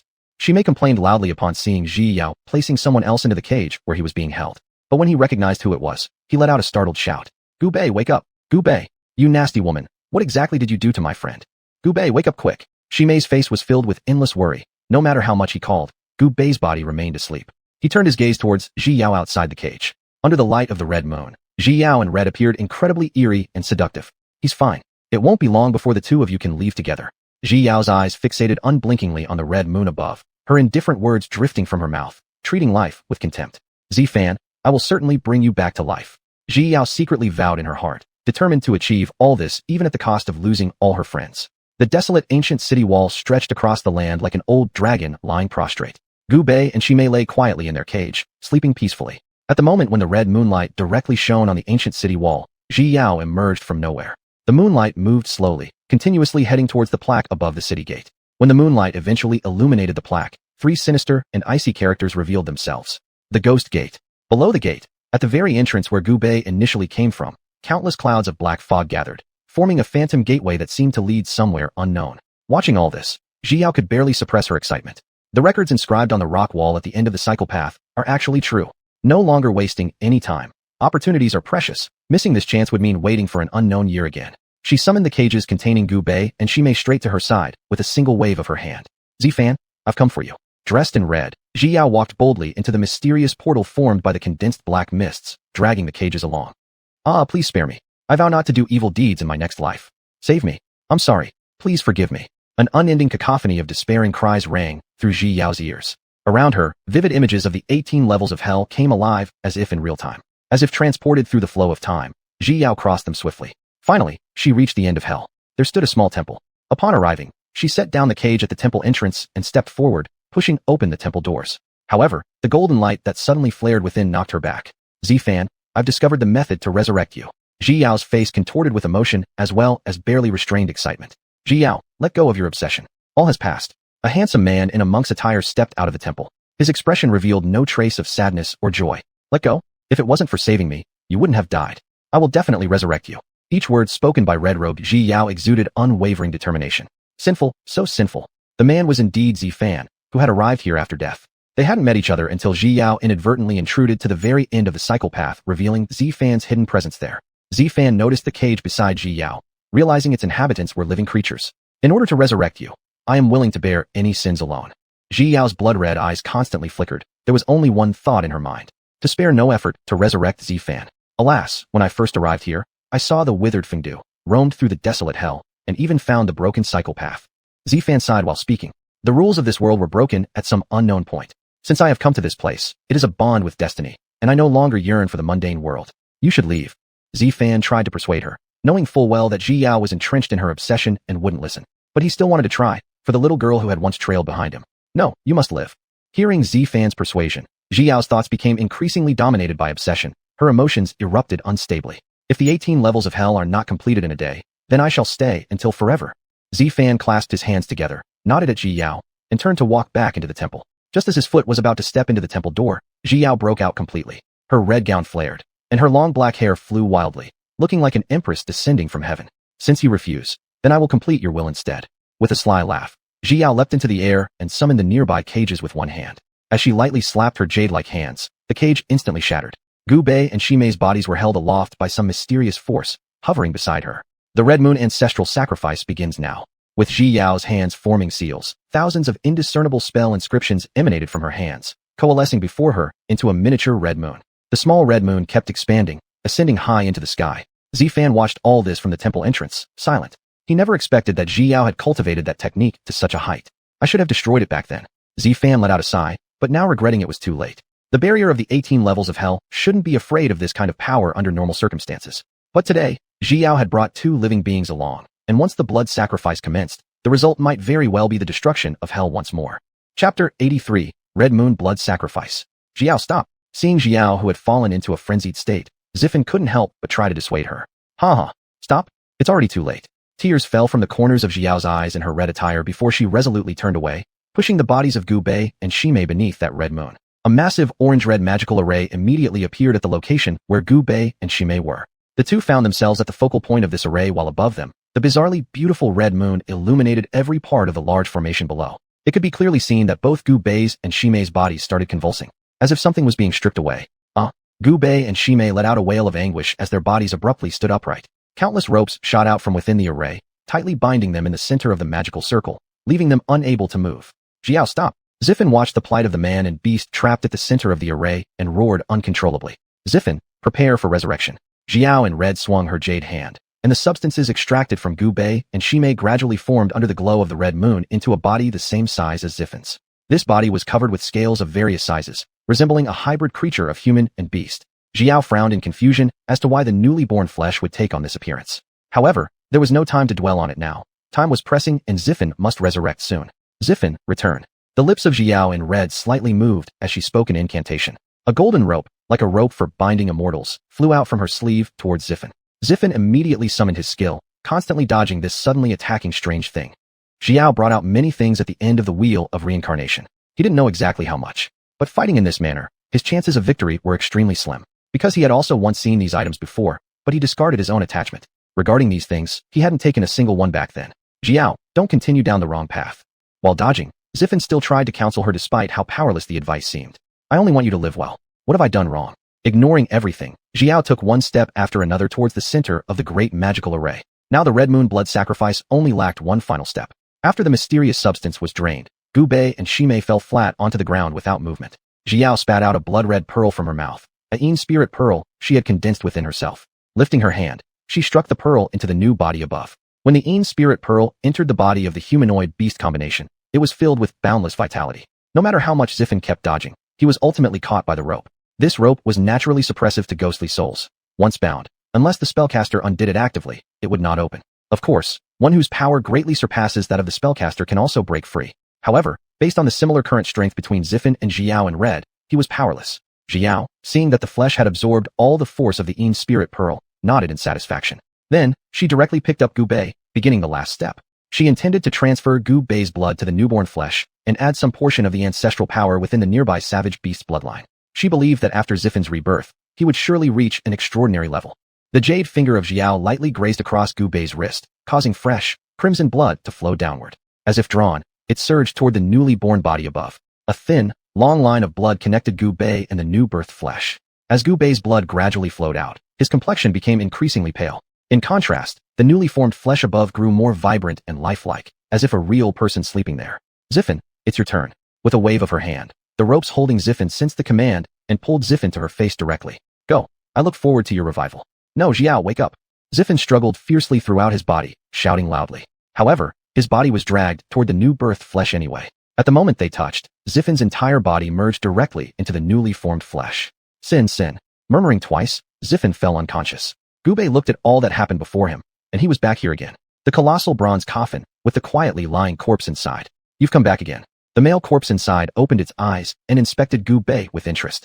Who are you? Every time he lost consciousness, the place he appeared was never far from that great peak. Since the last time, he had reached the summit of the great peak, but this time he was directly inside the huge bronze coffin. I've already told you, but you wouldn't believe. The male corpse stopped talking, instead leaving Gu Bei filled with many questions. Boom. Gu Bei's vision suddenly became blurry, and his head felt dizzy. What's happening? He vigorously shook his head, but his body became increasingly weak. Cold sweat gathered into drops the size of water beads and slowly slid down his face. Oh, it seems that your original body isn't in good condition. The male corpse looked at Gu Bei's suffering face without a trace of compassion, rather with an added touch of mockery. Gu Bei curled his whole body together, shivering nonstop, and his teeth clacked audibly. For someone who had braved the 18 levels of hell, the pain he now endured far surpassed it by thousands to millions of times. Bearing the unbearable pain, Gu Bei opened one eye while closing the other and extended a trembling hand towards the male corpse. Do you want me to save you? The male corpse burst out laughing, feeling happier than ever before. Save? Before Gu Bei could finish his plea, he collapsed beside the male corpse. So soon? You're too fragile. The male corpse smirked, drawing a seal with his palm in front of him and directing it at Gu Bei. When the seal reached Gu Bei, it flew inside him. Then, beneath Gu Bei's navel by 3 inches, a gold yin-yang, symbol the size of a baby's fist remained. The originally grotesque-looking Gu Bei lying unconscious relaxed his entire body, his face gradually returning to normal. The male corpse stood up and gazed outside the coffin from the hall within, seeing the golden cage in the sky, the creatures scattered across Venus, the moon, and Mars, countless splendid civilizations drowned in the vast starry sea, as well as the deities beyond deep space. Subsequently, he turned around to see endless dark voids ahead of him, appearing boundless with no end in sight. But amid the infinite darkness, occasionally light spots streaked by. Fate is ultimately unavoidable. This battle will come sooner or later, there's no escape. Chapter 84. Awakening. Gu Bei's outburst. The prison heaven curse is released. The man's corpse eyes were filled with endless nostalgia, as if spanning the river of time. The fifth era will eventually come to an end. The man sighed, then lay down again. He had long grown accustomed to such a life. Thank you. As soon as the man's corpse laid down, Gu Bei woke up. He knew that this male corpse had just saved him. Go on, you should go back. The man waved his hand. Feeling Gu Bei's condition, he already guessed at the difficult situation Gu Bei faced. Gu Bei didn't expect the man's corpse to understand his physical state so thoroughly, as if this body belonged to him. No, this guy has always thought himself to be him. He is me. Gu Bei shook his head forcefully, dispelling these chaotic thoughts. He still had more pressing matters to attend to. With a hum, Gu Bei's body gradually dispersed in place, as if he had never been there. Perhaps this guy can break this damned fate. The male corpse looked at Gu Bei leave, and for some reason, such a bizarre idea suddenly popped into his mind. Then he gave a self-deprecating laugh and cast away this unrealistic thought. The light cone, this rule that envelopes the entire universe, from ancient times to today, era after era collapses. Who could ever have broken it? Even someone as strong as he was, only slightly influenced it and lacked the power to completely change it. How could Gu Bei accomplish this? But when he thought about Gu Bei's origin, a hope, even if only 1 in 10,000, rose in his heart. Having hope is better than despair, isn't it? What they once pursued and yearned for wasn't exactly hope. The bloodline connecting Gu Bei and the newly born flesh broke, causing Gu Bei's physical body to fall directly. Seeing this, Yao of the red dress blinked her eyes and returned to normal. The newborn flesh slowly opened its eyes, bewilderedly looking around while continuously adapting to its own body. Congratulations, Z-Fan. Seeing the newborn flesh truly possessed consciousness, Yao of the red dress wept from overwhelming joy. Ah, you. Yao of the red dress hadn't yet reacted when the awakened newborn flesh instantly appeared before her. A single claw locked onto the heavenly crown of Yao of the red dress, furiously siphoning off the ghostly force within her. Hee hee, I do owe you this little brat quite a bit of thanks. The newly formed body issued old and strange laughter. He couldn't believe that what he left behind just before death actually got believed by someone. You're not Z-Fan. Yao's gaze turned cold. She went through all kinds of hardship, even harming her own team members, but she never expected it to be such a grand deception. I am, and I also am not. The new flesh laughed wildly, as if celebrating his rebirth. Watching the monster look smug, Yao of the red dress felt like her heart was being cut by knives. Give me back my Z-Fan. Z-Fan, come back. Yao of the red dress angrily called out, which seemed rather absurd in the eye of the newborn monster. Let me send you down there to accompany him. The aged voice sounded again, and his claws increased the absorption of ghostly force from Yao of the red dress's body. Yao of the red dress was becoming increasingly translucent. If it continued, it wouldn't be long before she would completely disappear. Yao, wake up quickly. The unconscious Yao of the red dress seemed to hear Z-Fan calling her. She raised her head to see Z-Fan's soul imprisoned in the abdomen of the monster. This creature was precisely trying to use her internal ghostly force to refine Z-Fan. Z-Fan. Yao of the red dress's icy face showed a hint of joy. Z-Fan hadn't disappeared yet, and she could still save him. Z-Fan, wait for me. I will rescue you. Yao of the red dress desperately tried to break free from the control of the monster, but no matter how hard she tried, it was futile. Yao. Seeing Yao's helplessness, Z-Fan couldn't help but call out worriedly. Don't worry, she'll be coming to join you shortly. That monster could hardly contain his ecstatic expression. Success was imminent. Oh really? A cold shout came from behind the monster, catching him off guard. I've been wondering whose essence managed to linger even after such grand sacrifices throughout hundreds of thousands of years. That monster turned around, inspecting Gu Bei with great interest. Release them, or else I won't be nice to you. Gu Bei wore a solemn expression as he faced the semi-human, semi-beast monster. Ha ha ha, for tens of thousands of years, you're the first person to dare talk to me this way. The monster burst into a wild laughter, followed by an air of extreme arrogance and contempt for the whole world. Then let me see what you've got. Gu Bei began to pinch a talisman with both hands. The curse imprint on his stomach surged with golden dark energy locking in, and his whole body's strength erupted completely. Prison Heaven Curse Release, 11 layers, open. Golden yellow curse inscriptions densely covered Gu Bei's flesh. Between the gaps of these inscriptions, thick dark energy surged and churned restlessly. Gu Bei was still a bit confused at this moment. What on earth was this Prison Heaven Curse Release? In his excitement just now, he had shouted it out, and his hands had moved instinctively. Who the hell are you? The monster found it amusing to see Gu Bei making such a show of false bravado. But when it heard Prison Heaven Curse Release, it froze in shock. How could that be possible? How could the forbidden art from the homeland's legends be here? And what's more, learned by this young man? I am the one who will send you west. Gu Bei let out a cold laugh. Under the enhancement of the Prison Heaven Curse Release, he felt even more formidable than when he removed the dark energy lock. The once arrogant and invincible monster now found itself being relentlessly overpowered by Gu Bei. Young man, if you've mastered the forbidden art, you should serve the homeland. Why block my way? This monster was from hundreds of thousands of years ago and had vast knowledge. With its extensive experience, it guessed Gu Bei might also be from the homeland, so it tried persuading him gently. What homeland? You've harmed my teammate. Prepare to die. Gubei paid no heed to formalities. He didn't know where this sudden power came from either. If it disappeared in an instant, he would be in trouble. Thus, while the power lasted, fully eliminating the enemy was his principal teammate. The disoriented Yao of the red dress heard Gubei shout and revealed a tinge of guilt in her eyes. Are we still teammates now? She didn't dare to ask this question herself. Ji Yao, wake up. I need your help. Gubei called out loudly. From the moment he woke up, he had roughly guessed all possibilities. The current priority was dealing with this monster because within it still resided former teammates of the Qi Yin squad. As for Ji Yao, how could he possibly blame her? After all, she was willing to sacrifice her life to save him. You're pushing me too far. The monster had just been reborn and wasn't yet fully in control of its body.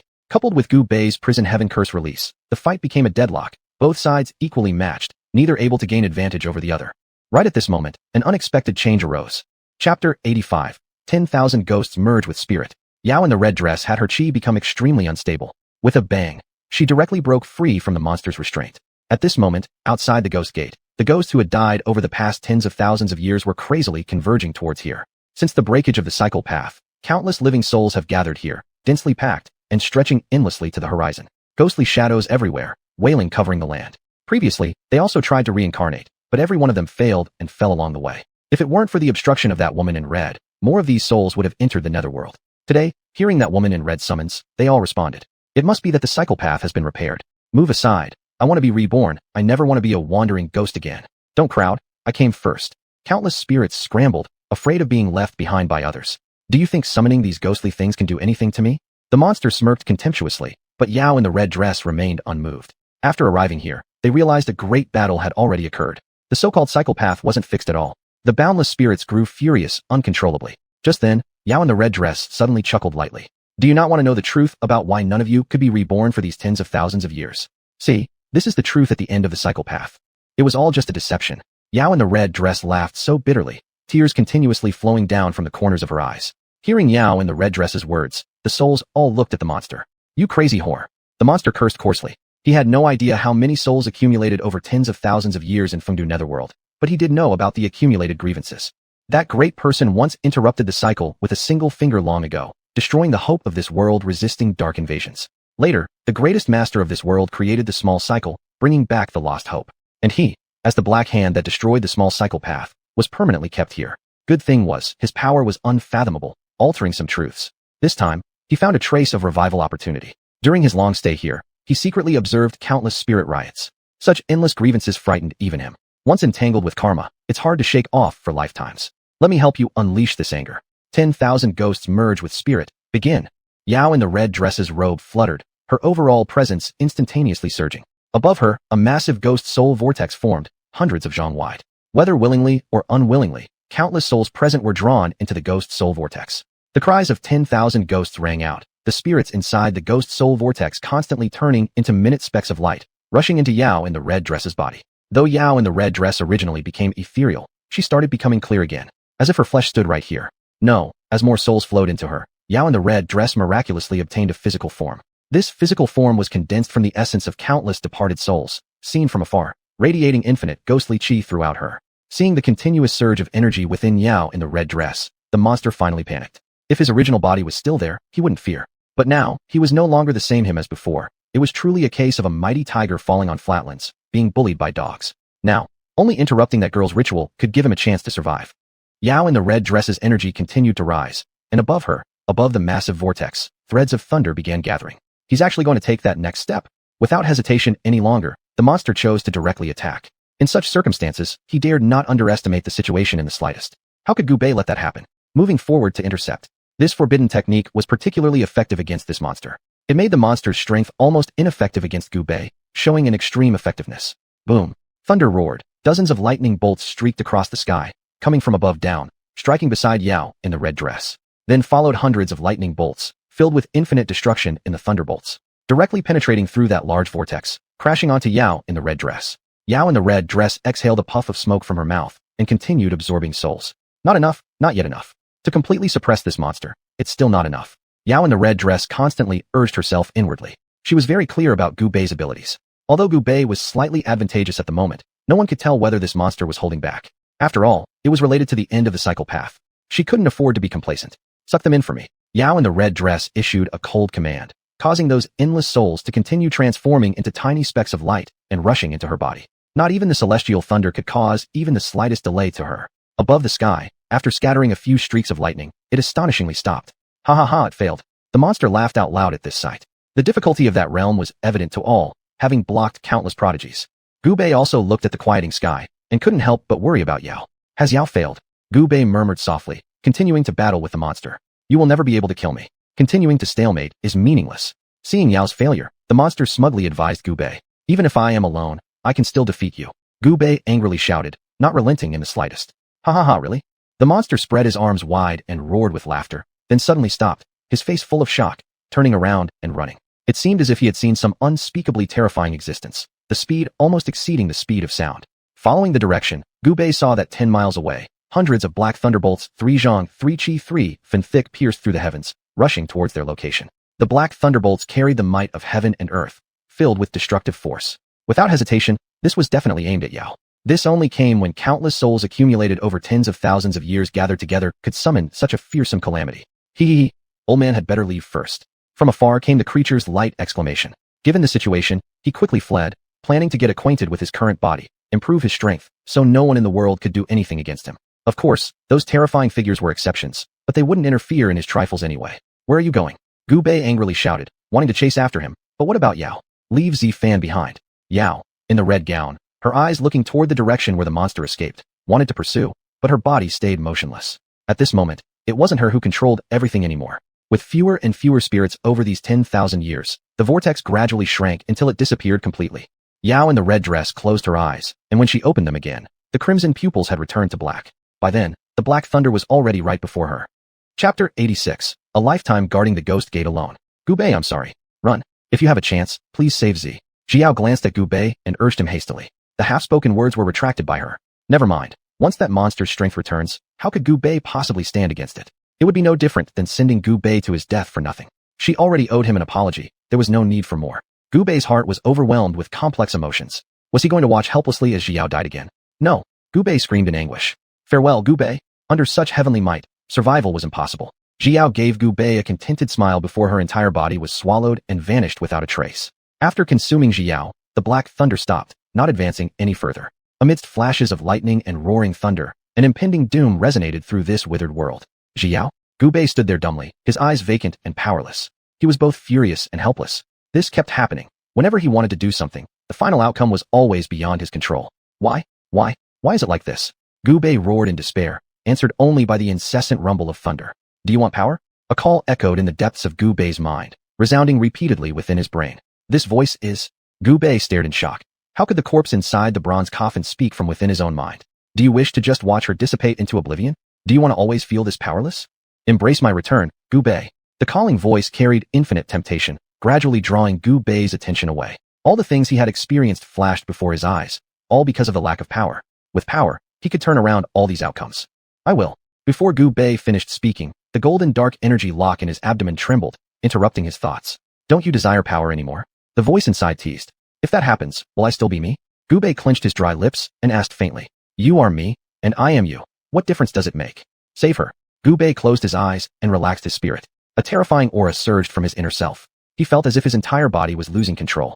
How beautiful freedom is. In Gubei's eyes gleamed endless nostalgia as he looked around. Seeing a stronger presence appear, the black thunder immediately aimed straight for Gubei. Oh, petty heavenly tribulations. How dare you try to purify me? Gubei smirked contemptuously, a fierce gaze in his eyes causing the black thunder to retreat hastily. That kid has entrusted me with his wishes. Since I've come, then I shall remain for a while. Gubei gently lifted his hand, pressing it down with one hand. The rushing black thunder spat out Jiao instantly, shrinking into a small sphere. It seemed almost sentient as it pleaded for mercy, quite amusing indeed. Well, creating the rules of heaven and earth from their fragmentary remnants is truly no easy feat for now. I'll let you go. Hearing Gubei's words, the black thunder bowed slightly and dispersed. Boy, I will temporarily borrow this mortal body from you for a few days. When I decide to re-emerge next time, remember to give it back to me. The male corpse within the bronze coffin spoke these words, then withdrew from controlling Gubei's body. Lacking support, Gubei collapsed straight onto the ground. Only 3 beings remained in this desolate world. Gubei, wake up! Gubei! Gubei heard someone calling him. He tried hard to open his eyes, but everything around him was endlessly dark. Suddenly, he felt as if he was pulled by something, finally regaining control of his body. Gubei moved his eyes several times to slowly adjust. The words of the male corpse spoken just before his departure still rang in his ears. Gubei, Seeing Gu Bei awake, Xiao supported his body excitedly and called out. She thought Gu Bei would never return. Ho ho Xiao, I'm fine. Gu Bei laughed weakly. They were able to see each other alive again, which was incredibly hard won. He slowly stood up and looked at Xiao. Feeling the warmth transmitted from her soft hands, he confirmed that Xiao was truly resurrected. Staring at me like that makes me feel a bit embarrassed. Although Xiao still felt some guilt over the previous events, she was comforted somewhat seeing Gu Bei unscathed at the moment. Xiao, you're revived. It's really wonderful. Gu Bei laughed from the bottom of his heart, immensely happy to see his old companion returning once more. But Zifan. Thinking of Zifan, Xiao's whole face fell. All this was her mistake. She had used the safest resurrection method recorded at the end of the reincarnation path on Zifan, leaving the most dangerous one for herself, but never expected such an outcome now. It's alright, we'll bring Zifan back together. Gu Bei grabbed Xiao's wrist and lifted it up. Looking at Gu Bei, who was much taller than herself, Xiao gave a faint smile at the corner of her mouth. After we bring Zifan back, I'll take you both to find the captain and the others. Then we can all reunite. Gu Bei's heart was filled with boundless hope at this moment. Gu Bei, I'm sorry. Hearing Xiao's apology, Gu Bei waved his hand, signaling that everything had passed. I can't go with you anymore. Gu Bei loosened his grip on Xiao's wrist, letting it fall as he turned his back to her and asked. Why? Xiao looked at Gu Bei with dim eyes, then scanned the desolate world around her. The reason I've been revived is entirely due to the accumulation of souls in this land. More souls will come in the future, and I must guard them well. At this moment, Xiao understood her duty and also comprehended why Zifan had made that choice back then. The underworld of Fengdu harbors countless mysteries. What kind of monster lies beneath the Nai River? If there's no one here to guard, those souls coming might be utterly destroyed. What about Zifan? Seeing Xiao unwilling to leave, Gu Bei felt a bit disheartened. I believe he will be fine. Xiao replied while fighting back tears in her eyes. She would fulfill Zifan's wish on his behalf. Outside the ghost gate, which was once terrifying, the red moon had long disappeared. Xiao, dressed in red, looked at Gu Bei with deep reluctance. Gu Bei, when you see the captain, please say hello to everyone for me. Alright, don't worry. Facing Xiao's entrustment, Gu Bei promised earnestly by tapping his chest. Hurry up and go, Gu Bei. Seeing Gu Bei still rambling, Shimei couldn't help but urge him impatiently from the side. He didn't want to stay in this place for another moment. Unable to understand why this woman who once intended to harm Gu Bei now acted like siblings. Xiao, we will definitely come back to see you. As man and beast walked towards the distance, Gu Bei waved goodbye to the person behind him, not knowing when they'd meet again. From that day forward, a red-clad legend appeared below the ghost gate. Chapter 87. Acquaintance through conflict. Gu Bei opened his eyes to find the surroundings had completely changed. The ghost city of Fengdu had vanished without a trace, as if it had never appeared. We actually managed to escape alive from Fengdu. That's quite legendary. Shimei sighed in relief. Thankfully, this guy Gu Bei was loyal enough, otherwise, it wouldn't have been possible for him to get out. Thinking about the cruelty of the red-dressed female ghost still made Shimei shudder all over. Let's go. Gu Bei sighed, the feeling of just being reunited and parting again making him unusually uncomfortable. Shimei wisely shut his mouth and stopped talking. At this moment, an injured white-faced golden-furred nine-tailed fox suddenly darted out in front of them. This white-faced golden-furred nine-tailed fox was filthy all over, except for its bright, sparkling big eyes. Help! Save me! Before Gu Bei, the white-faced golden-furred nine-tailed fox collapsed and fainted. Hurry up! Chase her! Don't let her escape! From all around came shouting voices, shrill like startled geese cries. In an instant, dozens of winged foxes flashed around Gu Bei and Shimei. Oh no, they are actually Bao Bao. Shimei looked at the strange beasts appearing around them and exclaimed in surprise. Oh, I didn't expect there to be a human and a Fushi beast. How dare you step into the territory of strange beasts, seeking death? One Bao Bao from the group, slightly larger than the others, scolded. Just like reproaching criminals, Shimei immediately pulled his neck back, knowing these were not a force he could offend. Gu Bei, on the other hand, was fearless. He took a step forward and looked askance at the surrounding Bao Baos. These were the mythical ancient drought creatures. That Bao Bao gave a slight signal to one of the Bao Baos, which stepped forward and growled fiercely at Gu Bei, while Shimei was ignored by them. Without hesitation, Gu Bei used both fists, first landing a punch on the face of the Bao Bao, then delivering an elbow strike directly to its chin. Crack! The sound of broken bones rang out. After a few moves, this Bao Bao fell down under Gu Bei's feet, howling with pain continuously. Young man of humanity, it seems you've got some skills. The large Bao Bao raised its eyes slightly. None of Gu Bei's movements were unnecessary, all hitting vital spots. If Gu Bei hadn't held back earlier, it would have already sent that Bao Bao to the grave. Ladies and gentlemen, so many of you against such a young fox. Isn't that a bit? With his arms crossed in front of his chest, Gu Bei used his body to shield the unconscious white-faced golden-furred nine-tailed fox, calmly looking at the opposite Bao Baos. As soon as Gu Bei finished speaking, the Bao Baos whose companions had been defeated by Gu Bei wanted to attack, but were stopped by the big Bao Bao. Human, since you want to play the hero, then I'll grant your wish and see if you have the ability or not. Attack him. Teach this human boy a lesson. The eager Bao Baos heard their leader's order and immediately charged, taking advantage of their wings to leap halfway into the air. Puff! Dozens of fist-sized fireballs spewed from their mouths, heading toward Gu Bei's body. Gu Bei scooped up the white-faced golden-furred nine-tailed fox with one hand. placed it in his arms, forcefully pushed off the ground with one knee, and jumped up. Amidst the astonished gaze of those baobaos, he pulled out a black staff. Yes, it was indeed the xianhuan staff borrowed from the little nine-tailed fox back then. Now it was becoming increasingly handy for him. Holding the short staff, Gu Bei resembled a tyrant. His muscles bulged instantly. One swing nearly cracked open the heads of those baobaos. Isn't this thing somewhat familiar? The big baobao had sneered when Gu Bei pulled out the black wooden staff. But upon closer inspection, it seemed as if it had seen it somewhere before. Finally, it remembered. This belonged to Miss. How did it end up in the hands of this human youth? Stop! Quickly stop! The big baobao called out hurriedly and leapt into the battlefield. Seeing the big baobao join in, Gu Bei quickly retreated. This creature's energy radiated a dangerous vibe, something beyond his current capability to handle. As soon as this thing attacked, he would run away promptly. Gu Bei tried signaling to Ximei, only to find that Ximei had already fled far away. This unreliable chicken. Gu Bei cursed silently, cursing for escaping without informing him. Friend, stop! Quickly stop! The big baobao smiled on its face and showed no intention of attacking. Its eyes, however, kept staring at the xianhuan staff in Gu Bei's hand. Trouble. Is it planning to seize my staff? Gu Bei's complexion changed instantly, ready to flee. Upon seeing this, how could the big baobao not understand what Gu Bei was thinking? It hastened to shout, Friend, don't misunderstand. I have no ill intentions. As it spoke, it wiped sweat from both sides of its temples. Does he look so much like a thief? Gu Bei stopped, eyeing the baobao warily. Young friend, fear not. I am Xianxia, the great elder of the baobao clan. Might I inquire where you obtained the staff in your hand? To avoid alarming Gu Bei, Xianxia transformed into an elderly man of about 50, standing before Gu Bei with a kindly expression. To utter her name might startle thee, but this staff is from the ancient xianhuan tree, gifted by my friend, a nine-tailed fox. The black xianhuan staff spun once in Gu Bei's hands, and was then tightly gripped again. A smile played on Gu Bei's face as he regarded this benevolent-looking old man. He couldn't help but feel that the elder wasn't necessarily good-hearted. After all, appearances could be deceiving. So it seems. A misunderstanding, indeed. If you truly are a friend of the young miss. Xianxia smiled as he stroked his beard and extended an inviting gesture. Let us return so that the young miss may ascertain the truth of your claim. If proven true, today shall be doubly joyous. Otherwise, this lad will surely taste the bitterness of punishment. May I ask, is the young miss you speak of named Yunxi? Gu Bei asked in astonishment, realizing just how extraordinary the little nine-tailed fox truly was. It appears our suspicions align. Thought Xianxia, yet confirmation from the young miss would still be necessary. Since the misunderstanding had been clarified and given that Gu Bei was a friend of the young miss, the baobaos felt somewhat uneasy, fearing they might be reported to her. Unexpectedly, Gu Bei approached them and bowed courteously. I regret the earlier misjudgment and my overly aggressive actions against you all.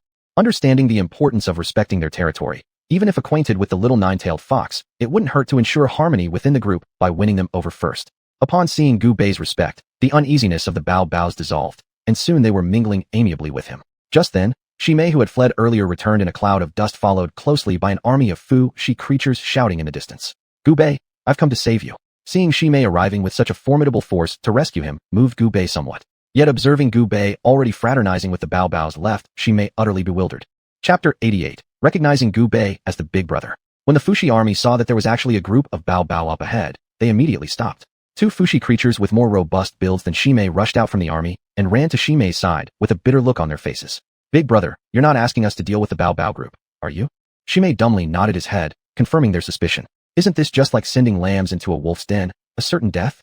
The two Fu-Shi creatures standing foolishly beside Ximei silently agreed. But despite this being a cry for help from their brothers, even if it meant climbing a mountain of knives or descending into a sea of fire, they wouldn't back down. Before the two could react, Ximei had already kicked them hard. Big brother, why did you kick us? The two Fu-Shi were puzzled and looked at Ximei in confusion. What's wrong? Hurry up and pay respect to the big brother. Hurry up. What are you waiting for? Saying this, Ximei directly walked up to Gu Bei in the middle of the baobao group and pointed at Gu Bei. This is my big brother Gu Bei. From now on, he's your big brother too. Did you hear me? Gu Bei stood frozen in place. He had thought Ximei had fled, but he hadn't expected Ximei to come back with an army for his rescue.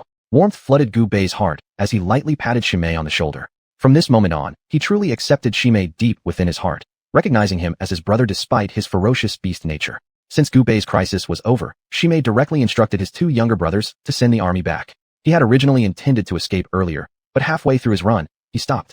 Thinking about all the experiences along the way and the heart-stopping moments in Fengdu, he suddenly felt as if life had taken on some meaning. It wasn't as aimless as before. Therefore, despite the risk of being reported, he brought over the nearby Fu-Shi army to help Gu Bei. As for the consequences, he didn't think much about them. What's the worst that could happen? A death sentence? And that too, for a comrade who has shared life and death with him. This move by Ximei made Xianxia slightly reassess him.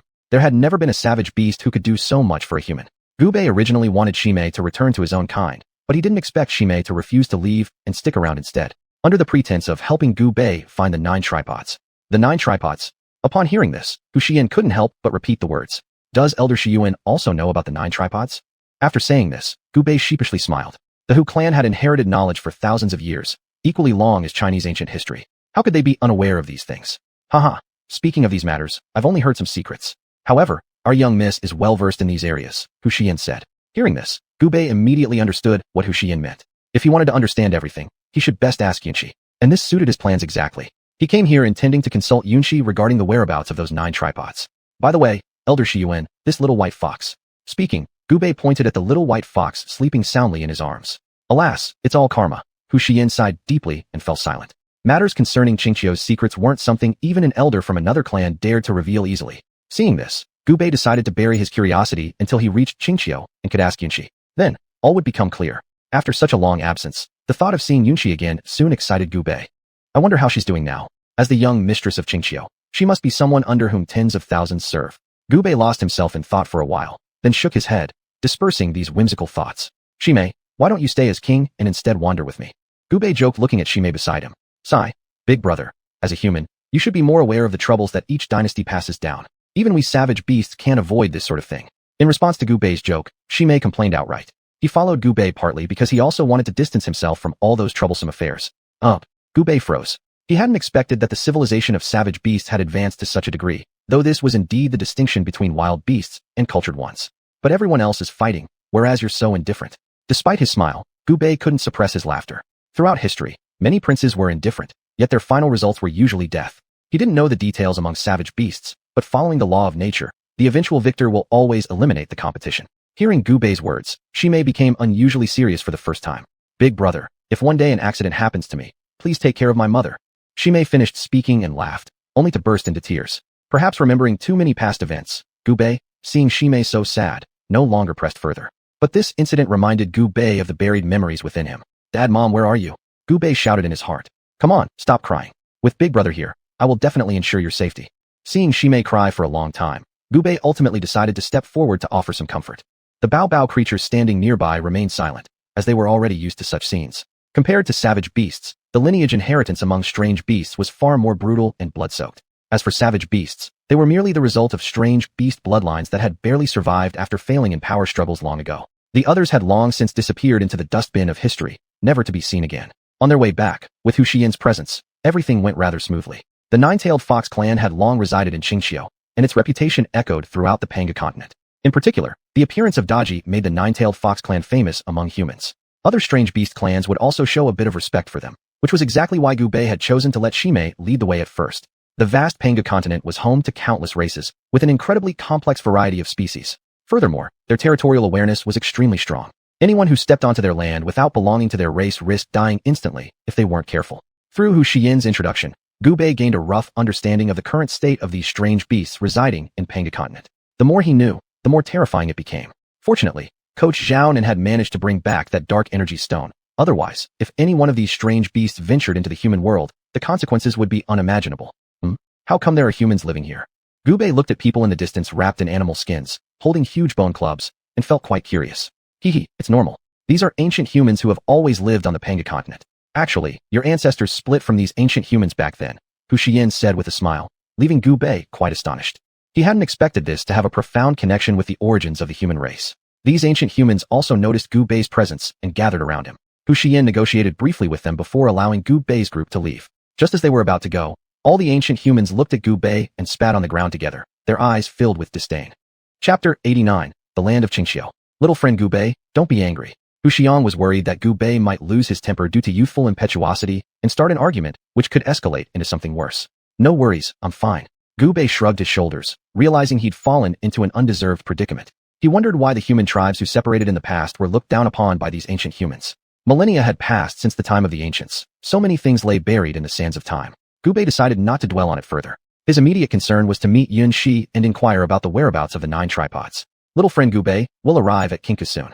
Hearing Hu Xian's words, Gu Bei gathered his thoughts and looked toward the distance. Standing before them a mile away was an enormous city stretching for thousands of miles. Within that great city stood a mountain with its peak piercing through the clouds. This must surely be Mount Xianxia. Gu Bei gazed at the massive city, deeply moved. He never imagined the nine-tailed fox clan's influence would be so immense as to construct such a grand and majestic fortress. Seeing Gu Bei's awestruck expression, pride gleamed on Hu Xiang's face and the Bao beast's faces. This was the result of their ancestors' blood, sweat, and countless generations' efforts, building up what was now known as the Kingdom of Xianxia. When Gu Bei arrived within 100 meters of the city, they got a full view of the real appearance of the huge city. Massive stones weighing thousands of tons were piled together to form the walls of the fortress. Surrounding the walls, there was a moat several dozen meters wide filled with rushing water, strong enough to sweep away anyone unfortunate enough to fall in. The gate stood towering 10 zhang high, with the characters Xianxia State clearly inscribed above. At the entrance, hundreds of guards stood there, half human, half fox-like creatures wearing shiny silver armor. Upon seeing Gu Bei approach, 3 of the guards stepped forward. Recognizing Elder Hu Xiang immediately, they bowed respectfully and asked, "And who is this?" One of the guards pointed to Gu Bei. In Xianxia, though you can see humans, most are transformations of foxes, and thus not true humans. Hu Xiang simply pointed toward the enormous mountain inside the city, and the guard understood instantly. Without delay, the path was cleared and no hindrance was given. With internal conflicts and external threats currently troubling Xianxia, continuous power struggles among factions within MIT, even the guards preferred not to meddle in unnecessary affairs. Gu Bei followed into the city, where the broad streets inside buzzed with lively activity. Some creatures possessed human heads and fox bodies, while others had fox heads and human bodies. Still more had fully transformed into human shapes, but occasionally reverted back to their fox forms. Small foxes, tiny as kittens, often raced about playing, dashing right past Gu Bei's group. This is truly a paradise for foxes. Gu Bei found it difficult to describe the scene in any appropriate language as he trailed behind Hu Xiang, glancing around everywhere curiously. After an hour, Hu Xiang led Gu Bei to the front of a small courtyard within the city. The yard sat in a rather inconspicuous place. If it weren't for Hu Xiang leading Gu Bei in circles, they might have never found this location. "So, does your young lady live here?" Looking at the dilapidated sign hanging crookedly above the entrance, Gu Bei couldn't help but feel astonished. Ho ho! Hu Xiang noticed Gu Bei's surprise, chuckled faintly without saying much, and walked straight into the premises. Gu Bei closely followed after him, silently praying that this wasn't some sinister setup. Though the exterior of the small courtyard appeared run down, the interior was immaculately clean and spotless. Shimei's expression turned peculiar ever since she entered with Gu Bei, as if realizing something unusual. However, since they were on someone else's territory, she chose not to speak. In the presence of such extraordinary beings, even they, as ferocious beasts, had limited authority. After winding through several yards, Hu Xiang finally stopped before a modest little house. A chilling air emanated from within the small house, prompting even Gu Bei outside the door to shiver involuntarily. "Young lady, we've returned." Hu Xiang bowed respectfully towards the room. With a creaking sound, the wooden door slowly opened. It was pitch dark inside, large amounts of cold air flowing out. "Achoo!" Gu Bei immediately sneezed. "Who? You dared to bring outsiders here, Elder Hu?" The voice carried an overwhelming chill and murderous intent. Hearing this, Hu Xiang knelt down immediately, trembling while responding. Reporting to the young lady, "This person claims to be your friend, so I brought him here." "Nonsense. In this world, who is worthy of being my friend?" The voice echoed proudly, cold and merciless. "Throw him into the 10,000 fox abyss." The voice immediately sentenced Gu Bei's fate, devoid of any emotion. Is this little Jiwei Hu? Somehow it doesn't seem like the same one. Gu Bei thought, puzzled when hearing her intention to kill him immediately. Could it be Yu Yanxi? Just as Hu Xiang was about to drag Gu Bei away, Gu Bei suddenly shouted out. The voice inside the room heard Gu Bei's words and immediately emitted a cry of surprise. How could it be Gu Bei? Following this, little Jiwei Hu swiftly dashed out from the house and tightly hugged Gu Bei. "Gu Bei, is it really you?" Little Jiwei Hu smelled the familiar scent and confirmed without doubt that the person in front of her was indeed the real Gu Bei. "It's me all right. But didn't you seem like you wanted to send me to some 10,000 fox abyss or something?" Gu Bei looked into little Jiwei Hu's eyes and joked with a smile. After seeing him, little Jiwei Hu's tone softened significantly. Little Jiwei Hu tilted her head, deliberately avoiding looking at Gu Bei, instead glaring at Hu Xiang. Hu Xiang felt extremely wronged. The young miss had an unpredictable temperament, and now he was willingly taking the blame. Then, he bowed respectfully and said, "All blame lies with my unclear explanation, which caused Miss to misunderstand. Please forgive me, young friend Gu Bei." Gu Bei waved his hand, fully understanding the situation. Yet, when he compared little Jiwei Hu's previous attitude with her current demeanor, his curiosity couldn't help but stir up a bit. "Come on, come in." Little Jiwei Hu led Gu Bei inside. As Shimei was about to follow, Hu Xiang stopped her directly. He shook his head slightly, and Shimei immediately understood. Both of them silently waited outside, no one knowing what was happening inside. "Gu Bei, why did you suddenly come find me? Could it be to bring me the godly blood?" Little Jiwei Hu combed through her snow-white fur, her bright blue eyes blinking as she looked at Gu Bei. Gu Bei surveyed the interior. In the pitch-black small house, there was only a coffin-sized block of ice, about a dong in size. There was nothing else, and all the cold air within the room emanated from this ice coffin. Haha, Gu Bei awkwardly smiled. How could he possibly take out so much godly blood all at once? But it wouldn't take long for him to get some. Then giving a portion to little Jiwei Hu would pose no problem. "In fact, I've come here to ask you about." Chapter 90. The corpse in the ice coffin. Gubei was about to speak when something as smooth as jade blocked his mouth. Glancing down, Gubei saw that it was a snow-white jade finger, followed by a pair of white hands. Gubei looked at little Jiuxihu, only to see that she had transformed into her human form.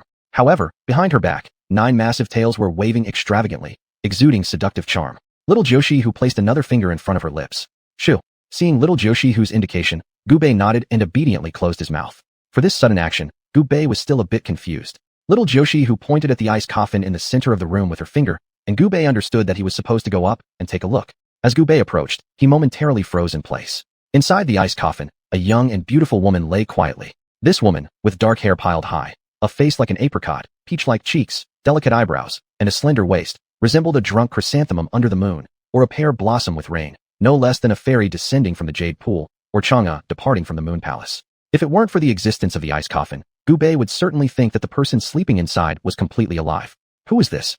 Gubei turned to little Jiuxihu, not understanding her meaning. She is my elder sister, who once had a resounding name in your mortal world, Deji. Upon hearing this, Gubei's mouth opened wide enough to fit an egg. This was none other than Su Deji, infamous for bringing ruin to King Zhou and losing the kingdom. Ancient records state that Su Deji was killed by Luya Dao Ren's celestial treasure, the Xianxian Fei Dao, sage-slaying flying sword. Yet, how could her body be here in this insignificant courtyard within the lands of Qinghua? Gubei felt as if there was a thick fog before him, obscuring and hiding too many historical truths. Who would have thought Deji was actually here?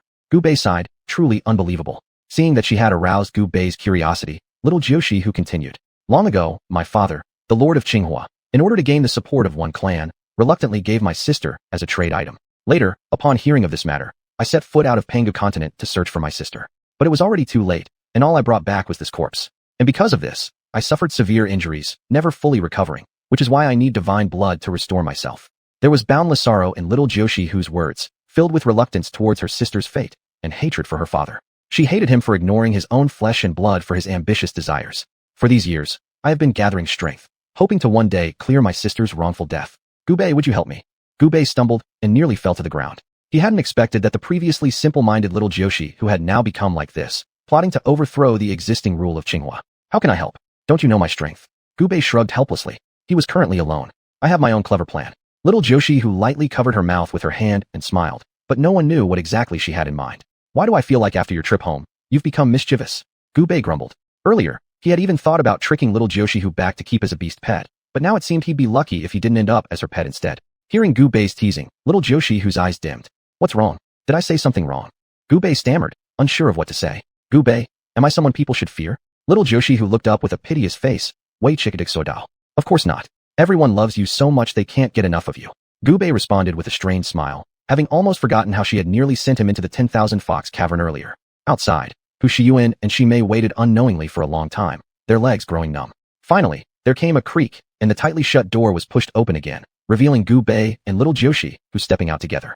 Little Jiuxi who solemnly closed the door, leading them out of the courtyard to another location. Looking down at the tens of thousands of fox warriors clad in silver armor, with arms thicker than his thighs, Gubei felt uneasy. Even the weakest among them possessed around 4th-tier strength, and according to Shimei, this was merely the weakest of Qinghua's factions. It was then that Gubei truly understood the terrifying strength of those mythical beasts accumulated over thousands of years. No ordinary force could stand against them.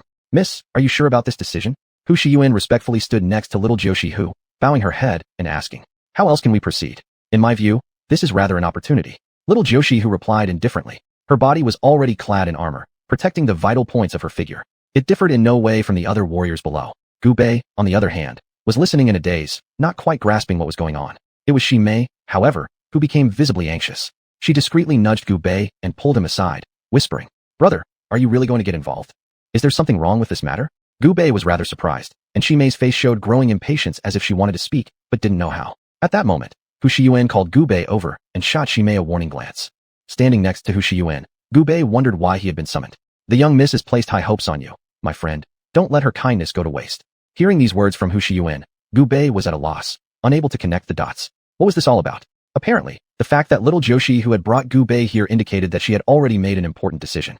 Hu Shiyuan, having followed little Jiuxi who for so long, understood his master's intentions clearly. Gubei had effectively become an indirect member of their group. To all the fox warriors assembled below, since you have stood here today, it means you have chosen your path. From now on, allow me to lead you in reviving the glory of Qinghua. Little Jiuxi who raised her voice, and the fox warriors below responded enthusiastically. Just a few months prior, The region where the Qinghua kingdom resided had also been affected by the battles between various forces deep within the Panga continent. Though the Qinghua king was advanced in years, he still harbored the ambition to unify the Panga continent, a goal from which he refused to back down after his earlier defeats. His 3 sons all requested to lead elite troops into battle, only to return empty-handed, nearly exhausting their resources. This greatly angered the Qinghua king. Regretting his miscalculation in raising such incompetent sons, despite being wise and capable himself, the aged king sought to gain a share in this current war. He set his sights on the Tengu clan, planning to marry off his youngest princess to the crown prince of the Tengu clan, forming an alliance for military support. But Princess Yunxi would never submit to having her fate controlled like this. Chapter 91. No need for a marriage alliance. I will lead the army to restore the glory of Qingqiu. In response to her father emperor's decision, she spoke words that no one from the Fox clan had spoken in 10,000 years. No need for a marriage alliance. I will lead the army and restore the glory of Qingqiu. That day, facing all the major and minor forces within the nation of Qingqiu, as well as her father emperor's pressure, Yunxi decisively declared, then walked out of the grand hall of deliberation in Qingqiu, leaving the crowd of foxes stunned. Looking down at the densely packed ranks of the Fox clan army, Yunxi gave a faint smile. A month ago, when she held her father emperor's imperial edict to meet these Fox clan soldiers who were placed under her command, she was met with nothing but a group of lawless hooligans. However, under the leadership of that young Fox clansman, it took less than a month for them to start resembling the elite army of the past Fox clan. This king hereby appoints xuanhuan as the commander of the left army. Today we march. Hearing Yunxi's words, the Fox warriors below beamed with pride. After a month of brutal training, they were finally going to use their skills. At Yunxi's command, a young Fox warrior clad in white armor stepped up onto the platform, kneeling before Yunxi. Gu Bei, watching the Fox youth named Xuanhuan, thought that his appearance resembled his own somewhat, but his strength was unfathomably deep. Under Yunxi's keen gaze, he certainly wasn't an ordinary person. This is Gu Bei, Yunxi formally introduced to Xuanhuan. Given that Gu Bei would inevitably interact with Xuanhuan later on, she made this introduction. With a clap of Yunxi's hands, several Fox soldiers came forward carrying a set of battle armor perfectly sized for Gu Bei. Yunxi indicated that Gu Bei should change into this battle armor. He was currently still wearing the clothes given to him by Huzayan on the way here. Dressed in the battle armor, Gu Bei exuded an air of commanding respectability, almost overshadowing Xuanhuan. Xuanhuan looked at Gu Bei and muttered in his heart, "Pretty boy." Seeing that Gu Bei had put on the armor, Yunxi continued addressing the Fox warriors below. Gu Bei is appointed as the commander of the right army, while Jimei will serve as deputy commander. You will set out tomorrow. Gu Bei stood frozen in place, perplexed. How did he end up becoming a general? Yunxi winked at him, while Huzayan promptly patted him from behind, bringing Gu Bei back to reality. Bowing respectfully, Gu Bei accepted the appointment. Beside him, Jimei was elated to find himself included. Princess Yun, she probably already knew his identity. Having him around could protect Gu Bei from unnecessary losses. With 3 days, I will personally lead the Central Army on a sweeping campaign against our enemies, carving out new territory, establishing achievements. Do you have confidence? Yunxi loudly asked the Fox warriors below. Yes, yes, yes. The response echoed loudly among the ranks, resonating powerfully. So, this is what my little sister plans to rely on. A piercing voice rang out from afar. A man with 9 tails, just like Yunxi, approached. His features carried menace, and in his hand, he casually swung a fan decorated with a 10-tailed celestial fox. Pay homage to Crown Prince Da. As the man drew near, all present beside Princess Yunxi, including the soldiers, knelt and paid homage. Human, why do you not kneel upon seeing me? Noticing that everyone present except for Yun, she had knelt to him, except for a man in battle armor who remained standing. This greatly irritated him. He's my friend, Crown Prince Hongran. Please do not hold it against him. Yunxi interjected, stepping in front of Gu Bei, fearful that this man might take immediate action against Gu Bei. Friend? Not bad looking indeed. Seeing Yunxi block his path, Crown Prince Hongran decided not to press the matter further, making a jest and turning to leave. Ho ho, younger sister, seems brother has arrived late. Just as Hongran left, Yunxi's second elder brother, Huzayan, appeared. Coincidence? Perhaps not. Huzayan, as the second crown prince of Qingqiu, was exceedingly handsome with an aura of righteousness about him. But in Yunxi's eyes, he was a schemer. Their secret confrontations with Hongran had occurred countless times over the years, and neither underestimated the other's true capabilities. I didn't expect elder brother also to be here. It seems I'm not the only one who has come. Another refined-looking young man, holding a jade flute, smiled gently as he ascended the stage. Brother Dei, are you perhaps here to see off your younger sister? Yunxi asked calmly, maintaining strict vigilance against this 9th brother, Hu Dei. Ho ho, truly no one knows me better than my sister. Hu Dei gave a light laugh, about to speak, but suddenly changed expression, pulling out a snow-white silk handkerchief from his sleeve, covering his mouth. Cough, cough, cough. After a spate of dry coughing, the pristine white handkerchief was found smeared with black blood spots. Brother Dei, if your injuries are so severe, why bother coming to bid farewell? Yunxi glanced at Hu Dei's stained handkerchief, feigning concern. On the contrary, Hong Jiran, seeing the bloodstain on Hu Dei's handkerchief, secretly rejoiced in his heart, but he didn't dare to show it too openly. This scene was just caught by Gu Bei, and Gu Bei slightly shook his head. This Qingqiu is indeed not simple. If I hadn't come, and if Sister Yunxi doesn't return, that would become my lifelong regret. A strange smile appeared on Hu Dei's face as he looked at Yunxi. Rest assured, I will be back. I hope so too. In response to Hu Dei's gaze, Yunxi remained unwaveringly firm. These two came in a rush and left in a hurry. However, upon departure, they both cast a meaningful glance at Gu Bei. Brother Dei, what do you think are the chances of Sister Yunxi winning this battle? As they parted ways with Yunxi, Hu Zhiran and Hu Dei walked side by side. Ho ho, second brother, why ask me about such an important matter?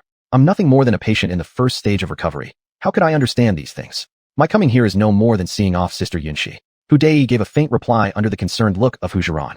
All right, Brother Dei, go back and rest. Elder brother has other matters to attend to. I shall take my leave. Upon seeing Hu Zhiran leave, a sly smile appeared on Hu Dei's lips. Without Sister Yunxi, Qingqiu is merely a bunch of useless people. Watch me have some fun with you. Hu Dei gazed up at the sky. This Pangu continent stretched endlessly, with various powers and races emerging continuously. Only by being part of it can one feel the insignificance of oneself. Sister Yunxi, I hope you'll come back alive. A fight with capable adversaries is much more interesting. All signs of injury disappeared from Hu Dei's body. It turned out that everything was just a disguise. After sending away the few individuals, Yunxi had a thoughtful expression on her face. What's wrong, Yunxi? Seeing Yunxi's gloomy look, Gu Bei couldn't help but ask. Recently, I've always been restless, constantly feeling like something significant might happen in Qingqiu once we set off. Gu Bei also sighed. He knew right away from the few brothers of Yunxi that none of these events were simple. Eventually, they still couldn't avoid self-destruction, a rule written in the history of China for over 5,000 years. Chapter 92, Sentiments Under the Moonlight. There will always be a way out, just relax. Besides, what's the point of worrying now? Are we still going to launch an attack or not? Gu Bei laughed, easing Yunxi's tension. Yunxi, such a wise person, how could she not understand Gu Bei's meaning? She smiled faintly, and instantly returned to her previous state, full of vigor and spirit. The left-wing army led by Hu Guangxian was set to depart first, which was also the reason why Yunxi had brought Gu Bei here today. When Hu Guangxian passed by Gu Bei, he gave him a glare. He simply couldn't understand why the young master would entrust such an important position to this human boy. After bidding farewell to the troops, Yunxi brought Gu Bei and others back to her residence within the city. This was a courtyard situated at the foot of Mount Qingqiu, unassuming amidst the bustling metropolis. Gu Bei stood in the yard, gazing at the towering Mount Qingqiu that pierced through the clouds behind, lost in thought. This was the second most magnificent mountain he had seen since being in the celestial prison. The royal family resides on Mount Qingqiu. I don't much care for all the scheming there. Since bringing my sister's body back, I've preferred living here. Yunxi explained, seeing Gu Bei deep in contemplation. But why do they call you young mistress? I remember your older brothers calling you little sister before. Gu Bei asked curiously. Yunxi chuckled, glancing toward the direction where her sister's remains rested, and said, because this way, I can have my sister live with me. Gu Bei fell silent as the two of them stood side by side until the moon climbed into the starry sky, filling the courtyard ground with its bright glow. We're setting out tomorrow. Gu Bei broke the silence. He originally wanted to ask Yunxi for help in investigating news about the 9 tripods, but unexpectedly got caught up in these matters. However, since he was Yunxi's friend, he couldn't sit idly by. Gu Bei, I once asked you whether war is necessary. You didn't answer directly then, but now, I understand much more. With this journey ahead, who knows how many fox warriors will fall on the battlefield, let alone the countless lives from other races already dragged into the conflict. Since the moment life emerged on this land, wars have never ceased. Gu Bei didn't feel like delving into such heavy topics. After everything he'd gone through, those thoughts had been buried deep inside. Why haven't you transformed back into your original form? Upon seeing Gu Bei change the subject, Yunxi didn't comment, perhaps sensing that he didn't want her to get too weighed down. What's wrong with me as I am now? It seems human men really like this, right? Yunxi batted her big, shiny eyes playfully, exuding an air of seduction, her breath brushing onto Gu Bei's ear. Instantly, Gu Bei's face turned beet red. He hadn't expected Yunxi to become so bold. I still think your true form is prettier. Gu Bei praised insincerely, fearing that if she didn't transform back, he might do something beastly. Is that so? Hearing Gu Bei's compliment, Yunxi was delighted nonetheless. As an extraordinary beast, hearing praise directed not at her human form, but her natural one made her particularly pleased. It wasn't easy. Schwa? Under Gu Bei's gaze, the little 9-tailed fox finally reverted to her true form. Her size had increased significantly compared to before, indicating that Yunxi's injuries had healed quite well. The flush faded from Gu Bei's face as he regained composure. He gently extended his hand to stroke Yunxi's head, feeling the soft fur which was incredibly comfortable. And Yunxi enjoyed this stroking very much, resting her head comfortably on Gu Bei's leg. Brother really is amazing. Zime watched Gu Bei and Yunxi with envy inside the house, raising her thumb in admiration. Qingqiu's strength was nothing to scoff at, and brother certainly seemed to have made some impressive connections. Not to mention the red-dressed woman from Fengdu earlier. It looked like brother's luck with women was pretty good. Clearly, there was something to learn from him. Unbeknownst to Gu Bei, in Zime's mind, he had already transformed into a heartthrob who could charm across species boundaries. Such interspecies affection was indeed rare.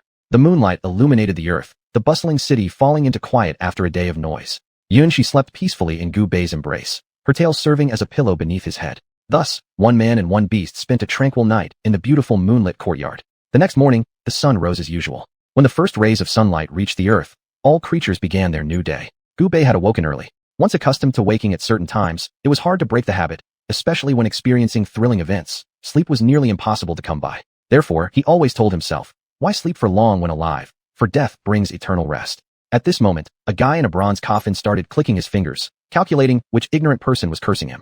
As Gu Bei looked at Xuanxia in his arms, even as a fox, she was incredibly alluring. The rising sun ed on Xuanxia's body, as if wrapping her in a golden cloak.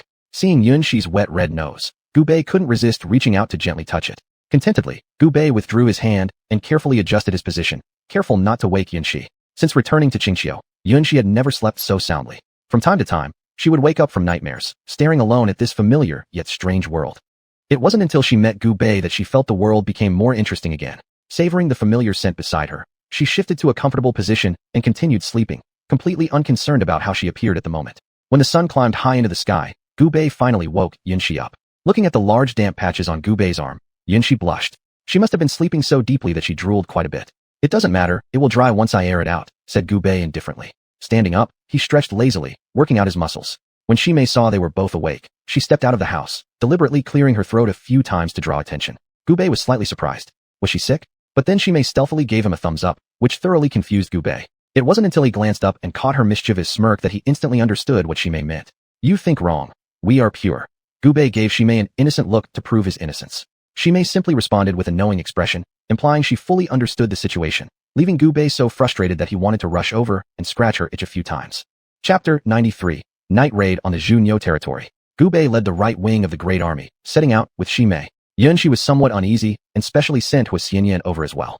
We're old. I haven't asked yet. Who is our expedition's target this time? Gu Bei asked in confusion. Previously, Xuanxia had only told him that Qingxiu had tried to get a share in the chaos on the Panga continent, but ultimately suffered heavy losses instead. This campaign's purpose was nothing more than reclaiming the dignity they had lost before. Xianxia smiled. It was still too early for any revelation.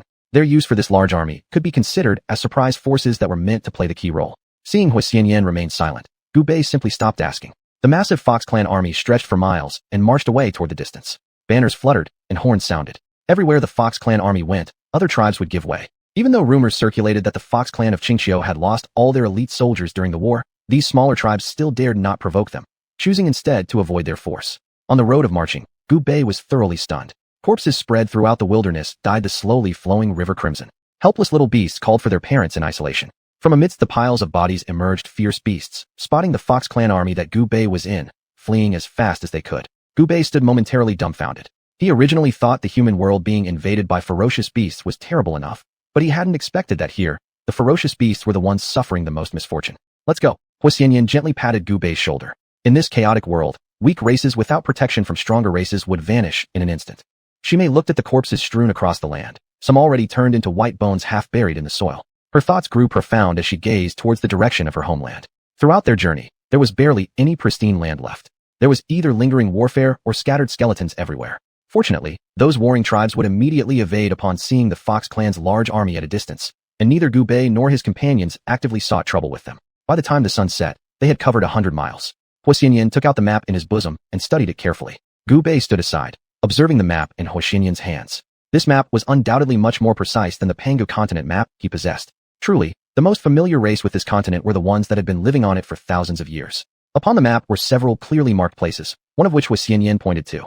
Gu Bei immediately understood. Their special troops would act secretly within these boundaries. The clearly marked location was unmistakably the Xuanhuan's territory. They were currently positioned deep within Xuanhuan's domain, only dozens of miles away from the Xuanhuan clan settlement. Little friend Gu Bei, the young mistress, said that before dealing with external threats, we must first secure peace within. The Xuanhuan tribe has been restless lately. The young mistress' intention is. Xianxia casually mentioned this, making a light cutting motion in front of his neck. Gu Bei immediately grasped his meaning. Eliminate every single one. From now on, the specifics of the operation will be entrusted to little friend Gu Bei's command. Xianxia smiled. Regarding the matter of wiping out an entire race, he'd grown numb to it. Had it not been for the young mistress saving hundreds of Bao Bao clan members last time, they too would have vanished into history's dust long ago. Isn't this too cruel? Previously, he had also heard that Xuanhuan, Bao Bao, Lin Yi, and the nine-tailed fox shared the same ancestor. However, just like how dragons produce 9 different types of progeny, these descendants had gone through countless years and gradually developed into their own clans. Among them, the nine-tailed fox had the greatest strength, founding the Xianxia nation. Due to blood ties, Zhu Niu, Bao Bao, and Lin Yi chose to rely on Xianxia, which became Xianxia's strongest era. With Xianxia's authority, the nine-tailed fox ranked among the 10 strange creatures of the Panga continent. If Xianxia could maintain its dominance, there wouldn't be a problem. However, once influenced by external forces or internal collapse, the entirety of Xianxia faced potential ruin. It happened that after several previous campaigns where the Xianxia princes failed multiple times, resulting in heavy casualties, the main branch of Xianxia was severely weakened.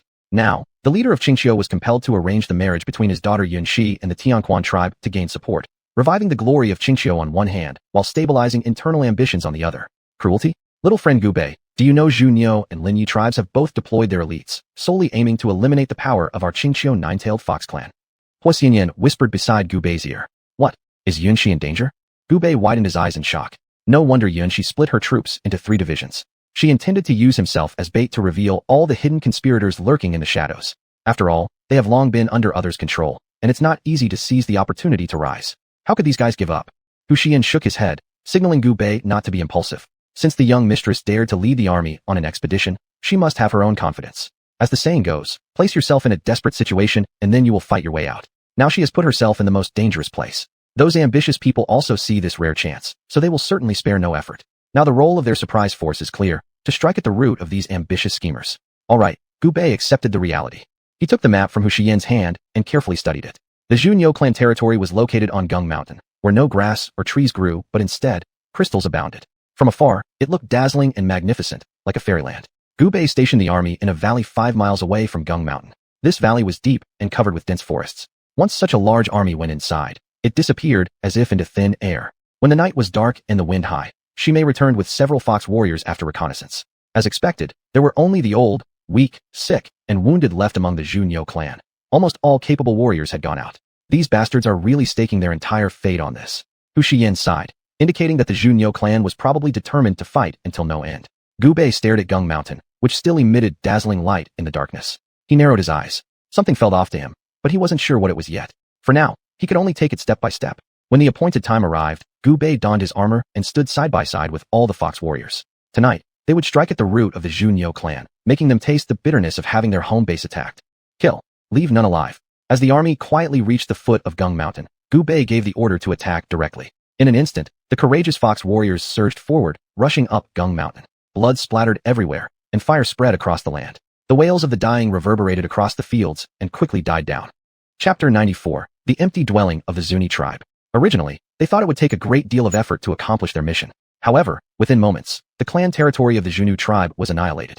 After all locations were thoroughly inspected and confirmed with no survivors left, Gubei issued the order for retreat. The whole operation had gone far too smoothly, so smoothly that it seemed rather suspicious. Furrowing his brow, Gubei sensed that matters weren't quite as simple as they appeared. As dawn broke, Gubei led his massive army towards Fuli Mountain where the Zuni tribe resided. While marching halfway, Gubei noticed Hu Xianyan stop suddenly and gaze into the distance at a desolate mountain range. Hu Xianyan knelt several times in respectful prayer, which naturally aroused Gubei's curiosity. That is our Bubu tribe's homeland, Goofing Mountain. Seeing Gubei look over, Hu Xianyan pointed towards the barren mountaintop in the distance and explained with a faint smile. Goofing Mountain bears some resemblance to Gung Mountain. Neither are suitable for vegetation growth. Yet, unlike Gung Mountain, Goofing Mountain contains an abundance of gold and jade. Long ago, the Zunu and Zuni tribes becoming vassals of Qinghu owed much to the hard work of the Bubu tribe. However, through 1,000 years, the Zunu and Zuni tribes grew stronger, while the Bubu tribe gradually declined. Hu Xianyan's voice was filled with boundless sorrow and bitterness. This was precisely why he, as the grand elder of the Bubu tribe, pledged allegiance to Yunxi, since none of the other Fox Prince clans even bothered looking at their meager strength. Let's go. Every generation produces its talented individuals who will lead for 100 years. Your Bubu tribe shall have opportunities in the future too. Gubei reflected for a moment before deciding to offer some comfort to this old man. Dynasties rise and fall, and the changing of empires follows the natural laws of history. Big brother, something's wrong. After providing words of reassurance to Hu Xianyan, Gubei continued leading his forces onward. Unexpectedly, up ahead came the frantic call of Shimei. Pausing, Gubei frowned deeply. Could there be trouble from the Zuni tribe? Running breathlessly to Gubei's side, Shimei greedily drank water handed by one of the fox warriors, swallowing it down entirely in one gulp. Big brother, you wouldn't believe. In his rush to speak, Shimei choked on the water, forcing Gubei to quickly pat him back to health. Calm down. You're acting too hasty, Gubei sternly stated, as he did not wish for both brothers to lose face before the fox warriors. Though Shimei being a fierce beast didn't matter much to him, Gubei, as a human and an elite energy warrior of Huaxia, needed to consistently maintain his dignity. Ah, big brother, just as you predicted, the Zuni family from Fulishan Mountain has already abandoned their home. Upon hearing this, Gu Bei ordered the troops to halt advancement. Even while still at the Zhunu tribal grounds, Gu Bei had anticipated this outcome. That's why he sent Shimei along with several fox warriors ahead for reconnaissance. And indeed, his predictions proved correct. Our initial observations from afar revealed no trace of anyone at the Zuni territorial site. On closer inspection, I discovered that the area had been deserted for quite some time.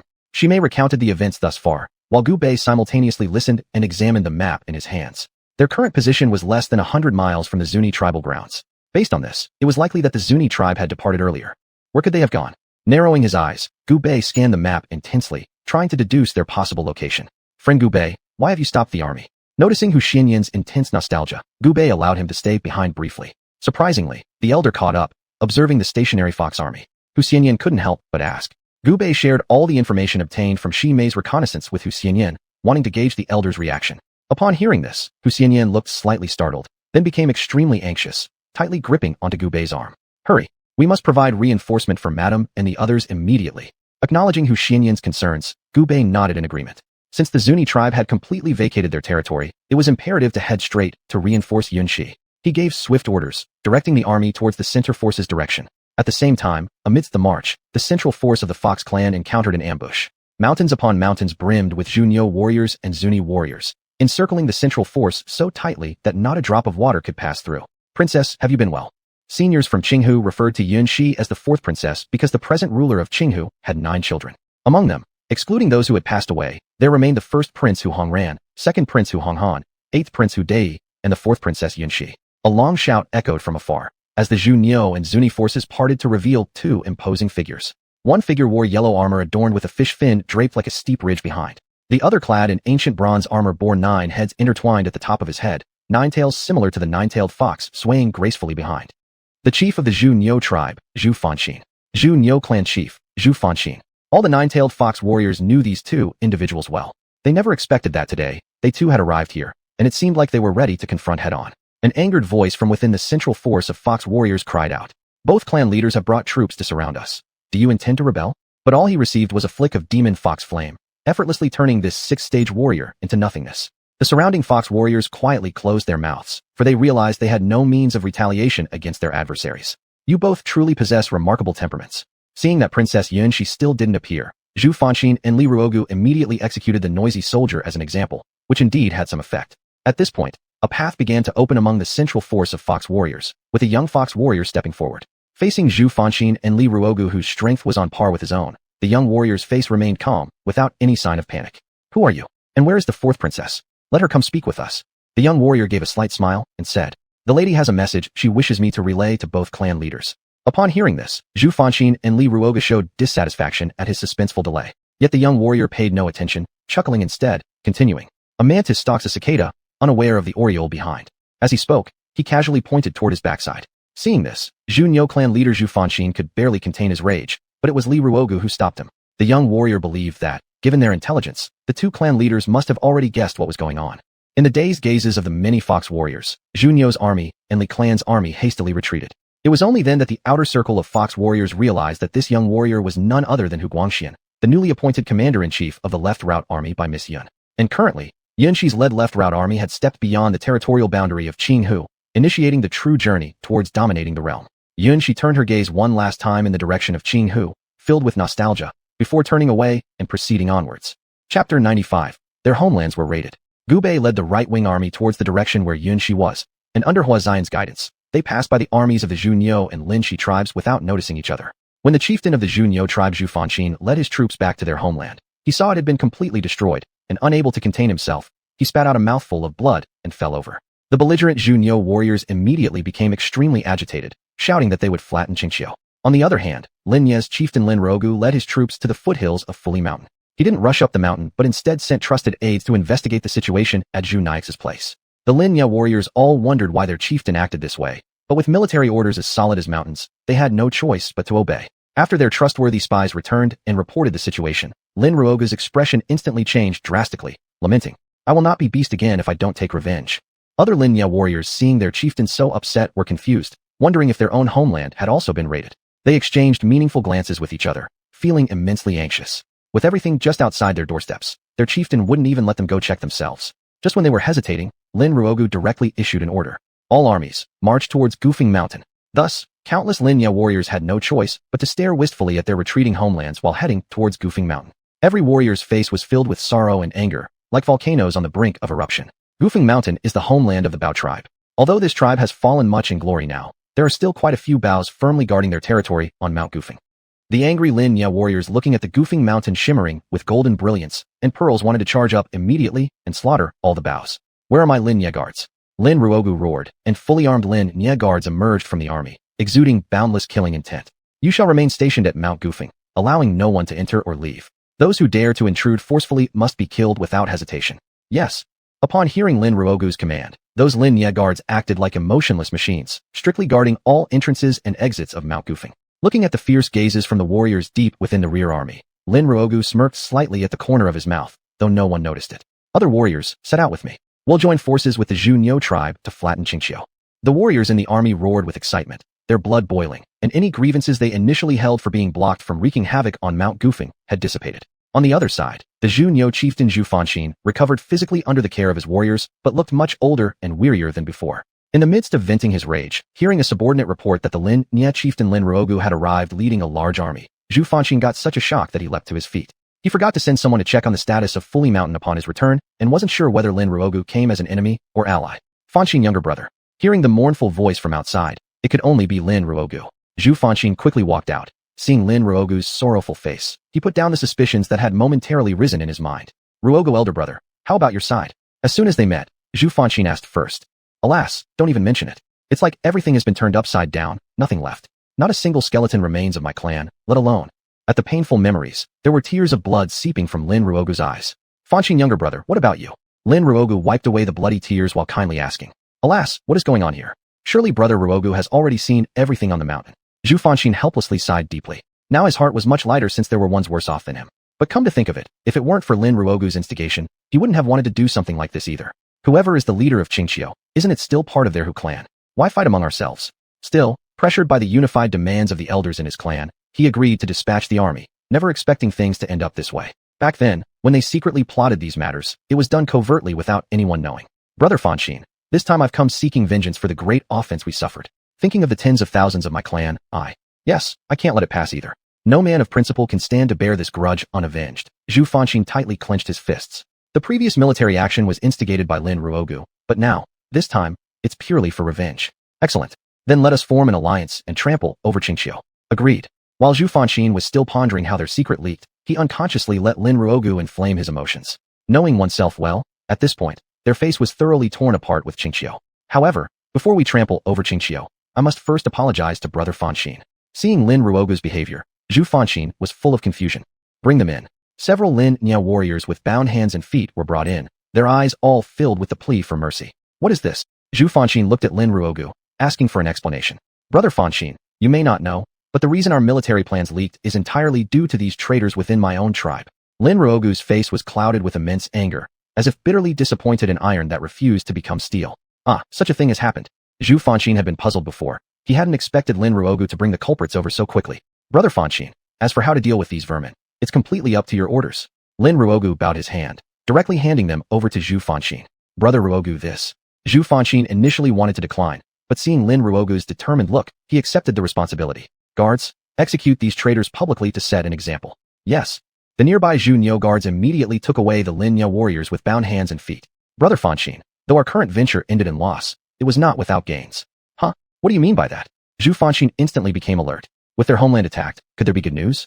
The fourth princess wasn't among their troops. She probably split her forces, otherwise it would have been impossible for them to ambush our clan lands. At this point, both men became upset. The younger generation truly lacked martial integrity. Lin Ruogu continued. Xianxia, after suffering repeated defeats during the far expeditions led by several princes, has greatly diminished in strength. Now with their main armies abroad, they are internally weak. All we need to do is... As Lin Ruogu spoke, he pointed to his rear end. Fanxin immediately understood. If you raided my home, then I'll raid yours.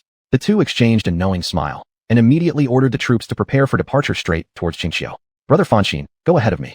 I will follow shortly. Lin Ruogu said with a laugh, leaving Fanxin momentarily stunned, thinking inwardly, is this guy letting me test the waters?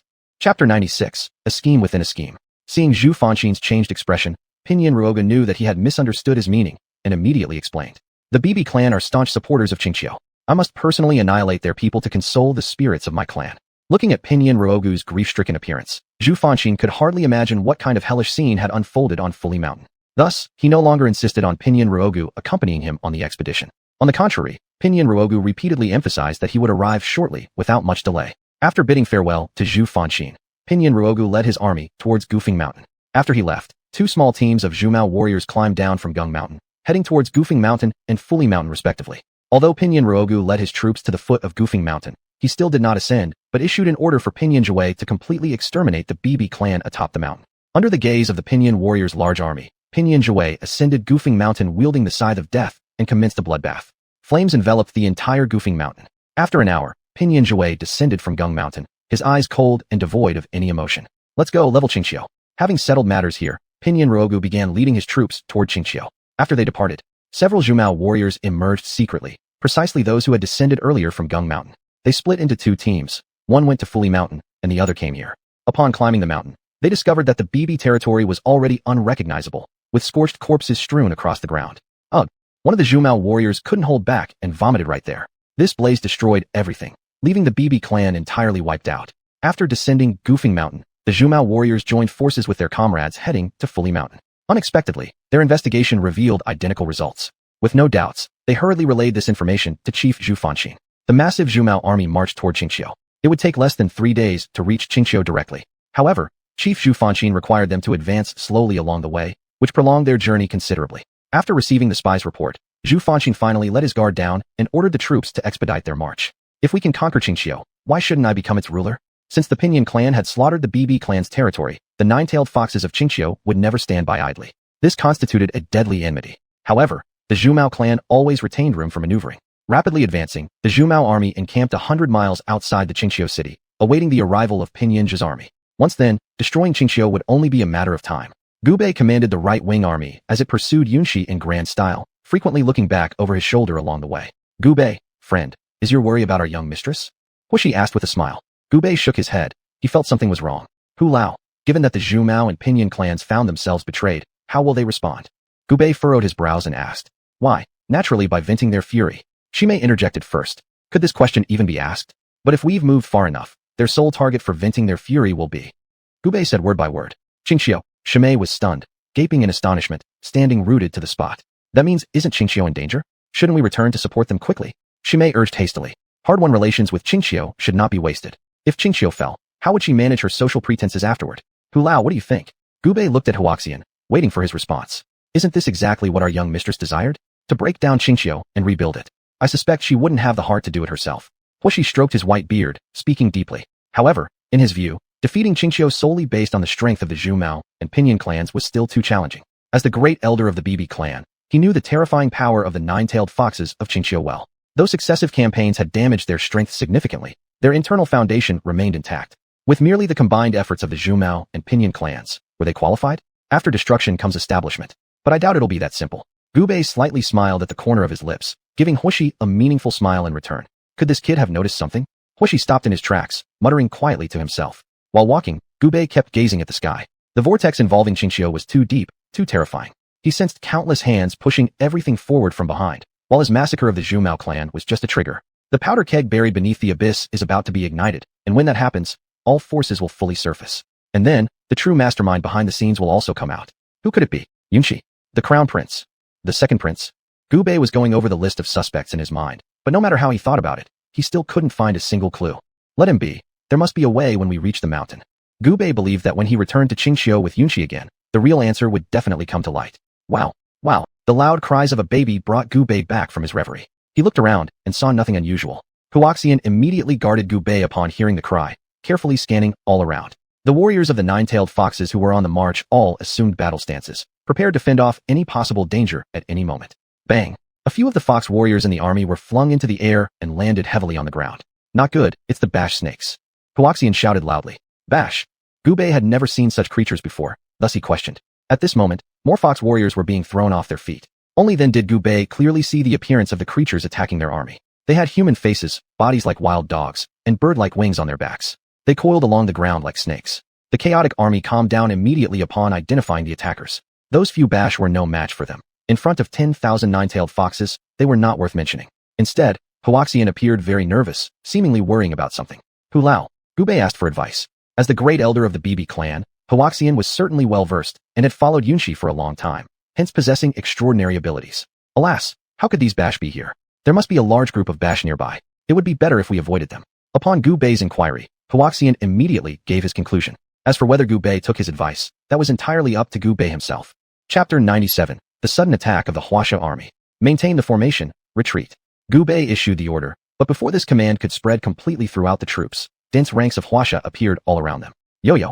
One by one, fox warriors spewed crimson demon flames towards the charging Huaxia army. A rumbling sound filled the air as these Huaxia warriors spewed water columns thick as buckets from their mouths, clashing against the oncoming demon flames.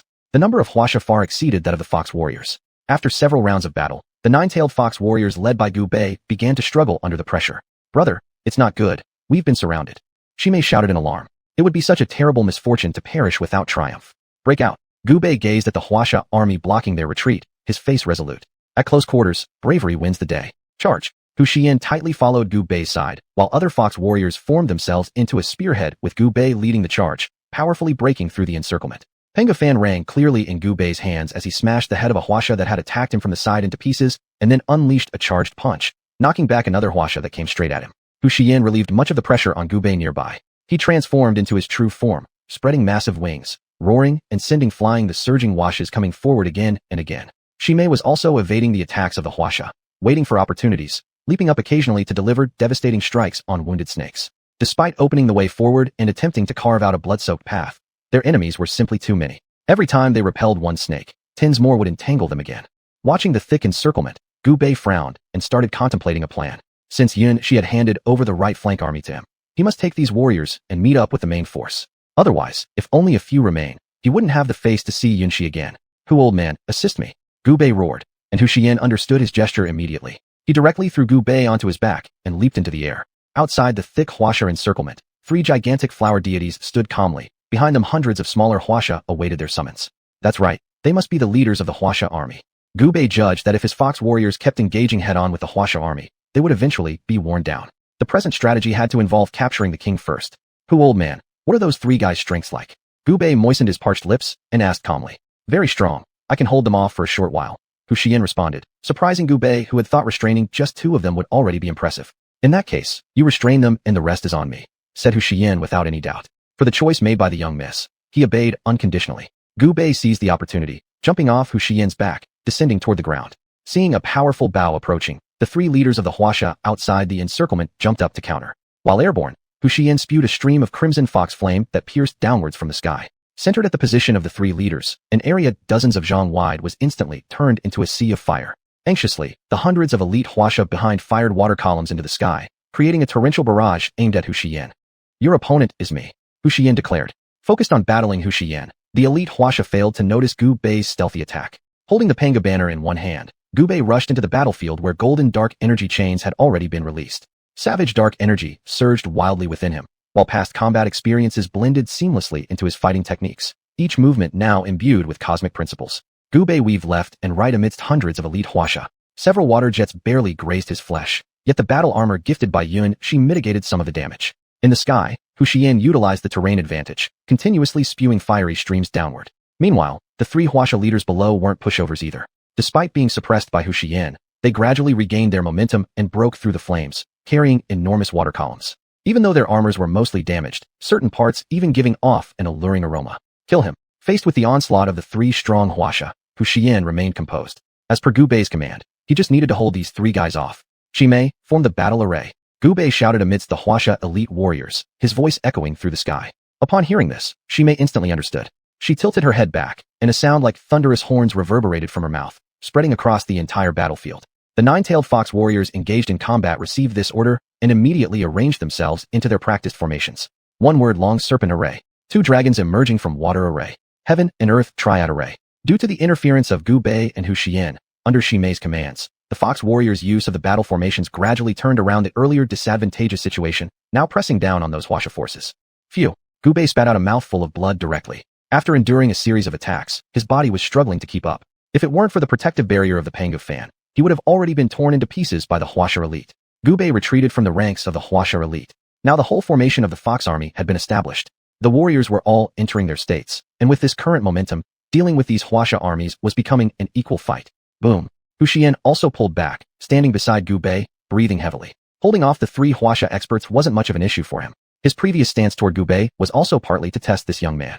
However, he didn't dare play too recklessly, always keeping Gu Bei in mind. Not a single intact part remained on the bodies of the three Huasha leaders. They glared angrily at their own retreating Huasha forces who were being pushed back. Behind them, the Huasha elite warriors were filled with rage. If only they knew earlier, they could have launched a concerted attack to take out this Fox army straight away. The Foxes of Mount Xianxia truly live up to their reputation. We will meet again another day. The three Huasha leaders, noticing the Fox warriors shifting to yet another new formation, blinked their eyes and quickly ordered a retreat. This surprise attack was originally intended to probe the current strength of the Mount Xianxia Foxes. Devouring them would have been ideal. Chapter 98, Bewildered Gujiaos. The Fox warriors who were fighting to their heart's content couldn't let the enemy escape easily and rushed to pursue them. However, upon a single order from Gu Bei, they had to remain where they were and abandon the chase. Brother, why aren't we chasing anymore? Shimei still had blood on his face. His skills were originally weak, but thanks to the protection of several nine-tailed fox warriors, there was no unexpected event. Look, Gu Bei pointed with his finger at the distance, where the panicked remnants of the snake-like creatures ran back as if they had met a devil. What is that? Hu Xian stood by Gu Bei's side, carefully looking towards the distance. At the horizon, thousands of large birds with huge bodies flew in their direction. These birds had two horns on their heads and feathers above the neck, while scales covered the lower part. Under their constant harassment, the fleeing snake-like creatures quickly became their prey. Gujiao. The deep word slowly emerged from Hu Xian's mouth. Unbelievably, just after repelling the army of snake-like creatures, they encountered Gujiao. Looking far away, the sky was obscured by their presence. As the Gujiaos looked down, unexpectedly besides these snake-like creatures who ran into trouble, there were also nine-tailed foxes. The Gujiaos scrutinized the powerful beings below with profound gazes. In this battlefield, the Soul Bao warrior was particularly prominent. On the snake-like creature's side, except for those three strong ones tangled with Hu Xian before, others had scattered and were no longer a threat.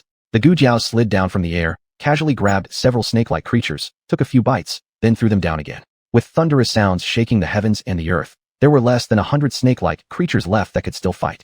Damn. The faces of those several snake-like creature fighters tangled with Hu Xian earlier were filled with anger and helplessness. Behind them were the nine-tailed foxes, ahead were the Gujiaos. They had been driven to a dead end. Those three snake-like creature-strong ones tore apart the charging Gujiaos that came towards them, yet more Gujiaos continued to attack them ceaselessly. Brothers, let's go. As long as the green hills are here, we don't have to worry about firewood. The leading one among those three snake-like creature-strong ones sighed deeply, gritted his teeth, and left with the other two brothers. After losing their leader, the snake-like creatures could not hold out any longer, falling one after another to the ground. Within a 10-mile radius, corpses of all kinds were scattered everywhere, those of snake-like creatures, nine-tailed foxes, and Gujiaos alike. This was the scene deep within the Panga continent, where battles raged day and night. Life and death could be separated merely by a single day. Before, while the Gujiaos were dealing with the snake-like creatures, only a few of them attacked the nine-tailed fox army, led by Gu Bei. But now that all the snake-like creatures had been annihilated, the Gujiaos' attention turned directly to the opposing nine-tailed foxes. A fierce battle might break out at any moment unless something unforeseen occurred. Brother, do we fight or retreat? Shimei's expression was grave, truly having the worst luck today. One by one, the experienced nine-tailed fox warriors raised their heads despite undergoing life-and-death battles, appearing reborn from the flames of war. Before, they had only received special training from Huguangshan, boosting their morale. Ultimately, they remained the most insignificant of all soldiers within Mount Qinghu, so-called incapable rejects. Now, however, they looked no different from those combat elites they once envied. As an old saying goes, only real combat serves as the best form of training. In such practical battles, every surviving soldier proved to be a rare elite. Elder Hu, how does the overall strength of the Gujiaos compare? Gu Bei asked in a hoarse voice. From battling fiercely amidst the snake-like elite, his throat had grown dry from shouting commands. In normal circumstances, they're slightly weaker than us. Despite the nine-tailed fox clan's pride, they had to acknowledge the power of the Gujiaos. Upon hearing this, Gu Bei glanced back at the high-spirited nine-tailed fox warriors behind him and exclaimed, "With the blood of the Gujiao, we shall forge our renown." Roar! The nine-tailed fox warriors roared, eyes filled with ferocity as they charged towards the Gujiao. Isn't that too reckless, brother? Shimei stared dumbfounded, finding it hard to comprehend the situation momentarily. Then what? It's not like you're leading the charge anyway. Gu Bei smirked, deciding to fully leverage the heightened emotions of the nine-tailed fox warriors to see it through thoroughly. Hu Xian quietly observed without interjecting. Since the young miss had entrusted this army to Gu Bei, she'd let him handle it boldly. A nine-tailed fox sprinted furiously, leaping and dragging down a flying Gujiao from midair. Seeing the opportunity, other nine-tailed fox warriors swarmed over it. tearing its neck with sharp fangs and claiming its life. The subsequent Gujiao arrivals were completely bewildered. What the hell? These aren't nine-tailed foxes, they're insane celestial dogs. Gujiaos kept being dragged down from the sky by leaping nine-tailed fox warriors, like weasels entering a chicken coop, feathers continuously brushing down from the air. What had been earlier an endless swarm of Gujiaos was now only several hundred, their bodies on the ground long since dead and beyond breathing. Seeing the nine-tailed fox warriors continue their frenzied assault, the Gujiaos grew nervous. Alright then, better to retreat quickly. Thus, they all turned tail and sped away into the distance without even glancing back. Whoa, they really pulled it off. Shimei was shocked once more. Could a battle truly be fought this way? You won't know your limits unless you push yourself. Gubei tapped Shimei on the head. He had clearly seen the latter preparing to flee. If the nine-tailed fox warriors hadn't beaten the Gujiaos, would he still be standing here? We've won. Our victory. As the great battle concluded, the surviving nine-tailed fox warriors cheered wildly. The soldiers who used to be looked down upon as the weakest combatants had achieved such remarkable results, fighting against snake-like creatures and battling the Gujiaos. They didn't fall back even by an inch, rushing forward one after another with unwavering bravery until finally defeating their enemies. All together, care for the wounded companions, and continue onward. At the moment of the warriors' utmost excitement, Gu Bei gave his order. Throughout their journey, they had faced snake-like creatures in Gujiaos, but they did not yet know what awaited them next.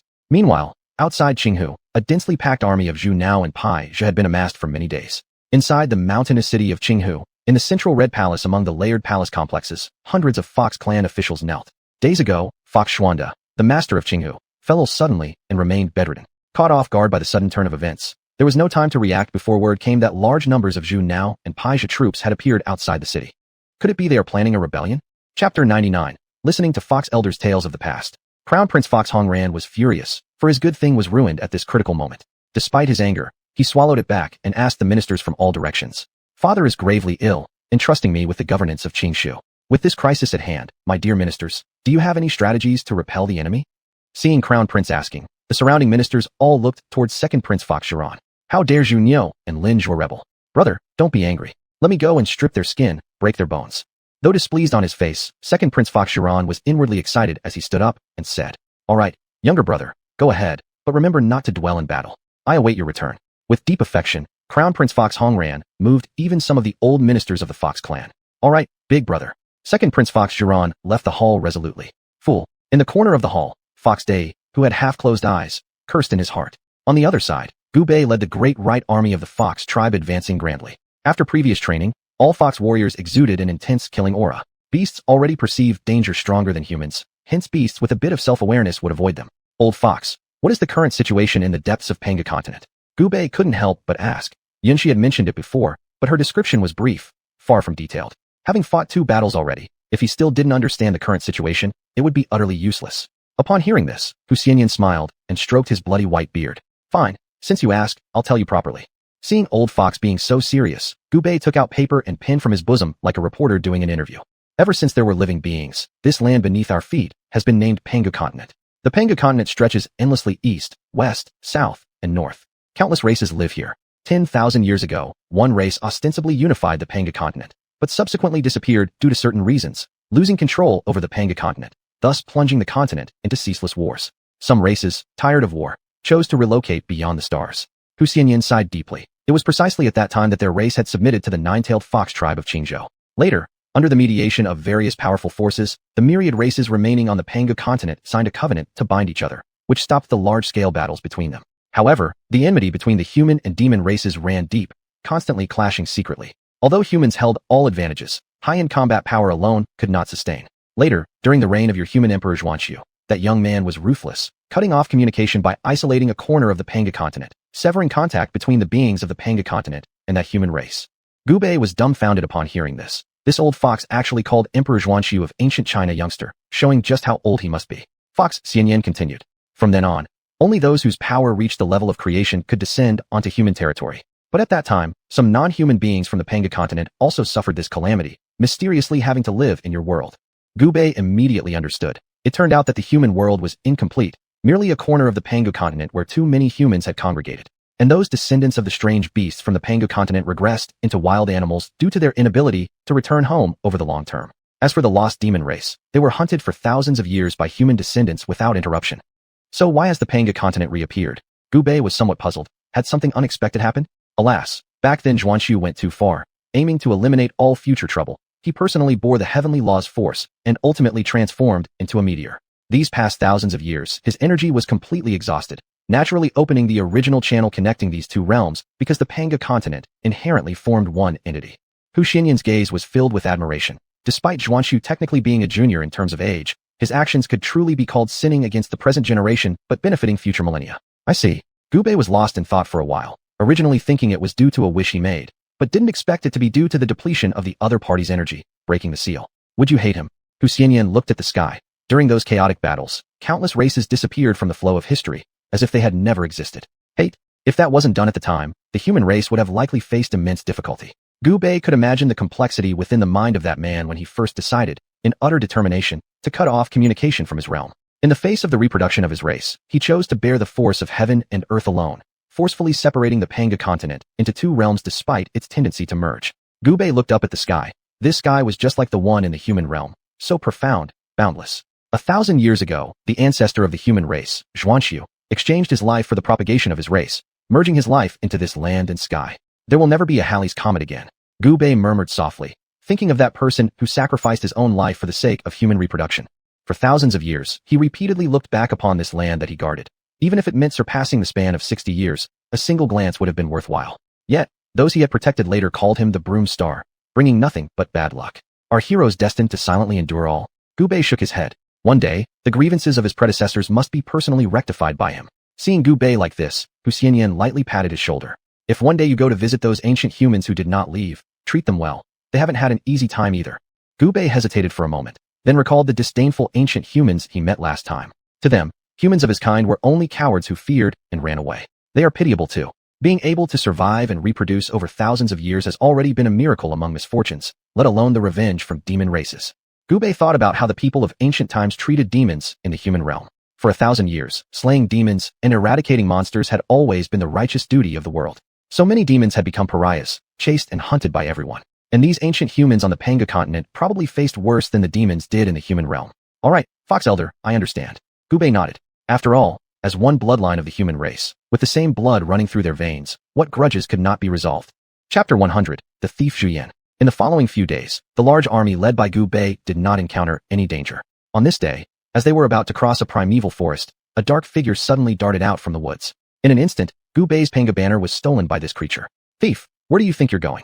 Gubei let out a cold shout. This Panga banner was of utmost importance to him, and it played a significant role in many perilous situations. With one stomp of his foot on a nearby tree trunk, he followed the shadow into the dense forest. Brother, Shimei was fully aware of how important the Panga banner was to Gubei. Seeing him rush off after the insolent thief, she too, along with her team of nine-tailed fox warriors, followed closely behind. Only Hu Xian stood looking in the direction the shadow disappeared, deep in thought. Since entering the forest, that shadow seemed at ease like a fish in water, its speed increasing by more than one level, leaving Gubei far behind. But fortunately, since stepping into the second stage of transcendence, Gubei's strength had greatly improved, allowing him to keep up. Stand still, Gubei roared in anger. This unknown creature dared to steal his precious treasure.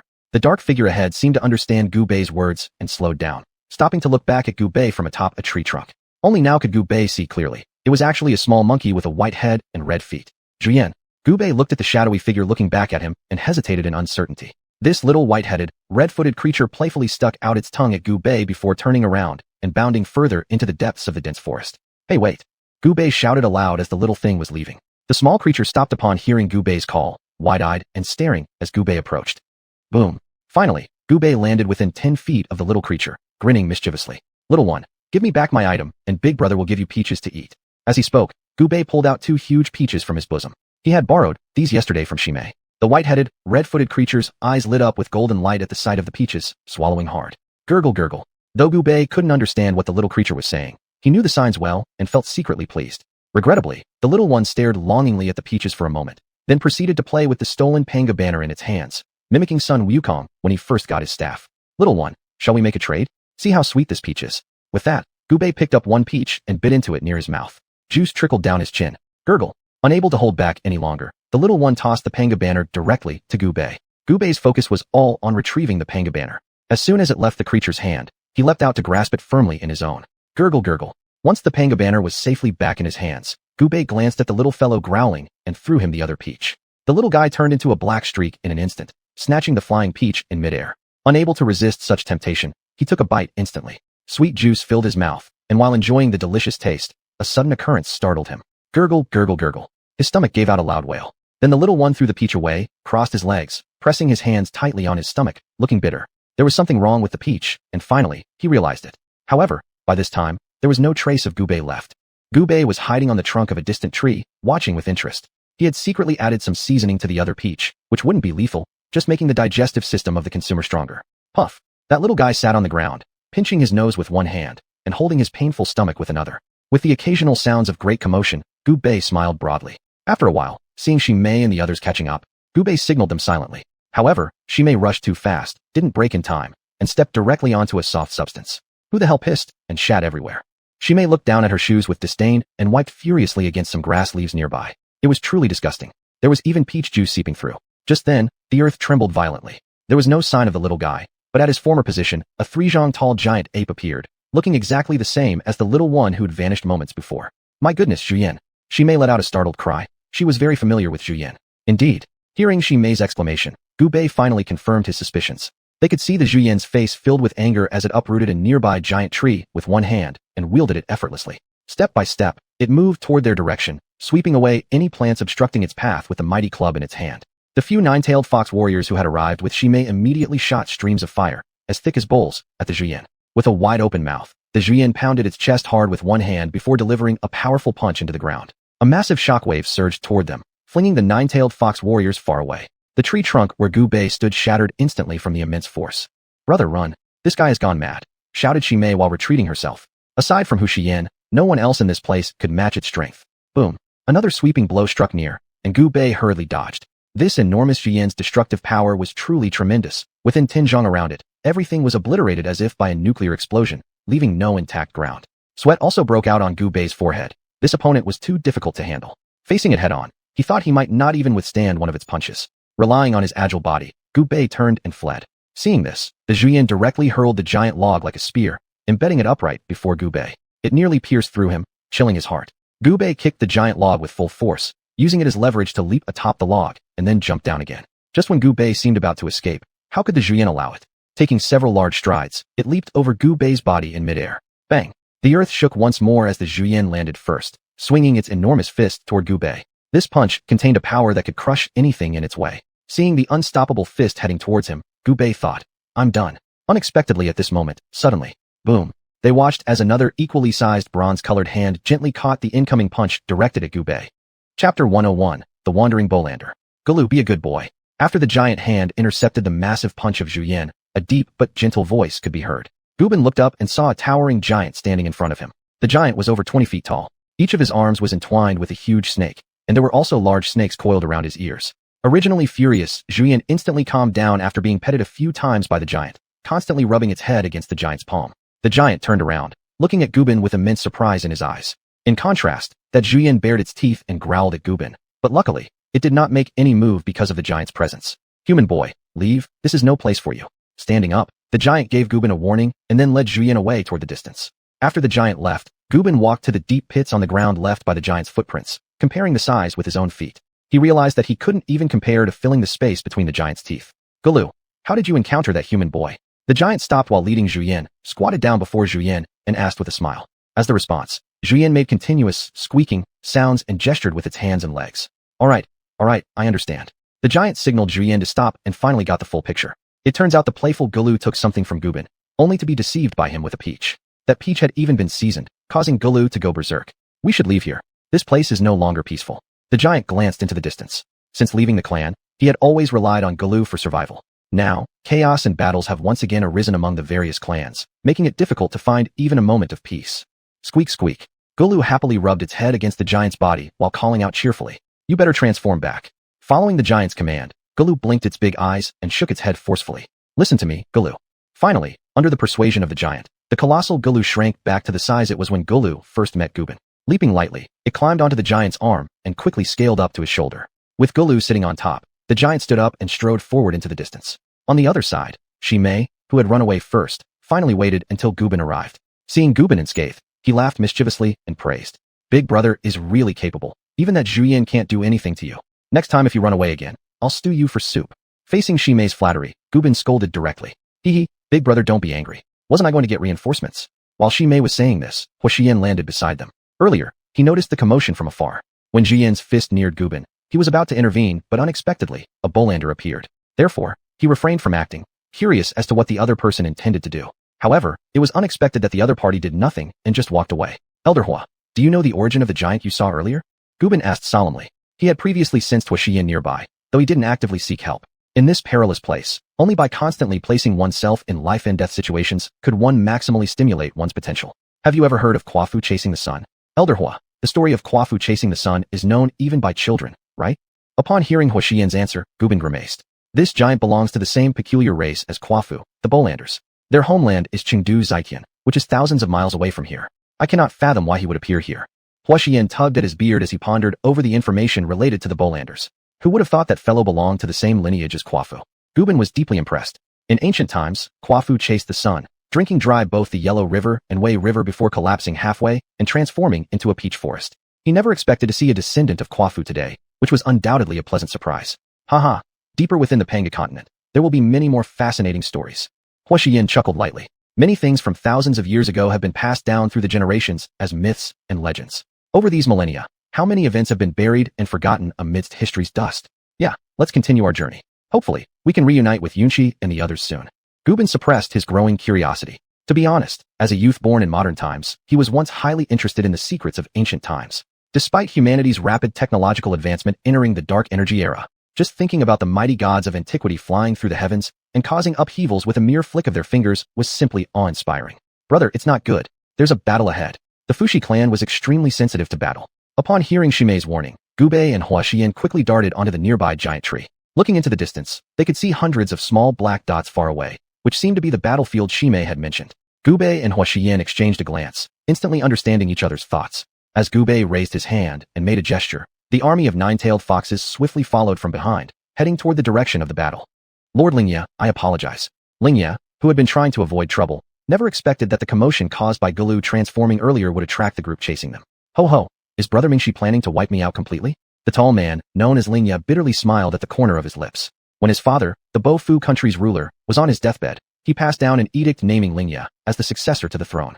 However, because of his free-spirited nature, Lingya secretly altered his father's decree, giving the position of Bofu country's ruler to his younger brother, Mingxi.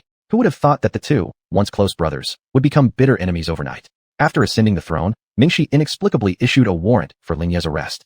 Thanks to the help of a few friends from other clans he befriended in the past, Lingya managed to escape here. But alas, he was still caught up. Lord Lingya, we are merely following orders. Among the group of giants blocking Lingya's way, their leader looked awkward but spoke nonetheless. When the previous emperor was alive, their clan committed grave mistakes. Their entire family was implicated, but it was Lingya who braved the wrath of the emperor to save them. Ironically, those who had been pursuing Lingya for years were precisely the people he once saved. Ho ho, I understand your dilemma. Very well, my head is right here. If you have the ability, just come and take it. Lingya coldly laughed, reaching for a large wine gourd hanging from his waist. He uncapped it and started drinking heartily, showing no regard for the thousands of giant warriors surrounding him. Attack, dead or alive. Chapter 102, Zhu Yin Gulu's Rampage. At the giant leader's command, the giant warriors around immediately swung their clubs made from unknown ferocious beast bones and rushed forward. Ji. Gulu on Lingya's shoulder wanted to transform to help him, but was stopped by his extended hand. Gulu, it's fine. Lingyi gave him a reassuring look. Seeing the giant warriors charging within 10 zhang of himself, Lingyi immediately moved into action. A pair of fists, forged like cold iron, moved in wide arcs, powerful and tyrannical. Crack. That extremely hard club made from ferocious beast bones was directly shattered with a punch from Lingyi, causing its wielder great heartache. Boom. Another punch. Lingyi evaded and directly hurled a giant warrior behind him with one punch. Not satisfying enough. In no time, hundreds of giants had already fallen around, but fortunately, Lingyi hadn't used lethal force. These guys were just bruised and broken, and would recover after a period of rest. Continue. He's not a god. Human strength has limits, and that is our chance. The giant leader commanded. There were still thousands of giants around, and this was his confidence. According to the king of Mingxi, those who were previously ineffective had already turned into manure. If they failed again this time, the same fate awaited them. Under the leader's command, the giant warriors continued to charge without regard for their lives. Ji. Seeing these guys come without hesitation, Gulu on Ling Ye's shoulder cried out in alarm. Previously, it was because of Ling Ye's kindness that let these people get more aggressive and also left him seriously injured. For this, he had advised Ling Yi before, but Ling Yi remained the same, as always, laughing and replying. They are all my clansmen, why must we slaughter each other? The attacking giant warriors' every move was fierce, all aiming for the vital spots on Ling Ye's body. If struck, Death or disability was inevitable. After years of fleeing, he had many times picked up his life from the brink of death. Now, facing these ruthless techniques again, he seemed very much at ease. However, this couldn't last forever. He could feel his strength slowly being depleted. He couldn't keep this up for long. No, Gulu, I can't use deadly force on them. They're innocent. Faced with Gulu's repeated advice, Ling Yi shook his head. Die. A giant warrior took advantage of his distraction, his white bone club grazing past Ling Yi's forehead. Ling Yi felt a sharp sting on his scalp. Reaching up to touch it, his hand came away stained with a bit of blood. Seeing Ling Yi wounded, Gulu became completely enraged. He leapt off Ling Yi's shoulder, transforming midair into a 3 zhang tall giant ape, like the descent of Vajra. Pang! Gulu transformed into the giant ape landed on the ground, and casually picking up a white bone club lying on the ground. The sturdy white bone club in his hands became like the sickle of death, every swing reaping the lives of the surrounding giant warriors. Gulu, stop! Ling Yi shouted, seeing clan members being battered away by Gulu, hitting the ground and losing all breath. But how could Gulu hear? He'd lost his mind entirely. He and Ling Yi were both wanderers in misfortune, and deep inside, he considered Ling Yi as family. In the past, due to Ling Yi's own concessions, he endured multiple injuries repeatedly. And now, from this moment onward, he wouldn't allow anyone to hurt Ling Yi anymore. Huh! Gulu let out an angry roar to the sky, charging wildly towards the approaching giant warriors. Seeing this frenzied xuanhuan coming, every attack claiming several warriors' lives, the remaining warriors were utterly terrified. They wouldn't fear confronting Ling Yi, but against this frenzied xuanhuan, they truly felt the chill of death. When the huge heads of the giant warriors made contact with Gulu's white bone club, crack! The head of the giant warrior caved inward instantly, splashing the white brain matter out, resembling untampered tofu pudding. That decapitated giant warrior fell straight down without any response. Puff! Another strike, and a giant warrior's abdomen was penetrated through by the white bone club. His intestines mixed with blood water, then stuck to the snow-white salt-like club. Gulu pulled out the club without regard for the blood water on it. The other giant warriors at this point were thoroughly bewildered, their legs trembling. Some of the timid ones fled outright. But how could Gulu let these guys escape? It was them who chased after him and Ling Yi. He raised his robust arm, gripping tightly onto the white bone club, spinning it a few circles before hurling it with all his might. The white bone club, upon breaking free from Gulu's grip, immediately produced a sonic boom. Following which boom, the hundreds of giant warriors ahead roared in unison, and those at the back were directly crushed into a pulp. Even if they weren't killed outright, their bones were mostly broken. Gulu, seeing Gulu glaring fiercely at him as he took step after deliberate step towards himself, the giant leader gulped hard. Cold sweat poured down his body like involuntary urination. Gulu moved. He directly grabbed this giant leader by the scruff of the neck, ready to rip apart this ingrate. Ling Yi, young lord, save me. The giant leader was utterly terrified. He didn't want to die. Gulu despised this man most of all and gave him a harsh slap across the face, rendering the giant leader unconscious with that single blow. Seeing the giant leader unconscious, Gulu still wasn't satisfied and threw him on the ground. Bounding up high, he prepared to crush the leader with an earth-shattering slam. Gulu no. Seeing the giant leader about to be squashed under Gulu's weight, Ling Yi kicked him hard right on the bottom, sending him flying. Gulu, are you alright? As Ling Yi kicked Gulu aside, he immediately dashed over and embraced him tightly in his arms. All of Gulu's momentum transferred to Ling Yi, causing him to fall backwards, sliding dozens of meters before stopping. Cough, cough, cough. Gulu, are you alright? Ling Yi waved away the dust that rose around them and looked anxiously at Gulu cradled in his arms. Only to see Gulu, originally terrifying and brutal, blinking large eyes confusedly at him, not understanding why Ling Yi had saved that ingrate. Gulu, you've already avenged me once, let him go. Ling Yi smiled faintly and stroked Gulu's head gently. Gulu, who was pure-hearted, glanced angrily at the unconscious giant leader lying on the ground, then at Ling Yi. Finally, the anger inside dissipated. On the other hand, Gu Bei and Huaxian arrived here just as the fight ended. Corpses of the giants lay scattered everywhere, some eviscerated, others with smashed skulls. Looking far away at the giant man who held Zhu Yan in his arms, Gu Bei felt a chill run down his spine. It was this man earlier who had been saved from Zhu Yan's hands by none other than himself. How unforeseen. Chapter 103 Ling Yi's Nightmare. Human, why have you come here? Ling Yi's face was icy, his tone unfriendly. Even Gulu was snarling at Gu Bei. Last time, Gu Bei had caused him diarrhea for half a day, and this great grudge still remained unavenged. Facing Ling Yi's coldness, Gu Bei quickly hid behind Huaxian. If this guy decided to attack directly, it would mean curtains for him. We happened to pass by and heard the sound of fighting, so we came to investigate. Gu Bei feigned courage, thinking, this Panga continent is vast and boundless. I am not on your turf. Why do you care so much? You must be too full. In response to Gu Bei's awkward explanation, Ling Yi obviously did not appreciate it. He looked at Huaxian, who was standing in front of Gu Bei. The old man's terrifying aura was not that of a human, but more like a divine beast. If my guess is correct, your mother's name is Xianxia, right?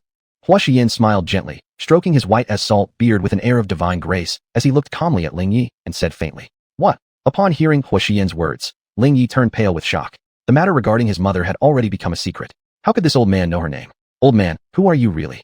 Ling Yi straightened his body, staring fiercely at the other side. Even though Huaxian appeared incredibly formidable in his eyes, he wouldn't show mercy to anyone who knew his identity. Gulu had never seen Ling Yi in such a state, and he couldn't help blinking his large curious eyes while watching both sides. Ho ho, young one, and who are you? Are you the legitimate ruler of Bofu country, or what else? Huaxian appeared calm, yet the words that escaped his mouth were shocking enough to infuriate Ling Yi. That's enough. Ling Yi roared furiously, his face contorted grotesquely as he realized his long-concealed secret had been revealed effortlessly by this old man. This guy, he's actually... For a moment, Gu Bei couldn't quite react. So Ling Yi was actually the son of the ruler of Bofu country, and it seemed like his mother also had an unusual background. Ho ho, do you think that the blood flowing through your veins is something to be ashamed of? Faced with Ling Ye's rage, Huaxian completely disregarded it, instead criticizing bluntly. Back in the days, his most beloved grandson had also benefited from that woman, so he had never forgotten her. But time was cruel. Humans' lifespans were naturally short. In the blink of an eye, that woman was no longer among the living. Isn't it? Ling Yi replied angrily. Because of her, no matter how hard I try to fit in with everyone, all I get in return is alienation and indifference. As soon as he thought about the mixed blood coursing through his veins, his expression became twisted with malice. He had fantasized countless times that he was a pure-blooded immortal instead of a hybrid offspring born from an immortal and immortal. Ever since he could remember, strange looks and idle gossip had constantly accompanied him. There was even that one time when he personally questioned his father the emperor. Why had his father chosen to be with such a mere mortal woman? That was the shame of immortals. On that particular day, the woman happened to be present before his father as well. Confronted with his questioning, his doting father turned icily cold-faced for the first time ever. Then came a barrage of brutal beatings. That was also the first time his father struck him. He didn't understand, nor did he comprehend why. Glaring angrily at the woman who stood idly by watching the scene unfold, he despised her pretense. Despite being bruised all over with swollen marks, he clenched his teeth to endure the pain that pricked his nerves. However, deep into the night, the woman he refused to call mother walked into his room and silently knelt beside him. Initially, he believed she was pretending to care, offering false sympathy. Yet, when she carefully applied ointment to his injuries, feeling the warmth of her hand pressing against his back and sensing the warm drops that splashed down onto his skin, in that instant, he thought it wasn't so bad after all. To keep from waking him, the woman stifled her cries yet sobbed her heart out. But how could this possibly escape him? At that very moment, his emotions swirled chaotically within. Uncommon tears suddenly gushed uncontrollably from his eyes, hating how unyielding they were. Mother, he softly called out to the woman before him. Time had etched its marks on her face, yet kindness shone undiminished in her eyes. It was the first time he truly observed in detail the woman who gave him life, his mother in this world. Ling Yi. Upon hearing Ling Ye's voice calling her, the woman couldn't believe it at first, almost mistaking it for a hallucination. But upon seeing Ling Yi looking earnestly at her, she knew it wasn't an illusion. It was her child recognizing her.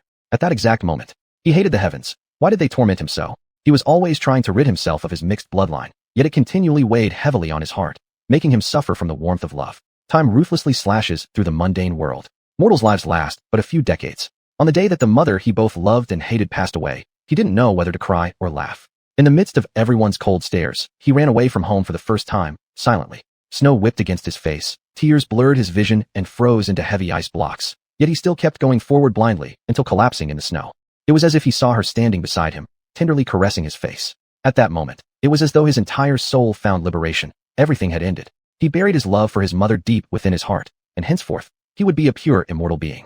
But when he once again returned to Bofu country with high expectations, all he encountered were cold stares and everyone's indifference. From that moment on, he let go completely, never considering what that so-called cursed bloodline meant. Freedom and nonchalance became his only badge. Until that fateful night many years later, seeing his father lying in bed, struggling even to speak, the thing he feared most had finally come to pass. The one who used to shield him from wind and rain would soon leave this world. Ling Yi, I entrust Bofu country to you. Watching his father, wanting to say more, but eventually letting go forever, he realized there was nothing he could do. Was it about fulfilling his father's legacy by leading the people of Bofu country towards prosperity? Or adhering to his own nature for all these years, remaining stubbornly self-indulgent and pursuing freedom? Facing the choice, as he looked at the eyes of all his clansmen, he knew the result. Even if he tried, would they accept him? Ling Yi chose to step aside and left the throne to his beloved younger brother, the son of a pure-blooded immortal, Ming Shi. Faced with Ming Shi's execution order, he felt no regret. He was only deeply helpless, wondering why fate teased him so mercilessly. Chapter 104. Ling Yi joins the team. Hee, let's go. Hu Shiyuan glanced at Ling Yi, who looked on the verge of collapse, and gently called out to Gu Bei. At this moment, Gu Bei still had many questions in his mind, but seeing Hu Shiyuan's serious expression, he refrained from asking any more. Just as they were about to leave, a voice calling them back came from behind. Wait! It was Ling Ye's voice. He had recovered from his state of collapse, yet the tear stains on his face still revealed his previous emotions. Can I follow you guys? Ling Yi said this while looking at Gu Bei and Hu Shiyuan, who had turned around. He always felt there was something mysterious about this old man. Perhaps he could find answers from him. Young man, your answers aren't with me. However, In this mortal world, one day you will surely find what you're seeking. Hu Shiyuan seemed to have read Ling Ye's thoughts, shook his head, and said that it would be up to Gu Bei, since Miss had asked him to be in charge of this right-wing army, whether or not to accept a junior. Hu Senior, let's keep him. Gu Bei calmly replied. From the incidents he'd heard earlier, he could roughly guess that this guy might also be someone unfortunate. As an emperor's son, how peculiar for him to be wandering outside. All right, if so, then you may follow us. Hu Shiyuan looked at Ling Yi and said faintly. After initially hearing Hu Shiyuan seemingly reject him indirectly, Ling Yi was quite disheartened. But unexpectedly, a few words from Gu Bei managed to change Hu Shiyuan's decision. Ling Yi couldn't help but respect Gu Bei even more, never expecting this human to wield such influence. Big brother, you two have been gone so long. What exactly happened over there? Upon noticing Gu Bei and Hu Shiyuan returned with a giant and a Zhu Yan, a mythical creature, trailing behind them, Shi Mei couldn't help but ask curiously, thinking these must be new followers that Big Brother had recruited. There's nothing significant. Let's continue our journey. On the way back, Hu Shiyuan secretly told Gu Bei some information regarding Ling Ye's mother. Only then did Gu Bei understand why this guy had fluctuating emotions. However, even if in the human world, this is merely a case of a half-breed. Why does he take it so seriously? Still, he kept this thought to himself and didn't say anything in front of Ling Yi. Oh, Shi Mei accepted the vague reply without further questioning, although her eyes kept staring at Ling Yi ceaselessly, which annoyed Galu, presumably a pet creature, immensely. Fortunately, Ling Yi calmed down promptly, allowing Galu to settle back into quietness. Ling Yi hadn't anticipated that Gu Bei's identity was actually the leader of this nine-tailed fox army. The renowned nine-tailed foxes of Qiuqiu were known across the world.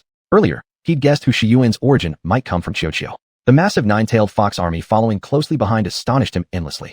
Each of these nine-tailed fox warriors radiated killing intent. Even though their individual strengths might not all be at the pinnacle, under strict discipline and group atmosphere, they were akin to heavenly soldiers descending from the divine realm. So where are you guys heading? Previously, he wandered through Panga continent, only towards places nearly uninhabited by living beings, unaware of the current situation here. Kid, afraid? We're going to war. Just don't piss your pants when we get there. Shi Mei teased Ling Yi again after finding no joy in conversing with Gu Bei. Since Ling Yi joined them, he had mostly remained silent until today when he finally spoke. Fear. A wry smile appeared on Ling Yi's lips. Born a citizen of Bofu country, with ancestors like Quafu chasing the sun and never retreating, how could he possibly be afraid? Tisk. Seeing Ling Yi put on airs, Shi Mei gave up engaging with him further. The path ahead is uncertain. We'll fight wherever we go until the world is peaceful. From the front, Gu Bei's profound voice echoed, pondering why Yunxi entrusted the Fox clan army to him despite there being many others more qualified. He remembered the day within Pangu Garden, when she asked, Gu Bei, do humans necessarily have to engage in a deadly struggle with ferocious beasts? His response then left both of them in an awkward position, but now, upon reconsideration, perhaps there's a different answer. Every species surviving under this vast expanse has the right to enjoy sunlight and air. Survival of the fittest, the natural law unchanged for millennia, never broken by anyone. Standing on either side, everyone has justifiable reasons. Yunxi, do you think the same way? Gu Bei muttered softly under his breath. They had been traveling for almost a month, but still found no trace of Yunxi and the others. Although this continent was vast and boundless. However, with the innate ability of the nine-tailed foxes to analyze the scent of their own kind, they had not deviated from any route. The only possibility was, Yunxi was incredibly powerful, and she had dominated every battle along the way. Gu Bei listened to Hu Xian's analysis, stunned. It seemed that he still knew too little about Yunxi, but after pondering for a while, he felt at ease. After all, she had lived for thousands of years, and how long had he been around? At this moment, on the other side, after the left-wing army led by Yunxi and the central army led by Hu Guangxian joined forces, the true path of revenge for Qingqiu began. First battle covering chaos. Second battle assaulting Tao Dai. Third battle retreating Xiongqi. Fourth battle defeating Tao Wu. Fifth battle capturing Jiuying. Sixth battle striking Zhuhuai. Seventh battle surrounding Huadu. Even the nine-tailed fox warriors who had been following Yunxi could hardly believe that in over a month, their achievements in battle were so brilliant. Since the establishment of Qingqiu, no one had ever reached such heights. At this moment, Miss Yunxi was their god. Despite the reduction in the number of troops after several fierce battles, each surviving fox warrior now equaled multiple elite fighters from old Qingqiu. Hu Guangxian also gained much prestige through these battles, rising from obscurity to become the second most important figure after the miss in everyone's hearts. The future of the Qingqiu fox tribe depended on these two alone. After the intense battles ended, there was a rare moment of leisure.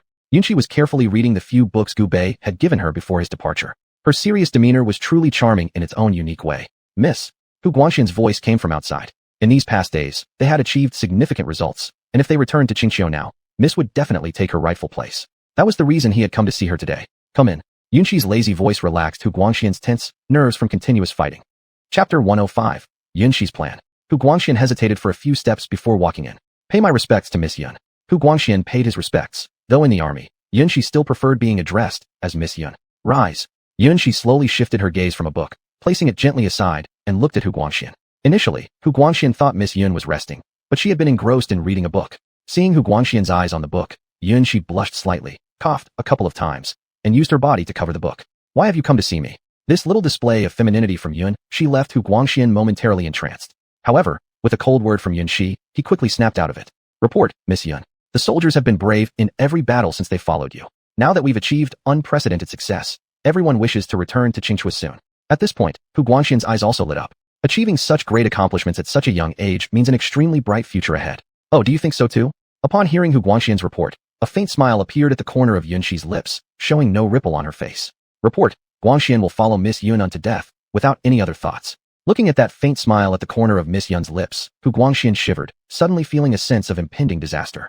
He immediately knelt down and swore allegiance. No harm. Returning home with glory is not a mistake, I understand. Yuanxi narrowed her eyes. Originally, she thought these useless fellows might turn into something worthwhile after some time, but now they seem to be still the same mess. Thank Miss Yuan for your understanding. Upon hearing Yuanxi's words, Hu Guangxian's heart, which had been in suspense, finally calmed down. This time, he had come on behalf of the many Fox Clan warriors under him to discuss this matter with Miss Yuan. He initially didn't expect anything, but, surprisingly, Miss Yuan was quite amicable today. This would surely increase his prestige in the army when he returned. However, hearing there was more, Hu Guangxian reined in his joy and listened attentively. The day we return to Qingchua must wait until the right-wing army converges with us. Hu Guangxian thought it would be something serious, but unexpectedly, it was just a minor issue like this. Thinking about it, how could Mississippi Yuan place her subordinates under someone like Gu Bei? If it weren't for her trusted confidants, he'd definitely be the first to complain loudly. Yes, I shall follow Miss Yuan's order. Hu Guangxian saluted and then slowly walked out. Seeing Hu Guangxian leave, Yuanxi resumed her scattered posture, picking up the book behind her again. Calculating, they should reach here in a few days. Even though she has been leading the left and center armies in battle, she has never missed updates about the right-wing army. The reason why she left Hu Shiyuan with Gu Bei was to facilitate the transfer of information. In the past few days, reading the messages transmitted by Hu Shiyuan, Yuanxi can distinctly feel Gu Bei's changes. Since the arrival of Halley's Comet and the reopening of the Two-World Seal, the world is no longer what it used to be. Various forces on the ancient Pangu continent, dormant for 1,000 years, are now stirring. By assigning the right-wing army to Gu Bei, she wants Gu Bei to try to understand this new world. These past few days have not been smooth sailing for Gu Bei. Originally thinking he could enjoy a few peaceful days, Gu Bei now finds himself rather disheveled. Behind them lies a large force of Chaos Army. The Chaos Warriors, as if facing their father's killers, directly charge into battle whenever they see Gu Bei leading the Nine-Tailed Fox's army. Currently, the formation led by Gu Bei has been broken apart. Thankfully, the Nine-Tailed Fox warriors aren't the same as before, and quickly under Ji Mei's command, they become deadlocked with the Chaos Army. Are these guys crazy or something? After regaining his senses, Gu Bei commented, previously having been hunted by chaos, but those were mere trifles compared to the ones before him now. Nonetheless, by his side Fox Xian never strayed half a step, providing him with infinite peace of mind. Ling Yi and Gulu, on the other hand, fought together with the Chaos Warriors. Since joining, they couldn't remain inactive. Gulu transformed into a huge form spanning dozens of zhongs. Each step crushed numerous Chaos Warriors beneath his feet. Ling Yi swung his fists wildly, even though carefree in nature, but incredibly brutal during combat. Amongst the ranks of the Chaos Army, there were exceptional individuals. One such warrior was covered head to toe in crimson fire-like flames. His rotund body resembled a hill, supported aloft by 4 massive wings. A golden trident was tightly gripped in his hand, and with each swing, several Nine-Tailed Fox warriors were affected. Perhaps seeing the surrounding Nine-Tailed Fox warriors as too weak, the expert of the Chaos race shifted his gaze to Ling Yi, who was dashing about in the field. At the same time, Ling Yi also sensed the hostility from the other side and fixed his eyes on him. The warriors around them also made some space for them, allowing them to duel freely. Gulu, watching the unfriendly Chaos warrior targeting Ling Yi, smashed its several-ton heavy iron fist against its chest, blowing gas at the opponent. Big brother, this Chaos race expert looks down on you. He doesn't even bother finding you for a one-on-one. As soon as the battle began, Ji Mei stayed closely by Gu Bei's side. Among all here, it was the weakest, and any careless move from the opposite side could easily take it away. By Gu Bei's side, Hu Xian provided protection, making it the safest place. If Hu Xian couldn't handle it, Ji Mei would be the first to flee. Shut up, if you don't talk, no beast will think you're mute. Facing Ji Mei's inappropriate banter, Gu Bei rolled his eyes. The strength of the Chaos race was extraordinary. Just a glance revealed their power hadn't fallen below the 5th rank, much stronger than the right-wing army led by Gu Bei, surpassing not only 1 rank. And the guy fighting with Ling Yi possessed terrifying 6th rank, strange beast strength. Gu Bei now deeply felt his own helplessness, especially as a human treading on such a dangerous land. An intense desire for power surged within him. If it weren't for Hu Xian's protection, any single strange beast present could have killed him. Hu Xian could feel the change in Gu Bei's mindset, but said nothing. Natural selection favors the fittest. On this continent, there are never a shortage of strong races, and without power, they would have long disappeared into the dust of history. Fox Elder, go assist in the battle, don't worry about me. Bei gazed at the fiery battlefield and made his first decision. Chapter 106, Xiang's True Strength. But, there is no but. This is an order. Xiang's aged face was covered with wrinkles, his salt-white beard hanging from his chin. He wanted to say more, but upon seeing Bei's determined expression, he closed his mouth. This was the first time since their expedition began that Bei had formally issued him a command. All right, be careful then. With those words of concern, Xiang stepped forward. Hu Lao Shifu, let's fight. Xiang, who had moved a few steps ahead, heard the voice behind him, stopped, and turned around to look at Bei with kindness. Then, turning back around, his demeanor transformed completely. Xiang had previously seemed like a decrepit old man, but now he appeared more like a seasoned master. Boom. Every step he took made all the warriors feel their hearts pounding in rhythm with his footsteps. Boom. Another step down, and the Chaos Warrior near Xiang collapsed on the ground, spitting blood. This stunned the other Chaos Warriors. Even the one battling Ling Yi stopped momentarily, looking toward Xiang, eager for a match. Come out. If you've come here, then exchange a few blows with me. All the warriors curiously looked around, not knowing who Xiang was speaking to. I'll fight you. The Chaos Warrior battling Ling Yi charged towards Xiang, full of fighting spirit. Unexpectedly, Xiang ignored him, angering the warrior. Old man, taste my Emperor's divine song. Upon hearing this warrior use the Emperor's divine song, other Chaos Warriors unconsciously moved further away. Seeing the Chaos Warrior flying into the air and wildly inhaling air, his originally small mountain-like belly inflated like a balloon, growing bigger and bigger. Gradually above his head, a massive three-zhang vortex appeared. Subsequently, the Chaos Warrior abruptly turned around and aligned his mouth toward Xiang's position. Brother, do you think Elder Hu? Shimei showed signs of worry on her face. The fame of chaos wasn't beneath that of the nine-tailed fox clan of Xianxia. Besides, this Chaos Warrior could fight against two opponents simultaneously, resisting the attacks from Ling Yi and Zhu Yan. I trust Elder Hu. Bei always maintained a composed appearance. As part of Yunxi's direct line, he had absolute confidence in Hu Laoshifu's strength, so today was a good opportunity to gauge it. Moo. The chaos creature opened its large mouth and roared powerfully. A strange and eerie sound came from the huge vortex, like a mournful tune, making listeners cry and sob. Facing this attack, Xiang did not move even half a step. He just glanced up slightly and gently slapped his hand. The enormous vortex dispersed instantly with a loud boom. Fiat. Xiang's simple move left the Chaos Warrior severely injured, plummeting from the sky and creating a large crater in the extremely hard ground. Dreamji, will you still refuse to appear? Xiang shouted lightly, and these words reverberated deeply within the hearts of the surrounding Chaos Warriors. They didn't care about their young prodigy, Yifeng, being defeated by just a glance. Instead, they searched all around for Dreamji, mentioned by Xiang. To them, Dreamji was a legendary figure. According to legend, 5,000 years ago, there was a young woman named Meng Ji in the Chaos clan who defeated countless top geniuses within the clan, becoming unmatched. However, she mysteriously disappeared afterward, leaving no trace. It was unimaginable that she would be mentioned again today, and what's more, she might be right among them, causing excitement among the Chaos Warriors. Xiang waited for a long time, but did not see the person called Meng Ji appear. On the other side, Bei and Ling Yi exchanged a look. Both understood clearly. This was the perfect chance to hit the fallen dog hard. Bei held the Panga banner, and the dark energy lock around his abdomen was removed. A violent surge of dark energy swept over his entire body, prompting him to moan involuntarily. Under Gulu's cooperation, Ling Yi cut through the enemy like a sharp blade heading directly toward where the Chaos Warrior had fallen. Bei's Panga banner resonated loudly, condensing the surrounding air, integrating boundless power into it, combining with the surging dark energy emanating from his body, resembling a descending deity. Die! Bei's cold shout echoed as all the Chaos Warriors blocking him were held off by Gulu, while Ling Yi prevented others from rushing forward. The powerful Chaos Warrior crawling out of the ground, still spitting blood and barely holding on, saw Bei wielding the Panga banner approach him. How dare you! The surrounding Chaos Warriors rushed fearlessly to block Bei, but with Gulu and Ling Yi's presence, they couldn't get through anytime soon. The Chaos Powerhouse looked at Bei, who was just within arm's reach, his eyes wide open in panic. At this moment, his body could not muster enough strength to evade Bei's assault. As the fierce attack approached, the Chaos Warrior screamed at the top of his lungs. Auntie, save me! Bei almost stumbled and fell. These words didn't sound like they came from a true master.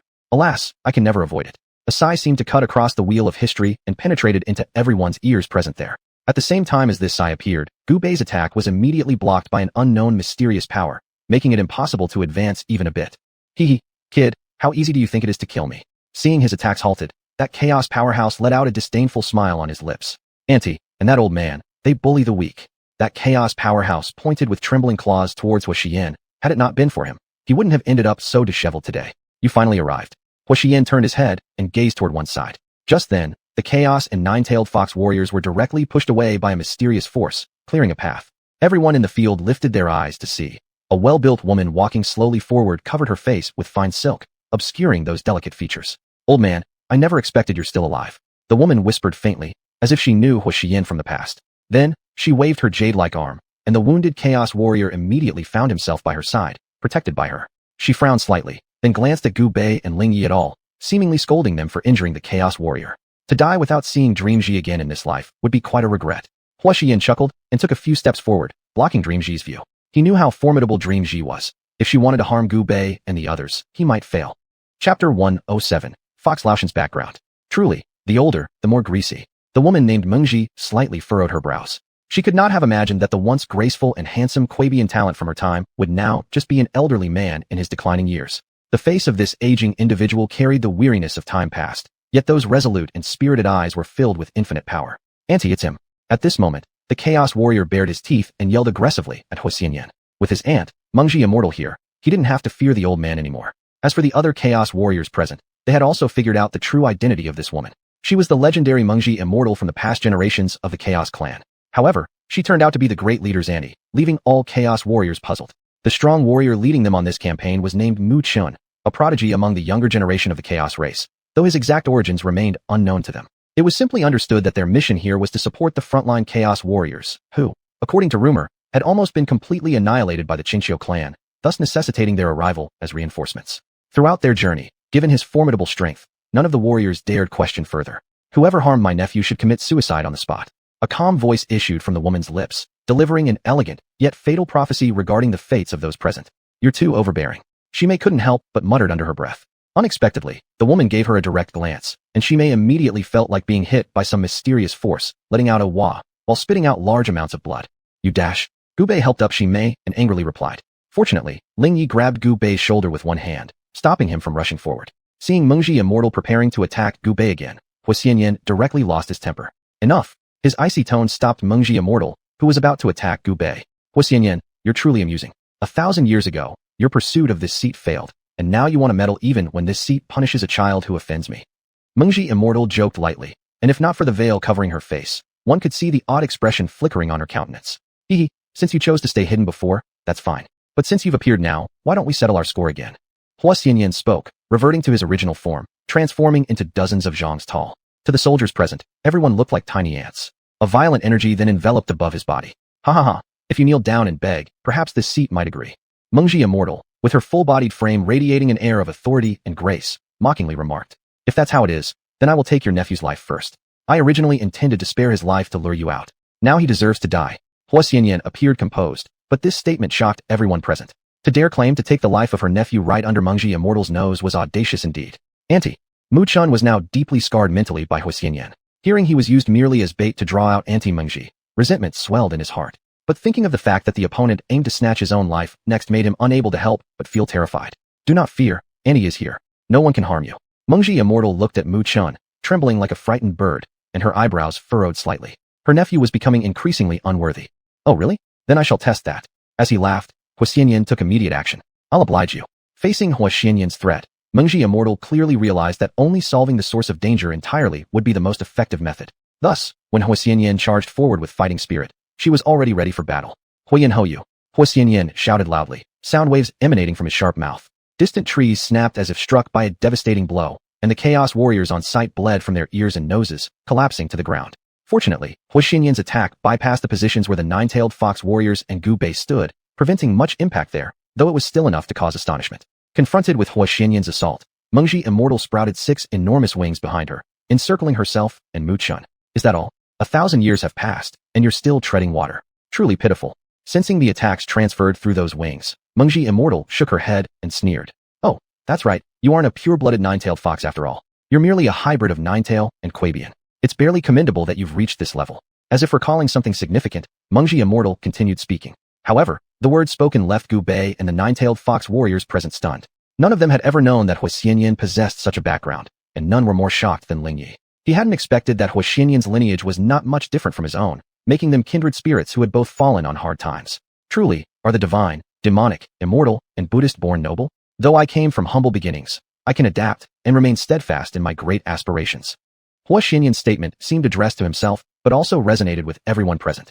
As the grand elder of the Quabian clan, in the eyes of outsiders, he was nothing more than the loyal flunky of a certain young miss. On this day, he expressed his inner voice. Let you witness the difference in bloodlines. Upon realizing her psychological strategy failed, Mengji Immortal did not lose heart. In her view, subduing Xianxia would be effortless. Fine, let us put a perfect end to matters of your. Xianxia responded as his offensive remained undiminished. If your current strength is all you have, then it ends here. Mengji Immortal grew serious as she perceived a mysterious powerful figure approaching from afar. It was better to resolve things with Xianxia directly now. Thus, she utilized her full strength for an attack. Old fox beware. Below, Gu Bei felt the formidable power emanating from Mengji Immortal, which exceeded his comprehension, being the first time in history he encountered such might. Xianxia also sensed the fierce assault ahead. There was nothing for him but to engage in battle. 1,000 years ago, he chose to withdraw voluntarily, letting this become his internal demon. Now, with this rare opportunity to confront her once again, he could only fight to the death. Massive wings beat up and down in the sky as Xianxia gathered every ounce of his strength. Boom! A thick pink beam struck Xianxia's body, piercing through it. Old fox, Gu Bei and the nine-tailed fox warriors below stared in disbelief, not expecting Xianxia to be taken down by a single blow without getting a chance to defend. The pink light flashed and vanished, causing Xianxia's body to plummet from the sky and crash toward the ground. Chapter 108 Fox Loud as Opportunity. As Xianxia's body fell as expected, Meng Jixian gave a contemptuous smile. This was the outcome for those who didn't know when to live or die. Huolautu.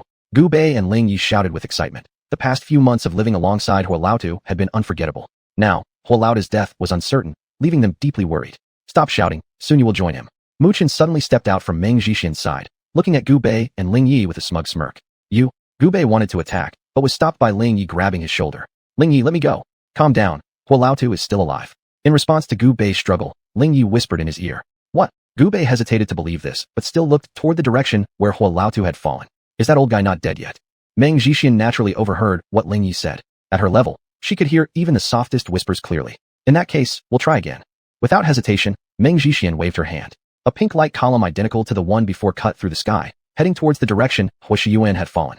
Damn it, this woman. Seeing Meng Jixian aiming for another fatal strike, Gu Bei cursed under his breath. Just as the pink light column surged with wild energy near Xuanhuan, an even brighter radiance erupted from Xuanhuan's body. Through the vicissitudes of time, my Chu Xin has remained unaltered. I Xuanhuan pledge my life to protect the future of the BB clan. This resonant voice echoed from within the brilliant light, filled with unwavering determination. Amidst the glow, Xuanhuan's figure gradually revealed itself, appearing distinctly different from before. I never thought you'd take this step. Meng Jixian appeared startled. After the intervention of the ancient clans in the Battle of God's Ceiling, all supernaturals above the third tier on the Panga continent were depleted. For 1,000 years, no one else managed to take this step. Today, Xuanhuan did just that. To break the shackles is to live life fully. On this day, Xuanhuan officially ascended to the fourth tier of the supernatural world, as roaring thunder gathered continuously in the skies, transforming into golden lightning. Bang! Several bolts of lightning as thick as bowls penetrated through the heavens, directly striking Xuanhuan. Hurry up and disperse. Meng Jixian called out. Ascending to the fourth tier involved overcoming the heavenly tribulation and receiving the baptism of cosmic laws, removing physical restraints, and entering the true domain of the Great Way. But places surrounding the person undergoing the tribulation are often affected, since the Tao knows no pity. No one present had witnessed such a spectacle, some even terrified enough to fall flat on the ground, trembling uncontrollably. Being mythical beasts, thunder represented an immense threat to them. Of course, Gu Bei was an exception.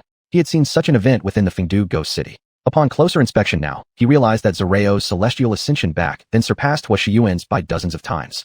Xuanhuan's body was scorched black inside and out by the thunder, shedding layers of aged skin. The fresh blood mixed with mangled flesh sprayed everywhere, yet he resolutely maintained his resolve, quietly enduring and refining himself under the heavenly lightning. Continuous streams of photons emerged from within his body along with small amounts of dark energy. These two entities clung to his surface, continuously repairing his physique.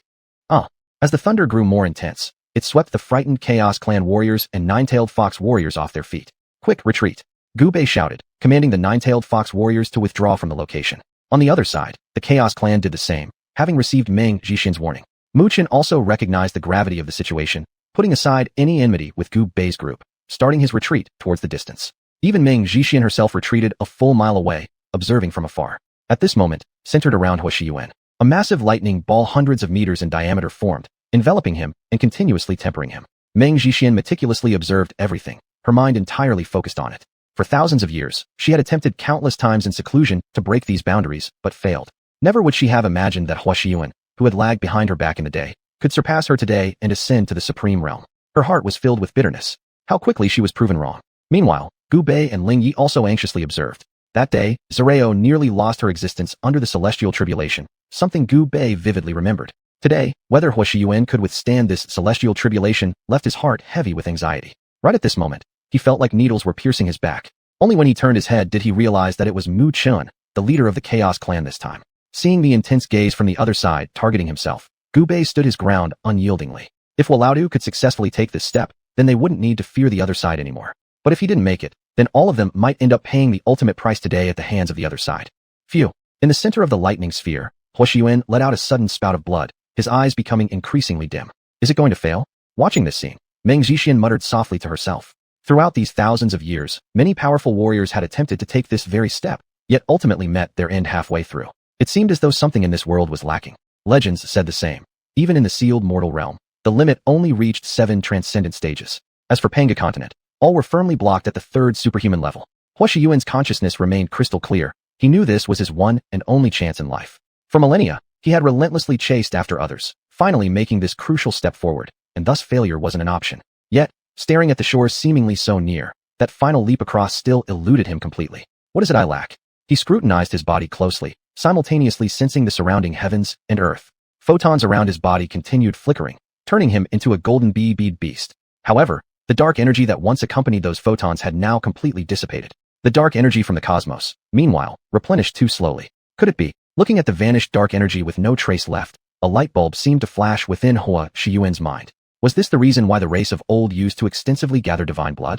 Could there be a hidden method involved? His thoughts churned on past events, but his pressing concern was how to replenish the missing dark energy right now. There's no choice but to do this. Suddenly, Huoshiyuan flapped his wings powerfully and charged directly toward the clouds in the sky. Has he gone mad? The creatures watching below exclaimed in astonishment, unable to understand why Huoshiyuan would behave so rashly. Could it be? Meng Zhixian paused as she observed Huoshiyuan's bizarre actions, realizing something akin to what was happening. Chapter 109. The Great Hole in the Firmament. Master Hu, catch it. As Hu Xiang was about to soar into the clouds, Gubei quickly handed over the Pangu banner to Ling Yi, asking him to throw it directly to Hu Xiang. At this moment, Ling Yi didn't ask what kind of treasure he was holding. Then, Ling Yi pulled his arm back forcefully. The Pangu banner in his hand sliced through the sky like a sharpened blade and rushed straight toward Hu Xiang. How dare you? Wait. Muchen saw this and intended to intercept it, but he was stopped by Dreamji Fairy. And why? Muchen could not understand. If Hu Xiang successfully took that step, he would certainly settle accounts with them. I want to know whether the road these many years is still passable or not. If he can take it, why can't I? Hearing the proud words from the mouth of Dreamji Fairy, Muchen's heart also became excited. In his eyes at this moment, Hu Xiang was just a lab rat trying out the path for his aunt. Even though Hu Xiang was in the midst of the heavenly thunder, he still kept an eye on Gu Bei's side. Seeing Gu Bei passing his most cherished weapon, he nodded and smiled, catching it with one hand. Today, I, Hu Xiang, wish to ask the heavens for the way. Dare I ask if the heavens shall answer? Hu Xiang tightly held the Pangu banner, his massive wings flickering, and currents of electricity emanated around his body. Every time he leapt upwards, the might brought by the heavenly calamity intensified, striking him down. The scarlet blood splattered in the sky, evaporating instantly due to the thunder. Despite this, Hu Xiang continued upward relentlessly, having only one goal, the firmament above. Big brother, will Master Hu succeed? Shimei, looking at the battered Hu Xiang, couldn't help but ask. We all believe in him. Watching Hu Xiang within the thunderstorm, Gu Bei felt as if he himself were there, ready to risk everything for the outcome. 10 times. 100 times. Hu Xiang didn't know how many times he had fallen already, his nerves numb. His inner strength supported this last attempt. He gritted his teeth and flapped his damaged wings once more to ascend towards the sky. I see it. I finally see it. Hu Xiang laughed wildly, his eyes filled with tears. It was joy and bitterness combined. Behold, above the firmament, a golden energy barrier covered this world, and beyond that barrier, there was endless nothingness. What they desired so desperately, the dark energy, was right there amidst it. Who could have done this, attempting to cut off the way forward for all living beings? He tried to break the golden energy, but it was like casting stones into the sea. So be it, it's ultimately fate. Realizing the last ounce of his power was about to be exhausted, Hu Xiang decided to give up. He had already come farther than anyone else, at least seeing part of the truth. Just as he closed his eyes, preparing to fall, the golden energy barrier revealed numerous cracks, making this exquisite object flawed. With great willpower, Hu Xiang persisted long enough to finally see clearly. Although small, those cracks let out wisps of dark energy. Sensing the tempting aura, Hu Xiang absorbed the leaking dark energy into his body like discovering a priceless treasure. Oh. As threads of dark energy surged into Hu Xiang's flesh, it was akin to parched land being blessed by a refreshing rain. In coordination with the photons, the cells of his various tissues and organs divided rapidly. It's correct.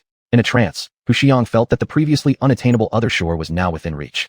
With one burst of effort, he began to absorb the dark energy frantically. Boom. Suddenly, under his invocation, a larger flow of dark energy surged in his direction. What is this? For this unexpected massive influx of dark energy, Hu Xiang dared not absorb it recklessly, fearing any mishap. Tracing its source, after approximately 2 hours, sweat formed on Hu Xiang's forehead. This was his limit, but the thing had not yet bottomed out. I found it. The originally radiant golden energy barrier was punched open by something, allowing the pure dark energy to gush inside through the hole.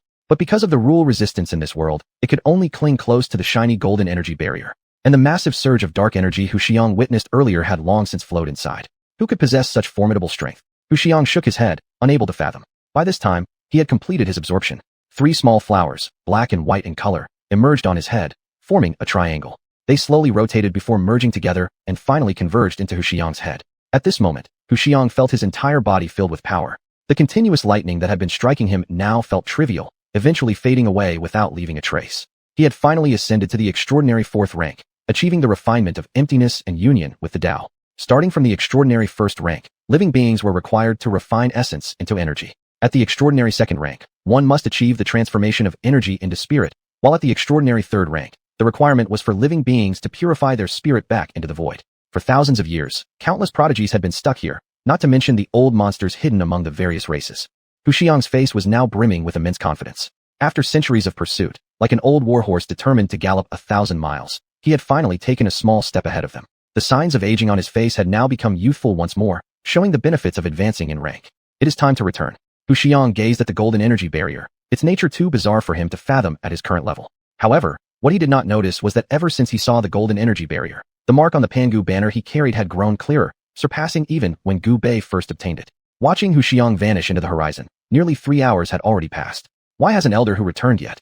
The 9-tailed fox warriors and Gu Bei were now extremely restless, noticing the increasing murderous intent in the eyes of the surrounding chaos warriors. Shimei couldn't help but ask Gu Bei softly, "Big brother, what should we do?"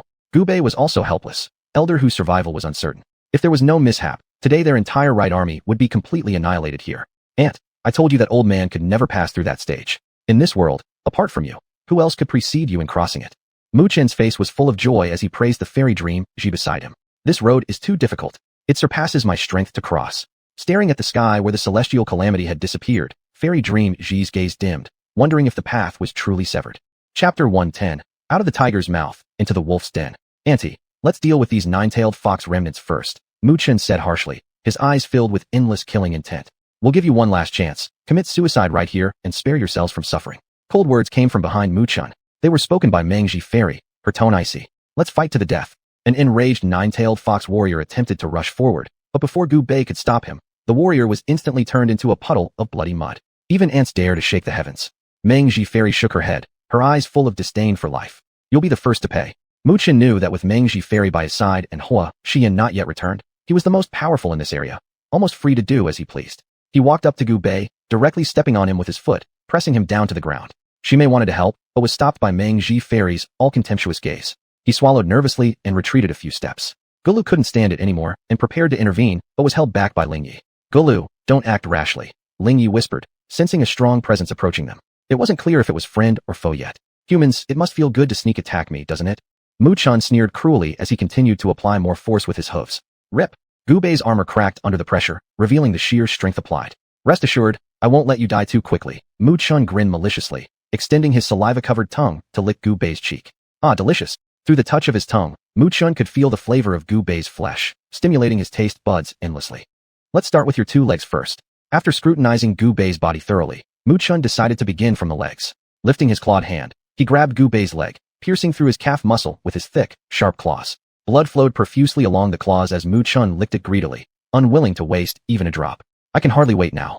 Mu Chen's eyes shone with a sinister fervor, eager to devour Gu Bei whole. Biting his teeth tightly, the excruciating pain emanating from his leg made Gu Bei increasingly numb. "You'd better hurry up and show yourself. You will be too late if you keep hiding." Gu Bei kept calling out silently to the man lying inside the bronze coffin, but there was no response. Damn it. Previously, he often hoped that the guy would never come out again, but now, he desperately wished for his appearance. "Have you given up on resisting?" Looking at Gu Bei's helpless eyes, Mu Chen mocked him, feeling an immense satisfaction within. With a SSSSS sound, a wave of excruciating pain struck Gu Bei's knees once again. It was Mu Chen tearing apart Gu Bei's legs.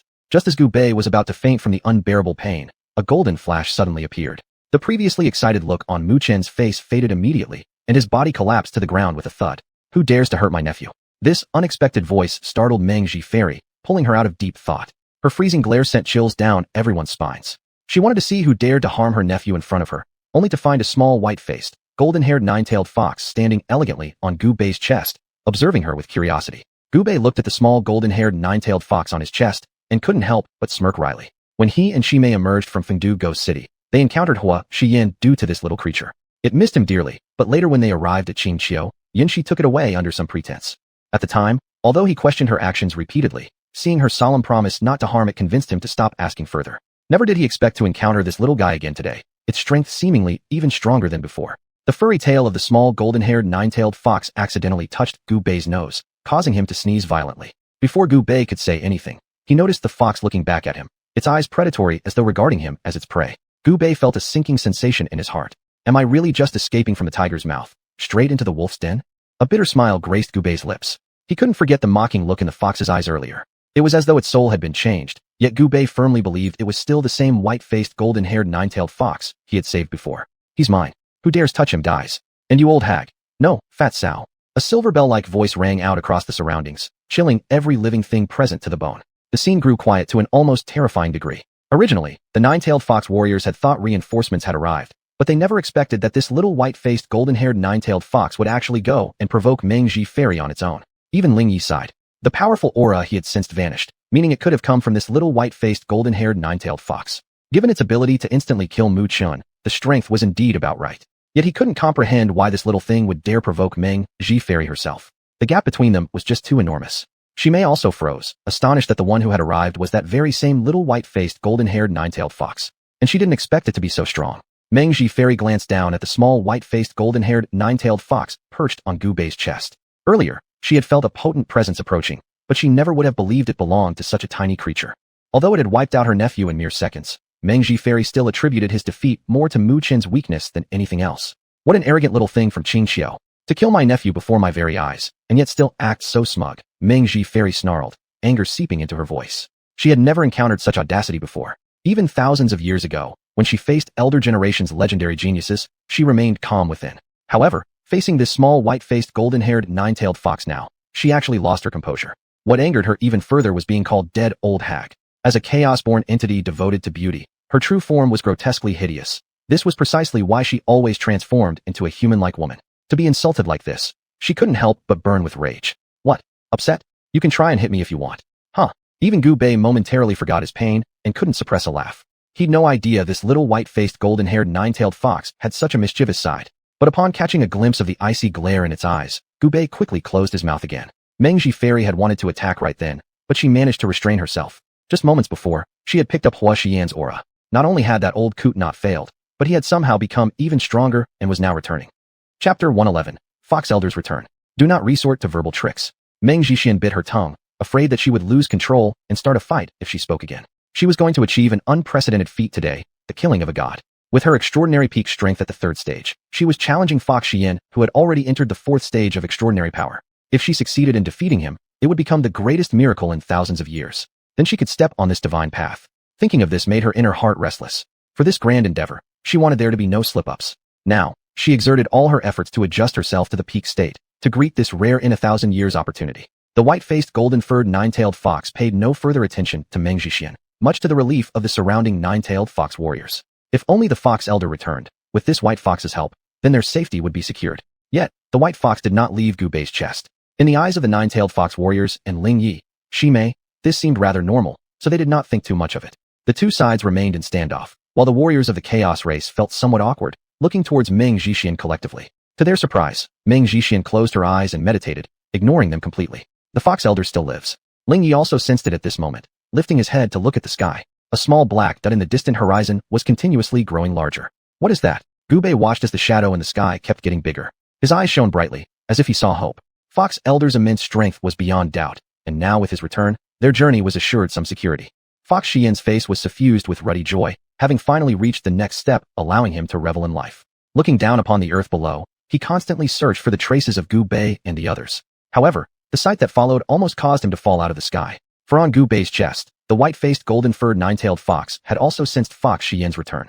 It lifted its furry little head, gazing at the sky with a corner of its mouth curling into a strange smile.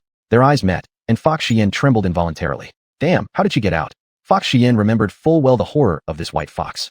Initially, they managed to hunt her down because Miss had assisted them, suppressing her powers to bring her back to Xianxia. Never did he imagine encountering her once more today. Moreover, the person beneath her bore a striking resemblance to Gu Bei. Upon closer inspection, Fox Xian's complexion turned green. Gu Bei had become her hostage. How could he possibly explain this to the young miss? Who would have thought your luck was so good? You've actually taken the next step. There was a tinge of sourness and sarcasm in the voice. Seeing that Fox Xian in midair ignored these words, Meng Zixin couldn't help but sneer disdainfully.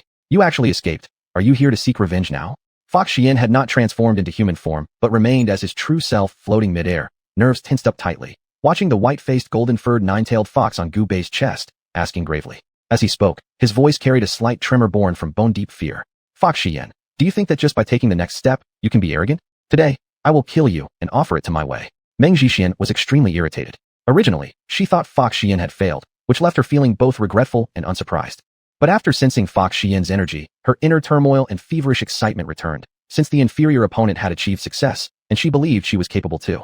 And right now, she saw an unprecedented opportunity to win across ranks with her current power over Fox Xian, accomplishing a divine feat unseen in 1,000 years. However, Fox Xian returned without giving her even a glance, as if ignoring her existence entirely. This thoroughly ignited the suppressed anger in Meng Zixin. Fox Xian died. Meng Zixin's whole being had recovered to its peak condition. This was a rare chance in her lifetime. She already pictured Fox Xian falling before her. Annoying. Once again rang out a bell-like sound. Before Meng Zixin could react, she felt an excruciating pain in her lower abdomen. Looking down, she saw a golden, fluffy tail piercing straight through her entire abdomen like a blade. And yet, the white-faced golden-furred nine-tailed fox on Gu Bei's chest had not moved, except its tail had stretched longer. The tail piercing through her abdomen was just one among those tails. You, uffed. Meng Zixin placed a hand over her abdomen and spat out a stream of blood directly. She could not believe how terrifying this white-faced golden-furred nine-tailed fox was. Compared to it, she was like an ant roaring against an elephant. The white-faced golden-furred nine-tailed fox retracted the tail that had stretched longer, shaking it forcefully so that all traces of blood vanished, as if by magic. Fox Xian high in the sky silently gulped and widened his eyes. He hadn't been able to clearly see the move made just moments ago by the white-faced golden-furred nine-tailed fox. Don't interfere with what I'm doing, or I won't hesitate to dirty my hands.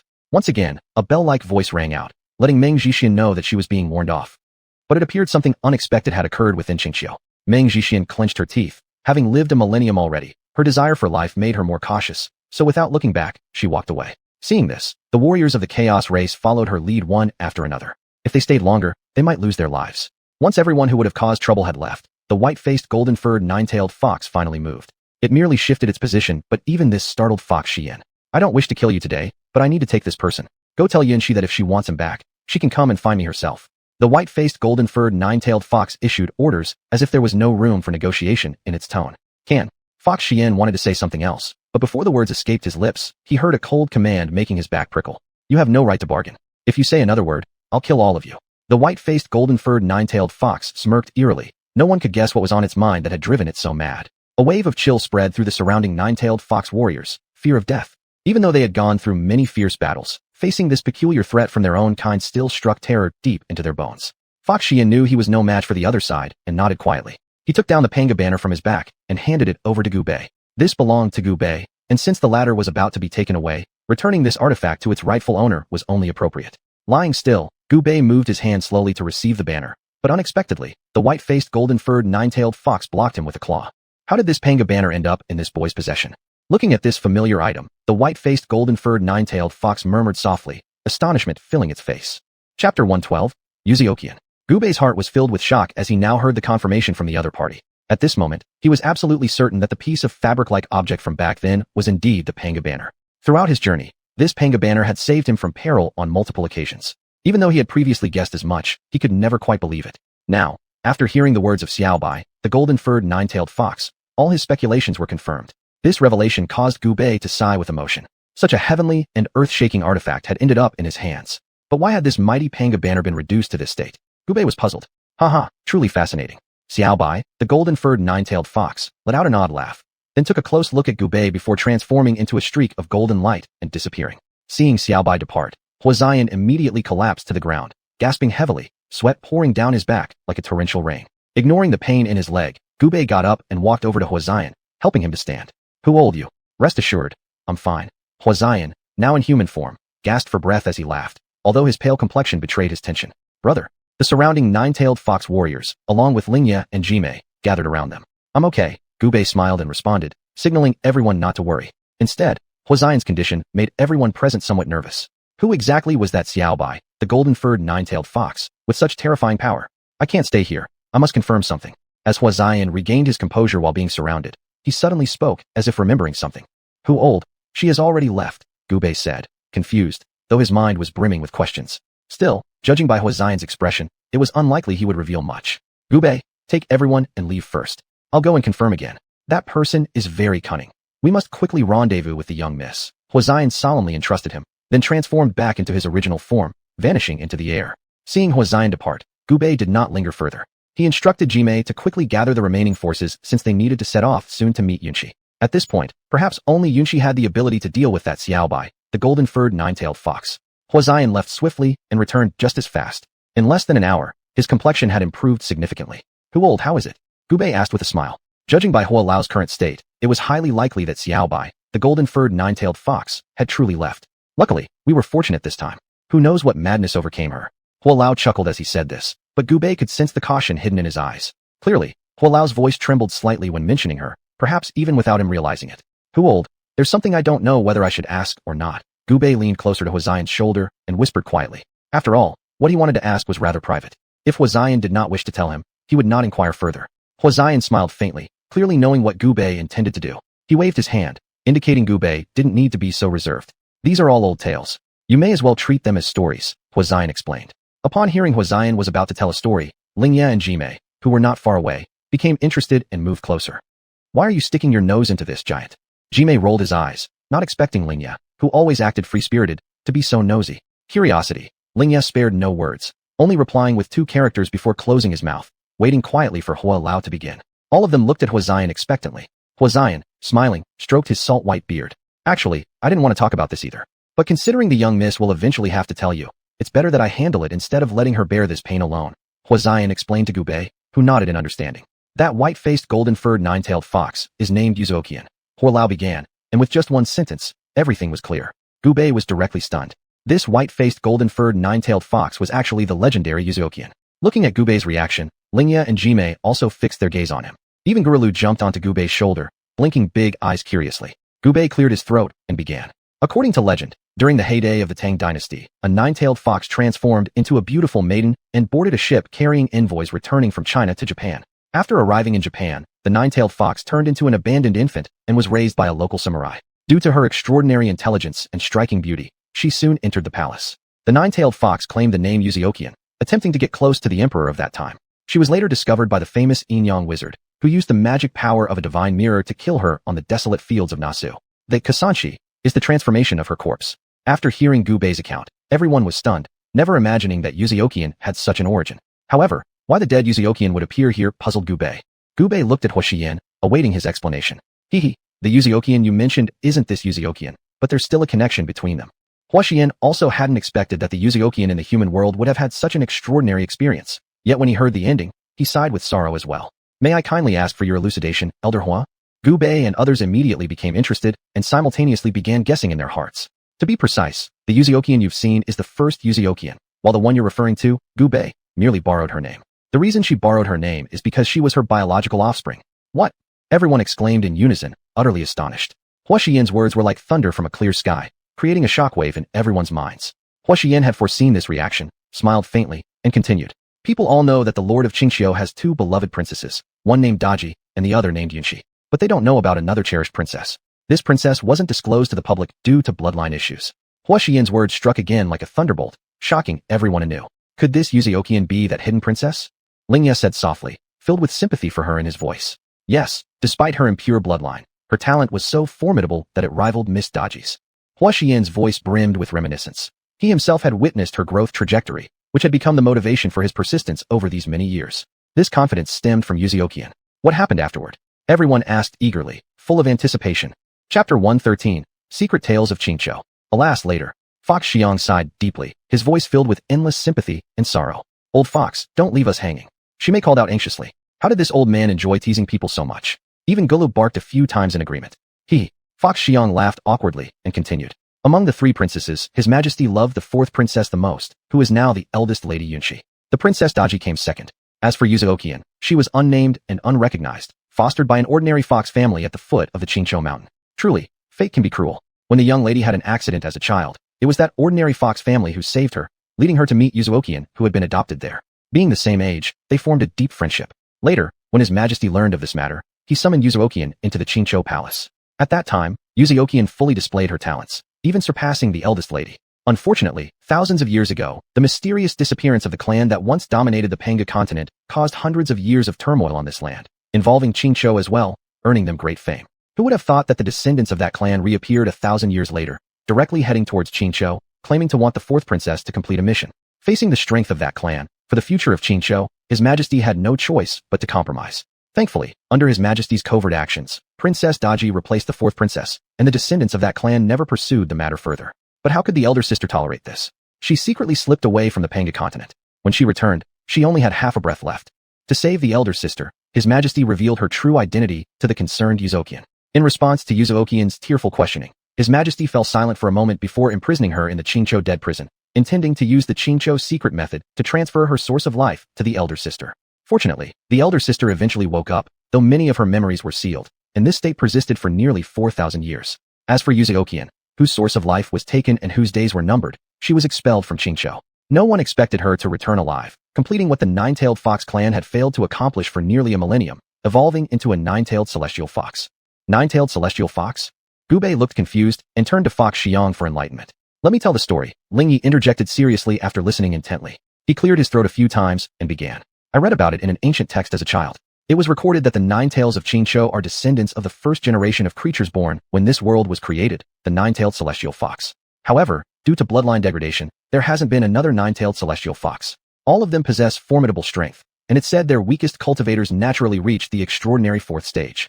Ling Ye's last sentence genuinely stunned everyone. The so-called nine-tailed celestial fox was truly terrifying. Alas, Fox Xiang sighed again, drawing everyone's attention back from Ling Ye's words. I don't know if the ancient records are reliable, but when Xuanhuan returned, she had indeed evolved into a nine-tailed celestial fox.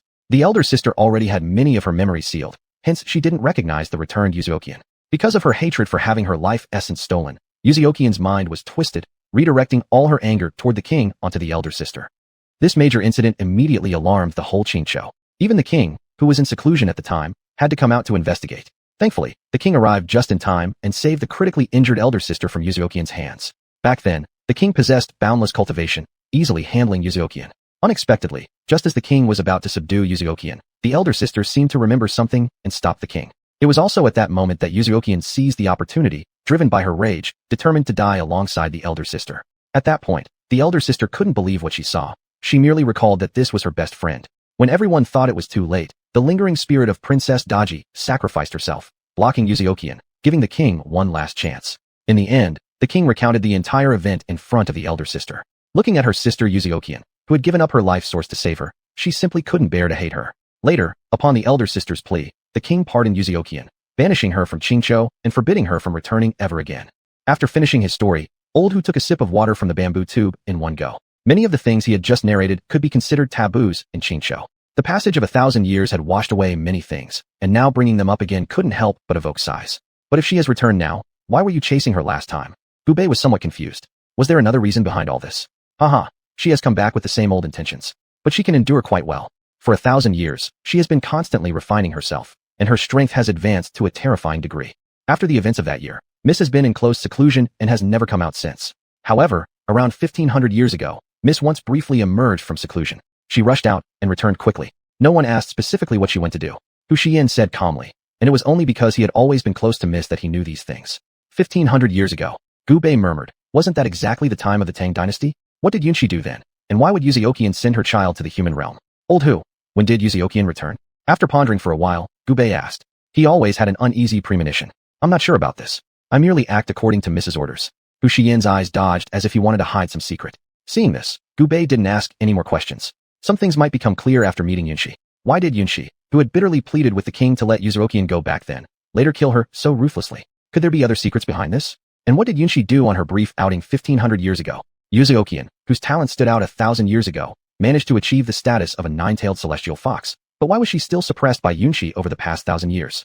Gubei suppressed the mysteries in his heart. Fortunately, Xuanhuan is currently not going crazy. Adhering to the principle of revenge being personal, she is carrying out her own retaliation, allowing Gu Bei to escape a calamity. Chapter 114, Yunxi's Gift. After several days of marching, the right wing of the Green Peak Fox Tribe army finally caught up with Yunxi, inside the tent exclusively for the young miss. How about that? Don't recognize me after so long. Yunxi teased as she looked at Gu Bei. Not really, he. Gu Bei stood there in a daze, looking at Yunxi, feeling that she was still the same as before, but yet had an indescribable change. Gu Bei shook his head vigorously, possibly because he was overly sensitive. During these few days of travel, he had repeatedly recalled the mysteries buried deep in his heart. At this moment, for some unknown reason, he found it hard to bring himself to speak. For a time, the scene fell into silence. Report to the young miss. The location of that thing has been locked down. Just then, Hua Guangxian's voice came, breaking the silence between them. Come in. Hua Guangxian first glanced at the young miss, then subtly looked at Gu Bei. Gu Bei saw Hua Guangxian looking at him, and immediately understood they were about to discuss important matters. He prepared to take his leave. No need, go ahead and speak. Yunxi waved her hand, indicating Gu Bei didn't have to leave. Hua Guangxian took another deep look at Gu Bei and then began to speak. Report to the young miss. The location of that thing has been confirmed. What? Quickly, gather all troops, prepare for battle. Originally, Yunxi's demeanor had been somewhat lethargic, but upon hearing about that thing from Hua Guangxian's lips, she immediately became spirited. Gu Bei watched Yunxi's attitude and couldn't help but speculate in his mind what kind of thing would make her so excited. But Hua Guangxian hesitated where he stood, wanting to say more. However, unexpectedly Yunxi turned serious immediately, making the surroundings filled with an eerie chill. There is no but, go quickly. The icy words flowed from Yunxi's mouth, presenting a strange unfamiliarity to Gu Bei. After Hua Guangxian bowed and exited, Yunxi noticed Gu Bei, who was still staring at her, so she couldn't help but smile faintly. Yunxi, how come I feel you've changed? Gu Bei stared blankly into space and asked aloud. Haha, are you stupid? I'm still the same. Oh yes, by the way, you'll definitely be interested in this great find. Seeing Yunxi changing the subject, Gu Bei pursed his lips and decided not to pursue it further. He pretended curiously. The thing you said I'd be interested in. Are you sure? Before Gu Bei could even finish his sentence, Yunxi suddenly pulled out an unknown beast skin scroll in her hand.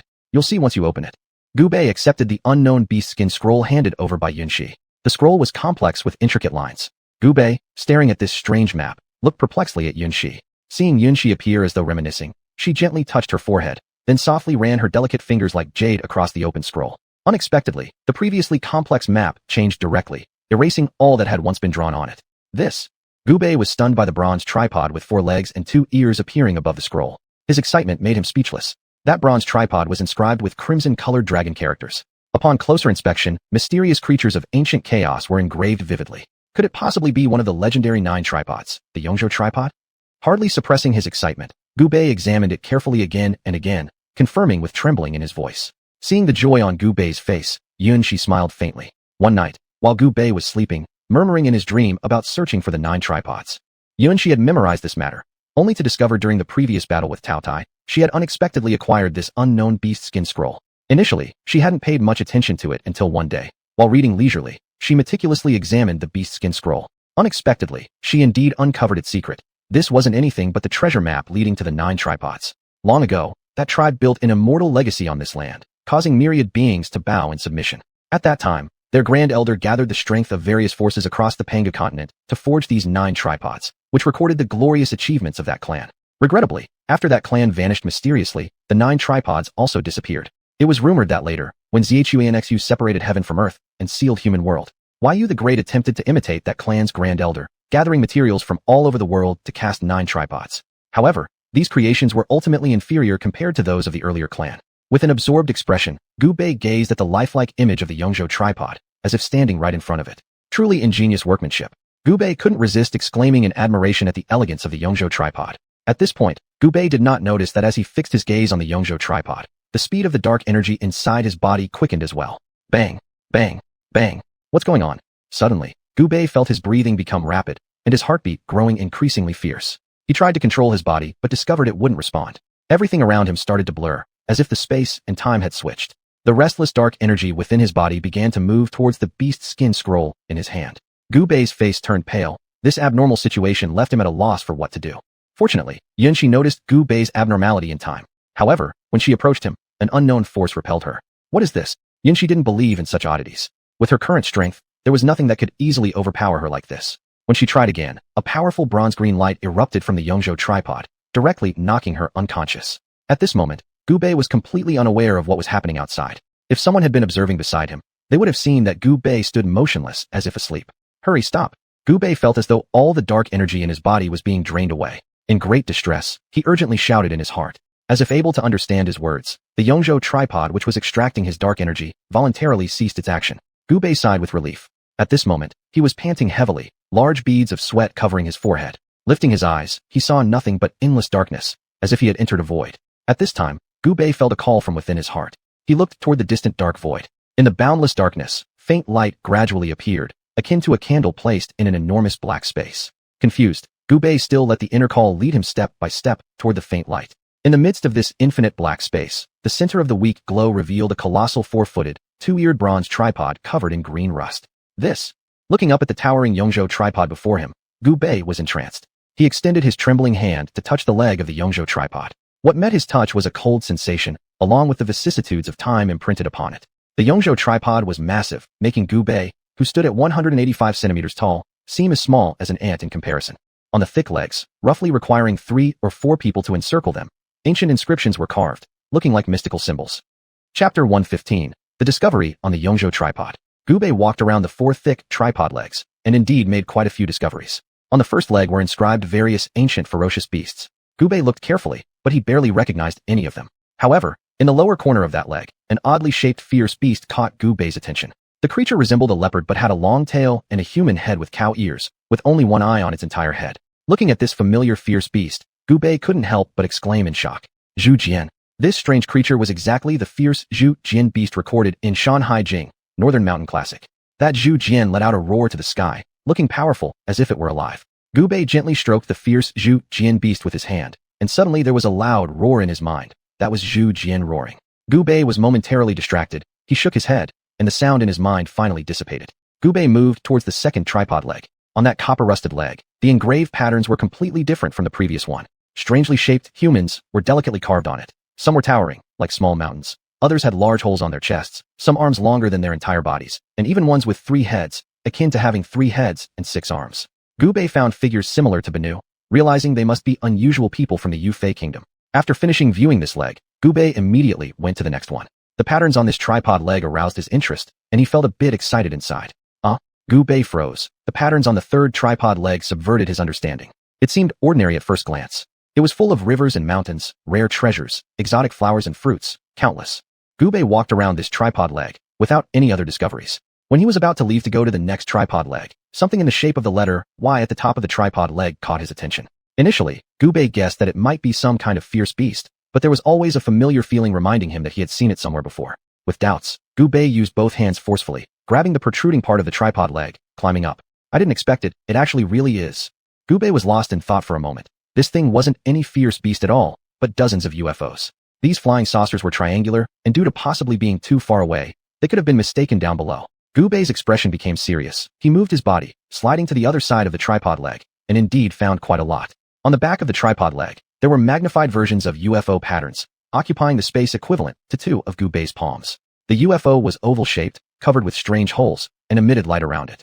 Gubei jumped down from the tripod leg, still not recovering from the impact. He rushed towards the last tripod leg, which did not live up to Gubei's expectations. Indeed, this completely shattered Gubei's worldview. No doubt, Gubei originally thought that the patterns on the third tripod leg were already absurd enough, but the patterns on the fourth tripod leg were beyond his imagination.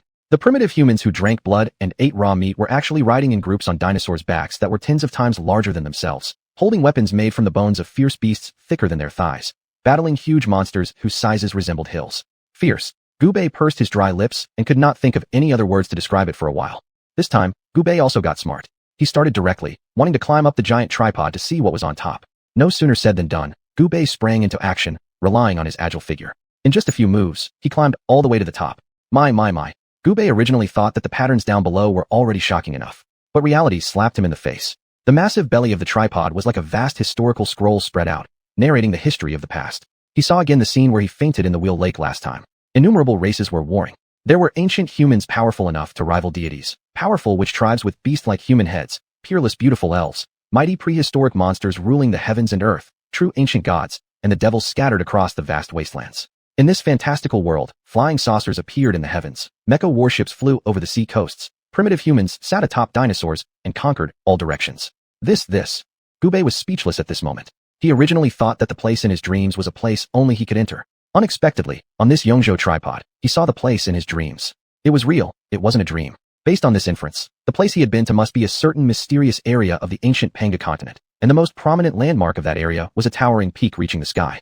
Prison heaven, I will surely find you one day, Gu Bei vowed secretly in his heart. It wasn't just because he had found clues to his parents there before. There was also the reason why he kept strangely entering that mysterious place. There must be some unknown reasons behind all this, like a complex, giant web enveloping Gu Bei. Gu Bei climbed onto the rim of the tripod and gazed down into the abyss inside the tripod, its bottom unseen in the depths. According to legend, during the Xia dynasty period of China, Yu the Great divided the world into 9 provinces and cast 9 tripods, engraving the famous mountains and rivers, as well as strange objects from the 9 provinces of the whole country on the bodies of the 9 tripods. This was Gu Bei's long-held understanding of the 9 tripods, but what he had just seen and heard made him doubt. Were the 9 tripods really cast by Yu the Great? Ding! Suddenly, starting from the tripod handle, the entire huge tripod shone as if it were covered with glow light, brightening up in this pitch-dark space. It didn't resemble the light from earlier. Now the huge tripod looked like jade under lamplight. At this moment, those rivers and mountains, rare treasures, exotic plants, and prehistoric beasts engraved on the surface of the huge tripod came alive as if they were real. Gu Bei felt a dizziness in his head. Endless scenes surged forth, as if he were right there, experiencing it all. The originally dark and unfathomable interior of the huge tripod became visible. Due to the dizziness, the body of Gu Bei standing on the edge of the tripod opening accidentally fell directly into the tripod. Dong! A clear sound echoed through the darkness, the sound of Gu Bei landing inside the tripod. But Gu Bei remained unconscious, lying quietly within the tripod. Underneath him lay countless runes, at the center of which a unique bronze sarcophagus was engraved. It appeared that the massive coffin was bound by these runes.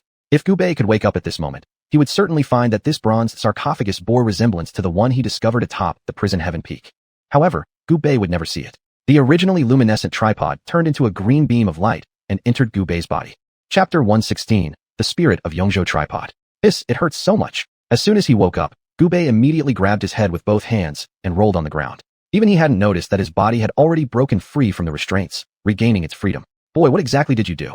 While Gu Bei was suffering from excruciating pain, a long-awaited voice finally echoed in his mind. This voice was filled with anger, blame, and fear, interwoven with various emotions. Aya, it hurts. Gu Bei wanted to say something, but the intense pain made it unbearable for him. He tightly clutched his head with both hands. Bright red blood flowed down from his head, making his face look exceptionally grotesque. Gu Bei's shouts pierced through the sky, but due to Mrs. Authority, all the warriors of the Nine-Tailed Fox clan acted as if they hadn't heard this sound, ignoring it completely. Who was that? Calling out so pitifully. Shimei was leisurely grooming the feathers on his body, occasionally playing around with Galu, when suddenly a heart-wrenching cry caught his attention. He walked out of his small tent and found that other Nine-Tailed Fox warriors along with Ling Yi and Huoxian were already standing outside their tents. Looking towards the direction of the sound, it was none other than Mrs. Tent. Didn't Gu Bei go there? Could it be? Shimei, while speculating, revealed a mischievous smile on his face. Cough, cough, cough. Everyone without anything else to do should disperse, he said while continuously flapping his wings to clear the area. Seeing that Ling Yi and Hu Lao were still standing motionless, Shimei hesitated for a moment before approaching them. Hu Lao, Ling Yi, at your ages, you also love eavesdropping. Upon hearing Shimei's teasing words, Hu Xian and Ling Yi simultaneously shot him a glare. Hu Lao, wouldn't you rather take a look? Ling Yi opened his mouth and spoke, the tone clearly indicating some problem. Ahem, no way. If Miss gets angry, my old bones can't afford such troubles. Huoxian took a few steps back and turned to return to his tent. Seeing Huoxian showing no reaction, Ling Yi was about to investigate by himself. Hey, Ling Yi, what are you doing? Seeing Ling Yi heading toward Mrs. Tent, Shimei shouted anxiously. Gu Bei is in danger. What? You must be joking. The relationship between Miss and my elder brother is excellent. Facing Ling Yi's statement, Shimei shook his head, adopting an expression indicating disbelief. Gurgle gurgle. Even Gulu approached, lying down beside Shimei and chirping into his ear. The faint smile on Shimei's face gradually faded, turning calm as he looked towards Mrs. Tent. But now, compared to before, the sounds within were much quieter. Well, we should go take a look anyway.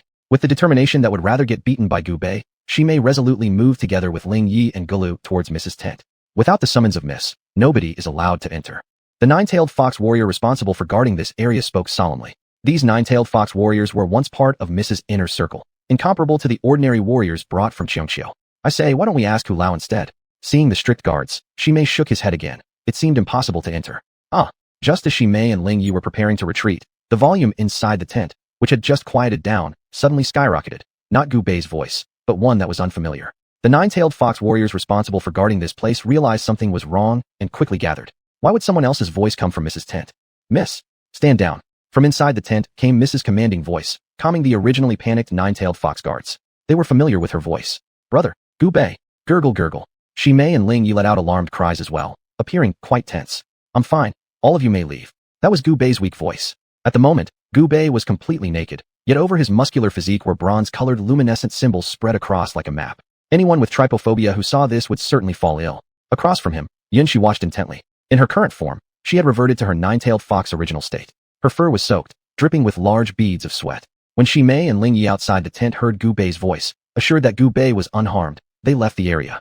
Lingyi, do you think that voice earlier belonged to? Shimei looked heavily at Lingyi. He could sense that something beyond their imagination had occurred within that tent. Let's go. Lingyi didn't respond, merely gestured to Gulu, then left with the animal. TCH, I thought you were cold-blooded. Turns out when you hear of my elder brother getting in trouble, you're even more anxious than me. After seeing Lingyi walk far away, Shimei praised to the empty air and then left as well. Inside the tent, Yuanxi and Gu Bei stared at each other. How are you feeling now? Yuanxi asked with concern. The situation a moment ago had almost slipped out of her control. Much better. Gu Bei used the panga flag to cover his private parts and pointed at the strange patterns on his belly while laughing. Those patterns were unknown prehistoric runes, imbued with a mesmerizing power that should not be gazed upon for long. In the center of the patterns, there was a tiny bronze giant coffin. Around the edge of the coffin, a miniature version of the Yongzhou tripod was orbiting it in a circular motion. I didn't expect this thing to actually drill into my body. Even Gu Bei felt amazed. The huge tripod he had seen in the dark space was now on his stomach, transformed into moving patterns. He recounted what had happened to Yuanxi. So that's how it is. Yuanxi burst into laughter and grabbed Gu Bei's arm with her white claw. Her furry face tightly pressed towards Gu Bei, speaking adorably. This is the spirit of the Yongzhou tripod. I didn't expect it to be hidden inside the map.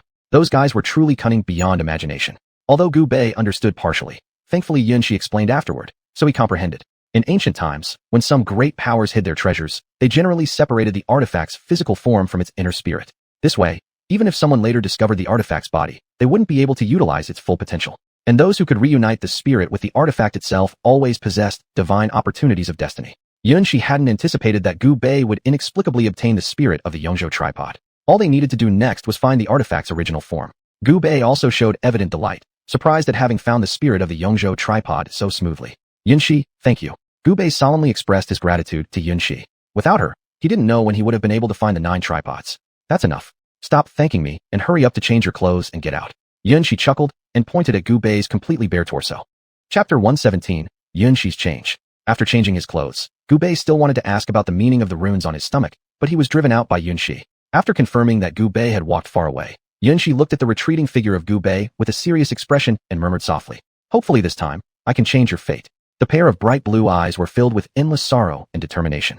On the peak of the colossal mountain inscribed with the prison of heaven, there was a clang from within the ancient bronze sarcophagus that seemed as if it had stayed for 10,000 eternities, echoing across the entire land.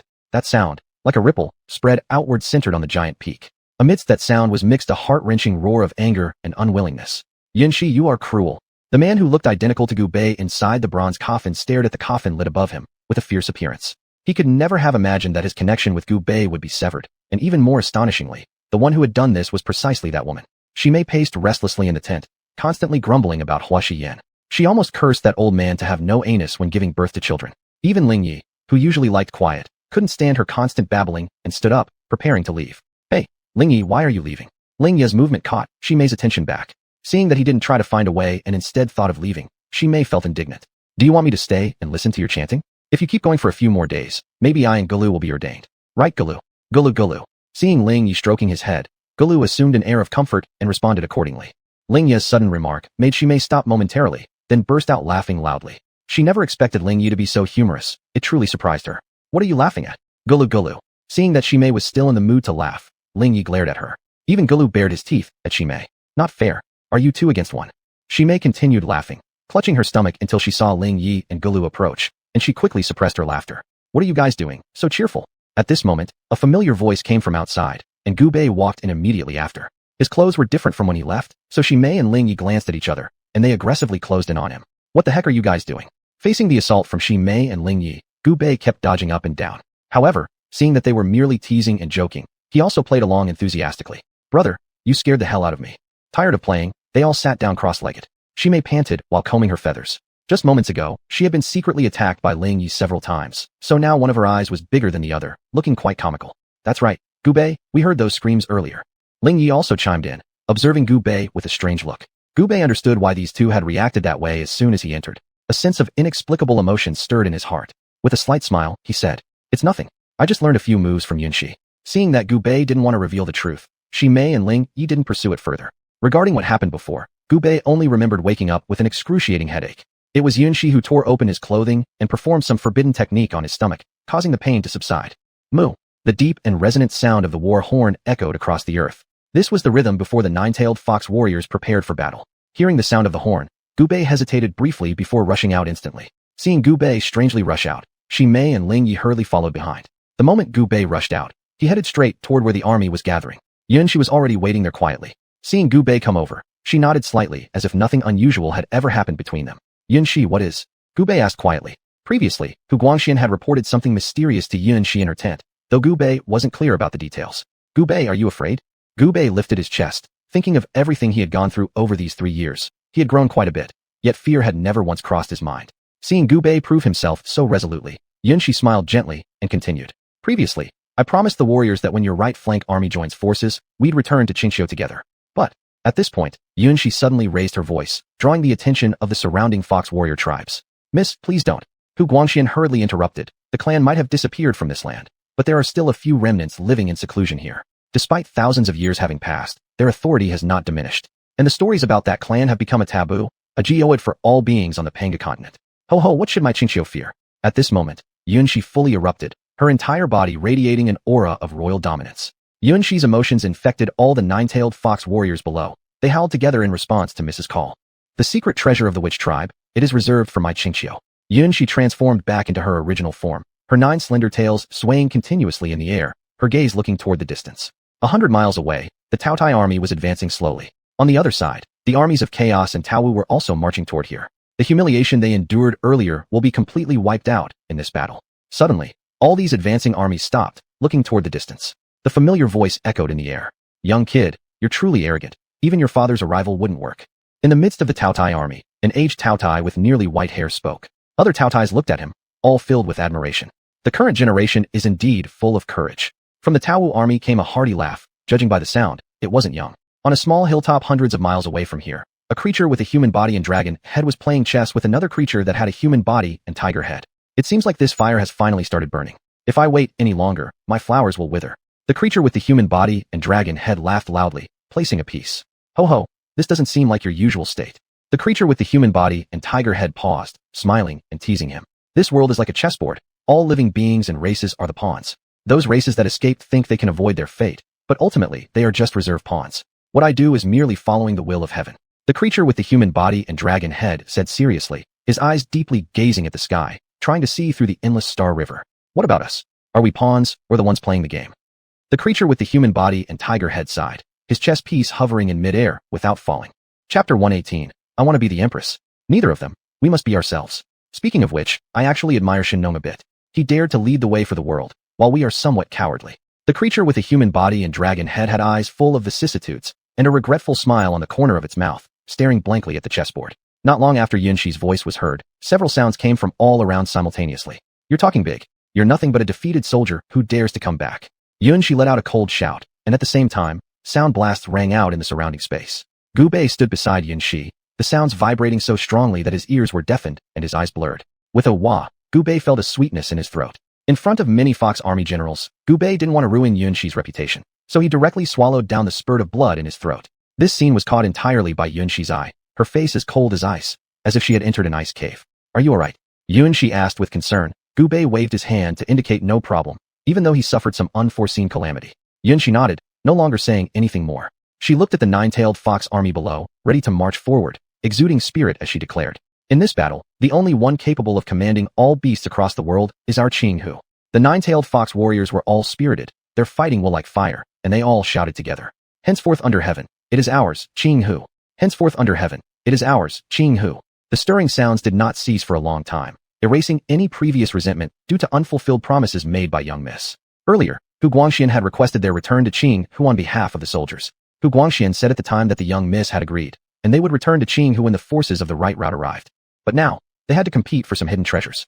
Only today did they find out it was a treasure left behind by a certain clan. For the future of Xianhu, they moved forward without hesitation. Let's go. Yuanxi gave a light order, and the magnificent nine-tailed fox army led by Hu Guangxian headed towards the location previously investigated. During the journey, they also encountered the armies of Chaos, Taowu, and Taoya, but as if there was tacit understanding, none of them fought each other. This was also the first time in Gubei's life that he truly experienced the power of these top-tier supernatural creatures. Glancing over, there wasn't a single one lower than the 6th stage. Gubei genuinely admired Xianxia from the bottom of his heart at this moment. The 6th-stage supernaturals among the Fox army were rare, 5 stages were only about half, and the remaining mostly 4-stage, yet they still managed to overcome stronger opponents. Gubei, do you think we're weak? Xianxia's voice pulled Gubei's wandering thoughts back, and he looked up at Xianxia. This. Gubei opened his mouth, but didn't know how to answer. From appearances, the gap in strength was indeed quite large. Despite their earlier good record, they imagined the enemy might have already enhanced their strategy considerably. Hee, I knew it. Xianxia smiled faintly, seeming bewitching, then continued. Generally speaking, within the transcendent realm, before reaching the extraordinary 4th stage, differences can be expanded regardless of species. Any living race can compensate for any gaps within 3 stages using racial talents. Once the innate racial talent is triggered, one can temporarily boost their strength. This method is called potential explosion by your humans. As Xianxia narrated, Gubei recalled something. At the Dark Energy School, there had been specific classes about superhumans among humans, manifestations of awakened ancient racial talents. However, based on probability, such occurrences were incredibly rare. At the time, Gubei had envied them upon learning about those phenomena. Seeing Gubei listening intently, Xianxia continued. For beasts, due to long-term survival on Panga continent with pure bloodlines, all that is required is to experience fierce battles and awaken the ancestral bloodlines left in our bodies, enabling cross-rank combat. That's why I dared to lead these seemingly inferior warriors on a distant expedition. In Gubei's eyes, Xianxia was walking a tightrope, a gamble. Because in human clans, those superhumans were awakened by stimuli. Many were regarded as mental patients. As for beasts' talent awakening, even though they had pure bloodlines, the difficulty was certainly no less. It was undoubtedly the explosive potential when facing death that awakened them, and those who couldn't endure it would forever lie buried underground. What about them? Gubei tilted his chin, pointing to the various armies further away. Long ago in your Chinese history, there was a saying, the Jurchens don't number in the tens of thousands. Once they do, none can stand against them. And in their view, we are just like those Jurchens. Xianxia's tone was filled with disdain. Times had changed now, it was no longer 1,000 years ago. After these thousands of years of peace, the strange beasts of the Panga continent had long been accustomed to their easygoing life. If it weren't for the seal between the human realm and Panga continent breaking, leading to vicious beasts invading the human realm and allowing those ambitious ones to rise again, they might have already annihilated themselves by now. Previously, when Xinghu's army attacked several times, it faced one failure after another. Even though a lot of elites were lost in the battles, Xianxia didn't see much difference between having them or not. Through this expedition, she finally built her own elite force, and the idea that had previously lingered in her heart gradually began to sprout. Gubei was momentarily dumbfounded. He hadn't expected that Xianxia would be so familiar with the history of Huaxia. The first time he met her, she seemed like an innocent child. Even the second time, she still brimmed with innocence. But since their meeting this time, Gubei felt as if Xianxia had completely transformed. If it weren't for the familiar aura around her, Gubei would have never believed it. You seem to know quite a bit about our human realm affairs. Gubei teased with a smile, but hearing her talk this way filled him with confidence in Xianxia. Of course, last time when I returned, I brought quite a few books with me. Xianxia winked at Gubei stealthily. If the surrounding Xinghu Fox warriors saw this, they would surely drop their jaws in astonishment. In books, you can find beauty, and in books, you can find treasure. Gubei bitterly smiled. It was indeed the first time he had seen such a beast fond of reading. What? Do you also believe that a woman being ignorant is virtue? Xianxia gritted her teeth and glared at Gubei, waiting for his reply. No, how could I think that? Facing Xianxia's intimidation, how could Gubei dare to utter anything otherwise? That's good. Once we return from this mission, I'll become the Empress of Xinghu. Xianxia said this with a laugh, yet there wasn't even a ripple on her face. Do you really mean to? Hearing the resolution in Xianxia's words, Gubei's heart sank. No matter how many years passed, some things continued to repeat themselves over and over. Chapter 119. Grievances between Jiuying and humanity. At the foot of the giant mountain dark as ink, various armies led by Kunlun, Taotai, Xiongqi, Taowu, Juing, Zhuhuai, and Hidu were poised for battle. Despite not having gained much advantage earlier against the nine-tailed foxes of the Green Hill clan, when news broke that the secret treasury of the Witch clan had appeared, all parties seemed to intuitively send their elite forces here. Who would have thought these guys are so well endowed? Although Xianxia was thoroughly dismissive in her heart, since it was just a short while ago that she personally led the Fox army to defeat them one after another. But even now, seeing how they could still send out such countless elites, Xianxia couldn't help but let out a sigh. Truly formidable. Gubei also sighed inwardly. In the past, human society advanced into the dark energy age through in-depth research on dark matter, developing an unprecedented civilization. However, that night's arrival of Halley's Comet, without any warning, destroyed many achievements of humanity and unleashed the rampaging ferocious beasts. Even though over the past 3 years, humans began rebuilding their homes after the changes in the world post-mountainancy anomalies, and much of the lost technology was reconstructed, they were still far from matching the power of the strange beasts that had been entrenched on the Panga continent for thousands of years. Looking back at his distant homeland, Gubei wondered if the instructor Xuanhuan and others had succeeded in triggering a dark energy awakening for all of China's population. Seeing the nine-tailed fox army arriving late, the rest of the beast clans also wore cold expressions. They all had only one goal in coming here: to take whatever treasures lay within this secret realm. On the contrary, the leader among Zhou Ying's forces looked excited but quickly concealed it. Within Zhou Ying's ranks, Xianxia saw his older brother Muse behaving strangely, and the nine heads quickly gathered to whisper among themselves. "Big brother, you didn't leak the information about the witch clan's secret treasure, did you?" A jestful voice reached Muse's ears. It was none other than his half-brother, Xianxia. So what if I did? Muse turned all 9 of his heads toward Xianxia, laughing maniacally. "You sure do have some nerve, big brother." "That's right, I've gone mad, but you drove me to it." Muse roared furiously, facing Xianxia's accusations. "Well, we'll deal with this once we get back." A hoarse voice interrupted them from behind. An elderly-looking Zhuang walked forward. Senior Mo Zhai. Both Xianxia and Muse respectfully acknowledged him. The reputation of Elder Mo Zhai struck fear even among the Zhuang clan. Every Zhuang child had heard tales of this revered elder passed down by their parents. Thus, during their growth, the name of Elder Mo Zhai became a nightmare hanging over them. Elder Mo Zhai glanced at these 2 young prodigies who were the pride of the Zhuang tribe, into whom the entire future of the clan was entrusted, and felt deeply disappointed by their current display. Alas, the 9 heads of Elder Mo Zhai swayed repeatedly, disappointment clouding his eyes. "Yunshi, that guy keeps sneaking looks at you." Gubei had noticed the peculiar gaze emanating from within Zhuang's army, fixated and infatuated, directed at Yunshi. Hearing Gubei's words, Yunshi turned her gaze toward where he pointed, her eyes locking momentarily with Muse's. Yunshi gave a faint smile, then turned back to Gubei and said, "You need to be careful around those guys. The Zhuang clan harbors deep hatred towards your people." Gubei surmised that Muse must have known Yunshi before, and there must be an extraordinary story between them. But instead, Yunshi deftly sidestepped the subject and steered it to a point that interested Gubei more. "Why?" Gubei asked curiously. Enmity between different races was understandable, but extreme hatred always had its deeper reasons. "Speaking of which, your race's great archer He was quite formidable. Back in the day, he wiped out the Golden Crows with 9 arrows, and in passing, shot dead Zhuang's 3rd prince who wandered outside Panga continent. However, due to certain constraints, despite knowing the truth, Zhuang clan could not seek revenge, so they vented their anger elsewhere instead." Gubei froze in place as well. The story of Yi shooting down the suns was celebrated for 1,000 years in China, but he never expected that Yi also killed Zhuang's 3rd prince so casually. It truly was an impressive feat. Gubei secretly gave the ancient hero Yi 2 thumbs up in his mind. Clearly, the strength of ancient humans could not compare with modern ones. Yet hearing what Yunshi said, Gubei felt sympathy for the ancient humans left behind on Panga continent. No wonder they hated him, as taking responsibility for figures like Yi, they surely bore the brunt of blame unfairly. Though, what surprises me most is that even old monster Mo Zhai came out this time. Yunshi's expression turned serious, clearly showing that the old monster Mo Zhai was putting considerable pressure on her. "Is this old monster Mo Zhai very powerful?" Seeing Yunshi unusually grave, Gubei anxiously asked. "His strength is about the same as Tai, true immortal in your human mythology, a transcendent 6th rank." Yunshi looked seriously at Gubei. She had not expected that after boasting earlier, she would immediately encounter such an unforeseen event. Among other strange beast races, the strongest scent at the end was usually at the true immortal level, equivalent to humanity's transcendent 5th rank. "No, could it be?" Yunshi murmured softly. Earlier, she had promised Huoguangxian that once the right army assembled, they would return to Qingqiu together. However, when she secretly opened the artifact passed to her by Muse, the young master of the Zhuang clan, she discovered a secret behind this expedition. Before the mysterious disappearance of the witch clan's lineage, they had buried a certain mystical artifact here.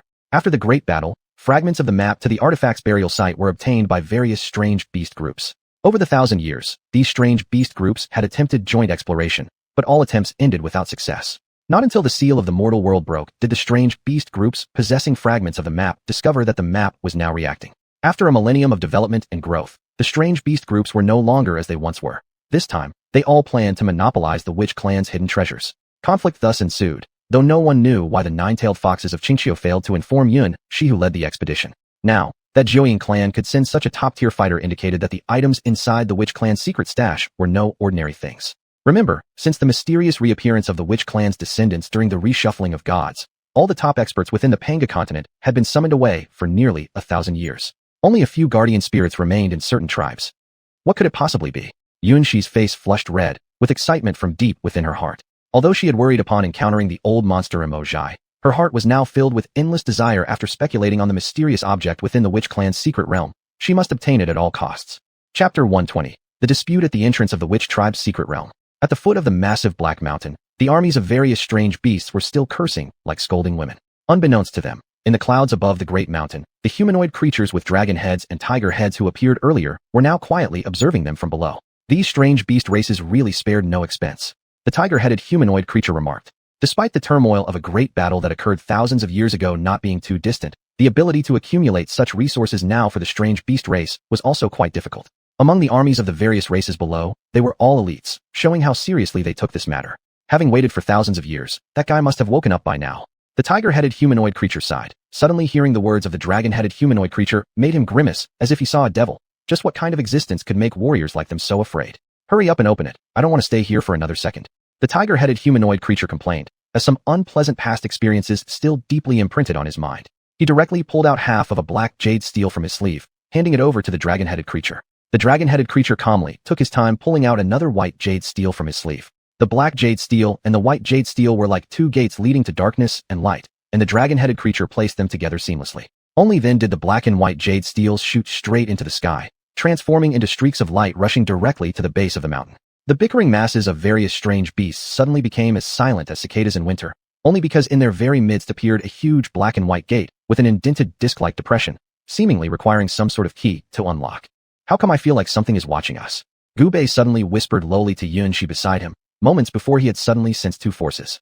This kid's sixth sense is indeed sharp. The dragon-headed creature and the tiger-headed creature exchanged glances, eyes filled with shock. Back in the day, most of the overt super-strong individuals above the 4th extraordinary rank were almost entirely taken by the witch tribe. Now, unless someone of the 6th extraordinary rank or above existed, otherwise no one should be able to detect their presence. You be careful, stay close to me. Those elders within the tribes are none too benevolent. Yuanxi thought it was due to some powerful beings among those strange beasts assessing the strength of her side. Okay. Gubei could only respond this way. Once chaos broke out, he might not even have the opportunity to escape. Therefore, following Yuanxi's side would be relatively safe. It's really strange, this entrance appears without our search. A mighty figure of the chaotic race spoke, his gaze coldly scanning the army of the nine-tailed foxes of the Green Hills. He'd received a message beforehand. His clan's supporting force had been attacked by the nine-tailed fox army, suffering heavy losses. Fortunately, arrangements had been made by the elders earlier, otherwise they would have completely fallen this time. Strange. Mo, the elder, also looked at this strangely appearing black and white colossal door, feeling extremely baffled within. Since this entrance has already manifested, we will open it and enter directly.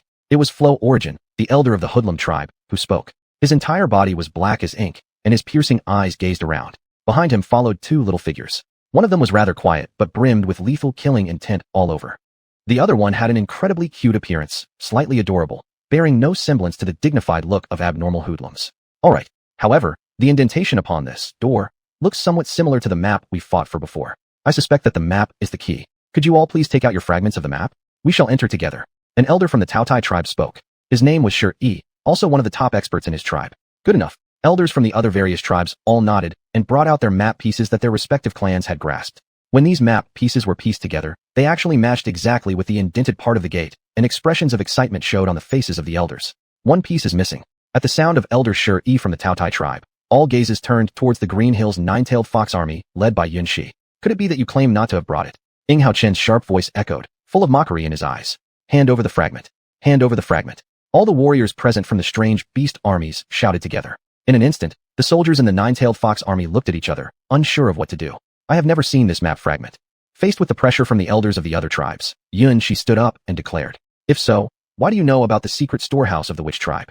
The elder Lu Yuan of the Hudo clan pressed, as they wouldn't give up such a good opportunity with treasures within reach. Yes. This information was told to her by Ying Mu Si of the Ninying clan, so she naturally wouldn't betray him. She had not previously anticipated that the key to the witch tribe's secret storehouse would be the map fragment, and now Yuanxi regretted it immensely. Since he won't speak, we assume there's a need for us to clear the field first, said the Shi elder of the Taotai clan with a sly smile. Their clan's warriors had suffered greatly at the hands of the nine-tailed foxes, today being a chance to wash away past humiliations. Who dares? Yuanxi shouted furiously, her face cold and showing no trace of fear. Ho ho! Do you, the nine-tailed foxes of Xianxia, want to incur the wrath of all? The various clans of strange beasts, each harboring their own ill intentions before, found themselves strangely united because of the witch tribe's secret storehouse. An alliance had been formed among them. Yuanxi gritted her teeth in anger. Our previous loss to you was due to carelessness. Why don't you try our strength again now? Shi of the Taotai clan took advantage of the collective anger to pressure Yuanxi further. Enough. The news was I who told her. In the face of coercion from elders of the various clans, Ying Mu Si stepped forward. This will be an interesting show. Hao Chen revealed a peculiar grin on his lips, already delighted inwardly. All the elders glanced at each other and turned to Elder Mo since his power placed him clearly as the first among them. Slap. Musi, You've truly disappointed me. Moshirai. Ing Musi wanted to say more, but saw Elder Imo Jai shaking his head, eyes filled with boundless disappointment. Brother, how courageous of you. Alas, your affection is unreciprocated. Faced with dejected Ing Musi, Ing Haochen couldn't help but tease him. You? Ing Musi sighed deeply upon seeing her smug younger brother and decided against any further debate. A creak sound drew everyone's attention back. This door wasn't fully closed. Must you argue for so long? Gubei pointed at the slightly ajar colossal gate, looking derisively at the elders.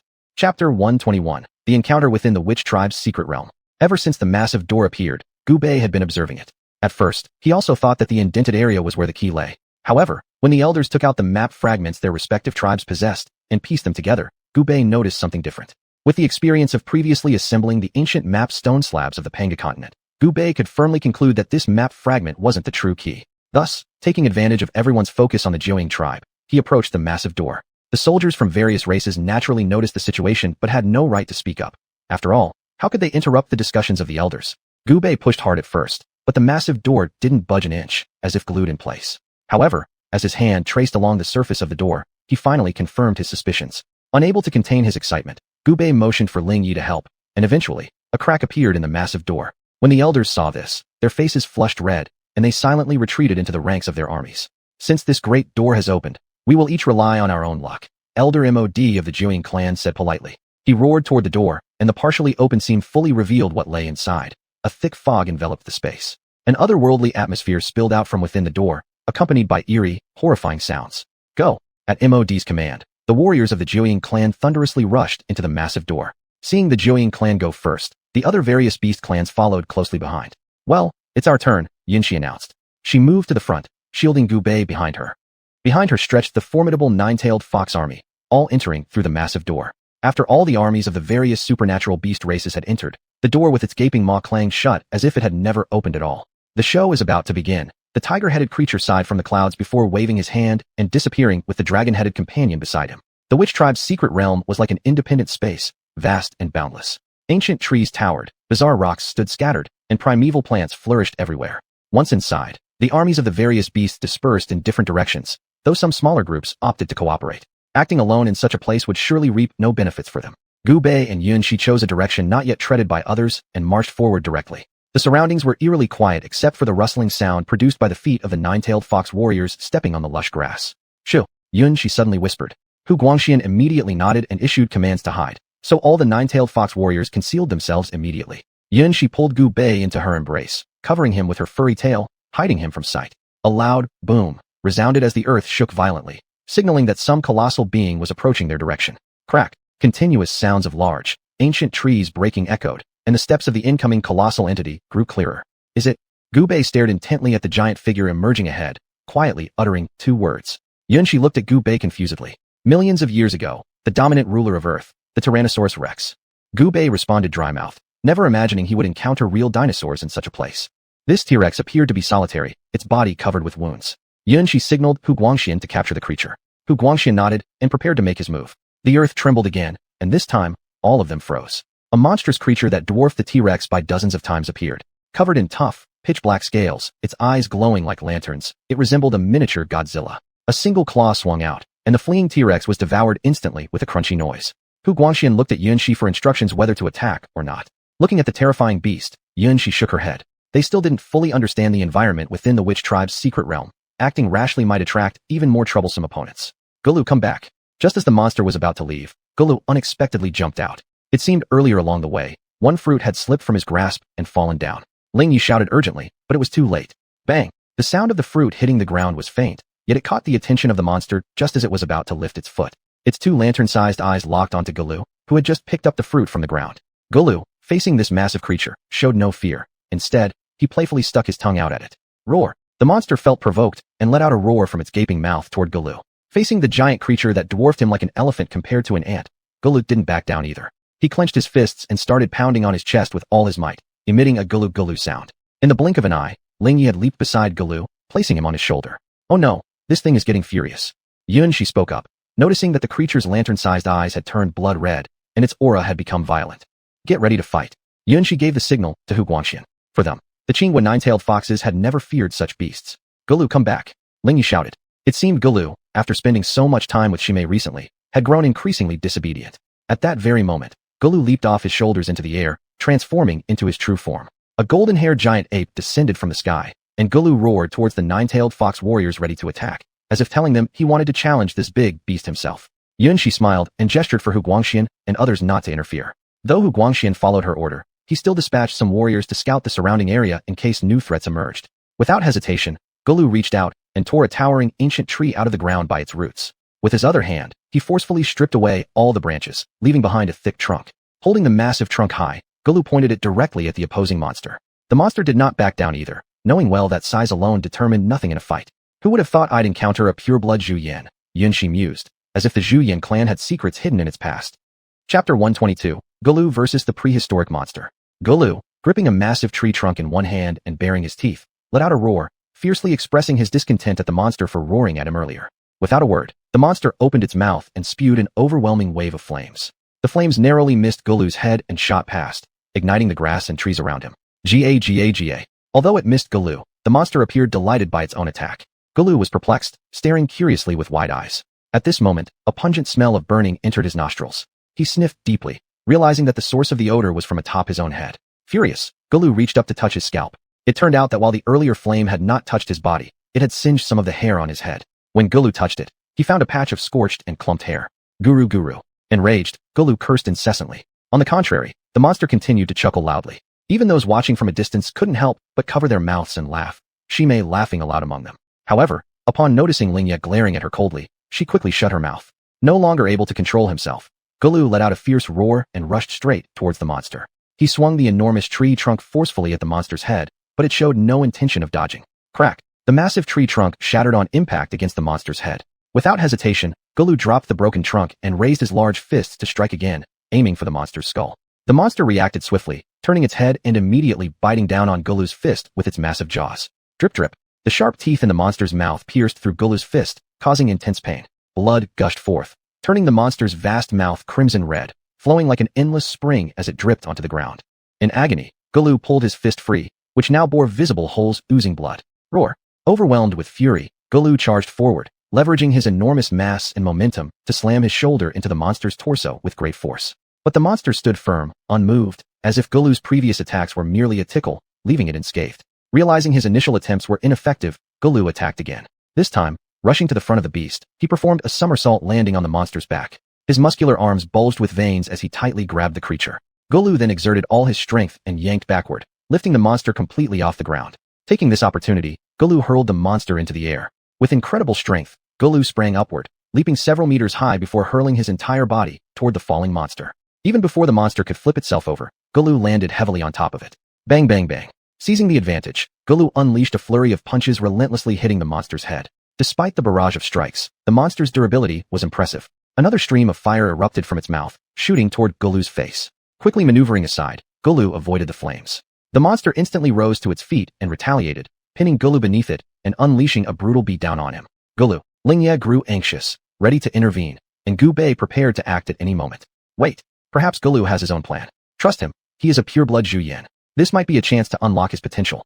Xianxia addressed Gu Bei's concern, causing him and the others to simply observe. Gulu's face was bruised and swollen, losing its former cuteness. Despite continuous struggles, his body remained firmly trapped under the monster, unable to move freely. Beating his arms against the creature's body proved futile. Feeling exhausted, Gulu's hand suddenly came into contact with the ground, sparking an idea. He swiftly scooped up a handful of dirt and threw it into the monster's eyes. Unprepared for such an unhonorable move, the monster squinted and howled.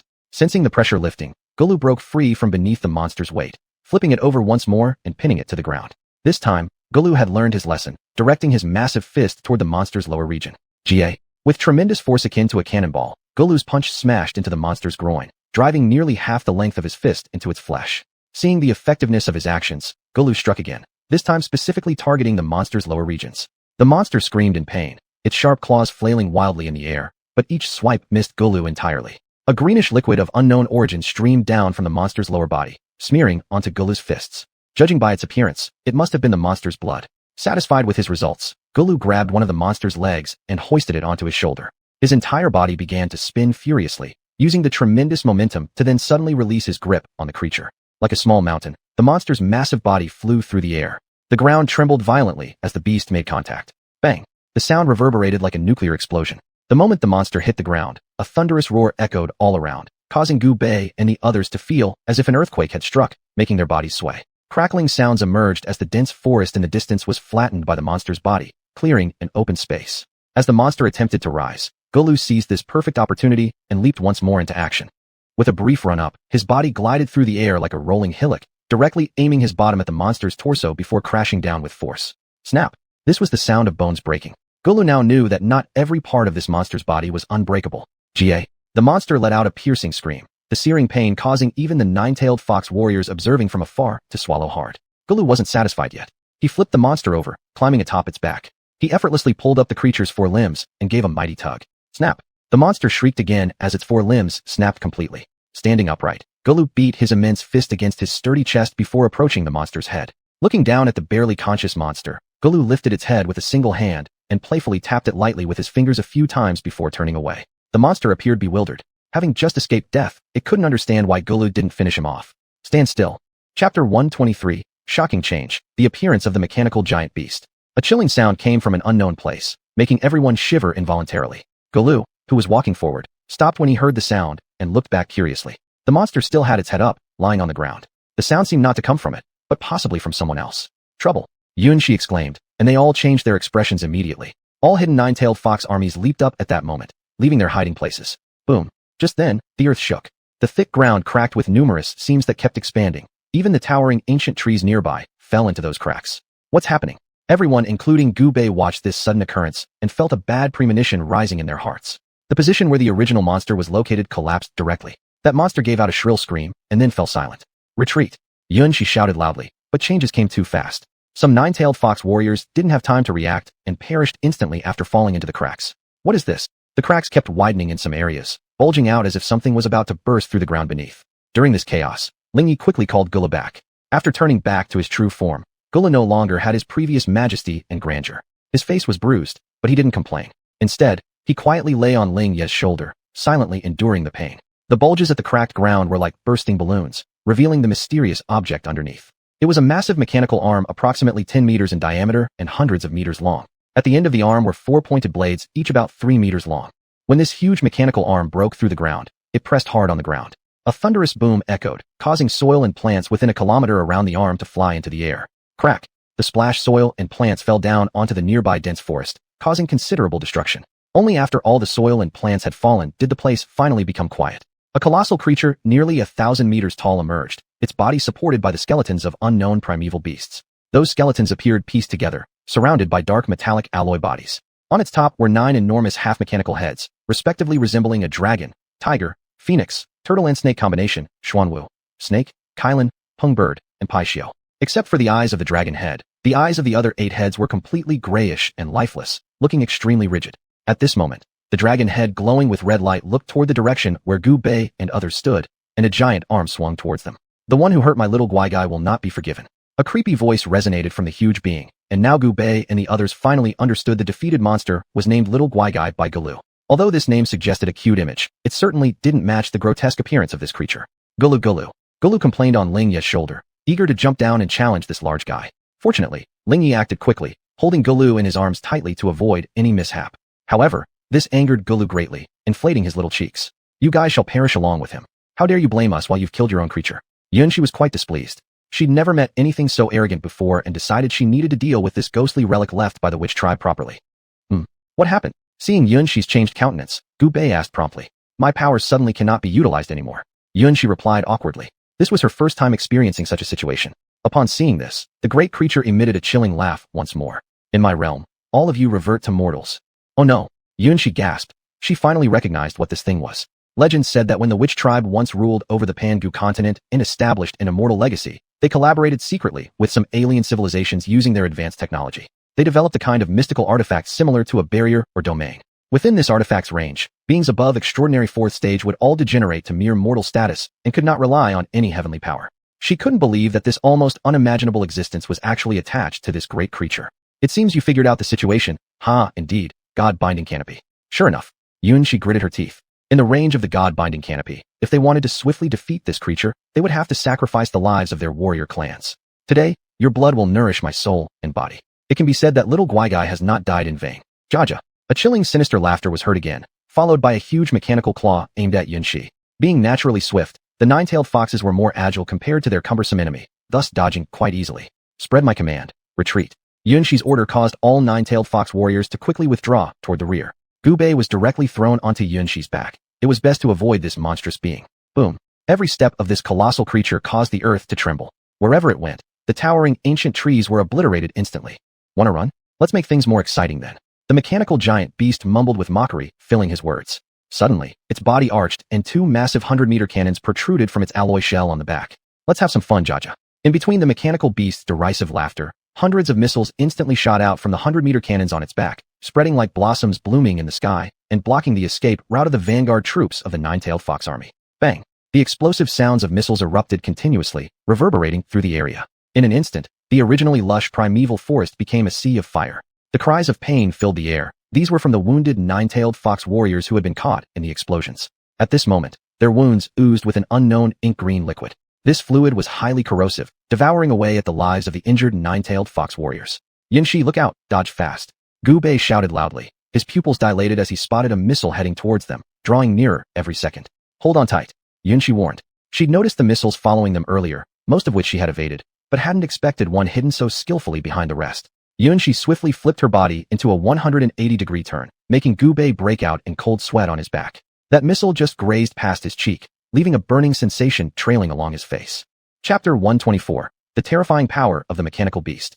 Boom. A missile that skimmed past Gubei's cheek exploded in the dense forest ahead, causing roaring flames and thick smoke. Damn it. Xianxia gritted her teeth in anger. She had already led Gubei to a distance of at least thousands of zhong, yet the energy in her body was still tightly locked, unable to unleash even an ounce of her power.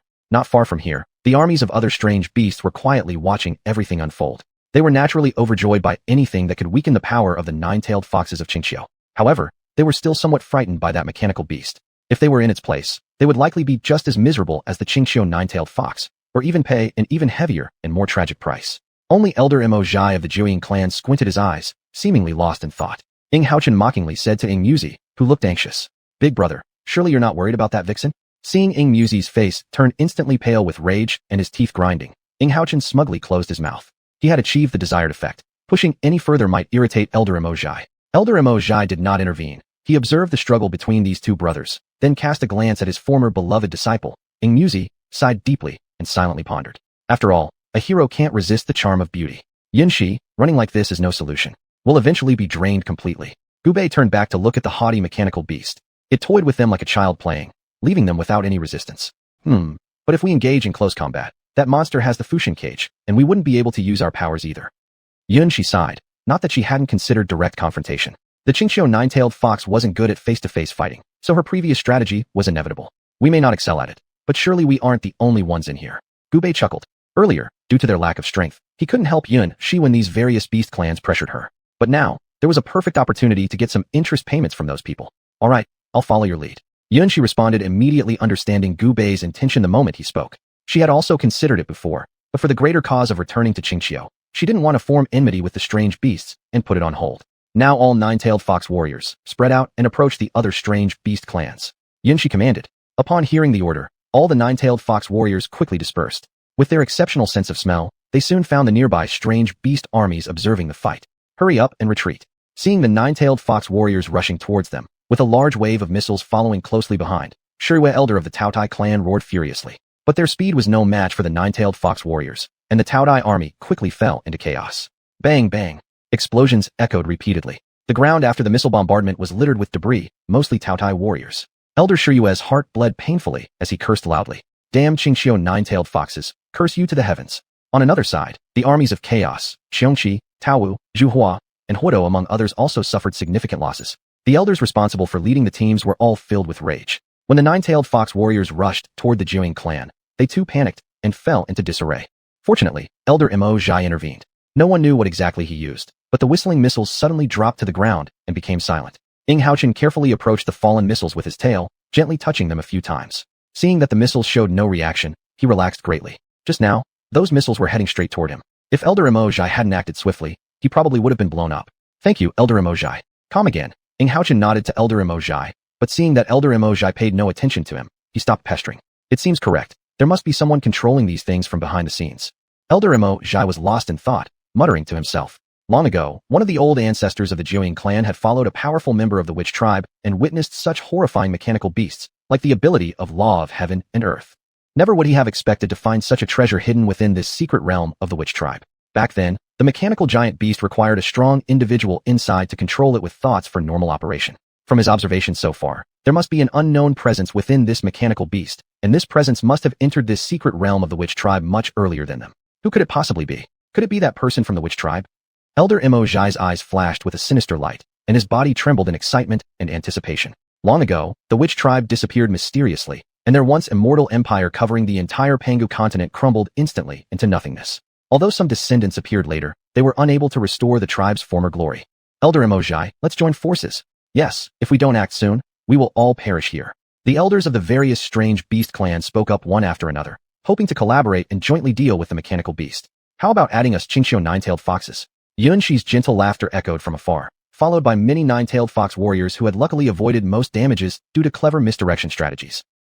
Elder Lu Yuan of the Hoodoo clan was almost speechless with anger. The two young ones behind him looked completely disheveled, evoking much sympathy. Fine, very welcome. All the elders of the strange beast clans were stunned, not expecting these words to come out of Elder Mo Zhai's mouth. Senior Mo Zhai truly has remarkable skills, managing to protect his army completely.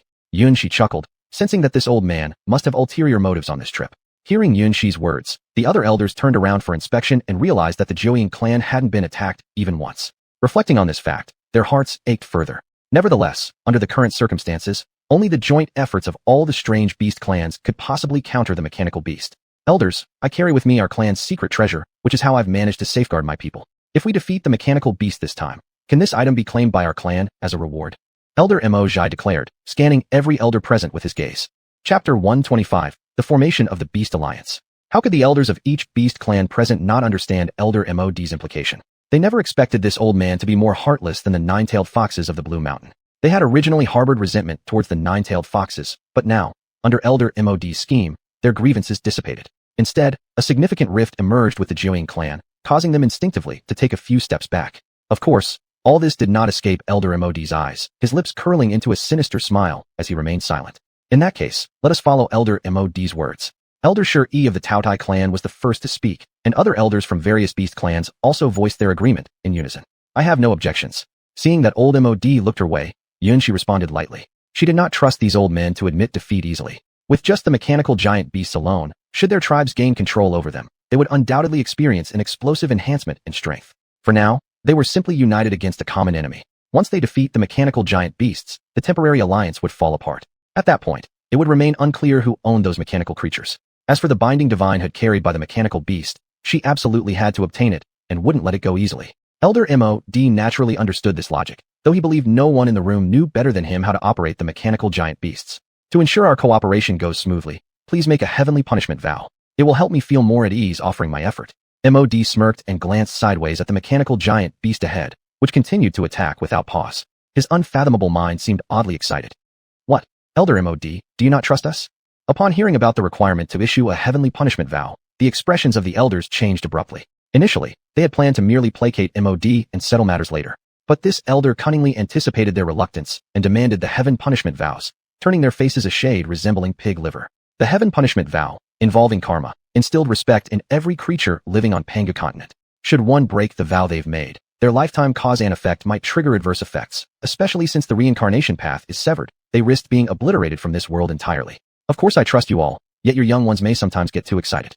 Should conflict arise due to misunderstandings, it'd still be helpful to settle things. Faced with Mod's concise explanation, the various elders found themselves unable to protest any further. From afar, the painful cries of their younger generation echoed incessantly. After sighing deeply, they eventually complied. So, what about the decision of the Blue Mountain Nine-Tailed Fox clan? With all the other beast clan elders agreeing, Mod turned his gaze toward Yuanxi, leaving her no choice but to comply as well. However, Yuanxi displayed no surprise. Mod has been notorious for his ruthlessness and sharp strategies.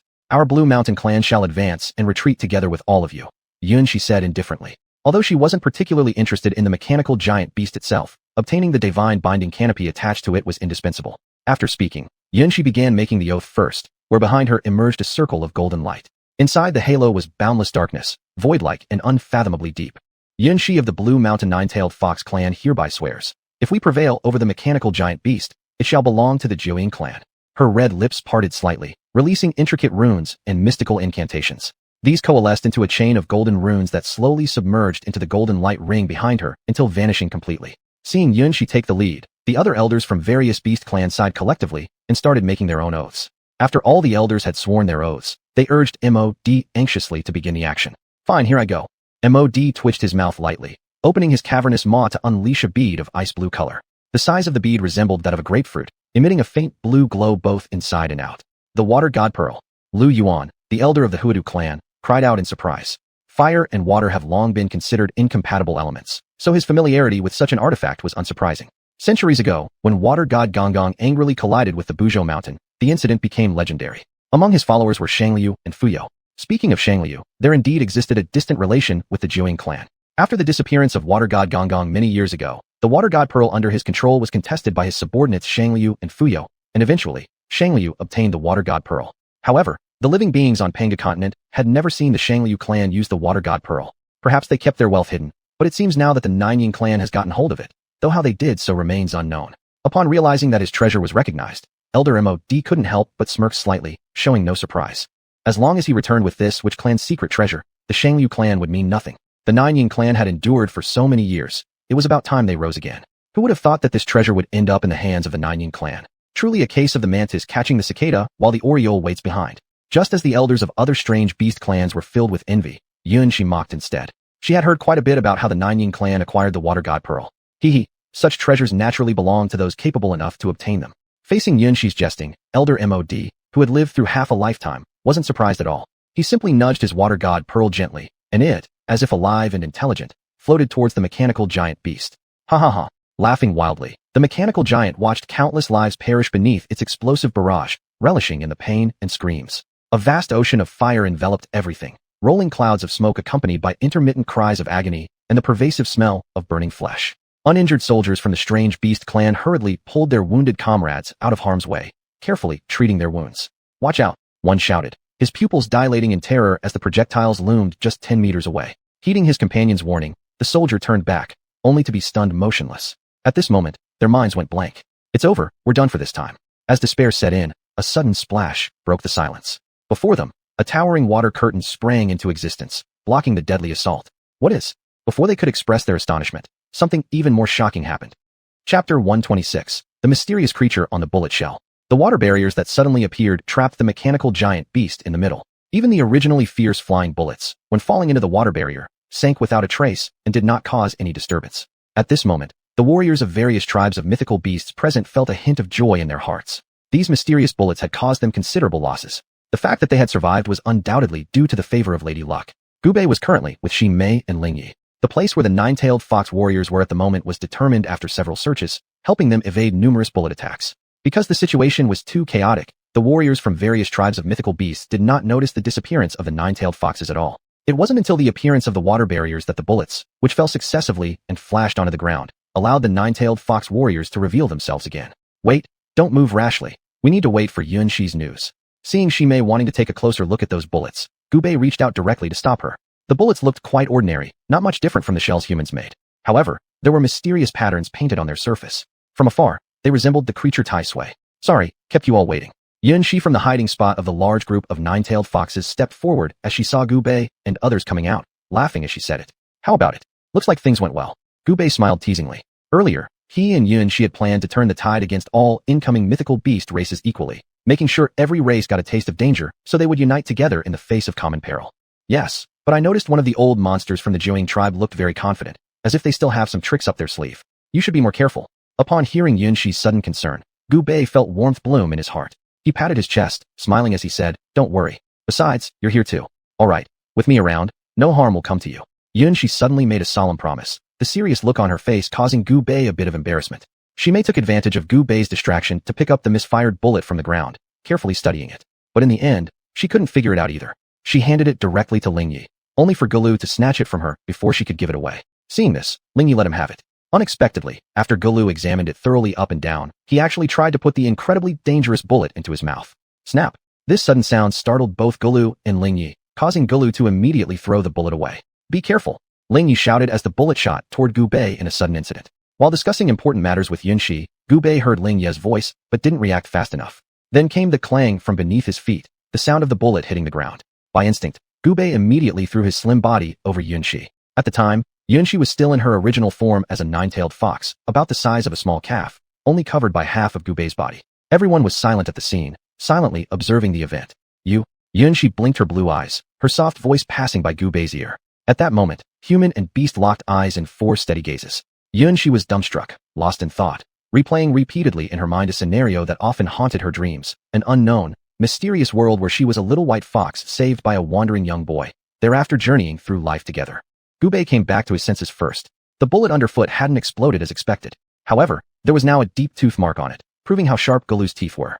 Lingyi was the first to step forward and said, "Gubei, sorry, Gulu's playfulness has startled us greatly."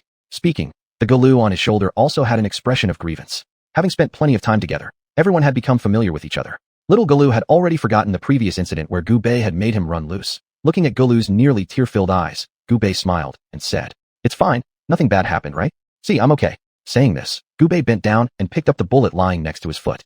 Seeing this, the others all retreated a few steps, fearful of any unexpected situations. Looking at the bullet, Xuanxia remembered the water spirit pearl of Mod, the old monster from the Jiang tribe, thus becoming accustomed to such misfires. "What is this?" Gubei carefully examined the bullet he had picked up, becoming increasingly fascinated.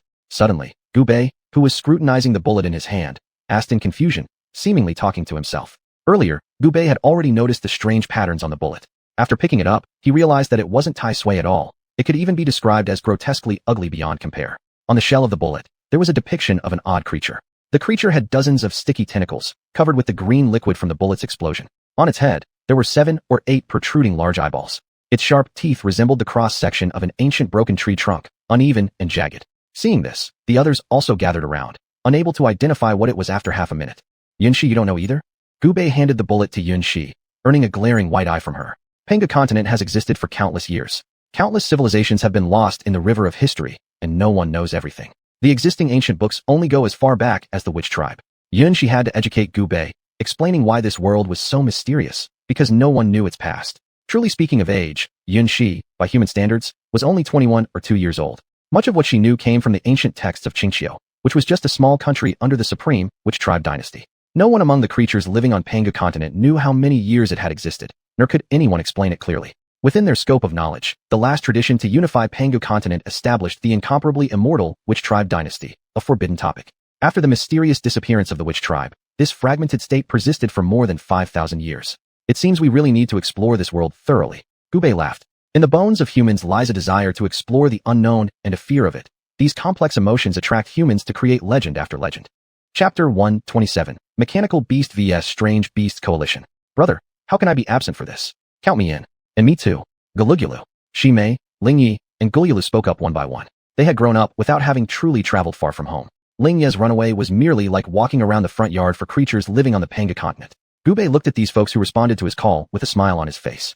He originally planned to travel across the Panga continent to look for Captain Mu Yang and Gu Yan. Later, because of Grandmaster Gu Dang's advice, he added another task to find the Jojo tripod. Now it seemed that even if he didn't want to tour around the Panga continent, it was somewhat beyond his control. Well, let's leave that for later. Let's first take care of the urgent matters. After saying that, Gubei looked at Xuanxia, awaiting instructions. Hu Guang also came closer, waiting for the young Mrs. orders. In this great battle, all the strange beast tribes cooperate with each other. Everyone must not tarnish the name of our Qingqiu nine-tailed fox clan, Xuanxia said passionately. After speaking, Xuanxia gave Hu Guangxian a subtle eye signal, and Hu Guangxian nodded in understanding as someone personally chosen by Miss Xuanxia. Xuanxia's words were not just directed towards the soldiers present in the nine-tailed fox army, but also to the coalition of strange beasts, setting the attitude of the Qingqiu nine-tailed fox clan. The elders of various strange beast clans naturally heard Xuanxia's speech and started issuing commands to their warriors. Whether there would be further maneuvers or not was unknown. If there were more treasures to appear later, despite the constraints of the celestial oath vow, losing an elder or two would still seem worthwhile to them. "You strange beast warriors, destroy these monsters that have killed countless of our brave fighters," Elder Mojai said in a trembling voice, hoarse like a ritter knee from hell, causing listeners to shiver uncontrollably.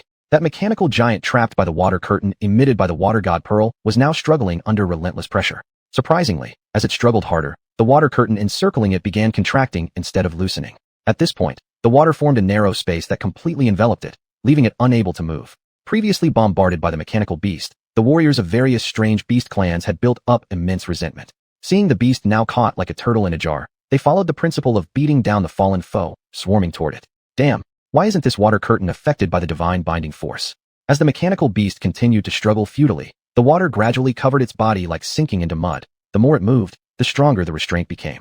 The softest and weakest thing in the world is water, yet against hard things, nothing can surpass it. Watching the immobile mechanical giant tightly bound, Elder Mo, Zhai grinned sinisterly. It had taken significant effort to bring out the water god pearl, but capturing this mechanical creature back could yield such merit that it might earn him the pearl as a reward. At his advanced age, pursuing greater martial arts strength was beyond everything else. In these past millennia, he had secluded himself in seclusion continuously, but couldn't break through to a higher level. Transcendence rank 7 was incredibly difficult. This water god pearl contained the supreme power of water deity Gong in ancient times, which could help him perceive the natural laws and break through that barrier more effectively. You don't think I only have this trick up my sleeve, do you?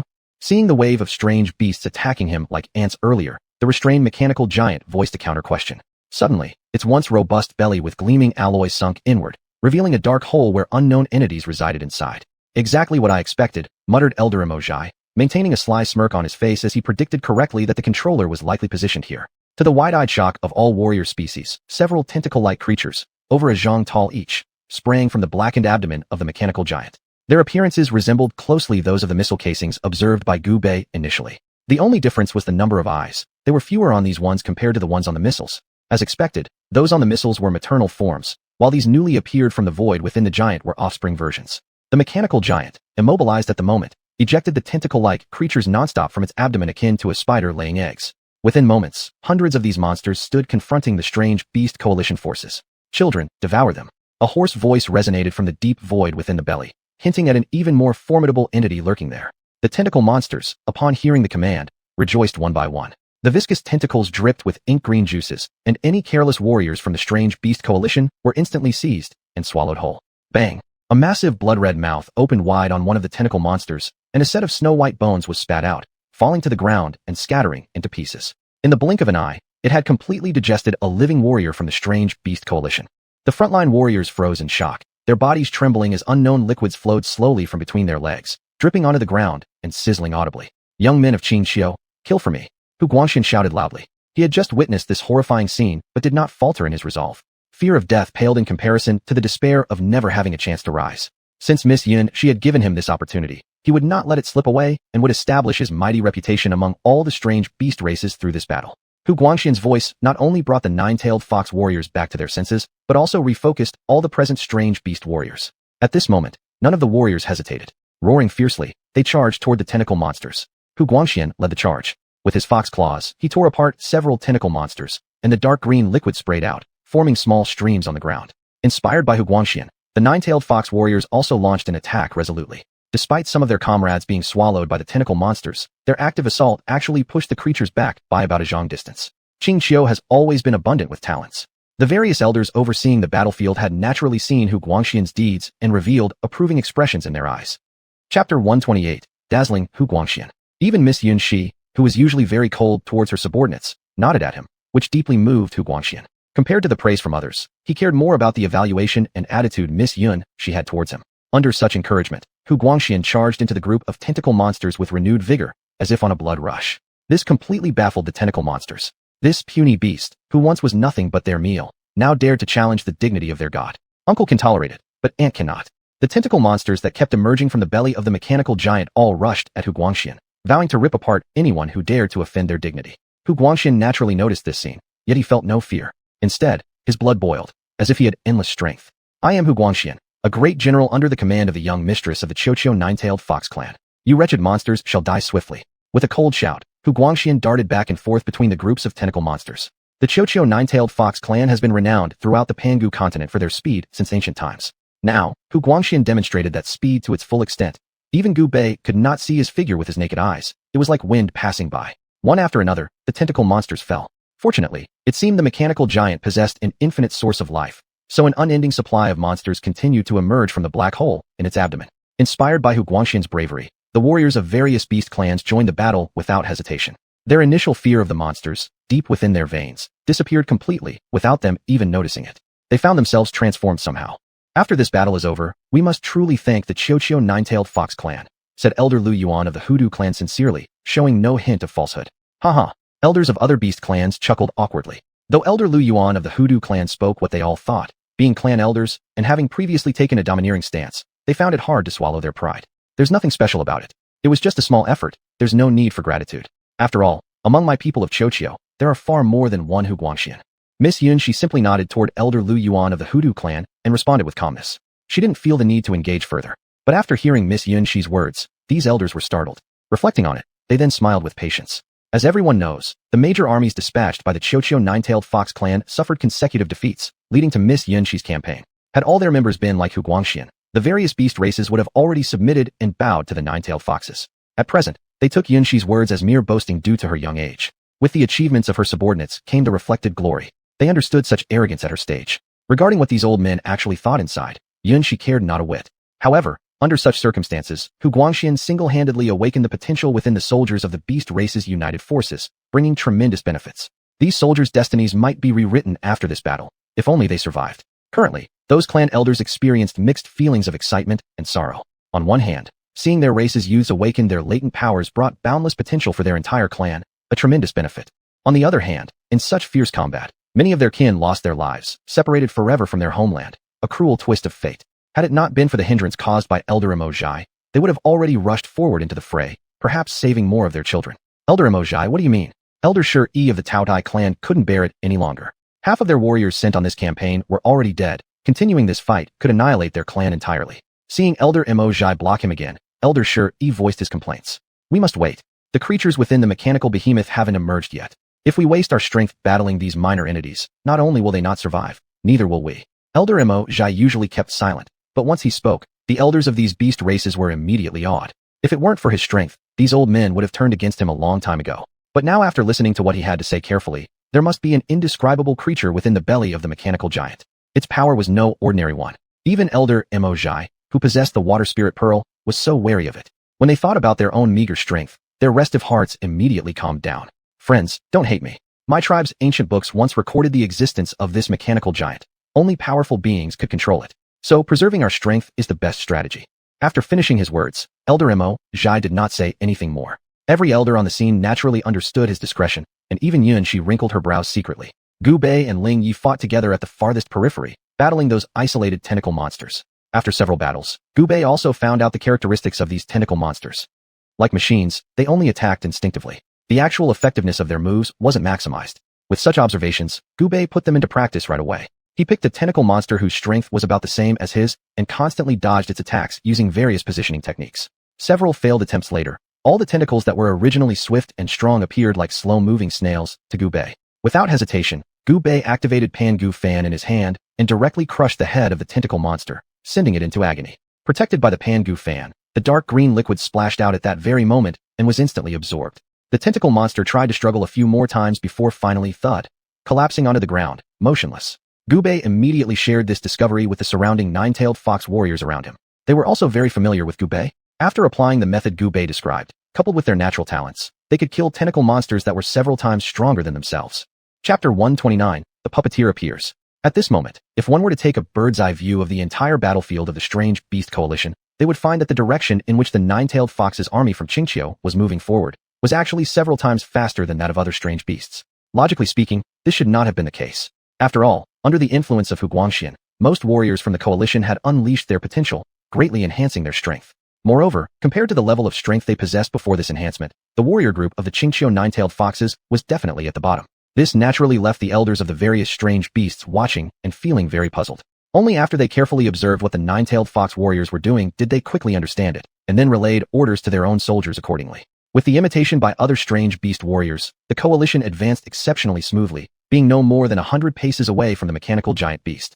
At this point, Xuanhuan had also returned to the midst of the nine-tailed fox warriors. Although there were a few places on his body where he lacked some fur, judging from his spirited appearance, he seemed utterly unconcerned.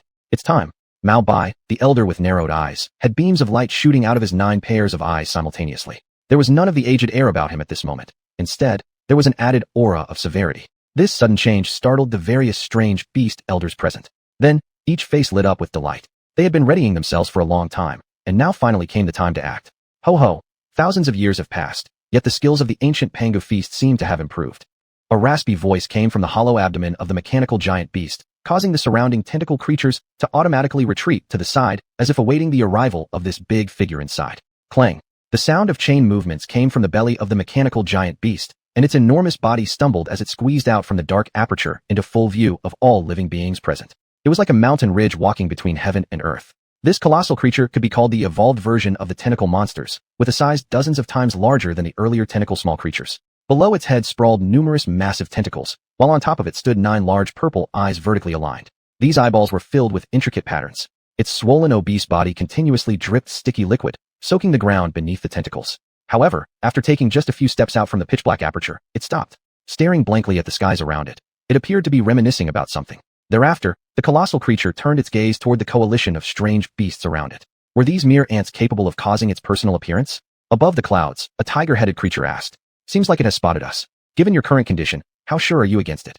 Beside him, a dragon-headed creature shook its head, worry filling its eyes. "I are doing this." The tiger-headed creature sighed, its resolve beginning to waver, questioning the original intent. They must face this. The emergence of the ancient gods is just a catalyst. Now, although I'm not fully confident fighting it alone, I believe that combined with your help, we have a strong chance of defeating it. The dragon-headed creature spoke, furrowing its brows unusually for the first time, saying such words. The tiger-headed creature beside it was momentarily stunned, seemingly unable to believe that such a proud individual would seek cooperation with him, almost letting out a shout. But after seeing the sidelong glance from the dragon-headed creature, it suppressed its excitement. Thousands of years had passed, and they hadn't cooperated against anyone until now, save for that annoying monkey so many years ago. Thinking back, they even missed it sometimes, wondering wherever it might be now. Gulping, the warriors of the coalition looked horrified. How come during the battle with the tentacle creatures, such a massive figure emerged? That giant monster extended its huge tentacles, indiscriminately sweeping all the corpses around it, friend or foe alike, into its own belly. At this moment, everyone was dazed, no one voluntarily acting, all silently observing. In just a few moments, the scattered corpses on the ground were swallowed up entirely by the giant creature, then followed by it opening its vast maw and emitting a thunderous burp, carrying along with it an overwhelmingly foul stench. This overwhelming foul smell made every single person present feel their stomachs churn uncontrollably. All who offend the gods shall die. In the coalition of strange beasts, some Hodo warriors near the giant creature emitted a strange laughter, eyes vacant. But fortunately, they were promptly restrained by companions to avoid any mishaps. Everyone, be careful, empty your mind. Hearing the shouts of the coalition warriors up ahead, Elder Mod, who was about to make a move to test the situation, suddenly thought of something and called out loudly. All the coalition warriors were now wearing expressions of utter confusion, unsure as to what had happened. Hurry and have them hold their breath and clear their minds. Elder Mod's face showed anxiety as he quickly urged the other elders of various beast clans around him. After these clan elders relayed the order down, Elder Mod let out a sigh of relief. Seeing the looks from other clan elders directed at him, Elder Mod patiently explained. Do you remember what the witch race is most skilled at? Ritualistic magic. Sure, the elder of the Tautai race, looked deep in thought, his voice low and weak as it came out, laced with a trace of fear. Could it be? The elder Xuanhuan of the Hodo race wore an expression of shock, the words caught in his throat, hesitant to believe the implications of his thoughts. Yes, precisely that ritualistic magic. And the master behind this ritual is a group of ancient gods whose origins remain unknown, existing in mysterious places. What we do know is that the rise of the witch race back in the day was inseparable from this ritual magic. The Hodo warrior earlier must have been mentally bewitched by one of these ancient gods. Elder Mod spoke slowly, having prepared for a long time beforehand, believing himself to be more than ready, only to unexpectedly encounter the rumored master of the witch rituals here. Now, the situation had gone beyond his control. However, fortunately, his formidable strength still gave him more chances against these ancient gods compared to the other strange beast races, despite the slim prospects. While everyone was lost in thought, Xianxia spoke up. Everyone, whether it's the ancient gods or monsters, what must be faced will eventually come. Besides, the witch race has been gone for thousands of years. And on our side, we have Elder Mod. Chances? Well, as she spoke, Xianxia's lips curved into a faint smile as she glanced at Elder Mod, her eyes clearly implying something. Chapter 130, The Whisper of the Ancient God. Elder Mod's face turned dark instantly, and he was almost angry enough to spit out half a mouthful of blood. It seemed that because the old man was powerful, he had to be the first one to die. However, fortunately, he managed to control his emotions, made some adjustments, and then said, "This matter concerning the secret treasure of the witch tribe is by no means related to our 9 infants clan. You all must not place all your hopes on me. That's not right, Elder Mod. You were the one who insisted on having us swear the heavenly punishment oath so that your clan could gain ownership of the mechanical beasts. We have already agreed with you. Now that the mysterious monster behind the scenes has appeared, are you going to renege?" Xianxia's words were sharp, her gaze pointing straight at Elder Mod. "You, when did I say I would renege? This monster is powerful, which naturally requires all of you to help me deal with it. Don't you young girl talk nonsense and distort the truth." Elder Mod's face was grim, his chest rising and falling constantly as his gaze scanned over each elder of the strange beast clans present, observing these old men's reactions. As expected, these old men all had smirks on their faces, secretly delighted in their hearts. The various strange beast clans were originally hostile to each other, so watching their opponent get embarrassed made them extremely comfortable inside. Then, we request that Elder Emoji test the strength of this monster first. Surely, with Elder Emoji's strength plus the power of the Water God Pearl, you can certainly fight several rounds against it. After saying this, Xianxia immediately bowed, clearly implying that if you don't act, neither will we. Humph. The mind-controlling technique that monster just used. Among all the different clans of strange beasts, none compare to the Qingqiu nine-tailed fox clan for such skills. Elder Mojai sneered. How could he possibly work hard for free? Yes, then it would be troublesome for Elder Mojai and Princess Xuanhuan to act together. We will assist from behind. Elder Lu Yuan of the Hodo clan spoke up. He couldn't wait any longer since it was warriors of his own clan who fell victim earlier. If they continued to delay, there would be no telling when an end might come. The elders of the other strange beast clans all blinked in surprise. They hadn't voiced their opinions yet, and here was Elder Lu Yuan speaking on behalf of them all. Still, it wasn't the time to question him, so they too chimed in. Yes, we share this sentiment. Seeing this group of people happily agreeing in their minds, Elder Mojai and Xuanhuan exchanged a glance, silently cursing each other under their breaths. A bunch of bastards. Surprisingly, they found themselves aligned on the same side for once, a rare occurrence. Princess Xuanxia, be careful. Just as Xuanxia and Elder Mojai stood together, slowly walking toward the monster, Baby Mubisai suddenly spoke from the rear. Even Baby Houching was taken aback, his mouth wide open. Thank you, young mastering, for your concern. Xuanxia courteously replied. Regarding Baby Mubisai, she thought only 4 words. He's a good person. Or perhaps more aptly, he's a good beast. Impulsive Baby Mubisai currently stood trembling, head lowered, waiting for his master Elder Mojai's scolding. However, no sound came from his master at all. When he slightly raised his head to look forward, Xuanxia had already left his sight with Elder Mojai. It seems my master has completely lost faith in me. Baby Mubisai stood there, dumbfounded, his body appearing isolated from the world. No one disturbed him, and thus he stood there, his eyes seemingly piercing through time and space, wandering aimlessly. Ha ha ha, decisions I've made. How could I possibly abandon them halfway? Previously despondent Baby Mubisai suddenly burst into laughter like a madman, startling nearby Baby Houching. He had just heard Elder Mojai mention that the monster possessed the ability to bewitch the minds of others. Could his brother also have fallen under its influence? Being cautious, Baby Houching silently stepped back a few steps, creating distance between himself and his brother. After laughing wildly, Baby Mubisai calmed down. His 9 heads' eyes simultaneously emitted 9 beams of sharp light, his momentum extraordinarily fierce, making him appear even more spirited than before, with an indescribable charm. This. Baby Houching was struck speechless, unable to articulate coherently.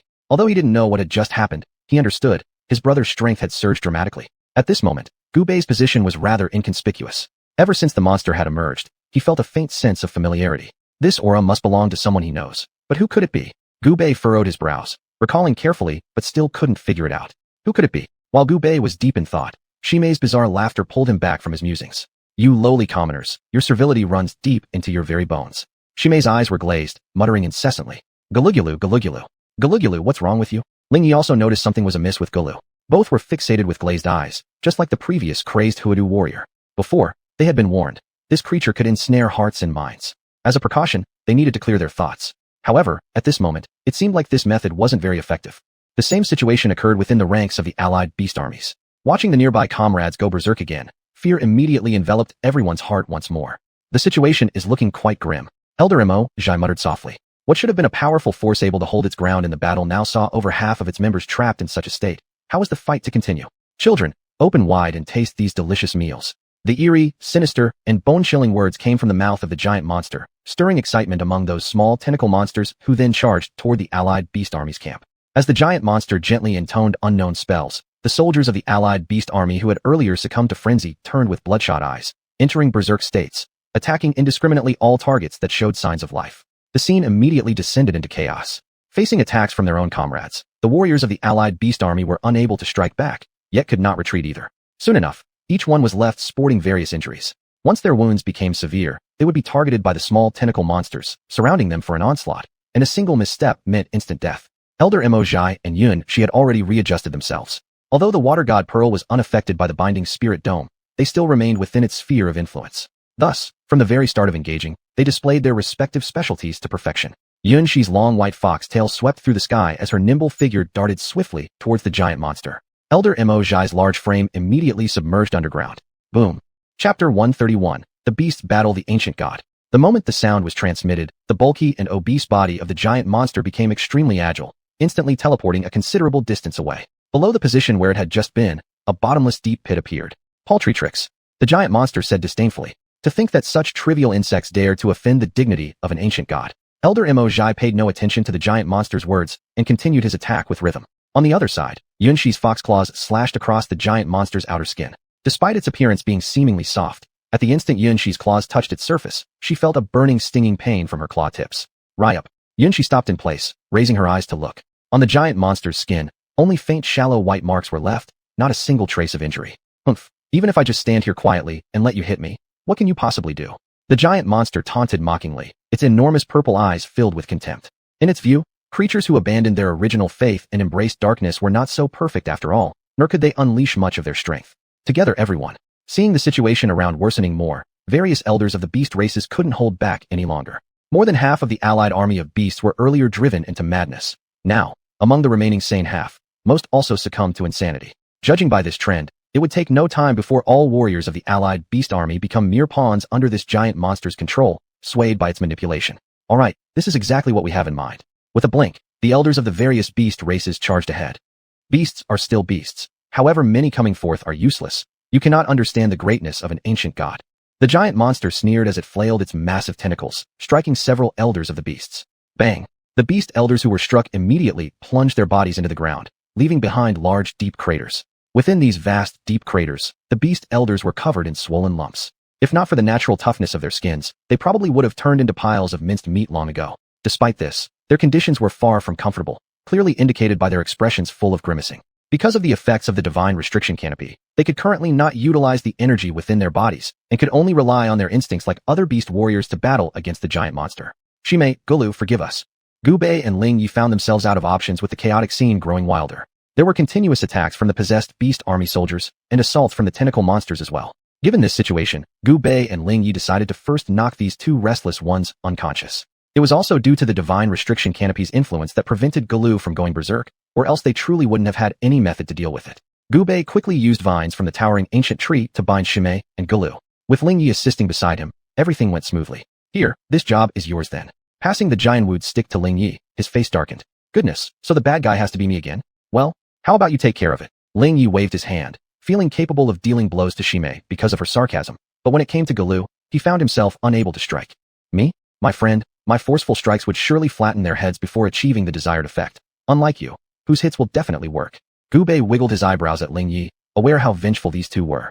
If they woke up knowing he did it, they'd likely cause trouble for him in the future. Really? Ling Yi fidgeted somewhat hesitantly, deliberating. It's true. I swear upon the life of my brother. Seeing Ling Yi's questioning gaze, Gu Bei forcefully slapped his chest to assure him without doubt. Alright, I'll give it a try. Observing Ling Yi's wavering attitude, Gu Bei suppressed his excitement and urged. Don't drag your feet like this. A real man acts openly and honestly. These timid moves resemble those of housewives. Gu Bei's mouth acted like a machine gun, firing rapid chatters of criticisms nonstop. Instantly, Ling Yi's cheeks blushed as red as a monkey's rear. So should I start? Go. Speaking, Ling Yi swung the xianhuan stick directly, hitting Shimei on the back of the head. The previously crazed Shimei instantly deflated. One more. Having experienced one attempt, Ling Yi swung his xianhuan stick again under Gu Bei's appreciative gaze. Ah! Ling Yi shouted in anger, the xianhuan stick in his hand sweeping through a perfect arc right in front of him and directly hitting Gulu's head. Gulu. In the midst of excitement and madness, Gulu wobbled his head and called out a few times before passing out. Alright, now find a tall tree to hang these two up so they won't be attacked by those monsters. As he spoke, Gu Bei's eyes had already spotted an ideal place. The towering ancient tree stood there with branches everywhere. In the space above its trunk, it was just enough for Shimei and Gulu's bodies. After settling Shimei and Gulu properly, Gu Bei and Ling Yi also charged toward the tentacle monster. From time to time, controlled warriors from the allied army of beasts would block their way, but Gu Bei and Ling Yi didn't care much about that. With Ling Yi guarding in front of Gu Bei seized the opportunity for direct kills, resulting in a highly effective partnership. This isn't a solution if we keep going on like this. Ling Yi exhaled a mouthful of turbid air, leaning back against Gu Bei and glancing around at the enemies, calmly saying, but we can't defeat that giant monster either. Look, even the old ones among the beast races aren't a match for that giant monster. Gu Bei glanced toward Yun, she who was wrestling with the giant monster far away. At the moment, Yun Shi's fur was covered in dirt, her face and body stained with grime, though fortunately without serious wounds. But our human resources are limited. These small creatures alone could wear us out completely. Ling Yi let out a long sigh, feeling the fatigue beginning to creep into his own body. Human resources. Human resources. Gu Bei suddenly lost focus in his eyes, as if he had caught onto some clue, murmuring incessantly under his breath. Gu Bei, wake up. You don't look possessed or anything, do you? Ling Yi asked anxiously, while Gubei, snapping back to reality, wore a look of excitement, and the sense of fatigue seemed to diminish somewhat. There's a way. That giant monster came out from inside that mechanical behemoth. If I'm correct, that mechanical creature was previously under its control. But if we manage to sneak in and get inside that mechanical giant, we could then control the mechanical giant ourselves. Gubei explained. Before the drastic changes in mountains and seas, humans had also created such large combat mech warriors. Unfortunately, all that disappeared under the catastrophic strike of Halley's Comet. Even the 9 great cities rebuilt with hopes contained little resemblance to the dark energy technology era, with only Tiangong City still retaining a bit of that former tech. It showed just how severe humanity's losses were. Hearing Gubei's words, Lingye's eyes also lit up with hope. Chapter 132, Penetrating the Mechanical Beast's Body. For Lingye, encountering such a towering and majestic mechanical beast was already a rare opportunity. To actually have the chance to control it himself, just thinking about it made his heart race. However, Gubei immediately doused his excitement by saying, if we try to sneak through in broad daylight, it will be quite difficult. Their group's battle could easily involve us at any moment. If we get dragged into it, we probably won't even know how we die. Lingye frowned, his rising interest suppressed once more. He couldn't feel happy anymore. You're so clever. Can't you come up with a plan? Scratching his head anxiously, Lingye could think of nothing. He turned around to look at Gubei, deciding to throw this challenge at Gubei. Don't look at me. I can't do anything either. That guy isn't blind. Unless I shrink down like a fly, they wouldn't even notice me. Gubei helplessly said as he stared at the deep, dark hole in the belly of the mechanical beast. Noticing you is all that matters? A cunning smile hung on Lingye's lips, causing Gubei to shiver uncontrollably. Right. This way, I could get inside. Do you really have a plan? Gubei curiously asked, but given Lingye's mischievous grin, he suspected that if there were indeed a plan, it would be a terrible one. Of course. Just wait and see, Lingye muttered while rubbing his hands. With an explosive burst from his powerful thighs, a deep crater formed beneath him. Jumping high, Lingye kicked powerfully, instantly piercing the tentacle monster approaching him. It left behind a clearly visible hole, oozing sticky green liquid all around its walls. With a leap, Lingye arrived next to a tree as thick as his thigh. He grabbed the trunk with one hand, roared fiercely, and pulled with immense strength. The deeply rooted tree came up instantly, clumps of dirt falling off its roots back into the pit from which it had been pulled. As deftly as a butcher, Lingye removed all the branches from the tree trunk one by one until only the bare trunk remained. Next, after gauging the length of the tree trunk with his hands, he exerted his leg muscles forcefully and stepped hard onto the part near the base of the trunk. Snap! The connection between the trunk and its base split cleanly into two. Weighing the now severed trunk in his hand, Lingye judged its weight satisfying. Satisfied, he carried it toward Gubei. Gubei had just finished finishing off a few near-dead tentacle monsters, claiming their heads for spoils of war. This action earned him continuous dissatisfaction from other beast warriors of the alien army, who felt that these were rightfully their battle achievements. In their current frenzy, no one was trying to steal credit from them. They never expected this human youth to take advantage of their situation, seizing what should belong to them, a situation they found utterly infuriating. Luckily, some Qingqiu nine-tailed fox warriors nearby remained relatively calm, preventing further conflict escalation. Realizing his fault, Gubei decided not to further irritate the alien warriors and slowly retreated to the edges of the battlefield. Gubei, look! Turning at the familiar voice, Gubei saw Lingye returning with a thick log almost wider than his own head. What's this? Confused, Gubei questioned why Lingye had spent so long bringing back a mere tree trunk. Our parahumans used to hunt beasts exactly this way. Could your ancestors have forgotten such skills as well? Lingye clarified patiently upon noticing Gubei's perplexity. Wow, you're truly a genius. Smirking, Gubei realized Lingye planned to use the tree trunk as a javelin. He'd lie flat on top of it, and let the spear carry him into the mechanical giant's abdomen black hole. Are you sure this will work?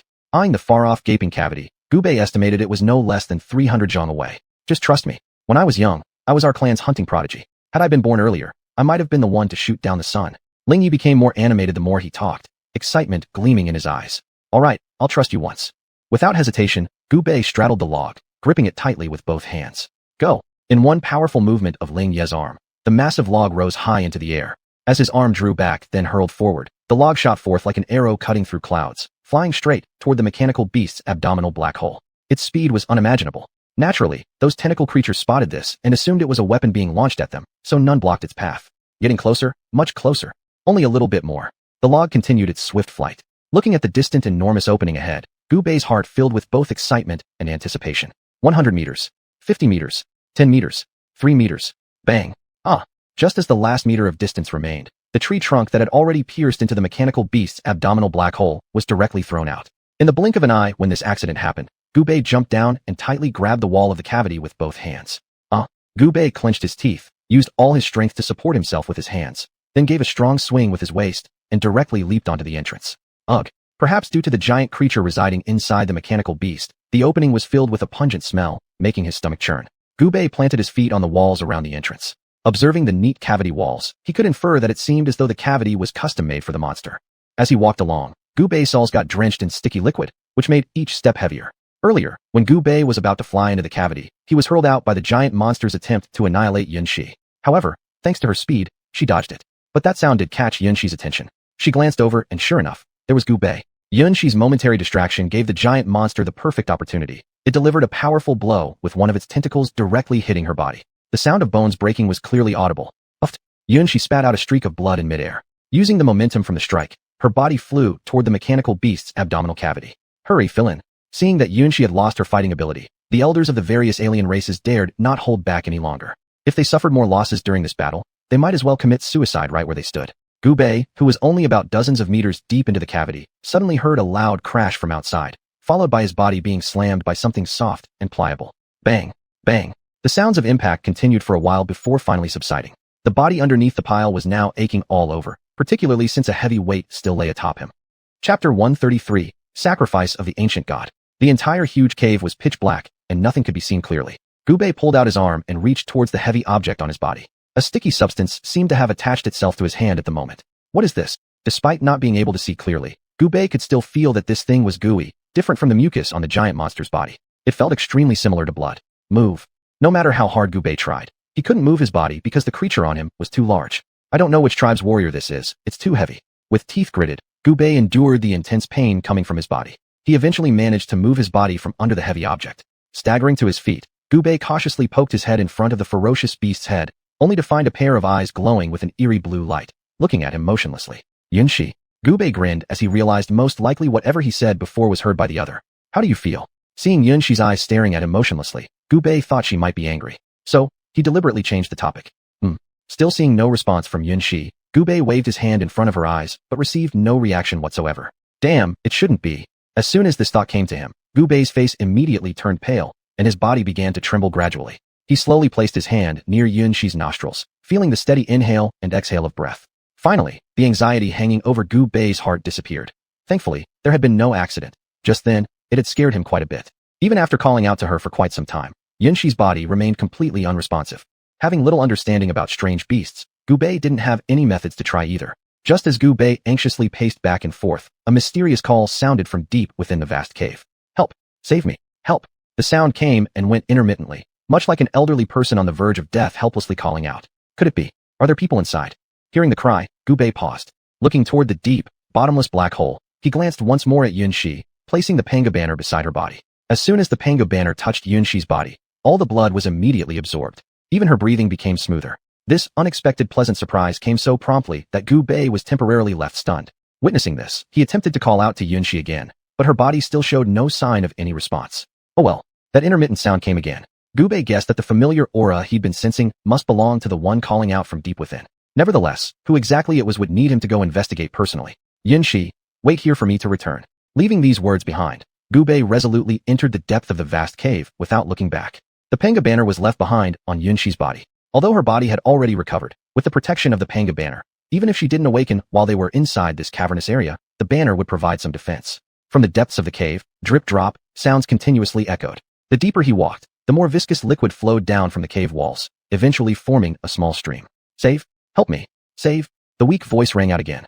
Gubei could sense that the source of the voice was nearby. But within this dark cave, whose wide and slippery cave walls reflected nothing, where could there possibly be a figure? In complete darkness, Gubei simply closed his eyes and used his ears to perceive the surrounding sounds. The drip of viscous liquid from the walls, the gurgling flow of the formed small stream. This is it.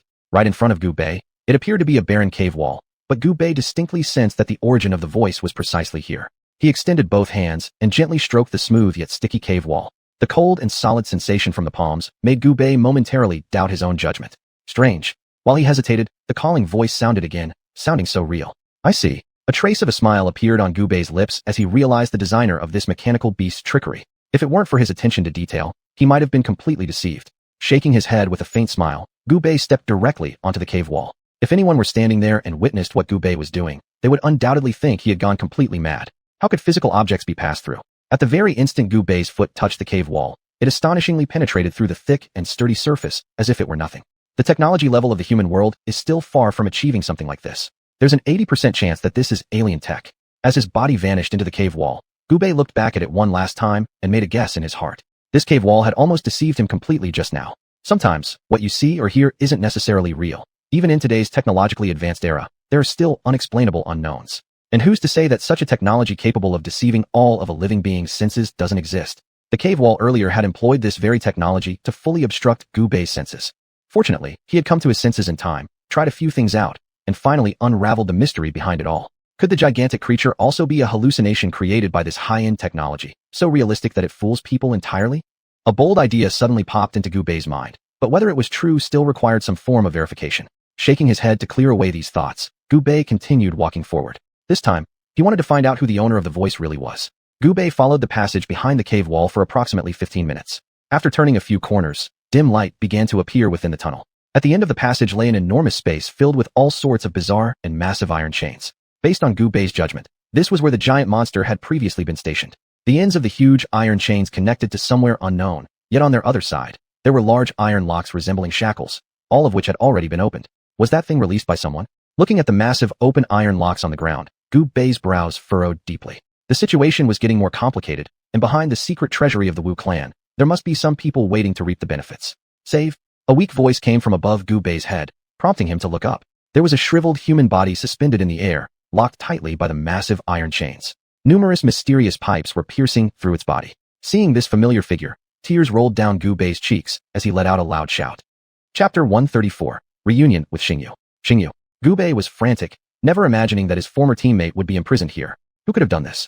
Without hesitation, he climbed up the iron chain and approached Xianxia, who was trapped, gently reaching out to touch Xianxu's body. A mortal's body was so fragile, and Xianxu's entire frame had become icy cold. Xianxia. Xianxia. Where are the captain and Guillen? Xianxia, look. It's me, Gubei. Xianxia. No matter how Gubei called out, the captive Xianxia gave no response, only occasionally uttering the word help instinctively. What on earth happened? What kind of crisis did the Xuanhuan squad face? Gubei's mind was completely disarrayed. He didn't dare think about what had happened to the captain or Guillen. Damn it. Gripping his fists tightly, his face twisted with ferocity, he vowed harshly, I will never let you go unpunished. As Gubei puzzled over how to rescue Xianxia, a slight noise suddenly came from outside. At this moment, Gubei hid himself behind the chains hanging high in the cave wall, fully blending into the darkness. Drip, drip, drip. As the sounds drew closer, sweat began to bead on Gubei's forehead. Now without the Panga banner, if he encountered those monsters, all he could do was rip off the dark energy lock to stimulate his bodily potential for combat. Recalling before leaving Tiangong City, Master Gulong had warned him not to remove the lock unless absolutely necessary due to its severe long-term health effects. Yet after arriving on the Panga continent, Gubei had already taken off the lock multiple times. Despite the abnormal discomfort afterward, he gradually felt more able to endure the suffering. He even started enjoying it, and he wondered if subconsciously there might be a masochistic streak in his psyche. We're here. Holding his breath at this point, Gubei fixed his eyes below, deliberating whether or not to act. First came the white claw, followed by a pair of luminous blue eyes, and 9 snowy tails swaying freely. Who else could this be but Yunxi? Seeing it was Yunxi, Gubei sighed in relief and leaped down directly from the chains overhead. Who's there? Yunxi roared furiously, instantly identifying the source of the voice, taking a few steps back and assuming a battle stance. Hush, it's me. Gubei whispered softly, unsure if Yunxi's injuries had fully healed, though judging by her movements, she seemed much better now. I guess you'd be around here too, so I decided to come. Yunxi said lightly, her gaze sweeping around observing these mysterious chains. You're not a dog, but you've got an awfully keen nose, don't you? The moment Gubei spoke, he quickly shut his mouth. Cough, cough. Someone still owes me hundreds of bottles of divine blood. There's no way I'd forget that. Even if you turned to ash, I'd still recognize you. Facing Gubei's teasing, Yunxi chuckled with a grin. Gubei originally thought the matter of divine blood was forgotten, but clearly, Yunxi remembered it perfectly well. Still, given Yunxi's current transformation, it seemed the divine blood wasn't needed anyway. Hey, what are you just standing there like a dummy? Noticing Gubei's brief daze, Yunxi lightly tapped his shoulder with her tail. Nothing. After coming back to reality, Gubei hesitantly responded. Well, he thought, those questions in his heart could wait for later, they weren't urgent right now. What do you think these chains are for? Gubei glanced at her, as Yunxi pointed at the enormous chains on the ground with her claw. I investigated earlier. These seem to imprison the gigantic creature outside. Over there are still shackles. Pointing toward the corner, Gubei indicated the inconspicuous shackles. That's strange. This ancient god was the belief of the witch tribe. They worship it, so why imprison it? Looking at the open shackles, Yunxi frowned deeply. Only the members of the witch tribe might understand these questions. Listening to Yunxi's muttering, Gubei was equally astonished. He couldn't believe the giant creature outside was the faith of the witch tribe, but recalling the half-human, half-snake woman he once met, it didn't seem so odd anymore. By the way, one of my teammates has been captured and suspended above. Can you help find a way to save him? While speaking, Gubei pulled hard on the chain beside him. Xingyu's body, which had been hidden by the chain, immediately revealed itself. That's... Yunxi's eyes were fixed on the huge mysterious pipe on Xingyu's body, her fox mouth wide open, shocked, and unable to recover for a long time. Divine creation plan? It's actually true. Yunxi's mind was like exploding. These words slowly came out of her mouth, with endless oppression and fear. Yunxi, what's the matter? Is there any way? Seeing Yunxi in this state, she must recognize this thing. Gubei's heart couldn't help but become excited. Gubei, let's go, I'll take you out. Yunxi said, completely ignoring Xingyu hanging above. She directly put Gubei on her back and ran towards the outside space. Wait, Yunxi. Gubei called out. Seeing Yunxi still unwilling to stop, Gubei directly jumped off her back. Yunxi stopped her steps, turned around, and looked meaningfully at Gubei. Listen to me, leave now. Your life ahead is still very long. It's not worth it. At this moment, Yunxi's pure eyes suddenly became aged, as if they belonged to a creature that had lived countless years. Yunxi, you don't have to be like this. I, Gubei, am not a coward. In the past, from the moment I stepped into the Panga continent, I wanted to bring these former teammates back home.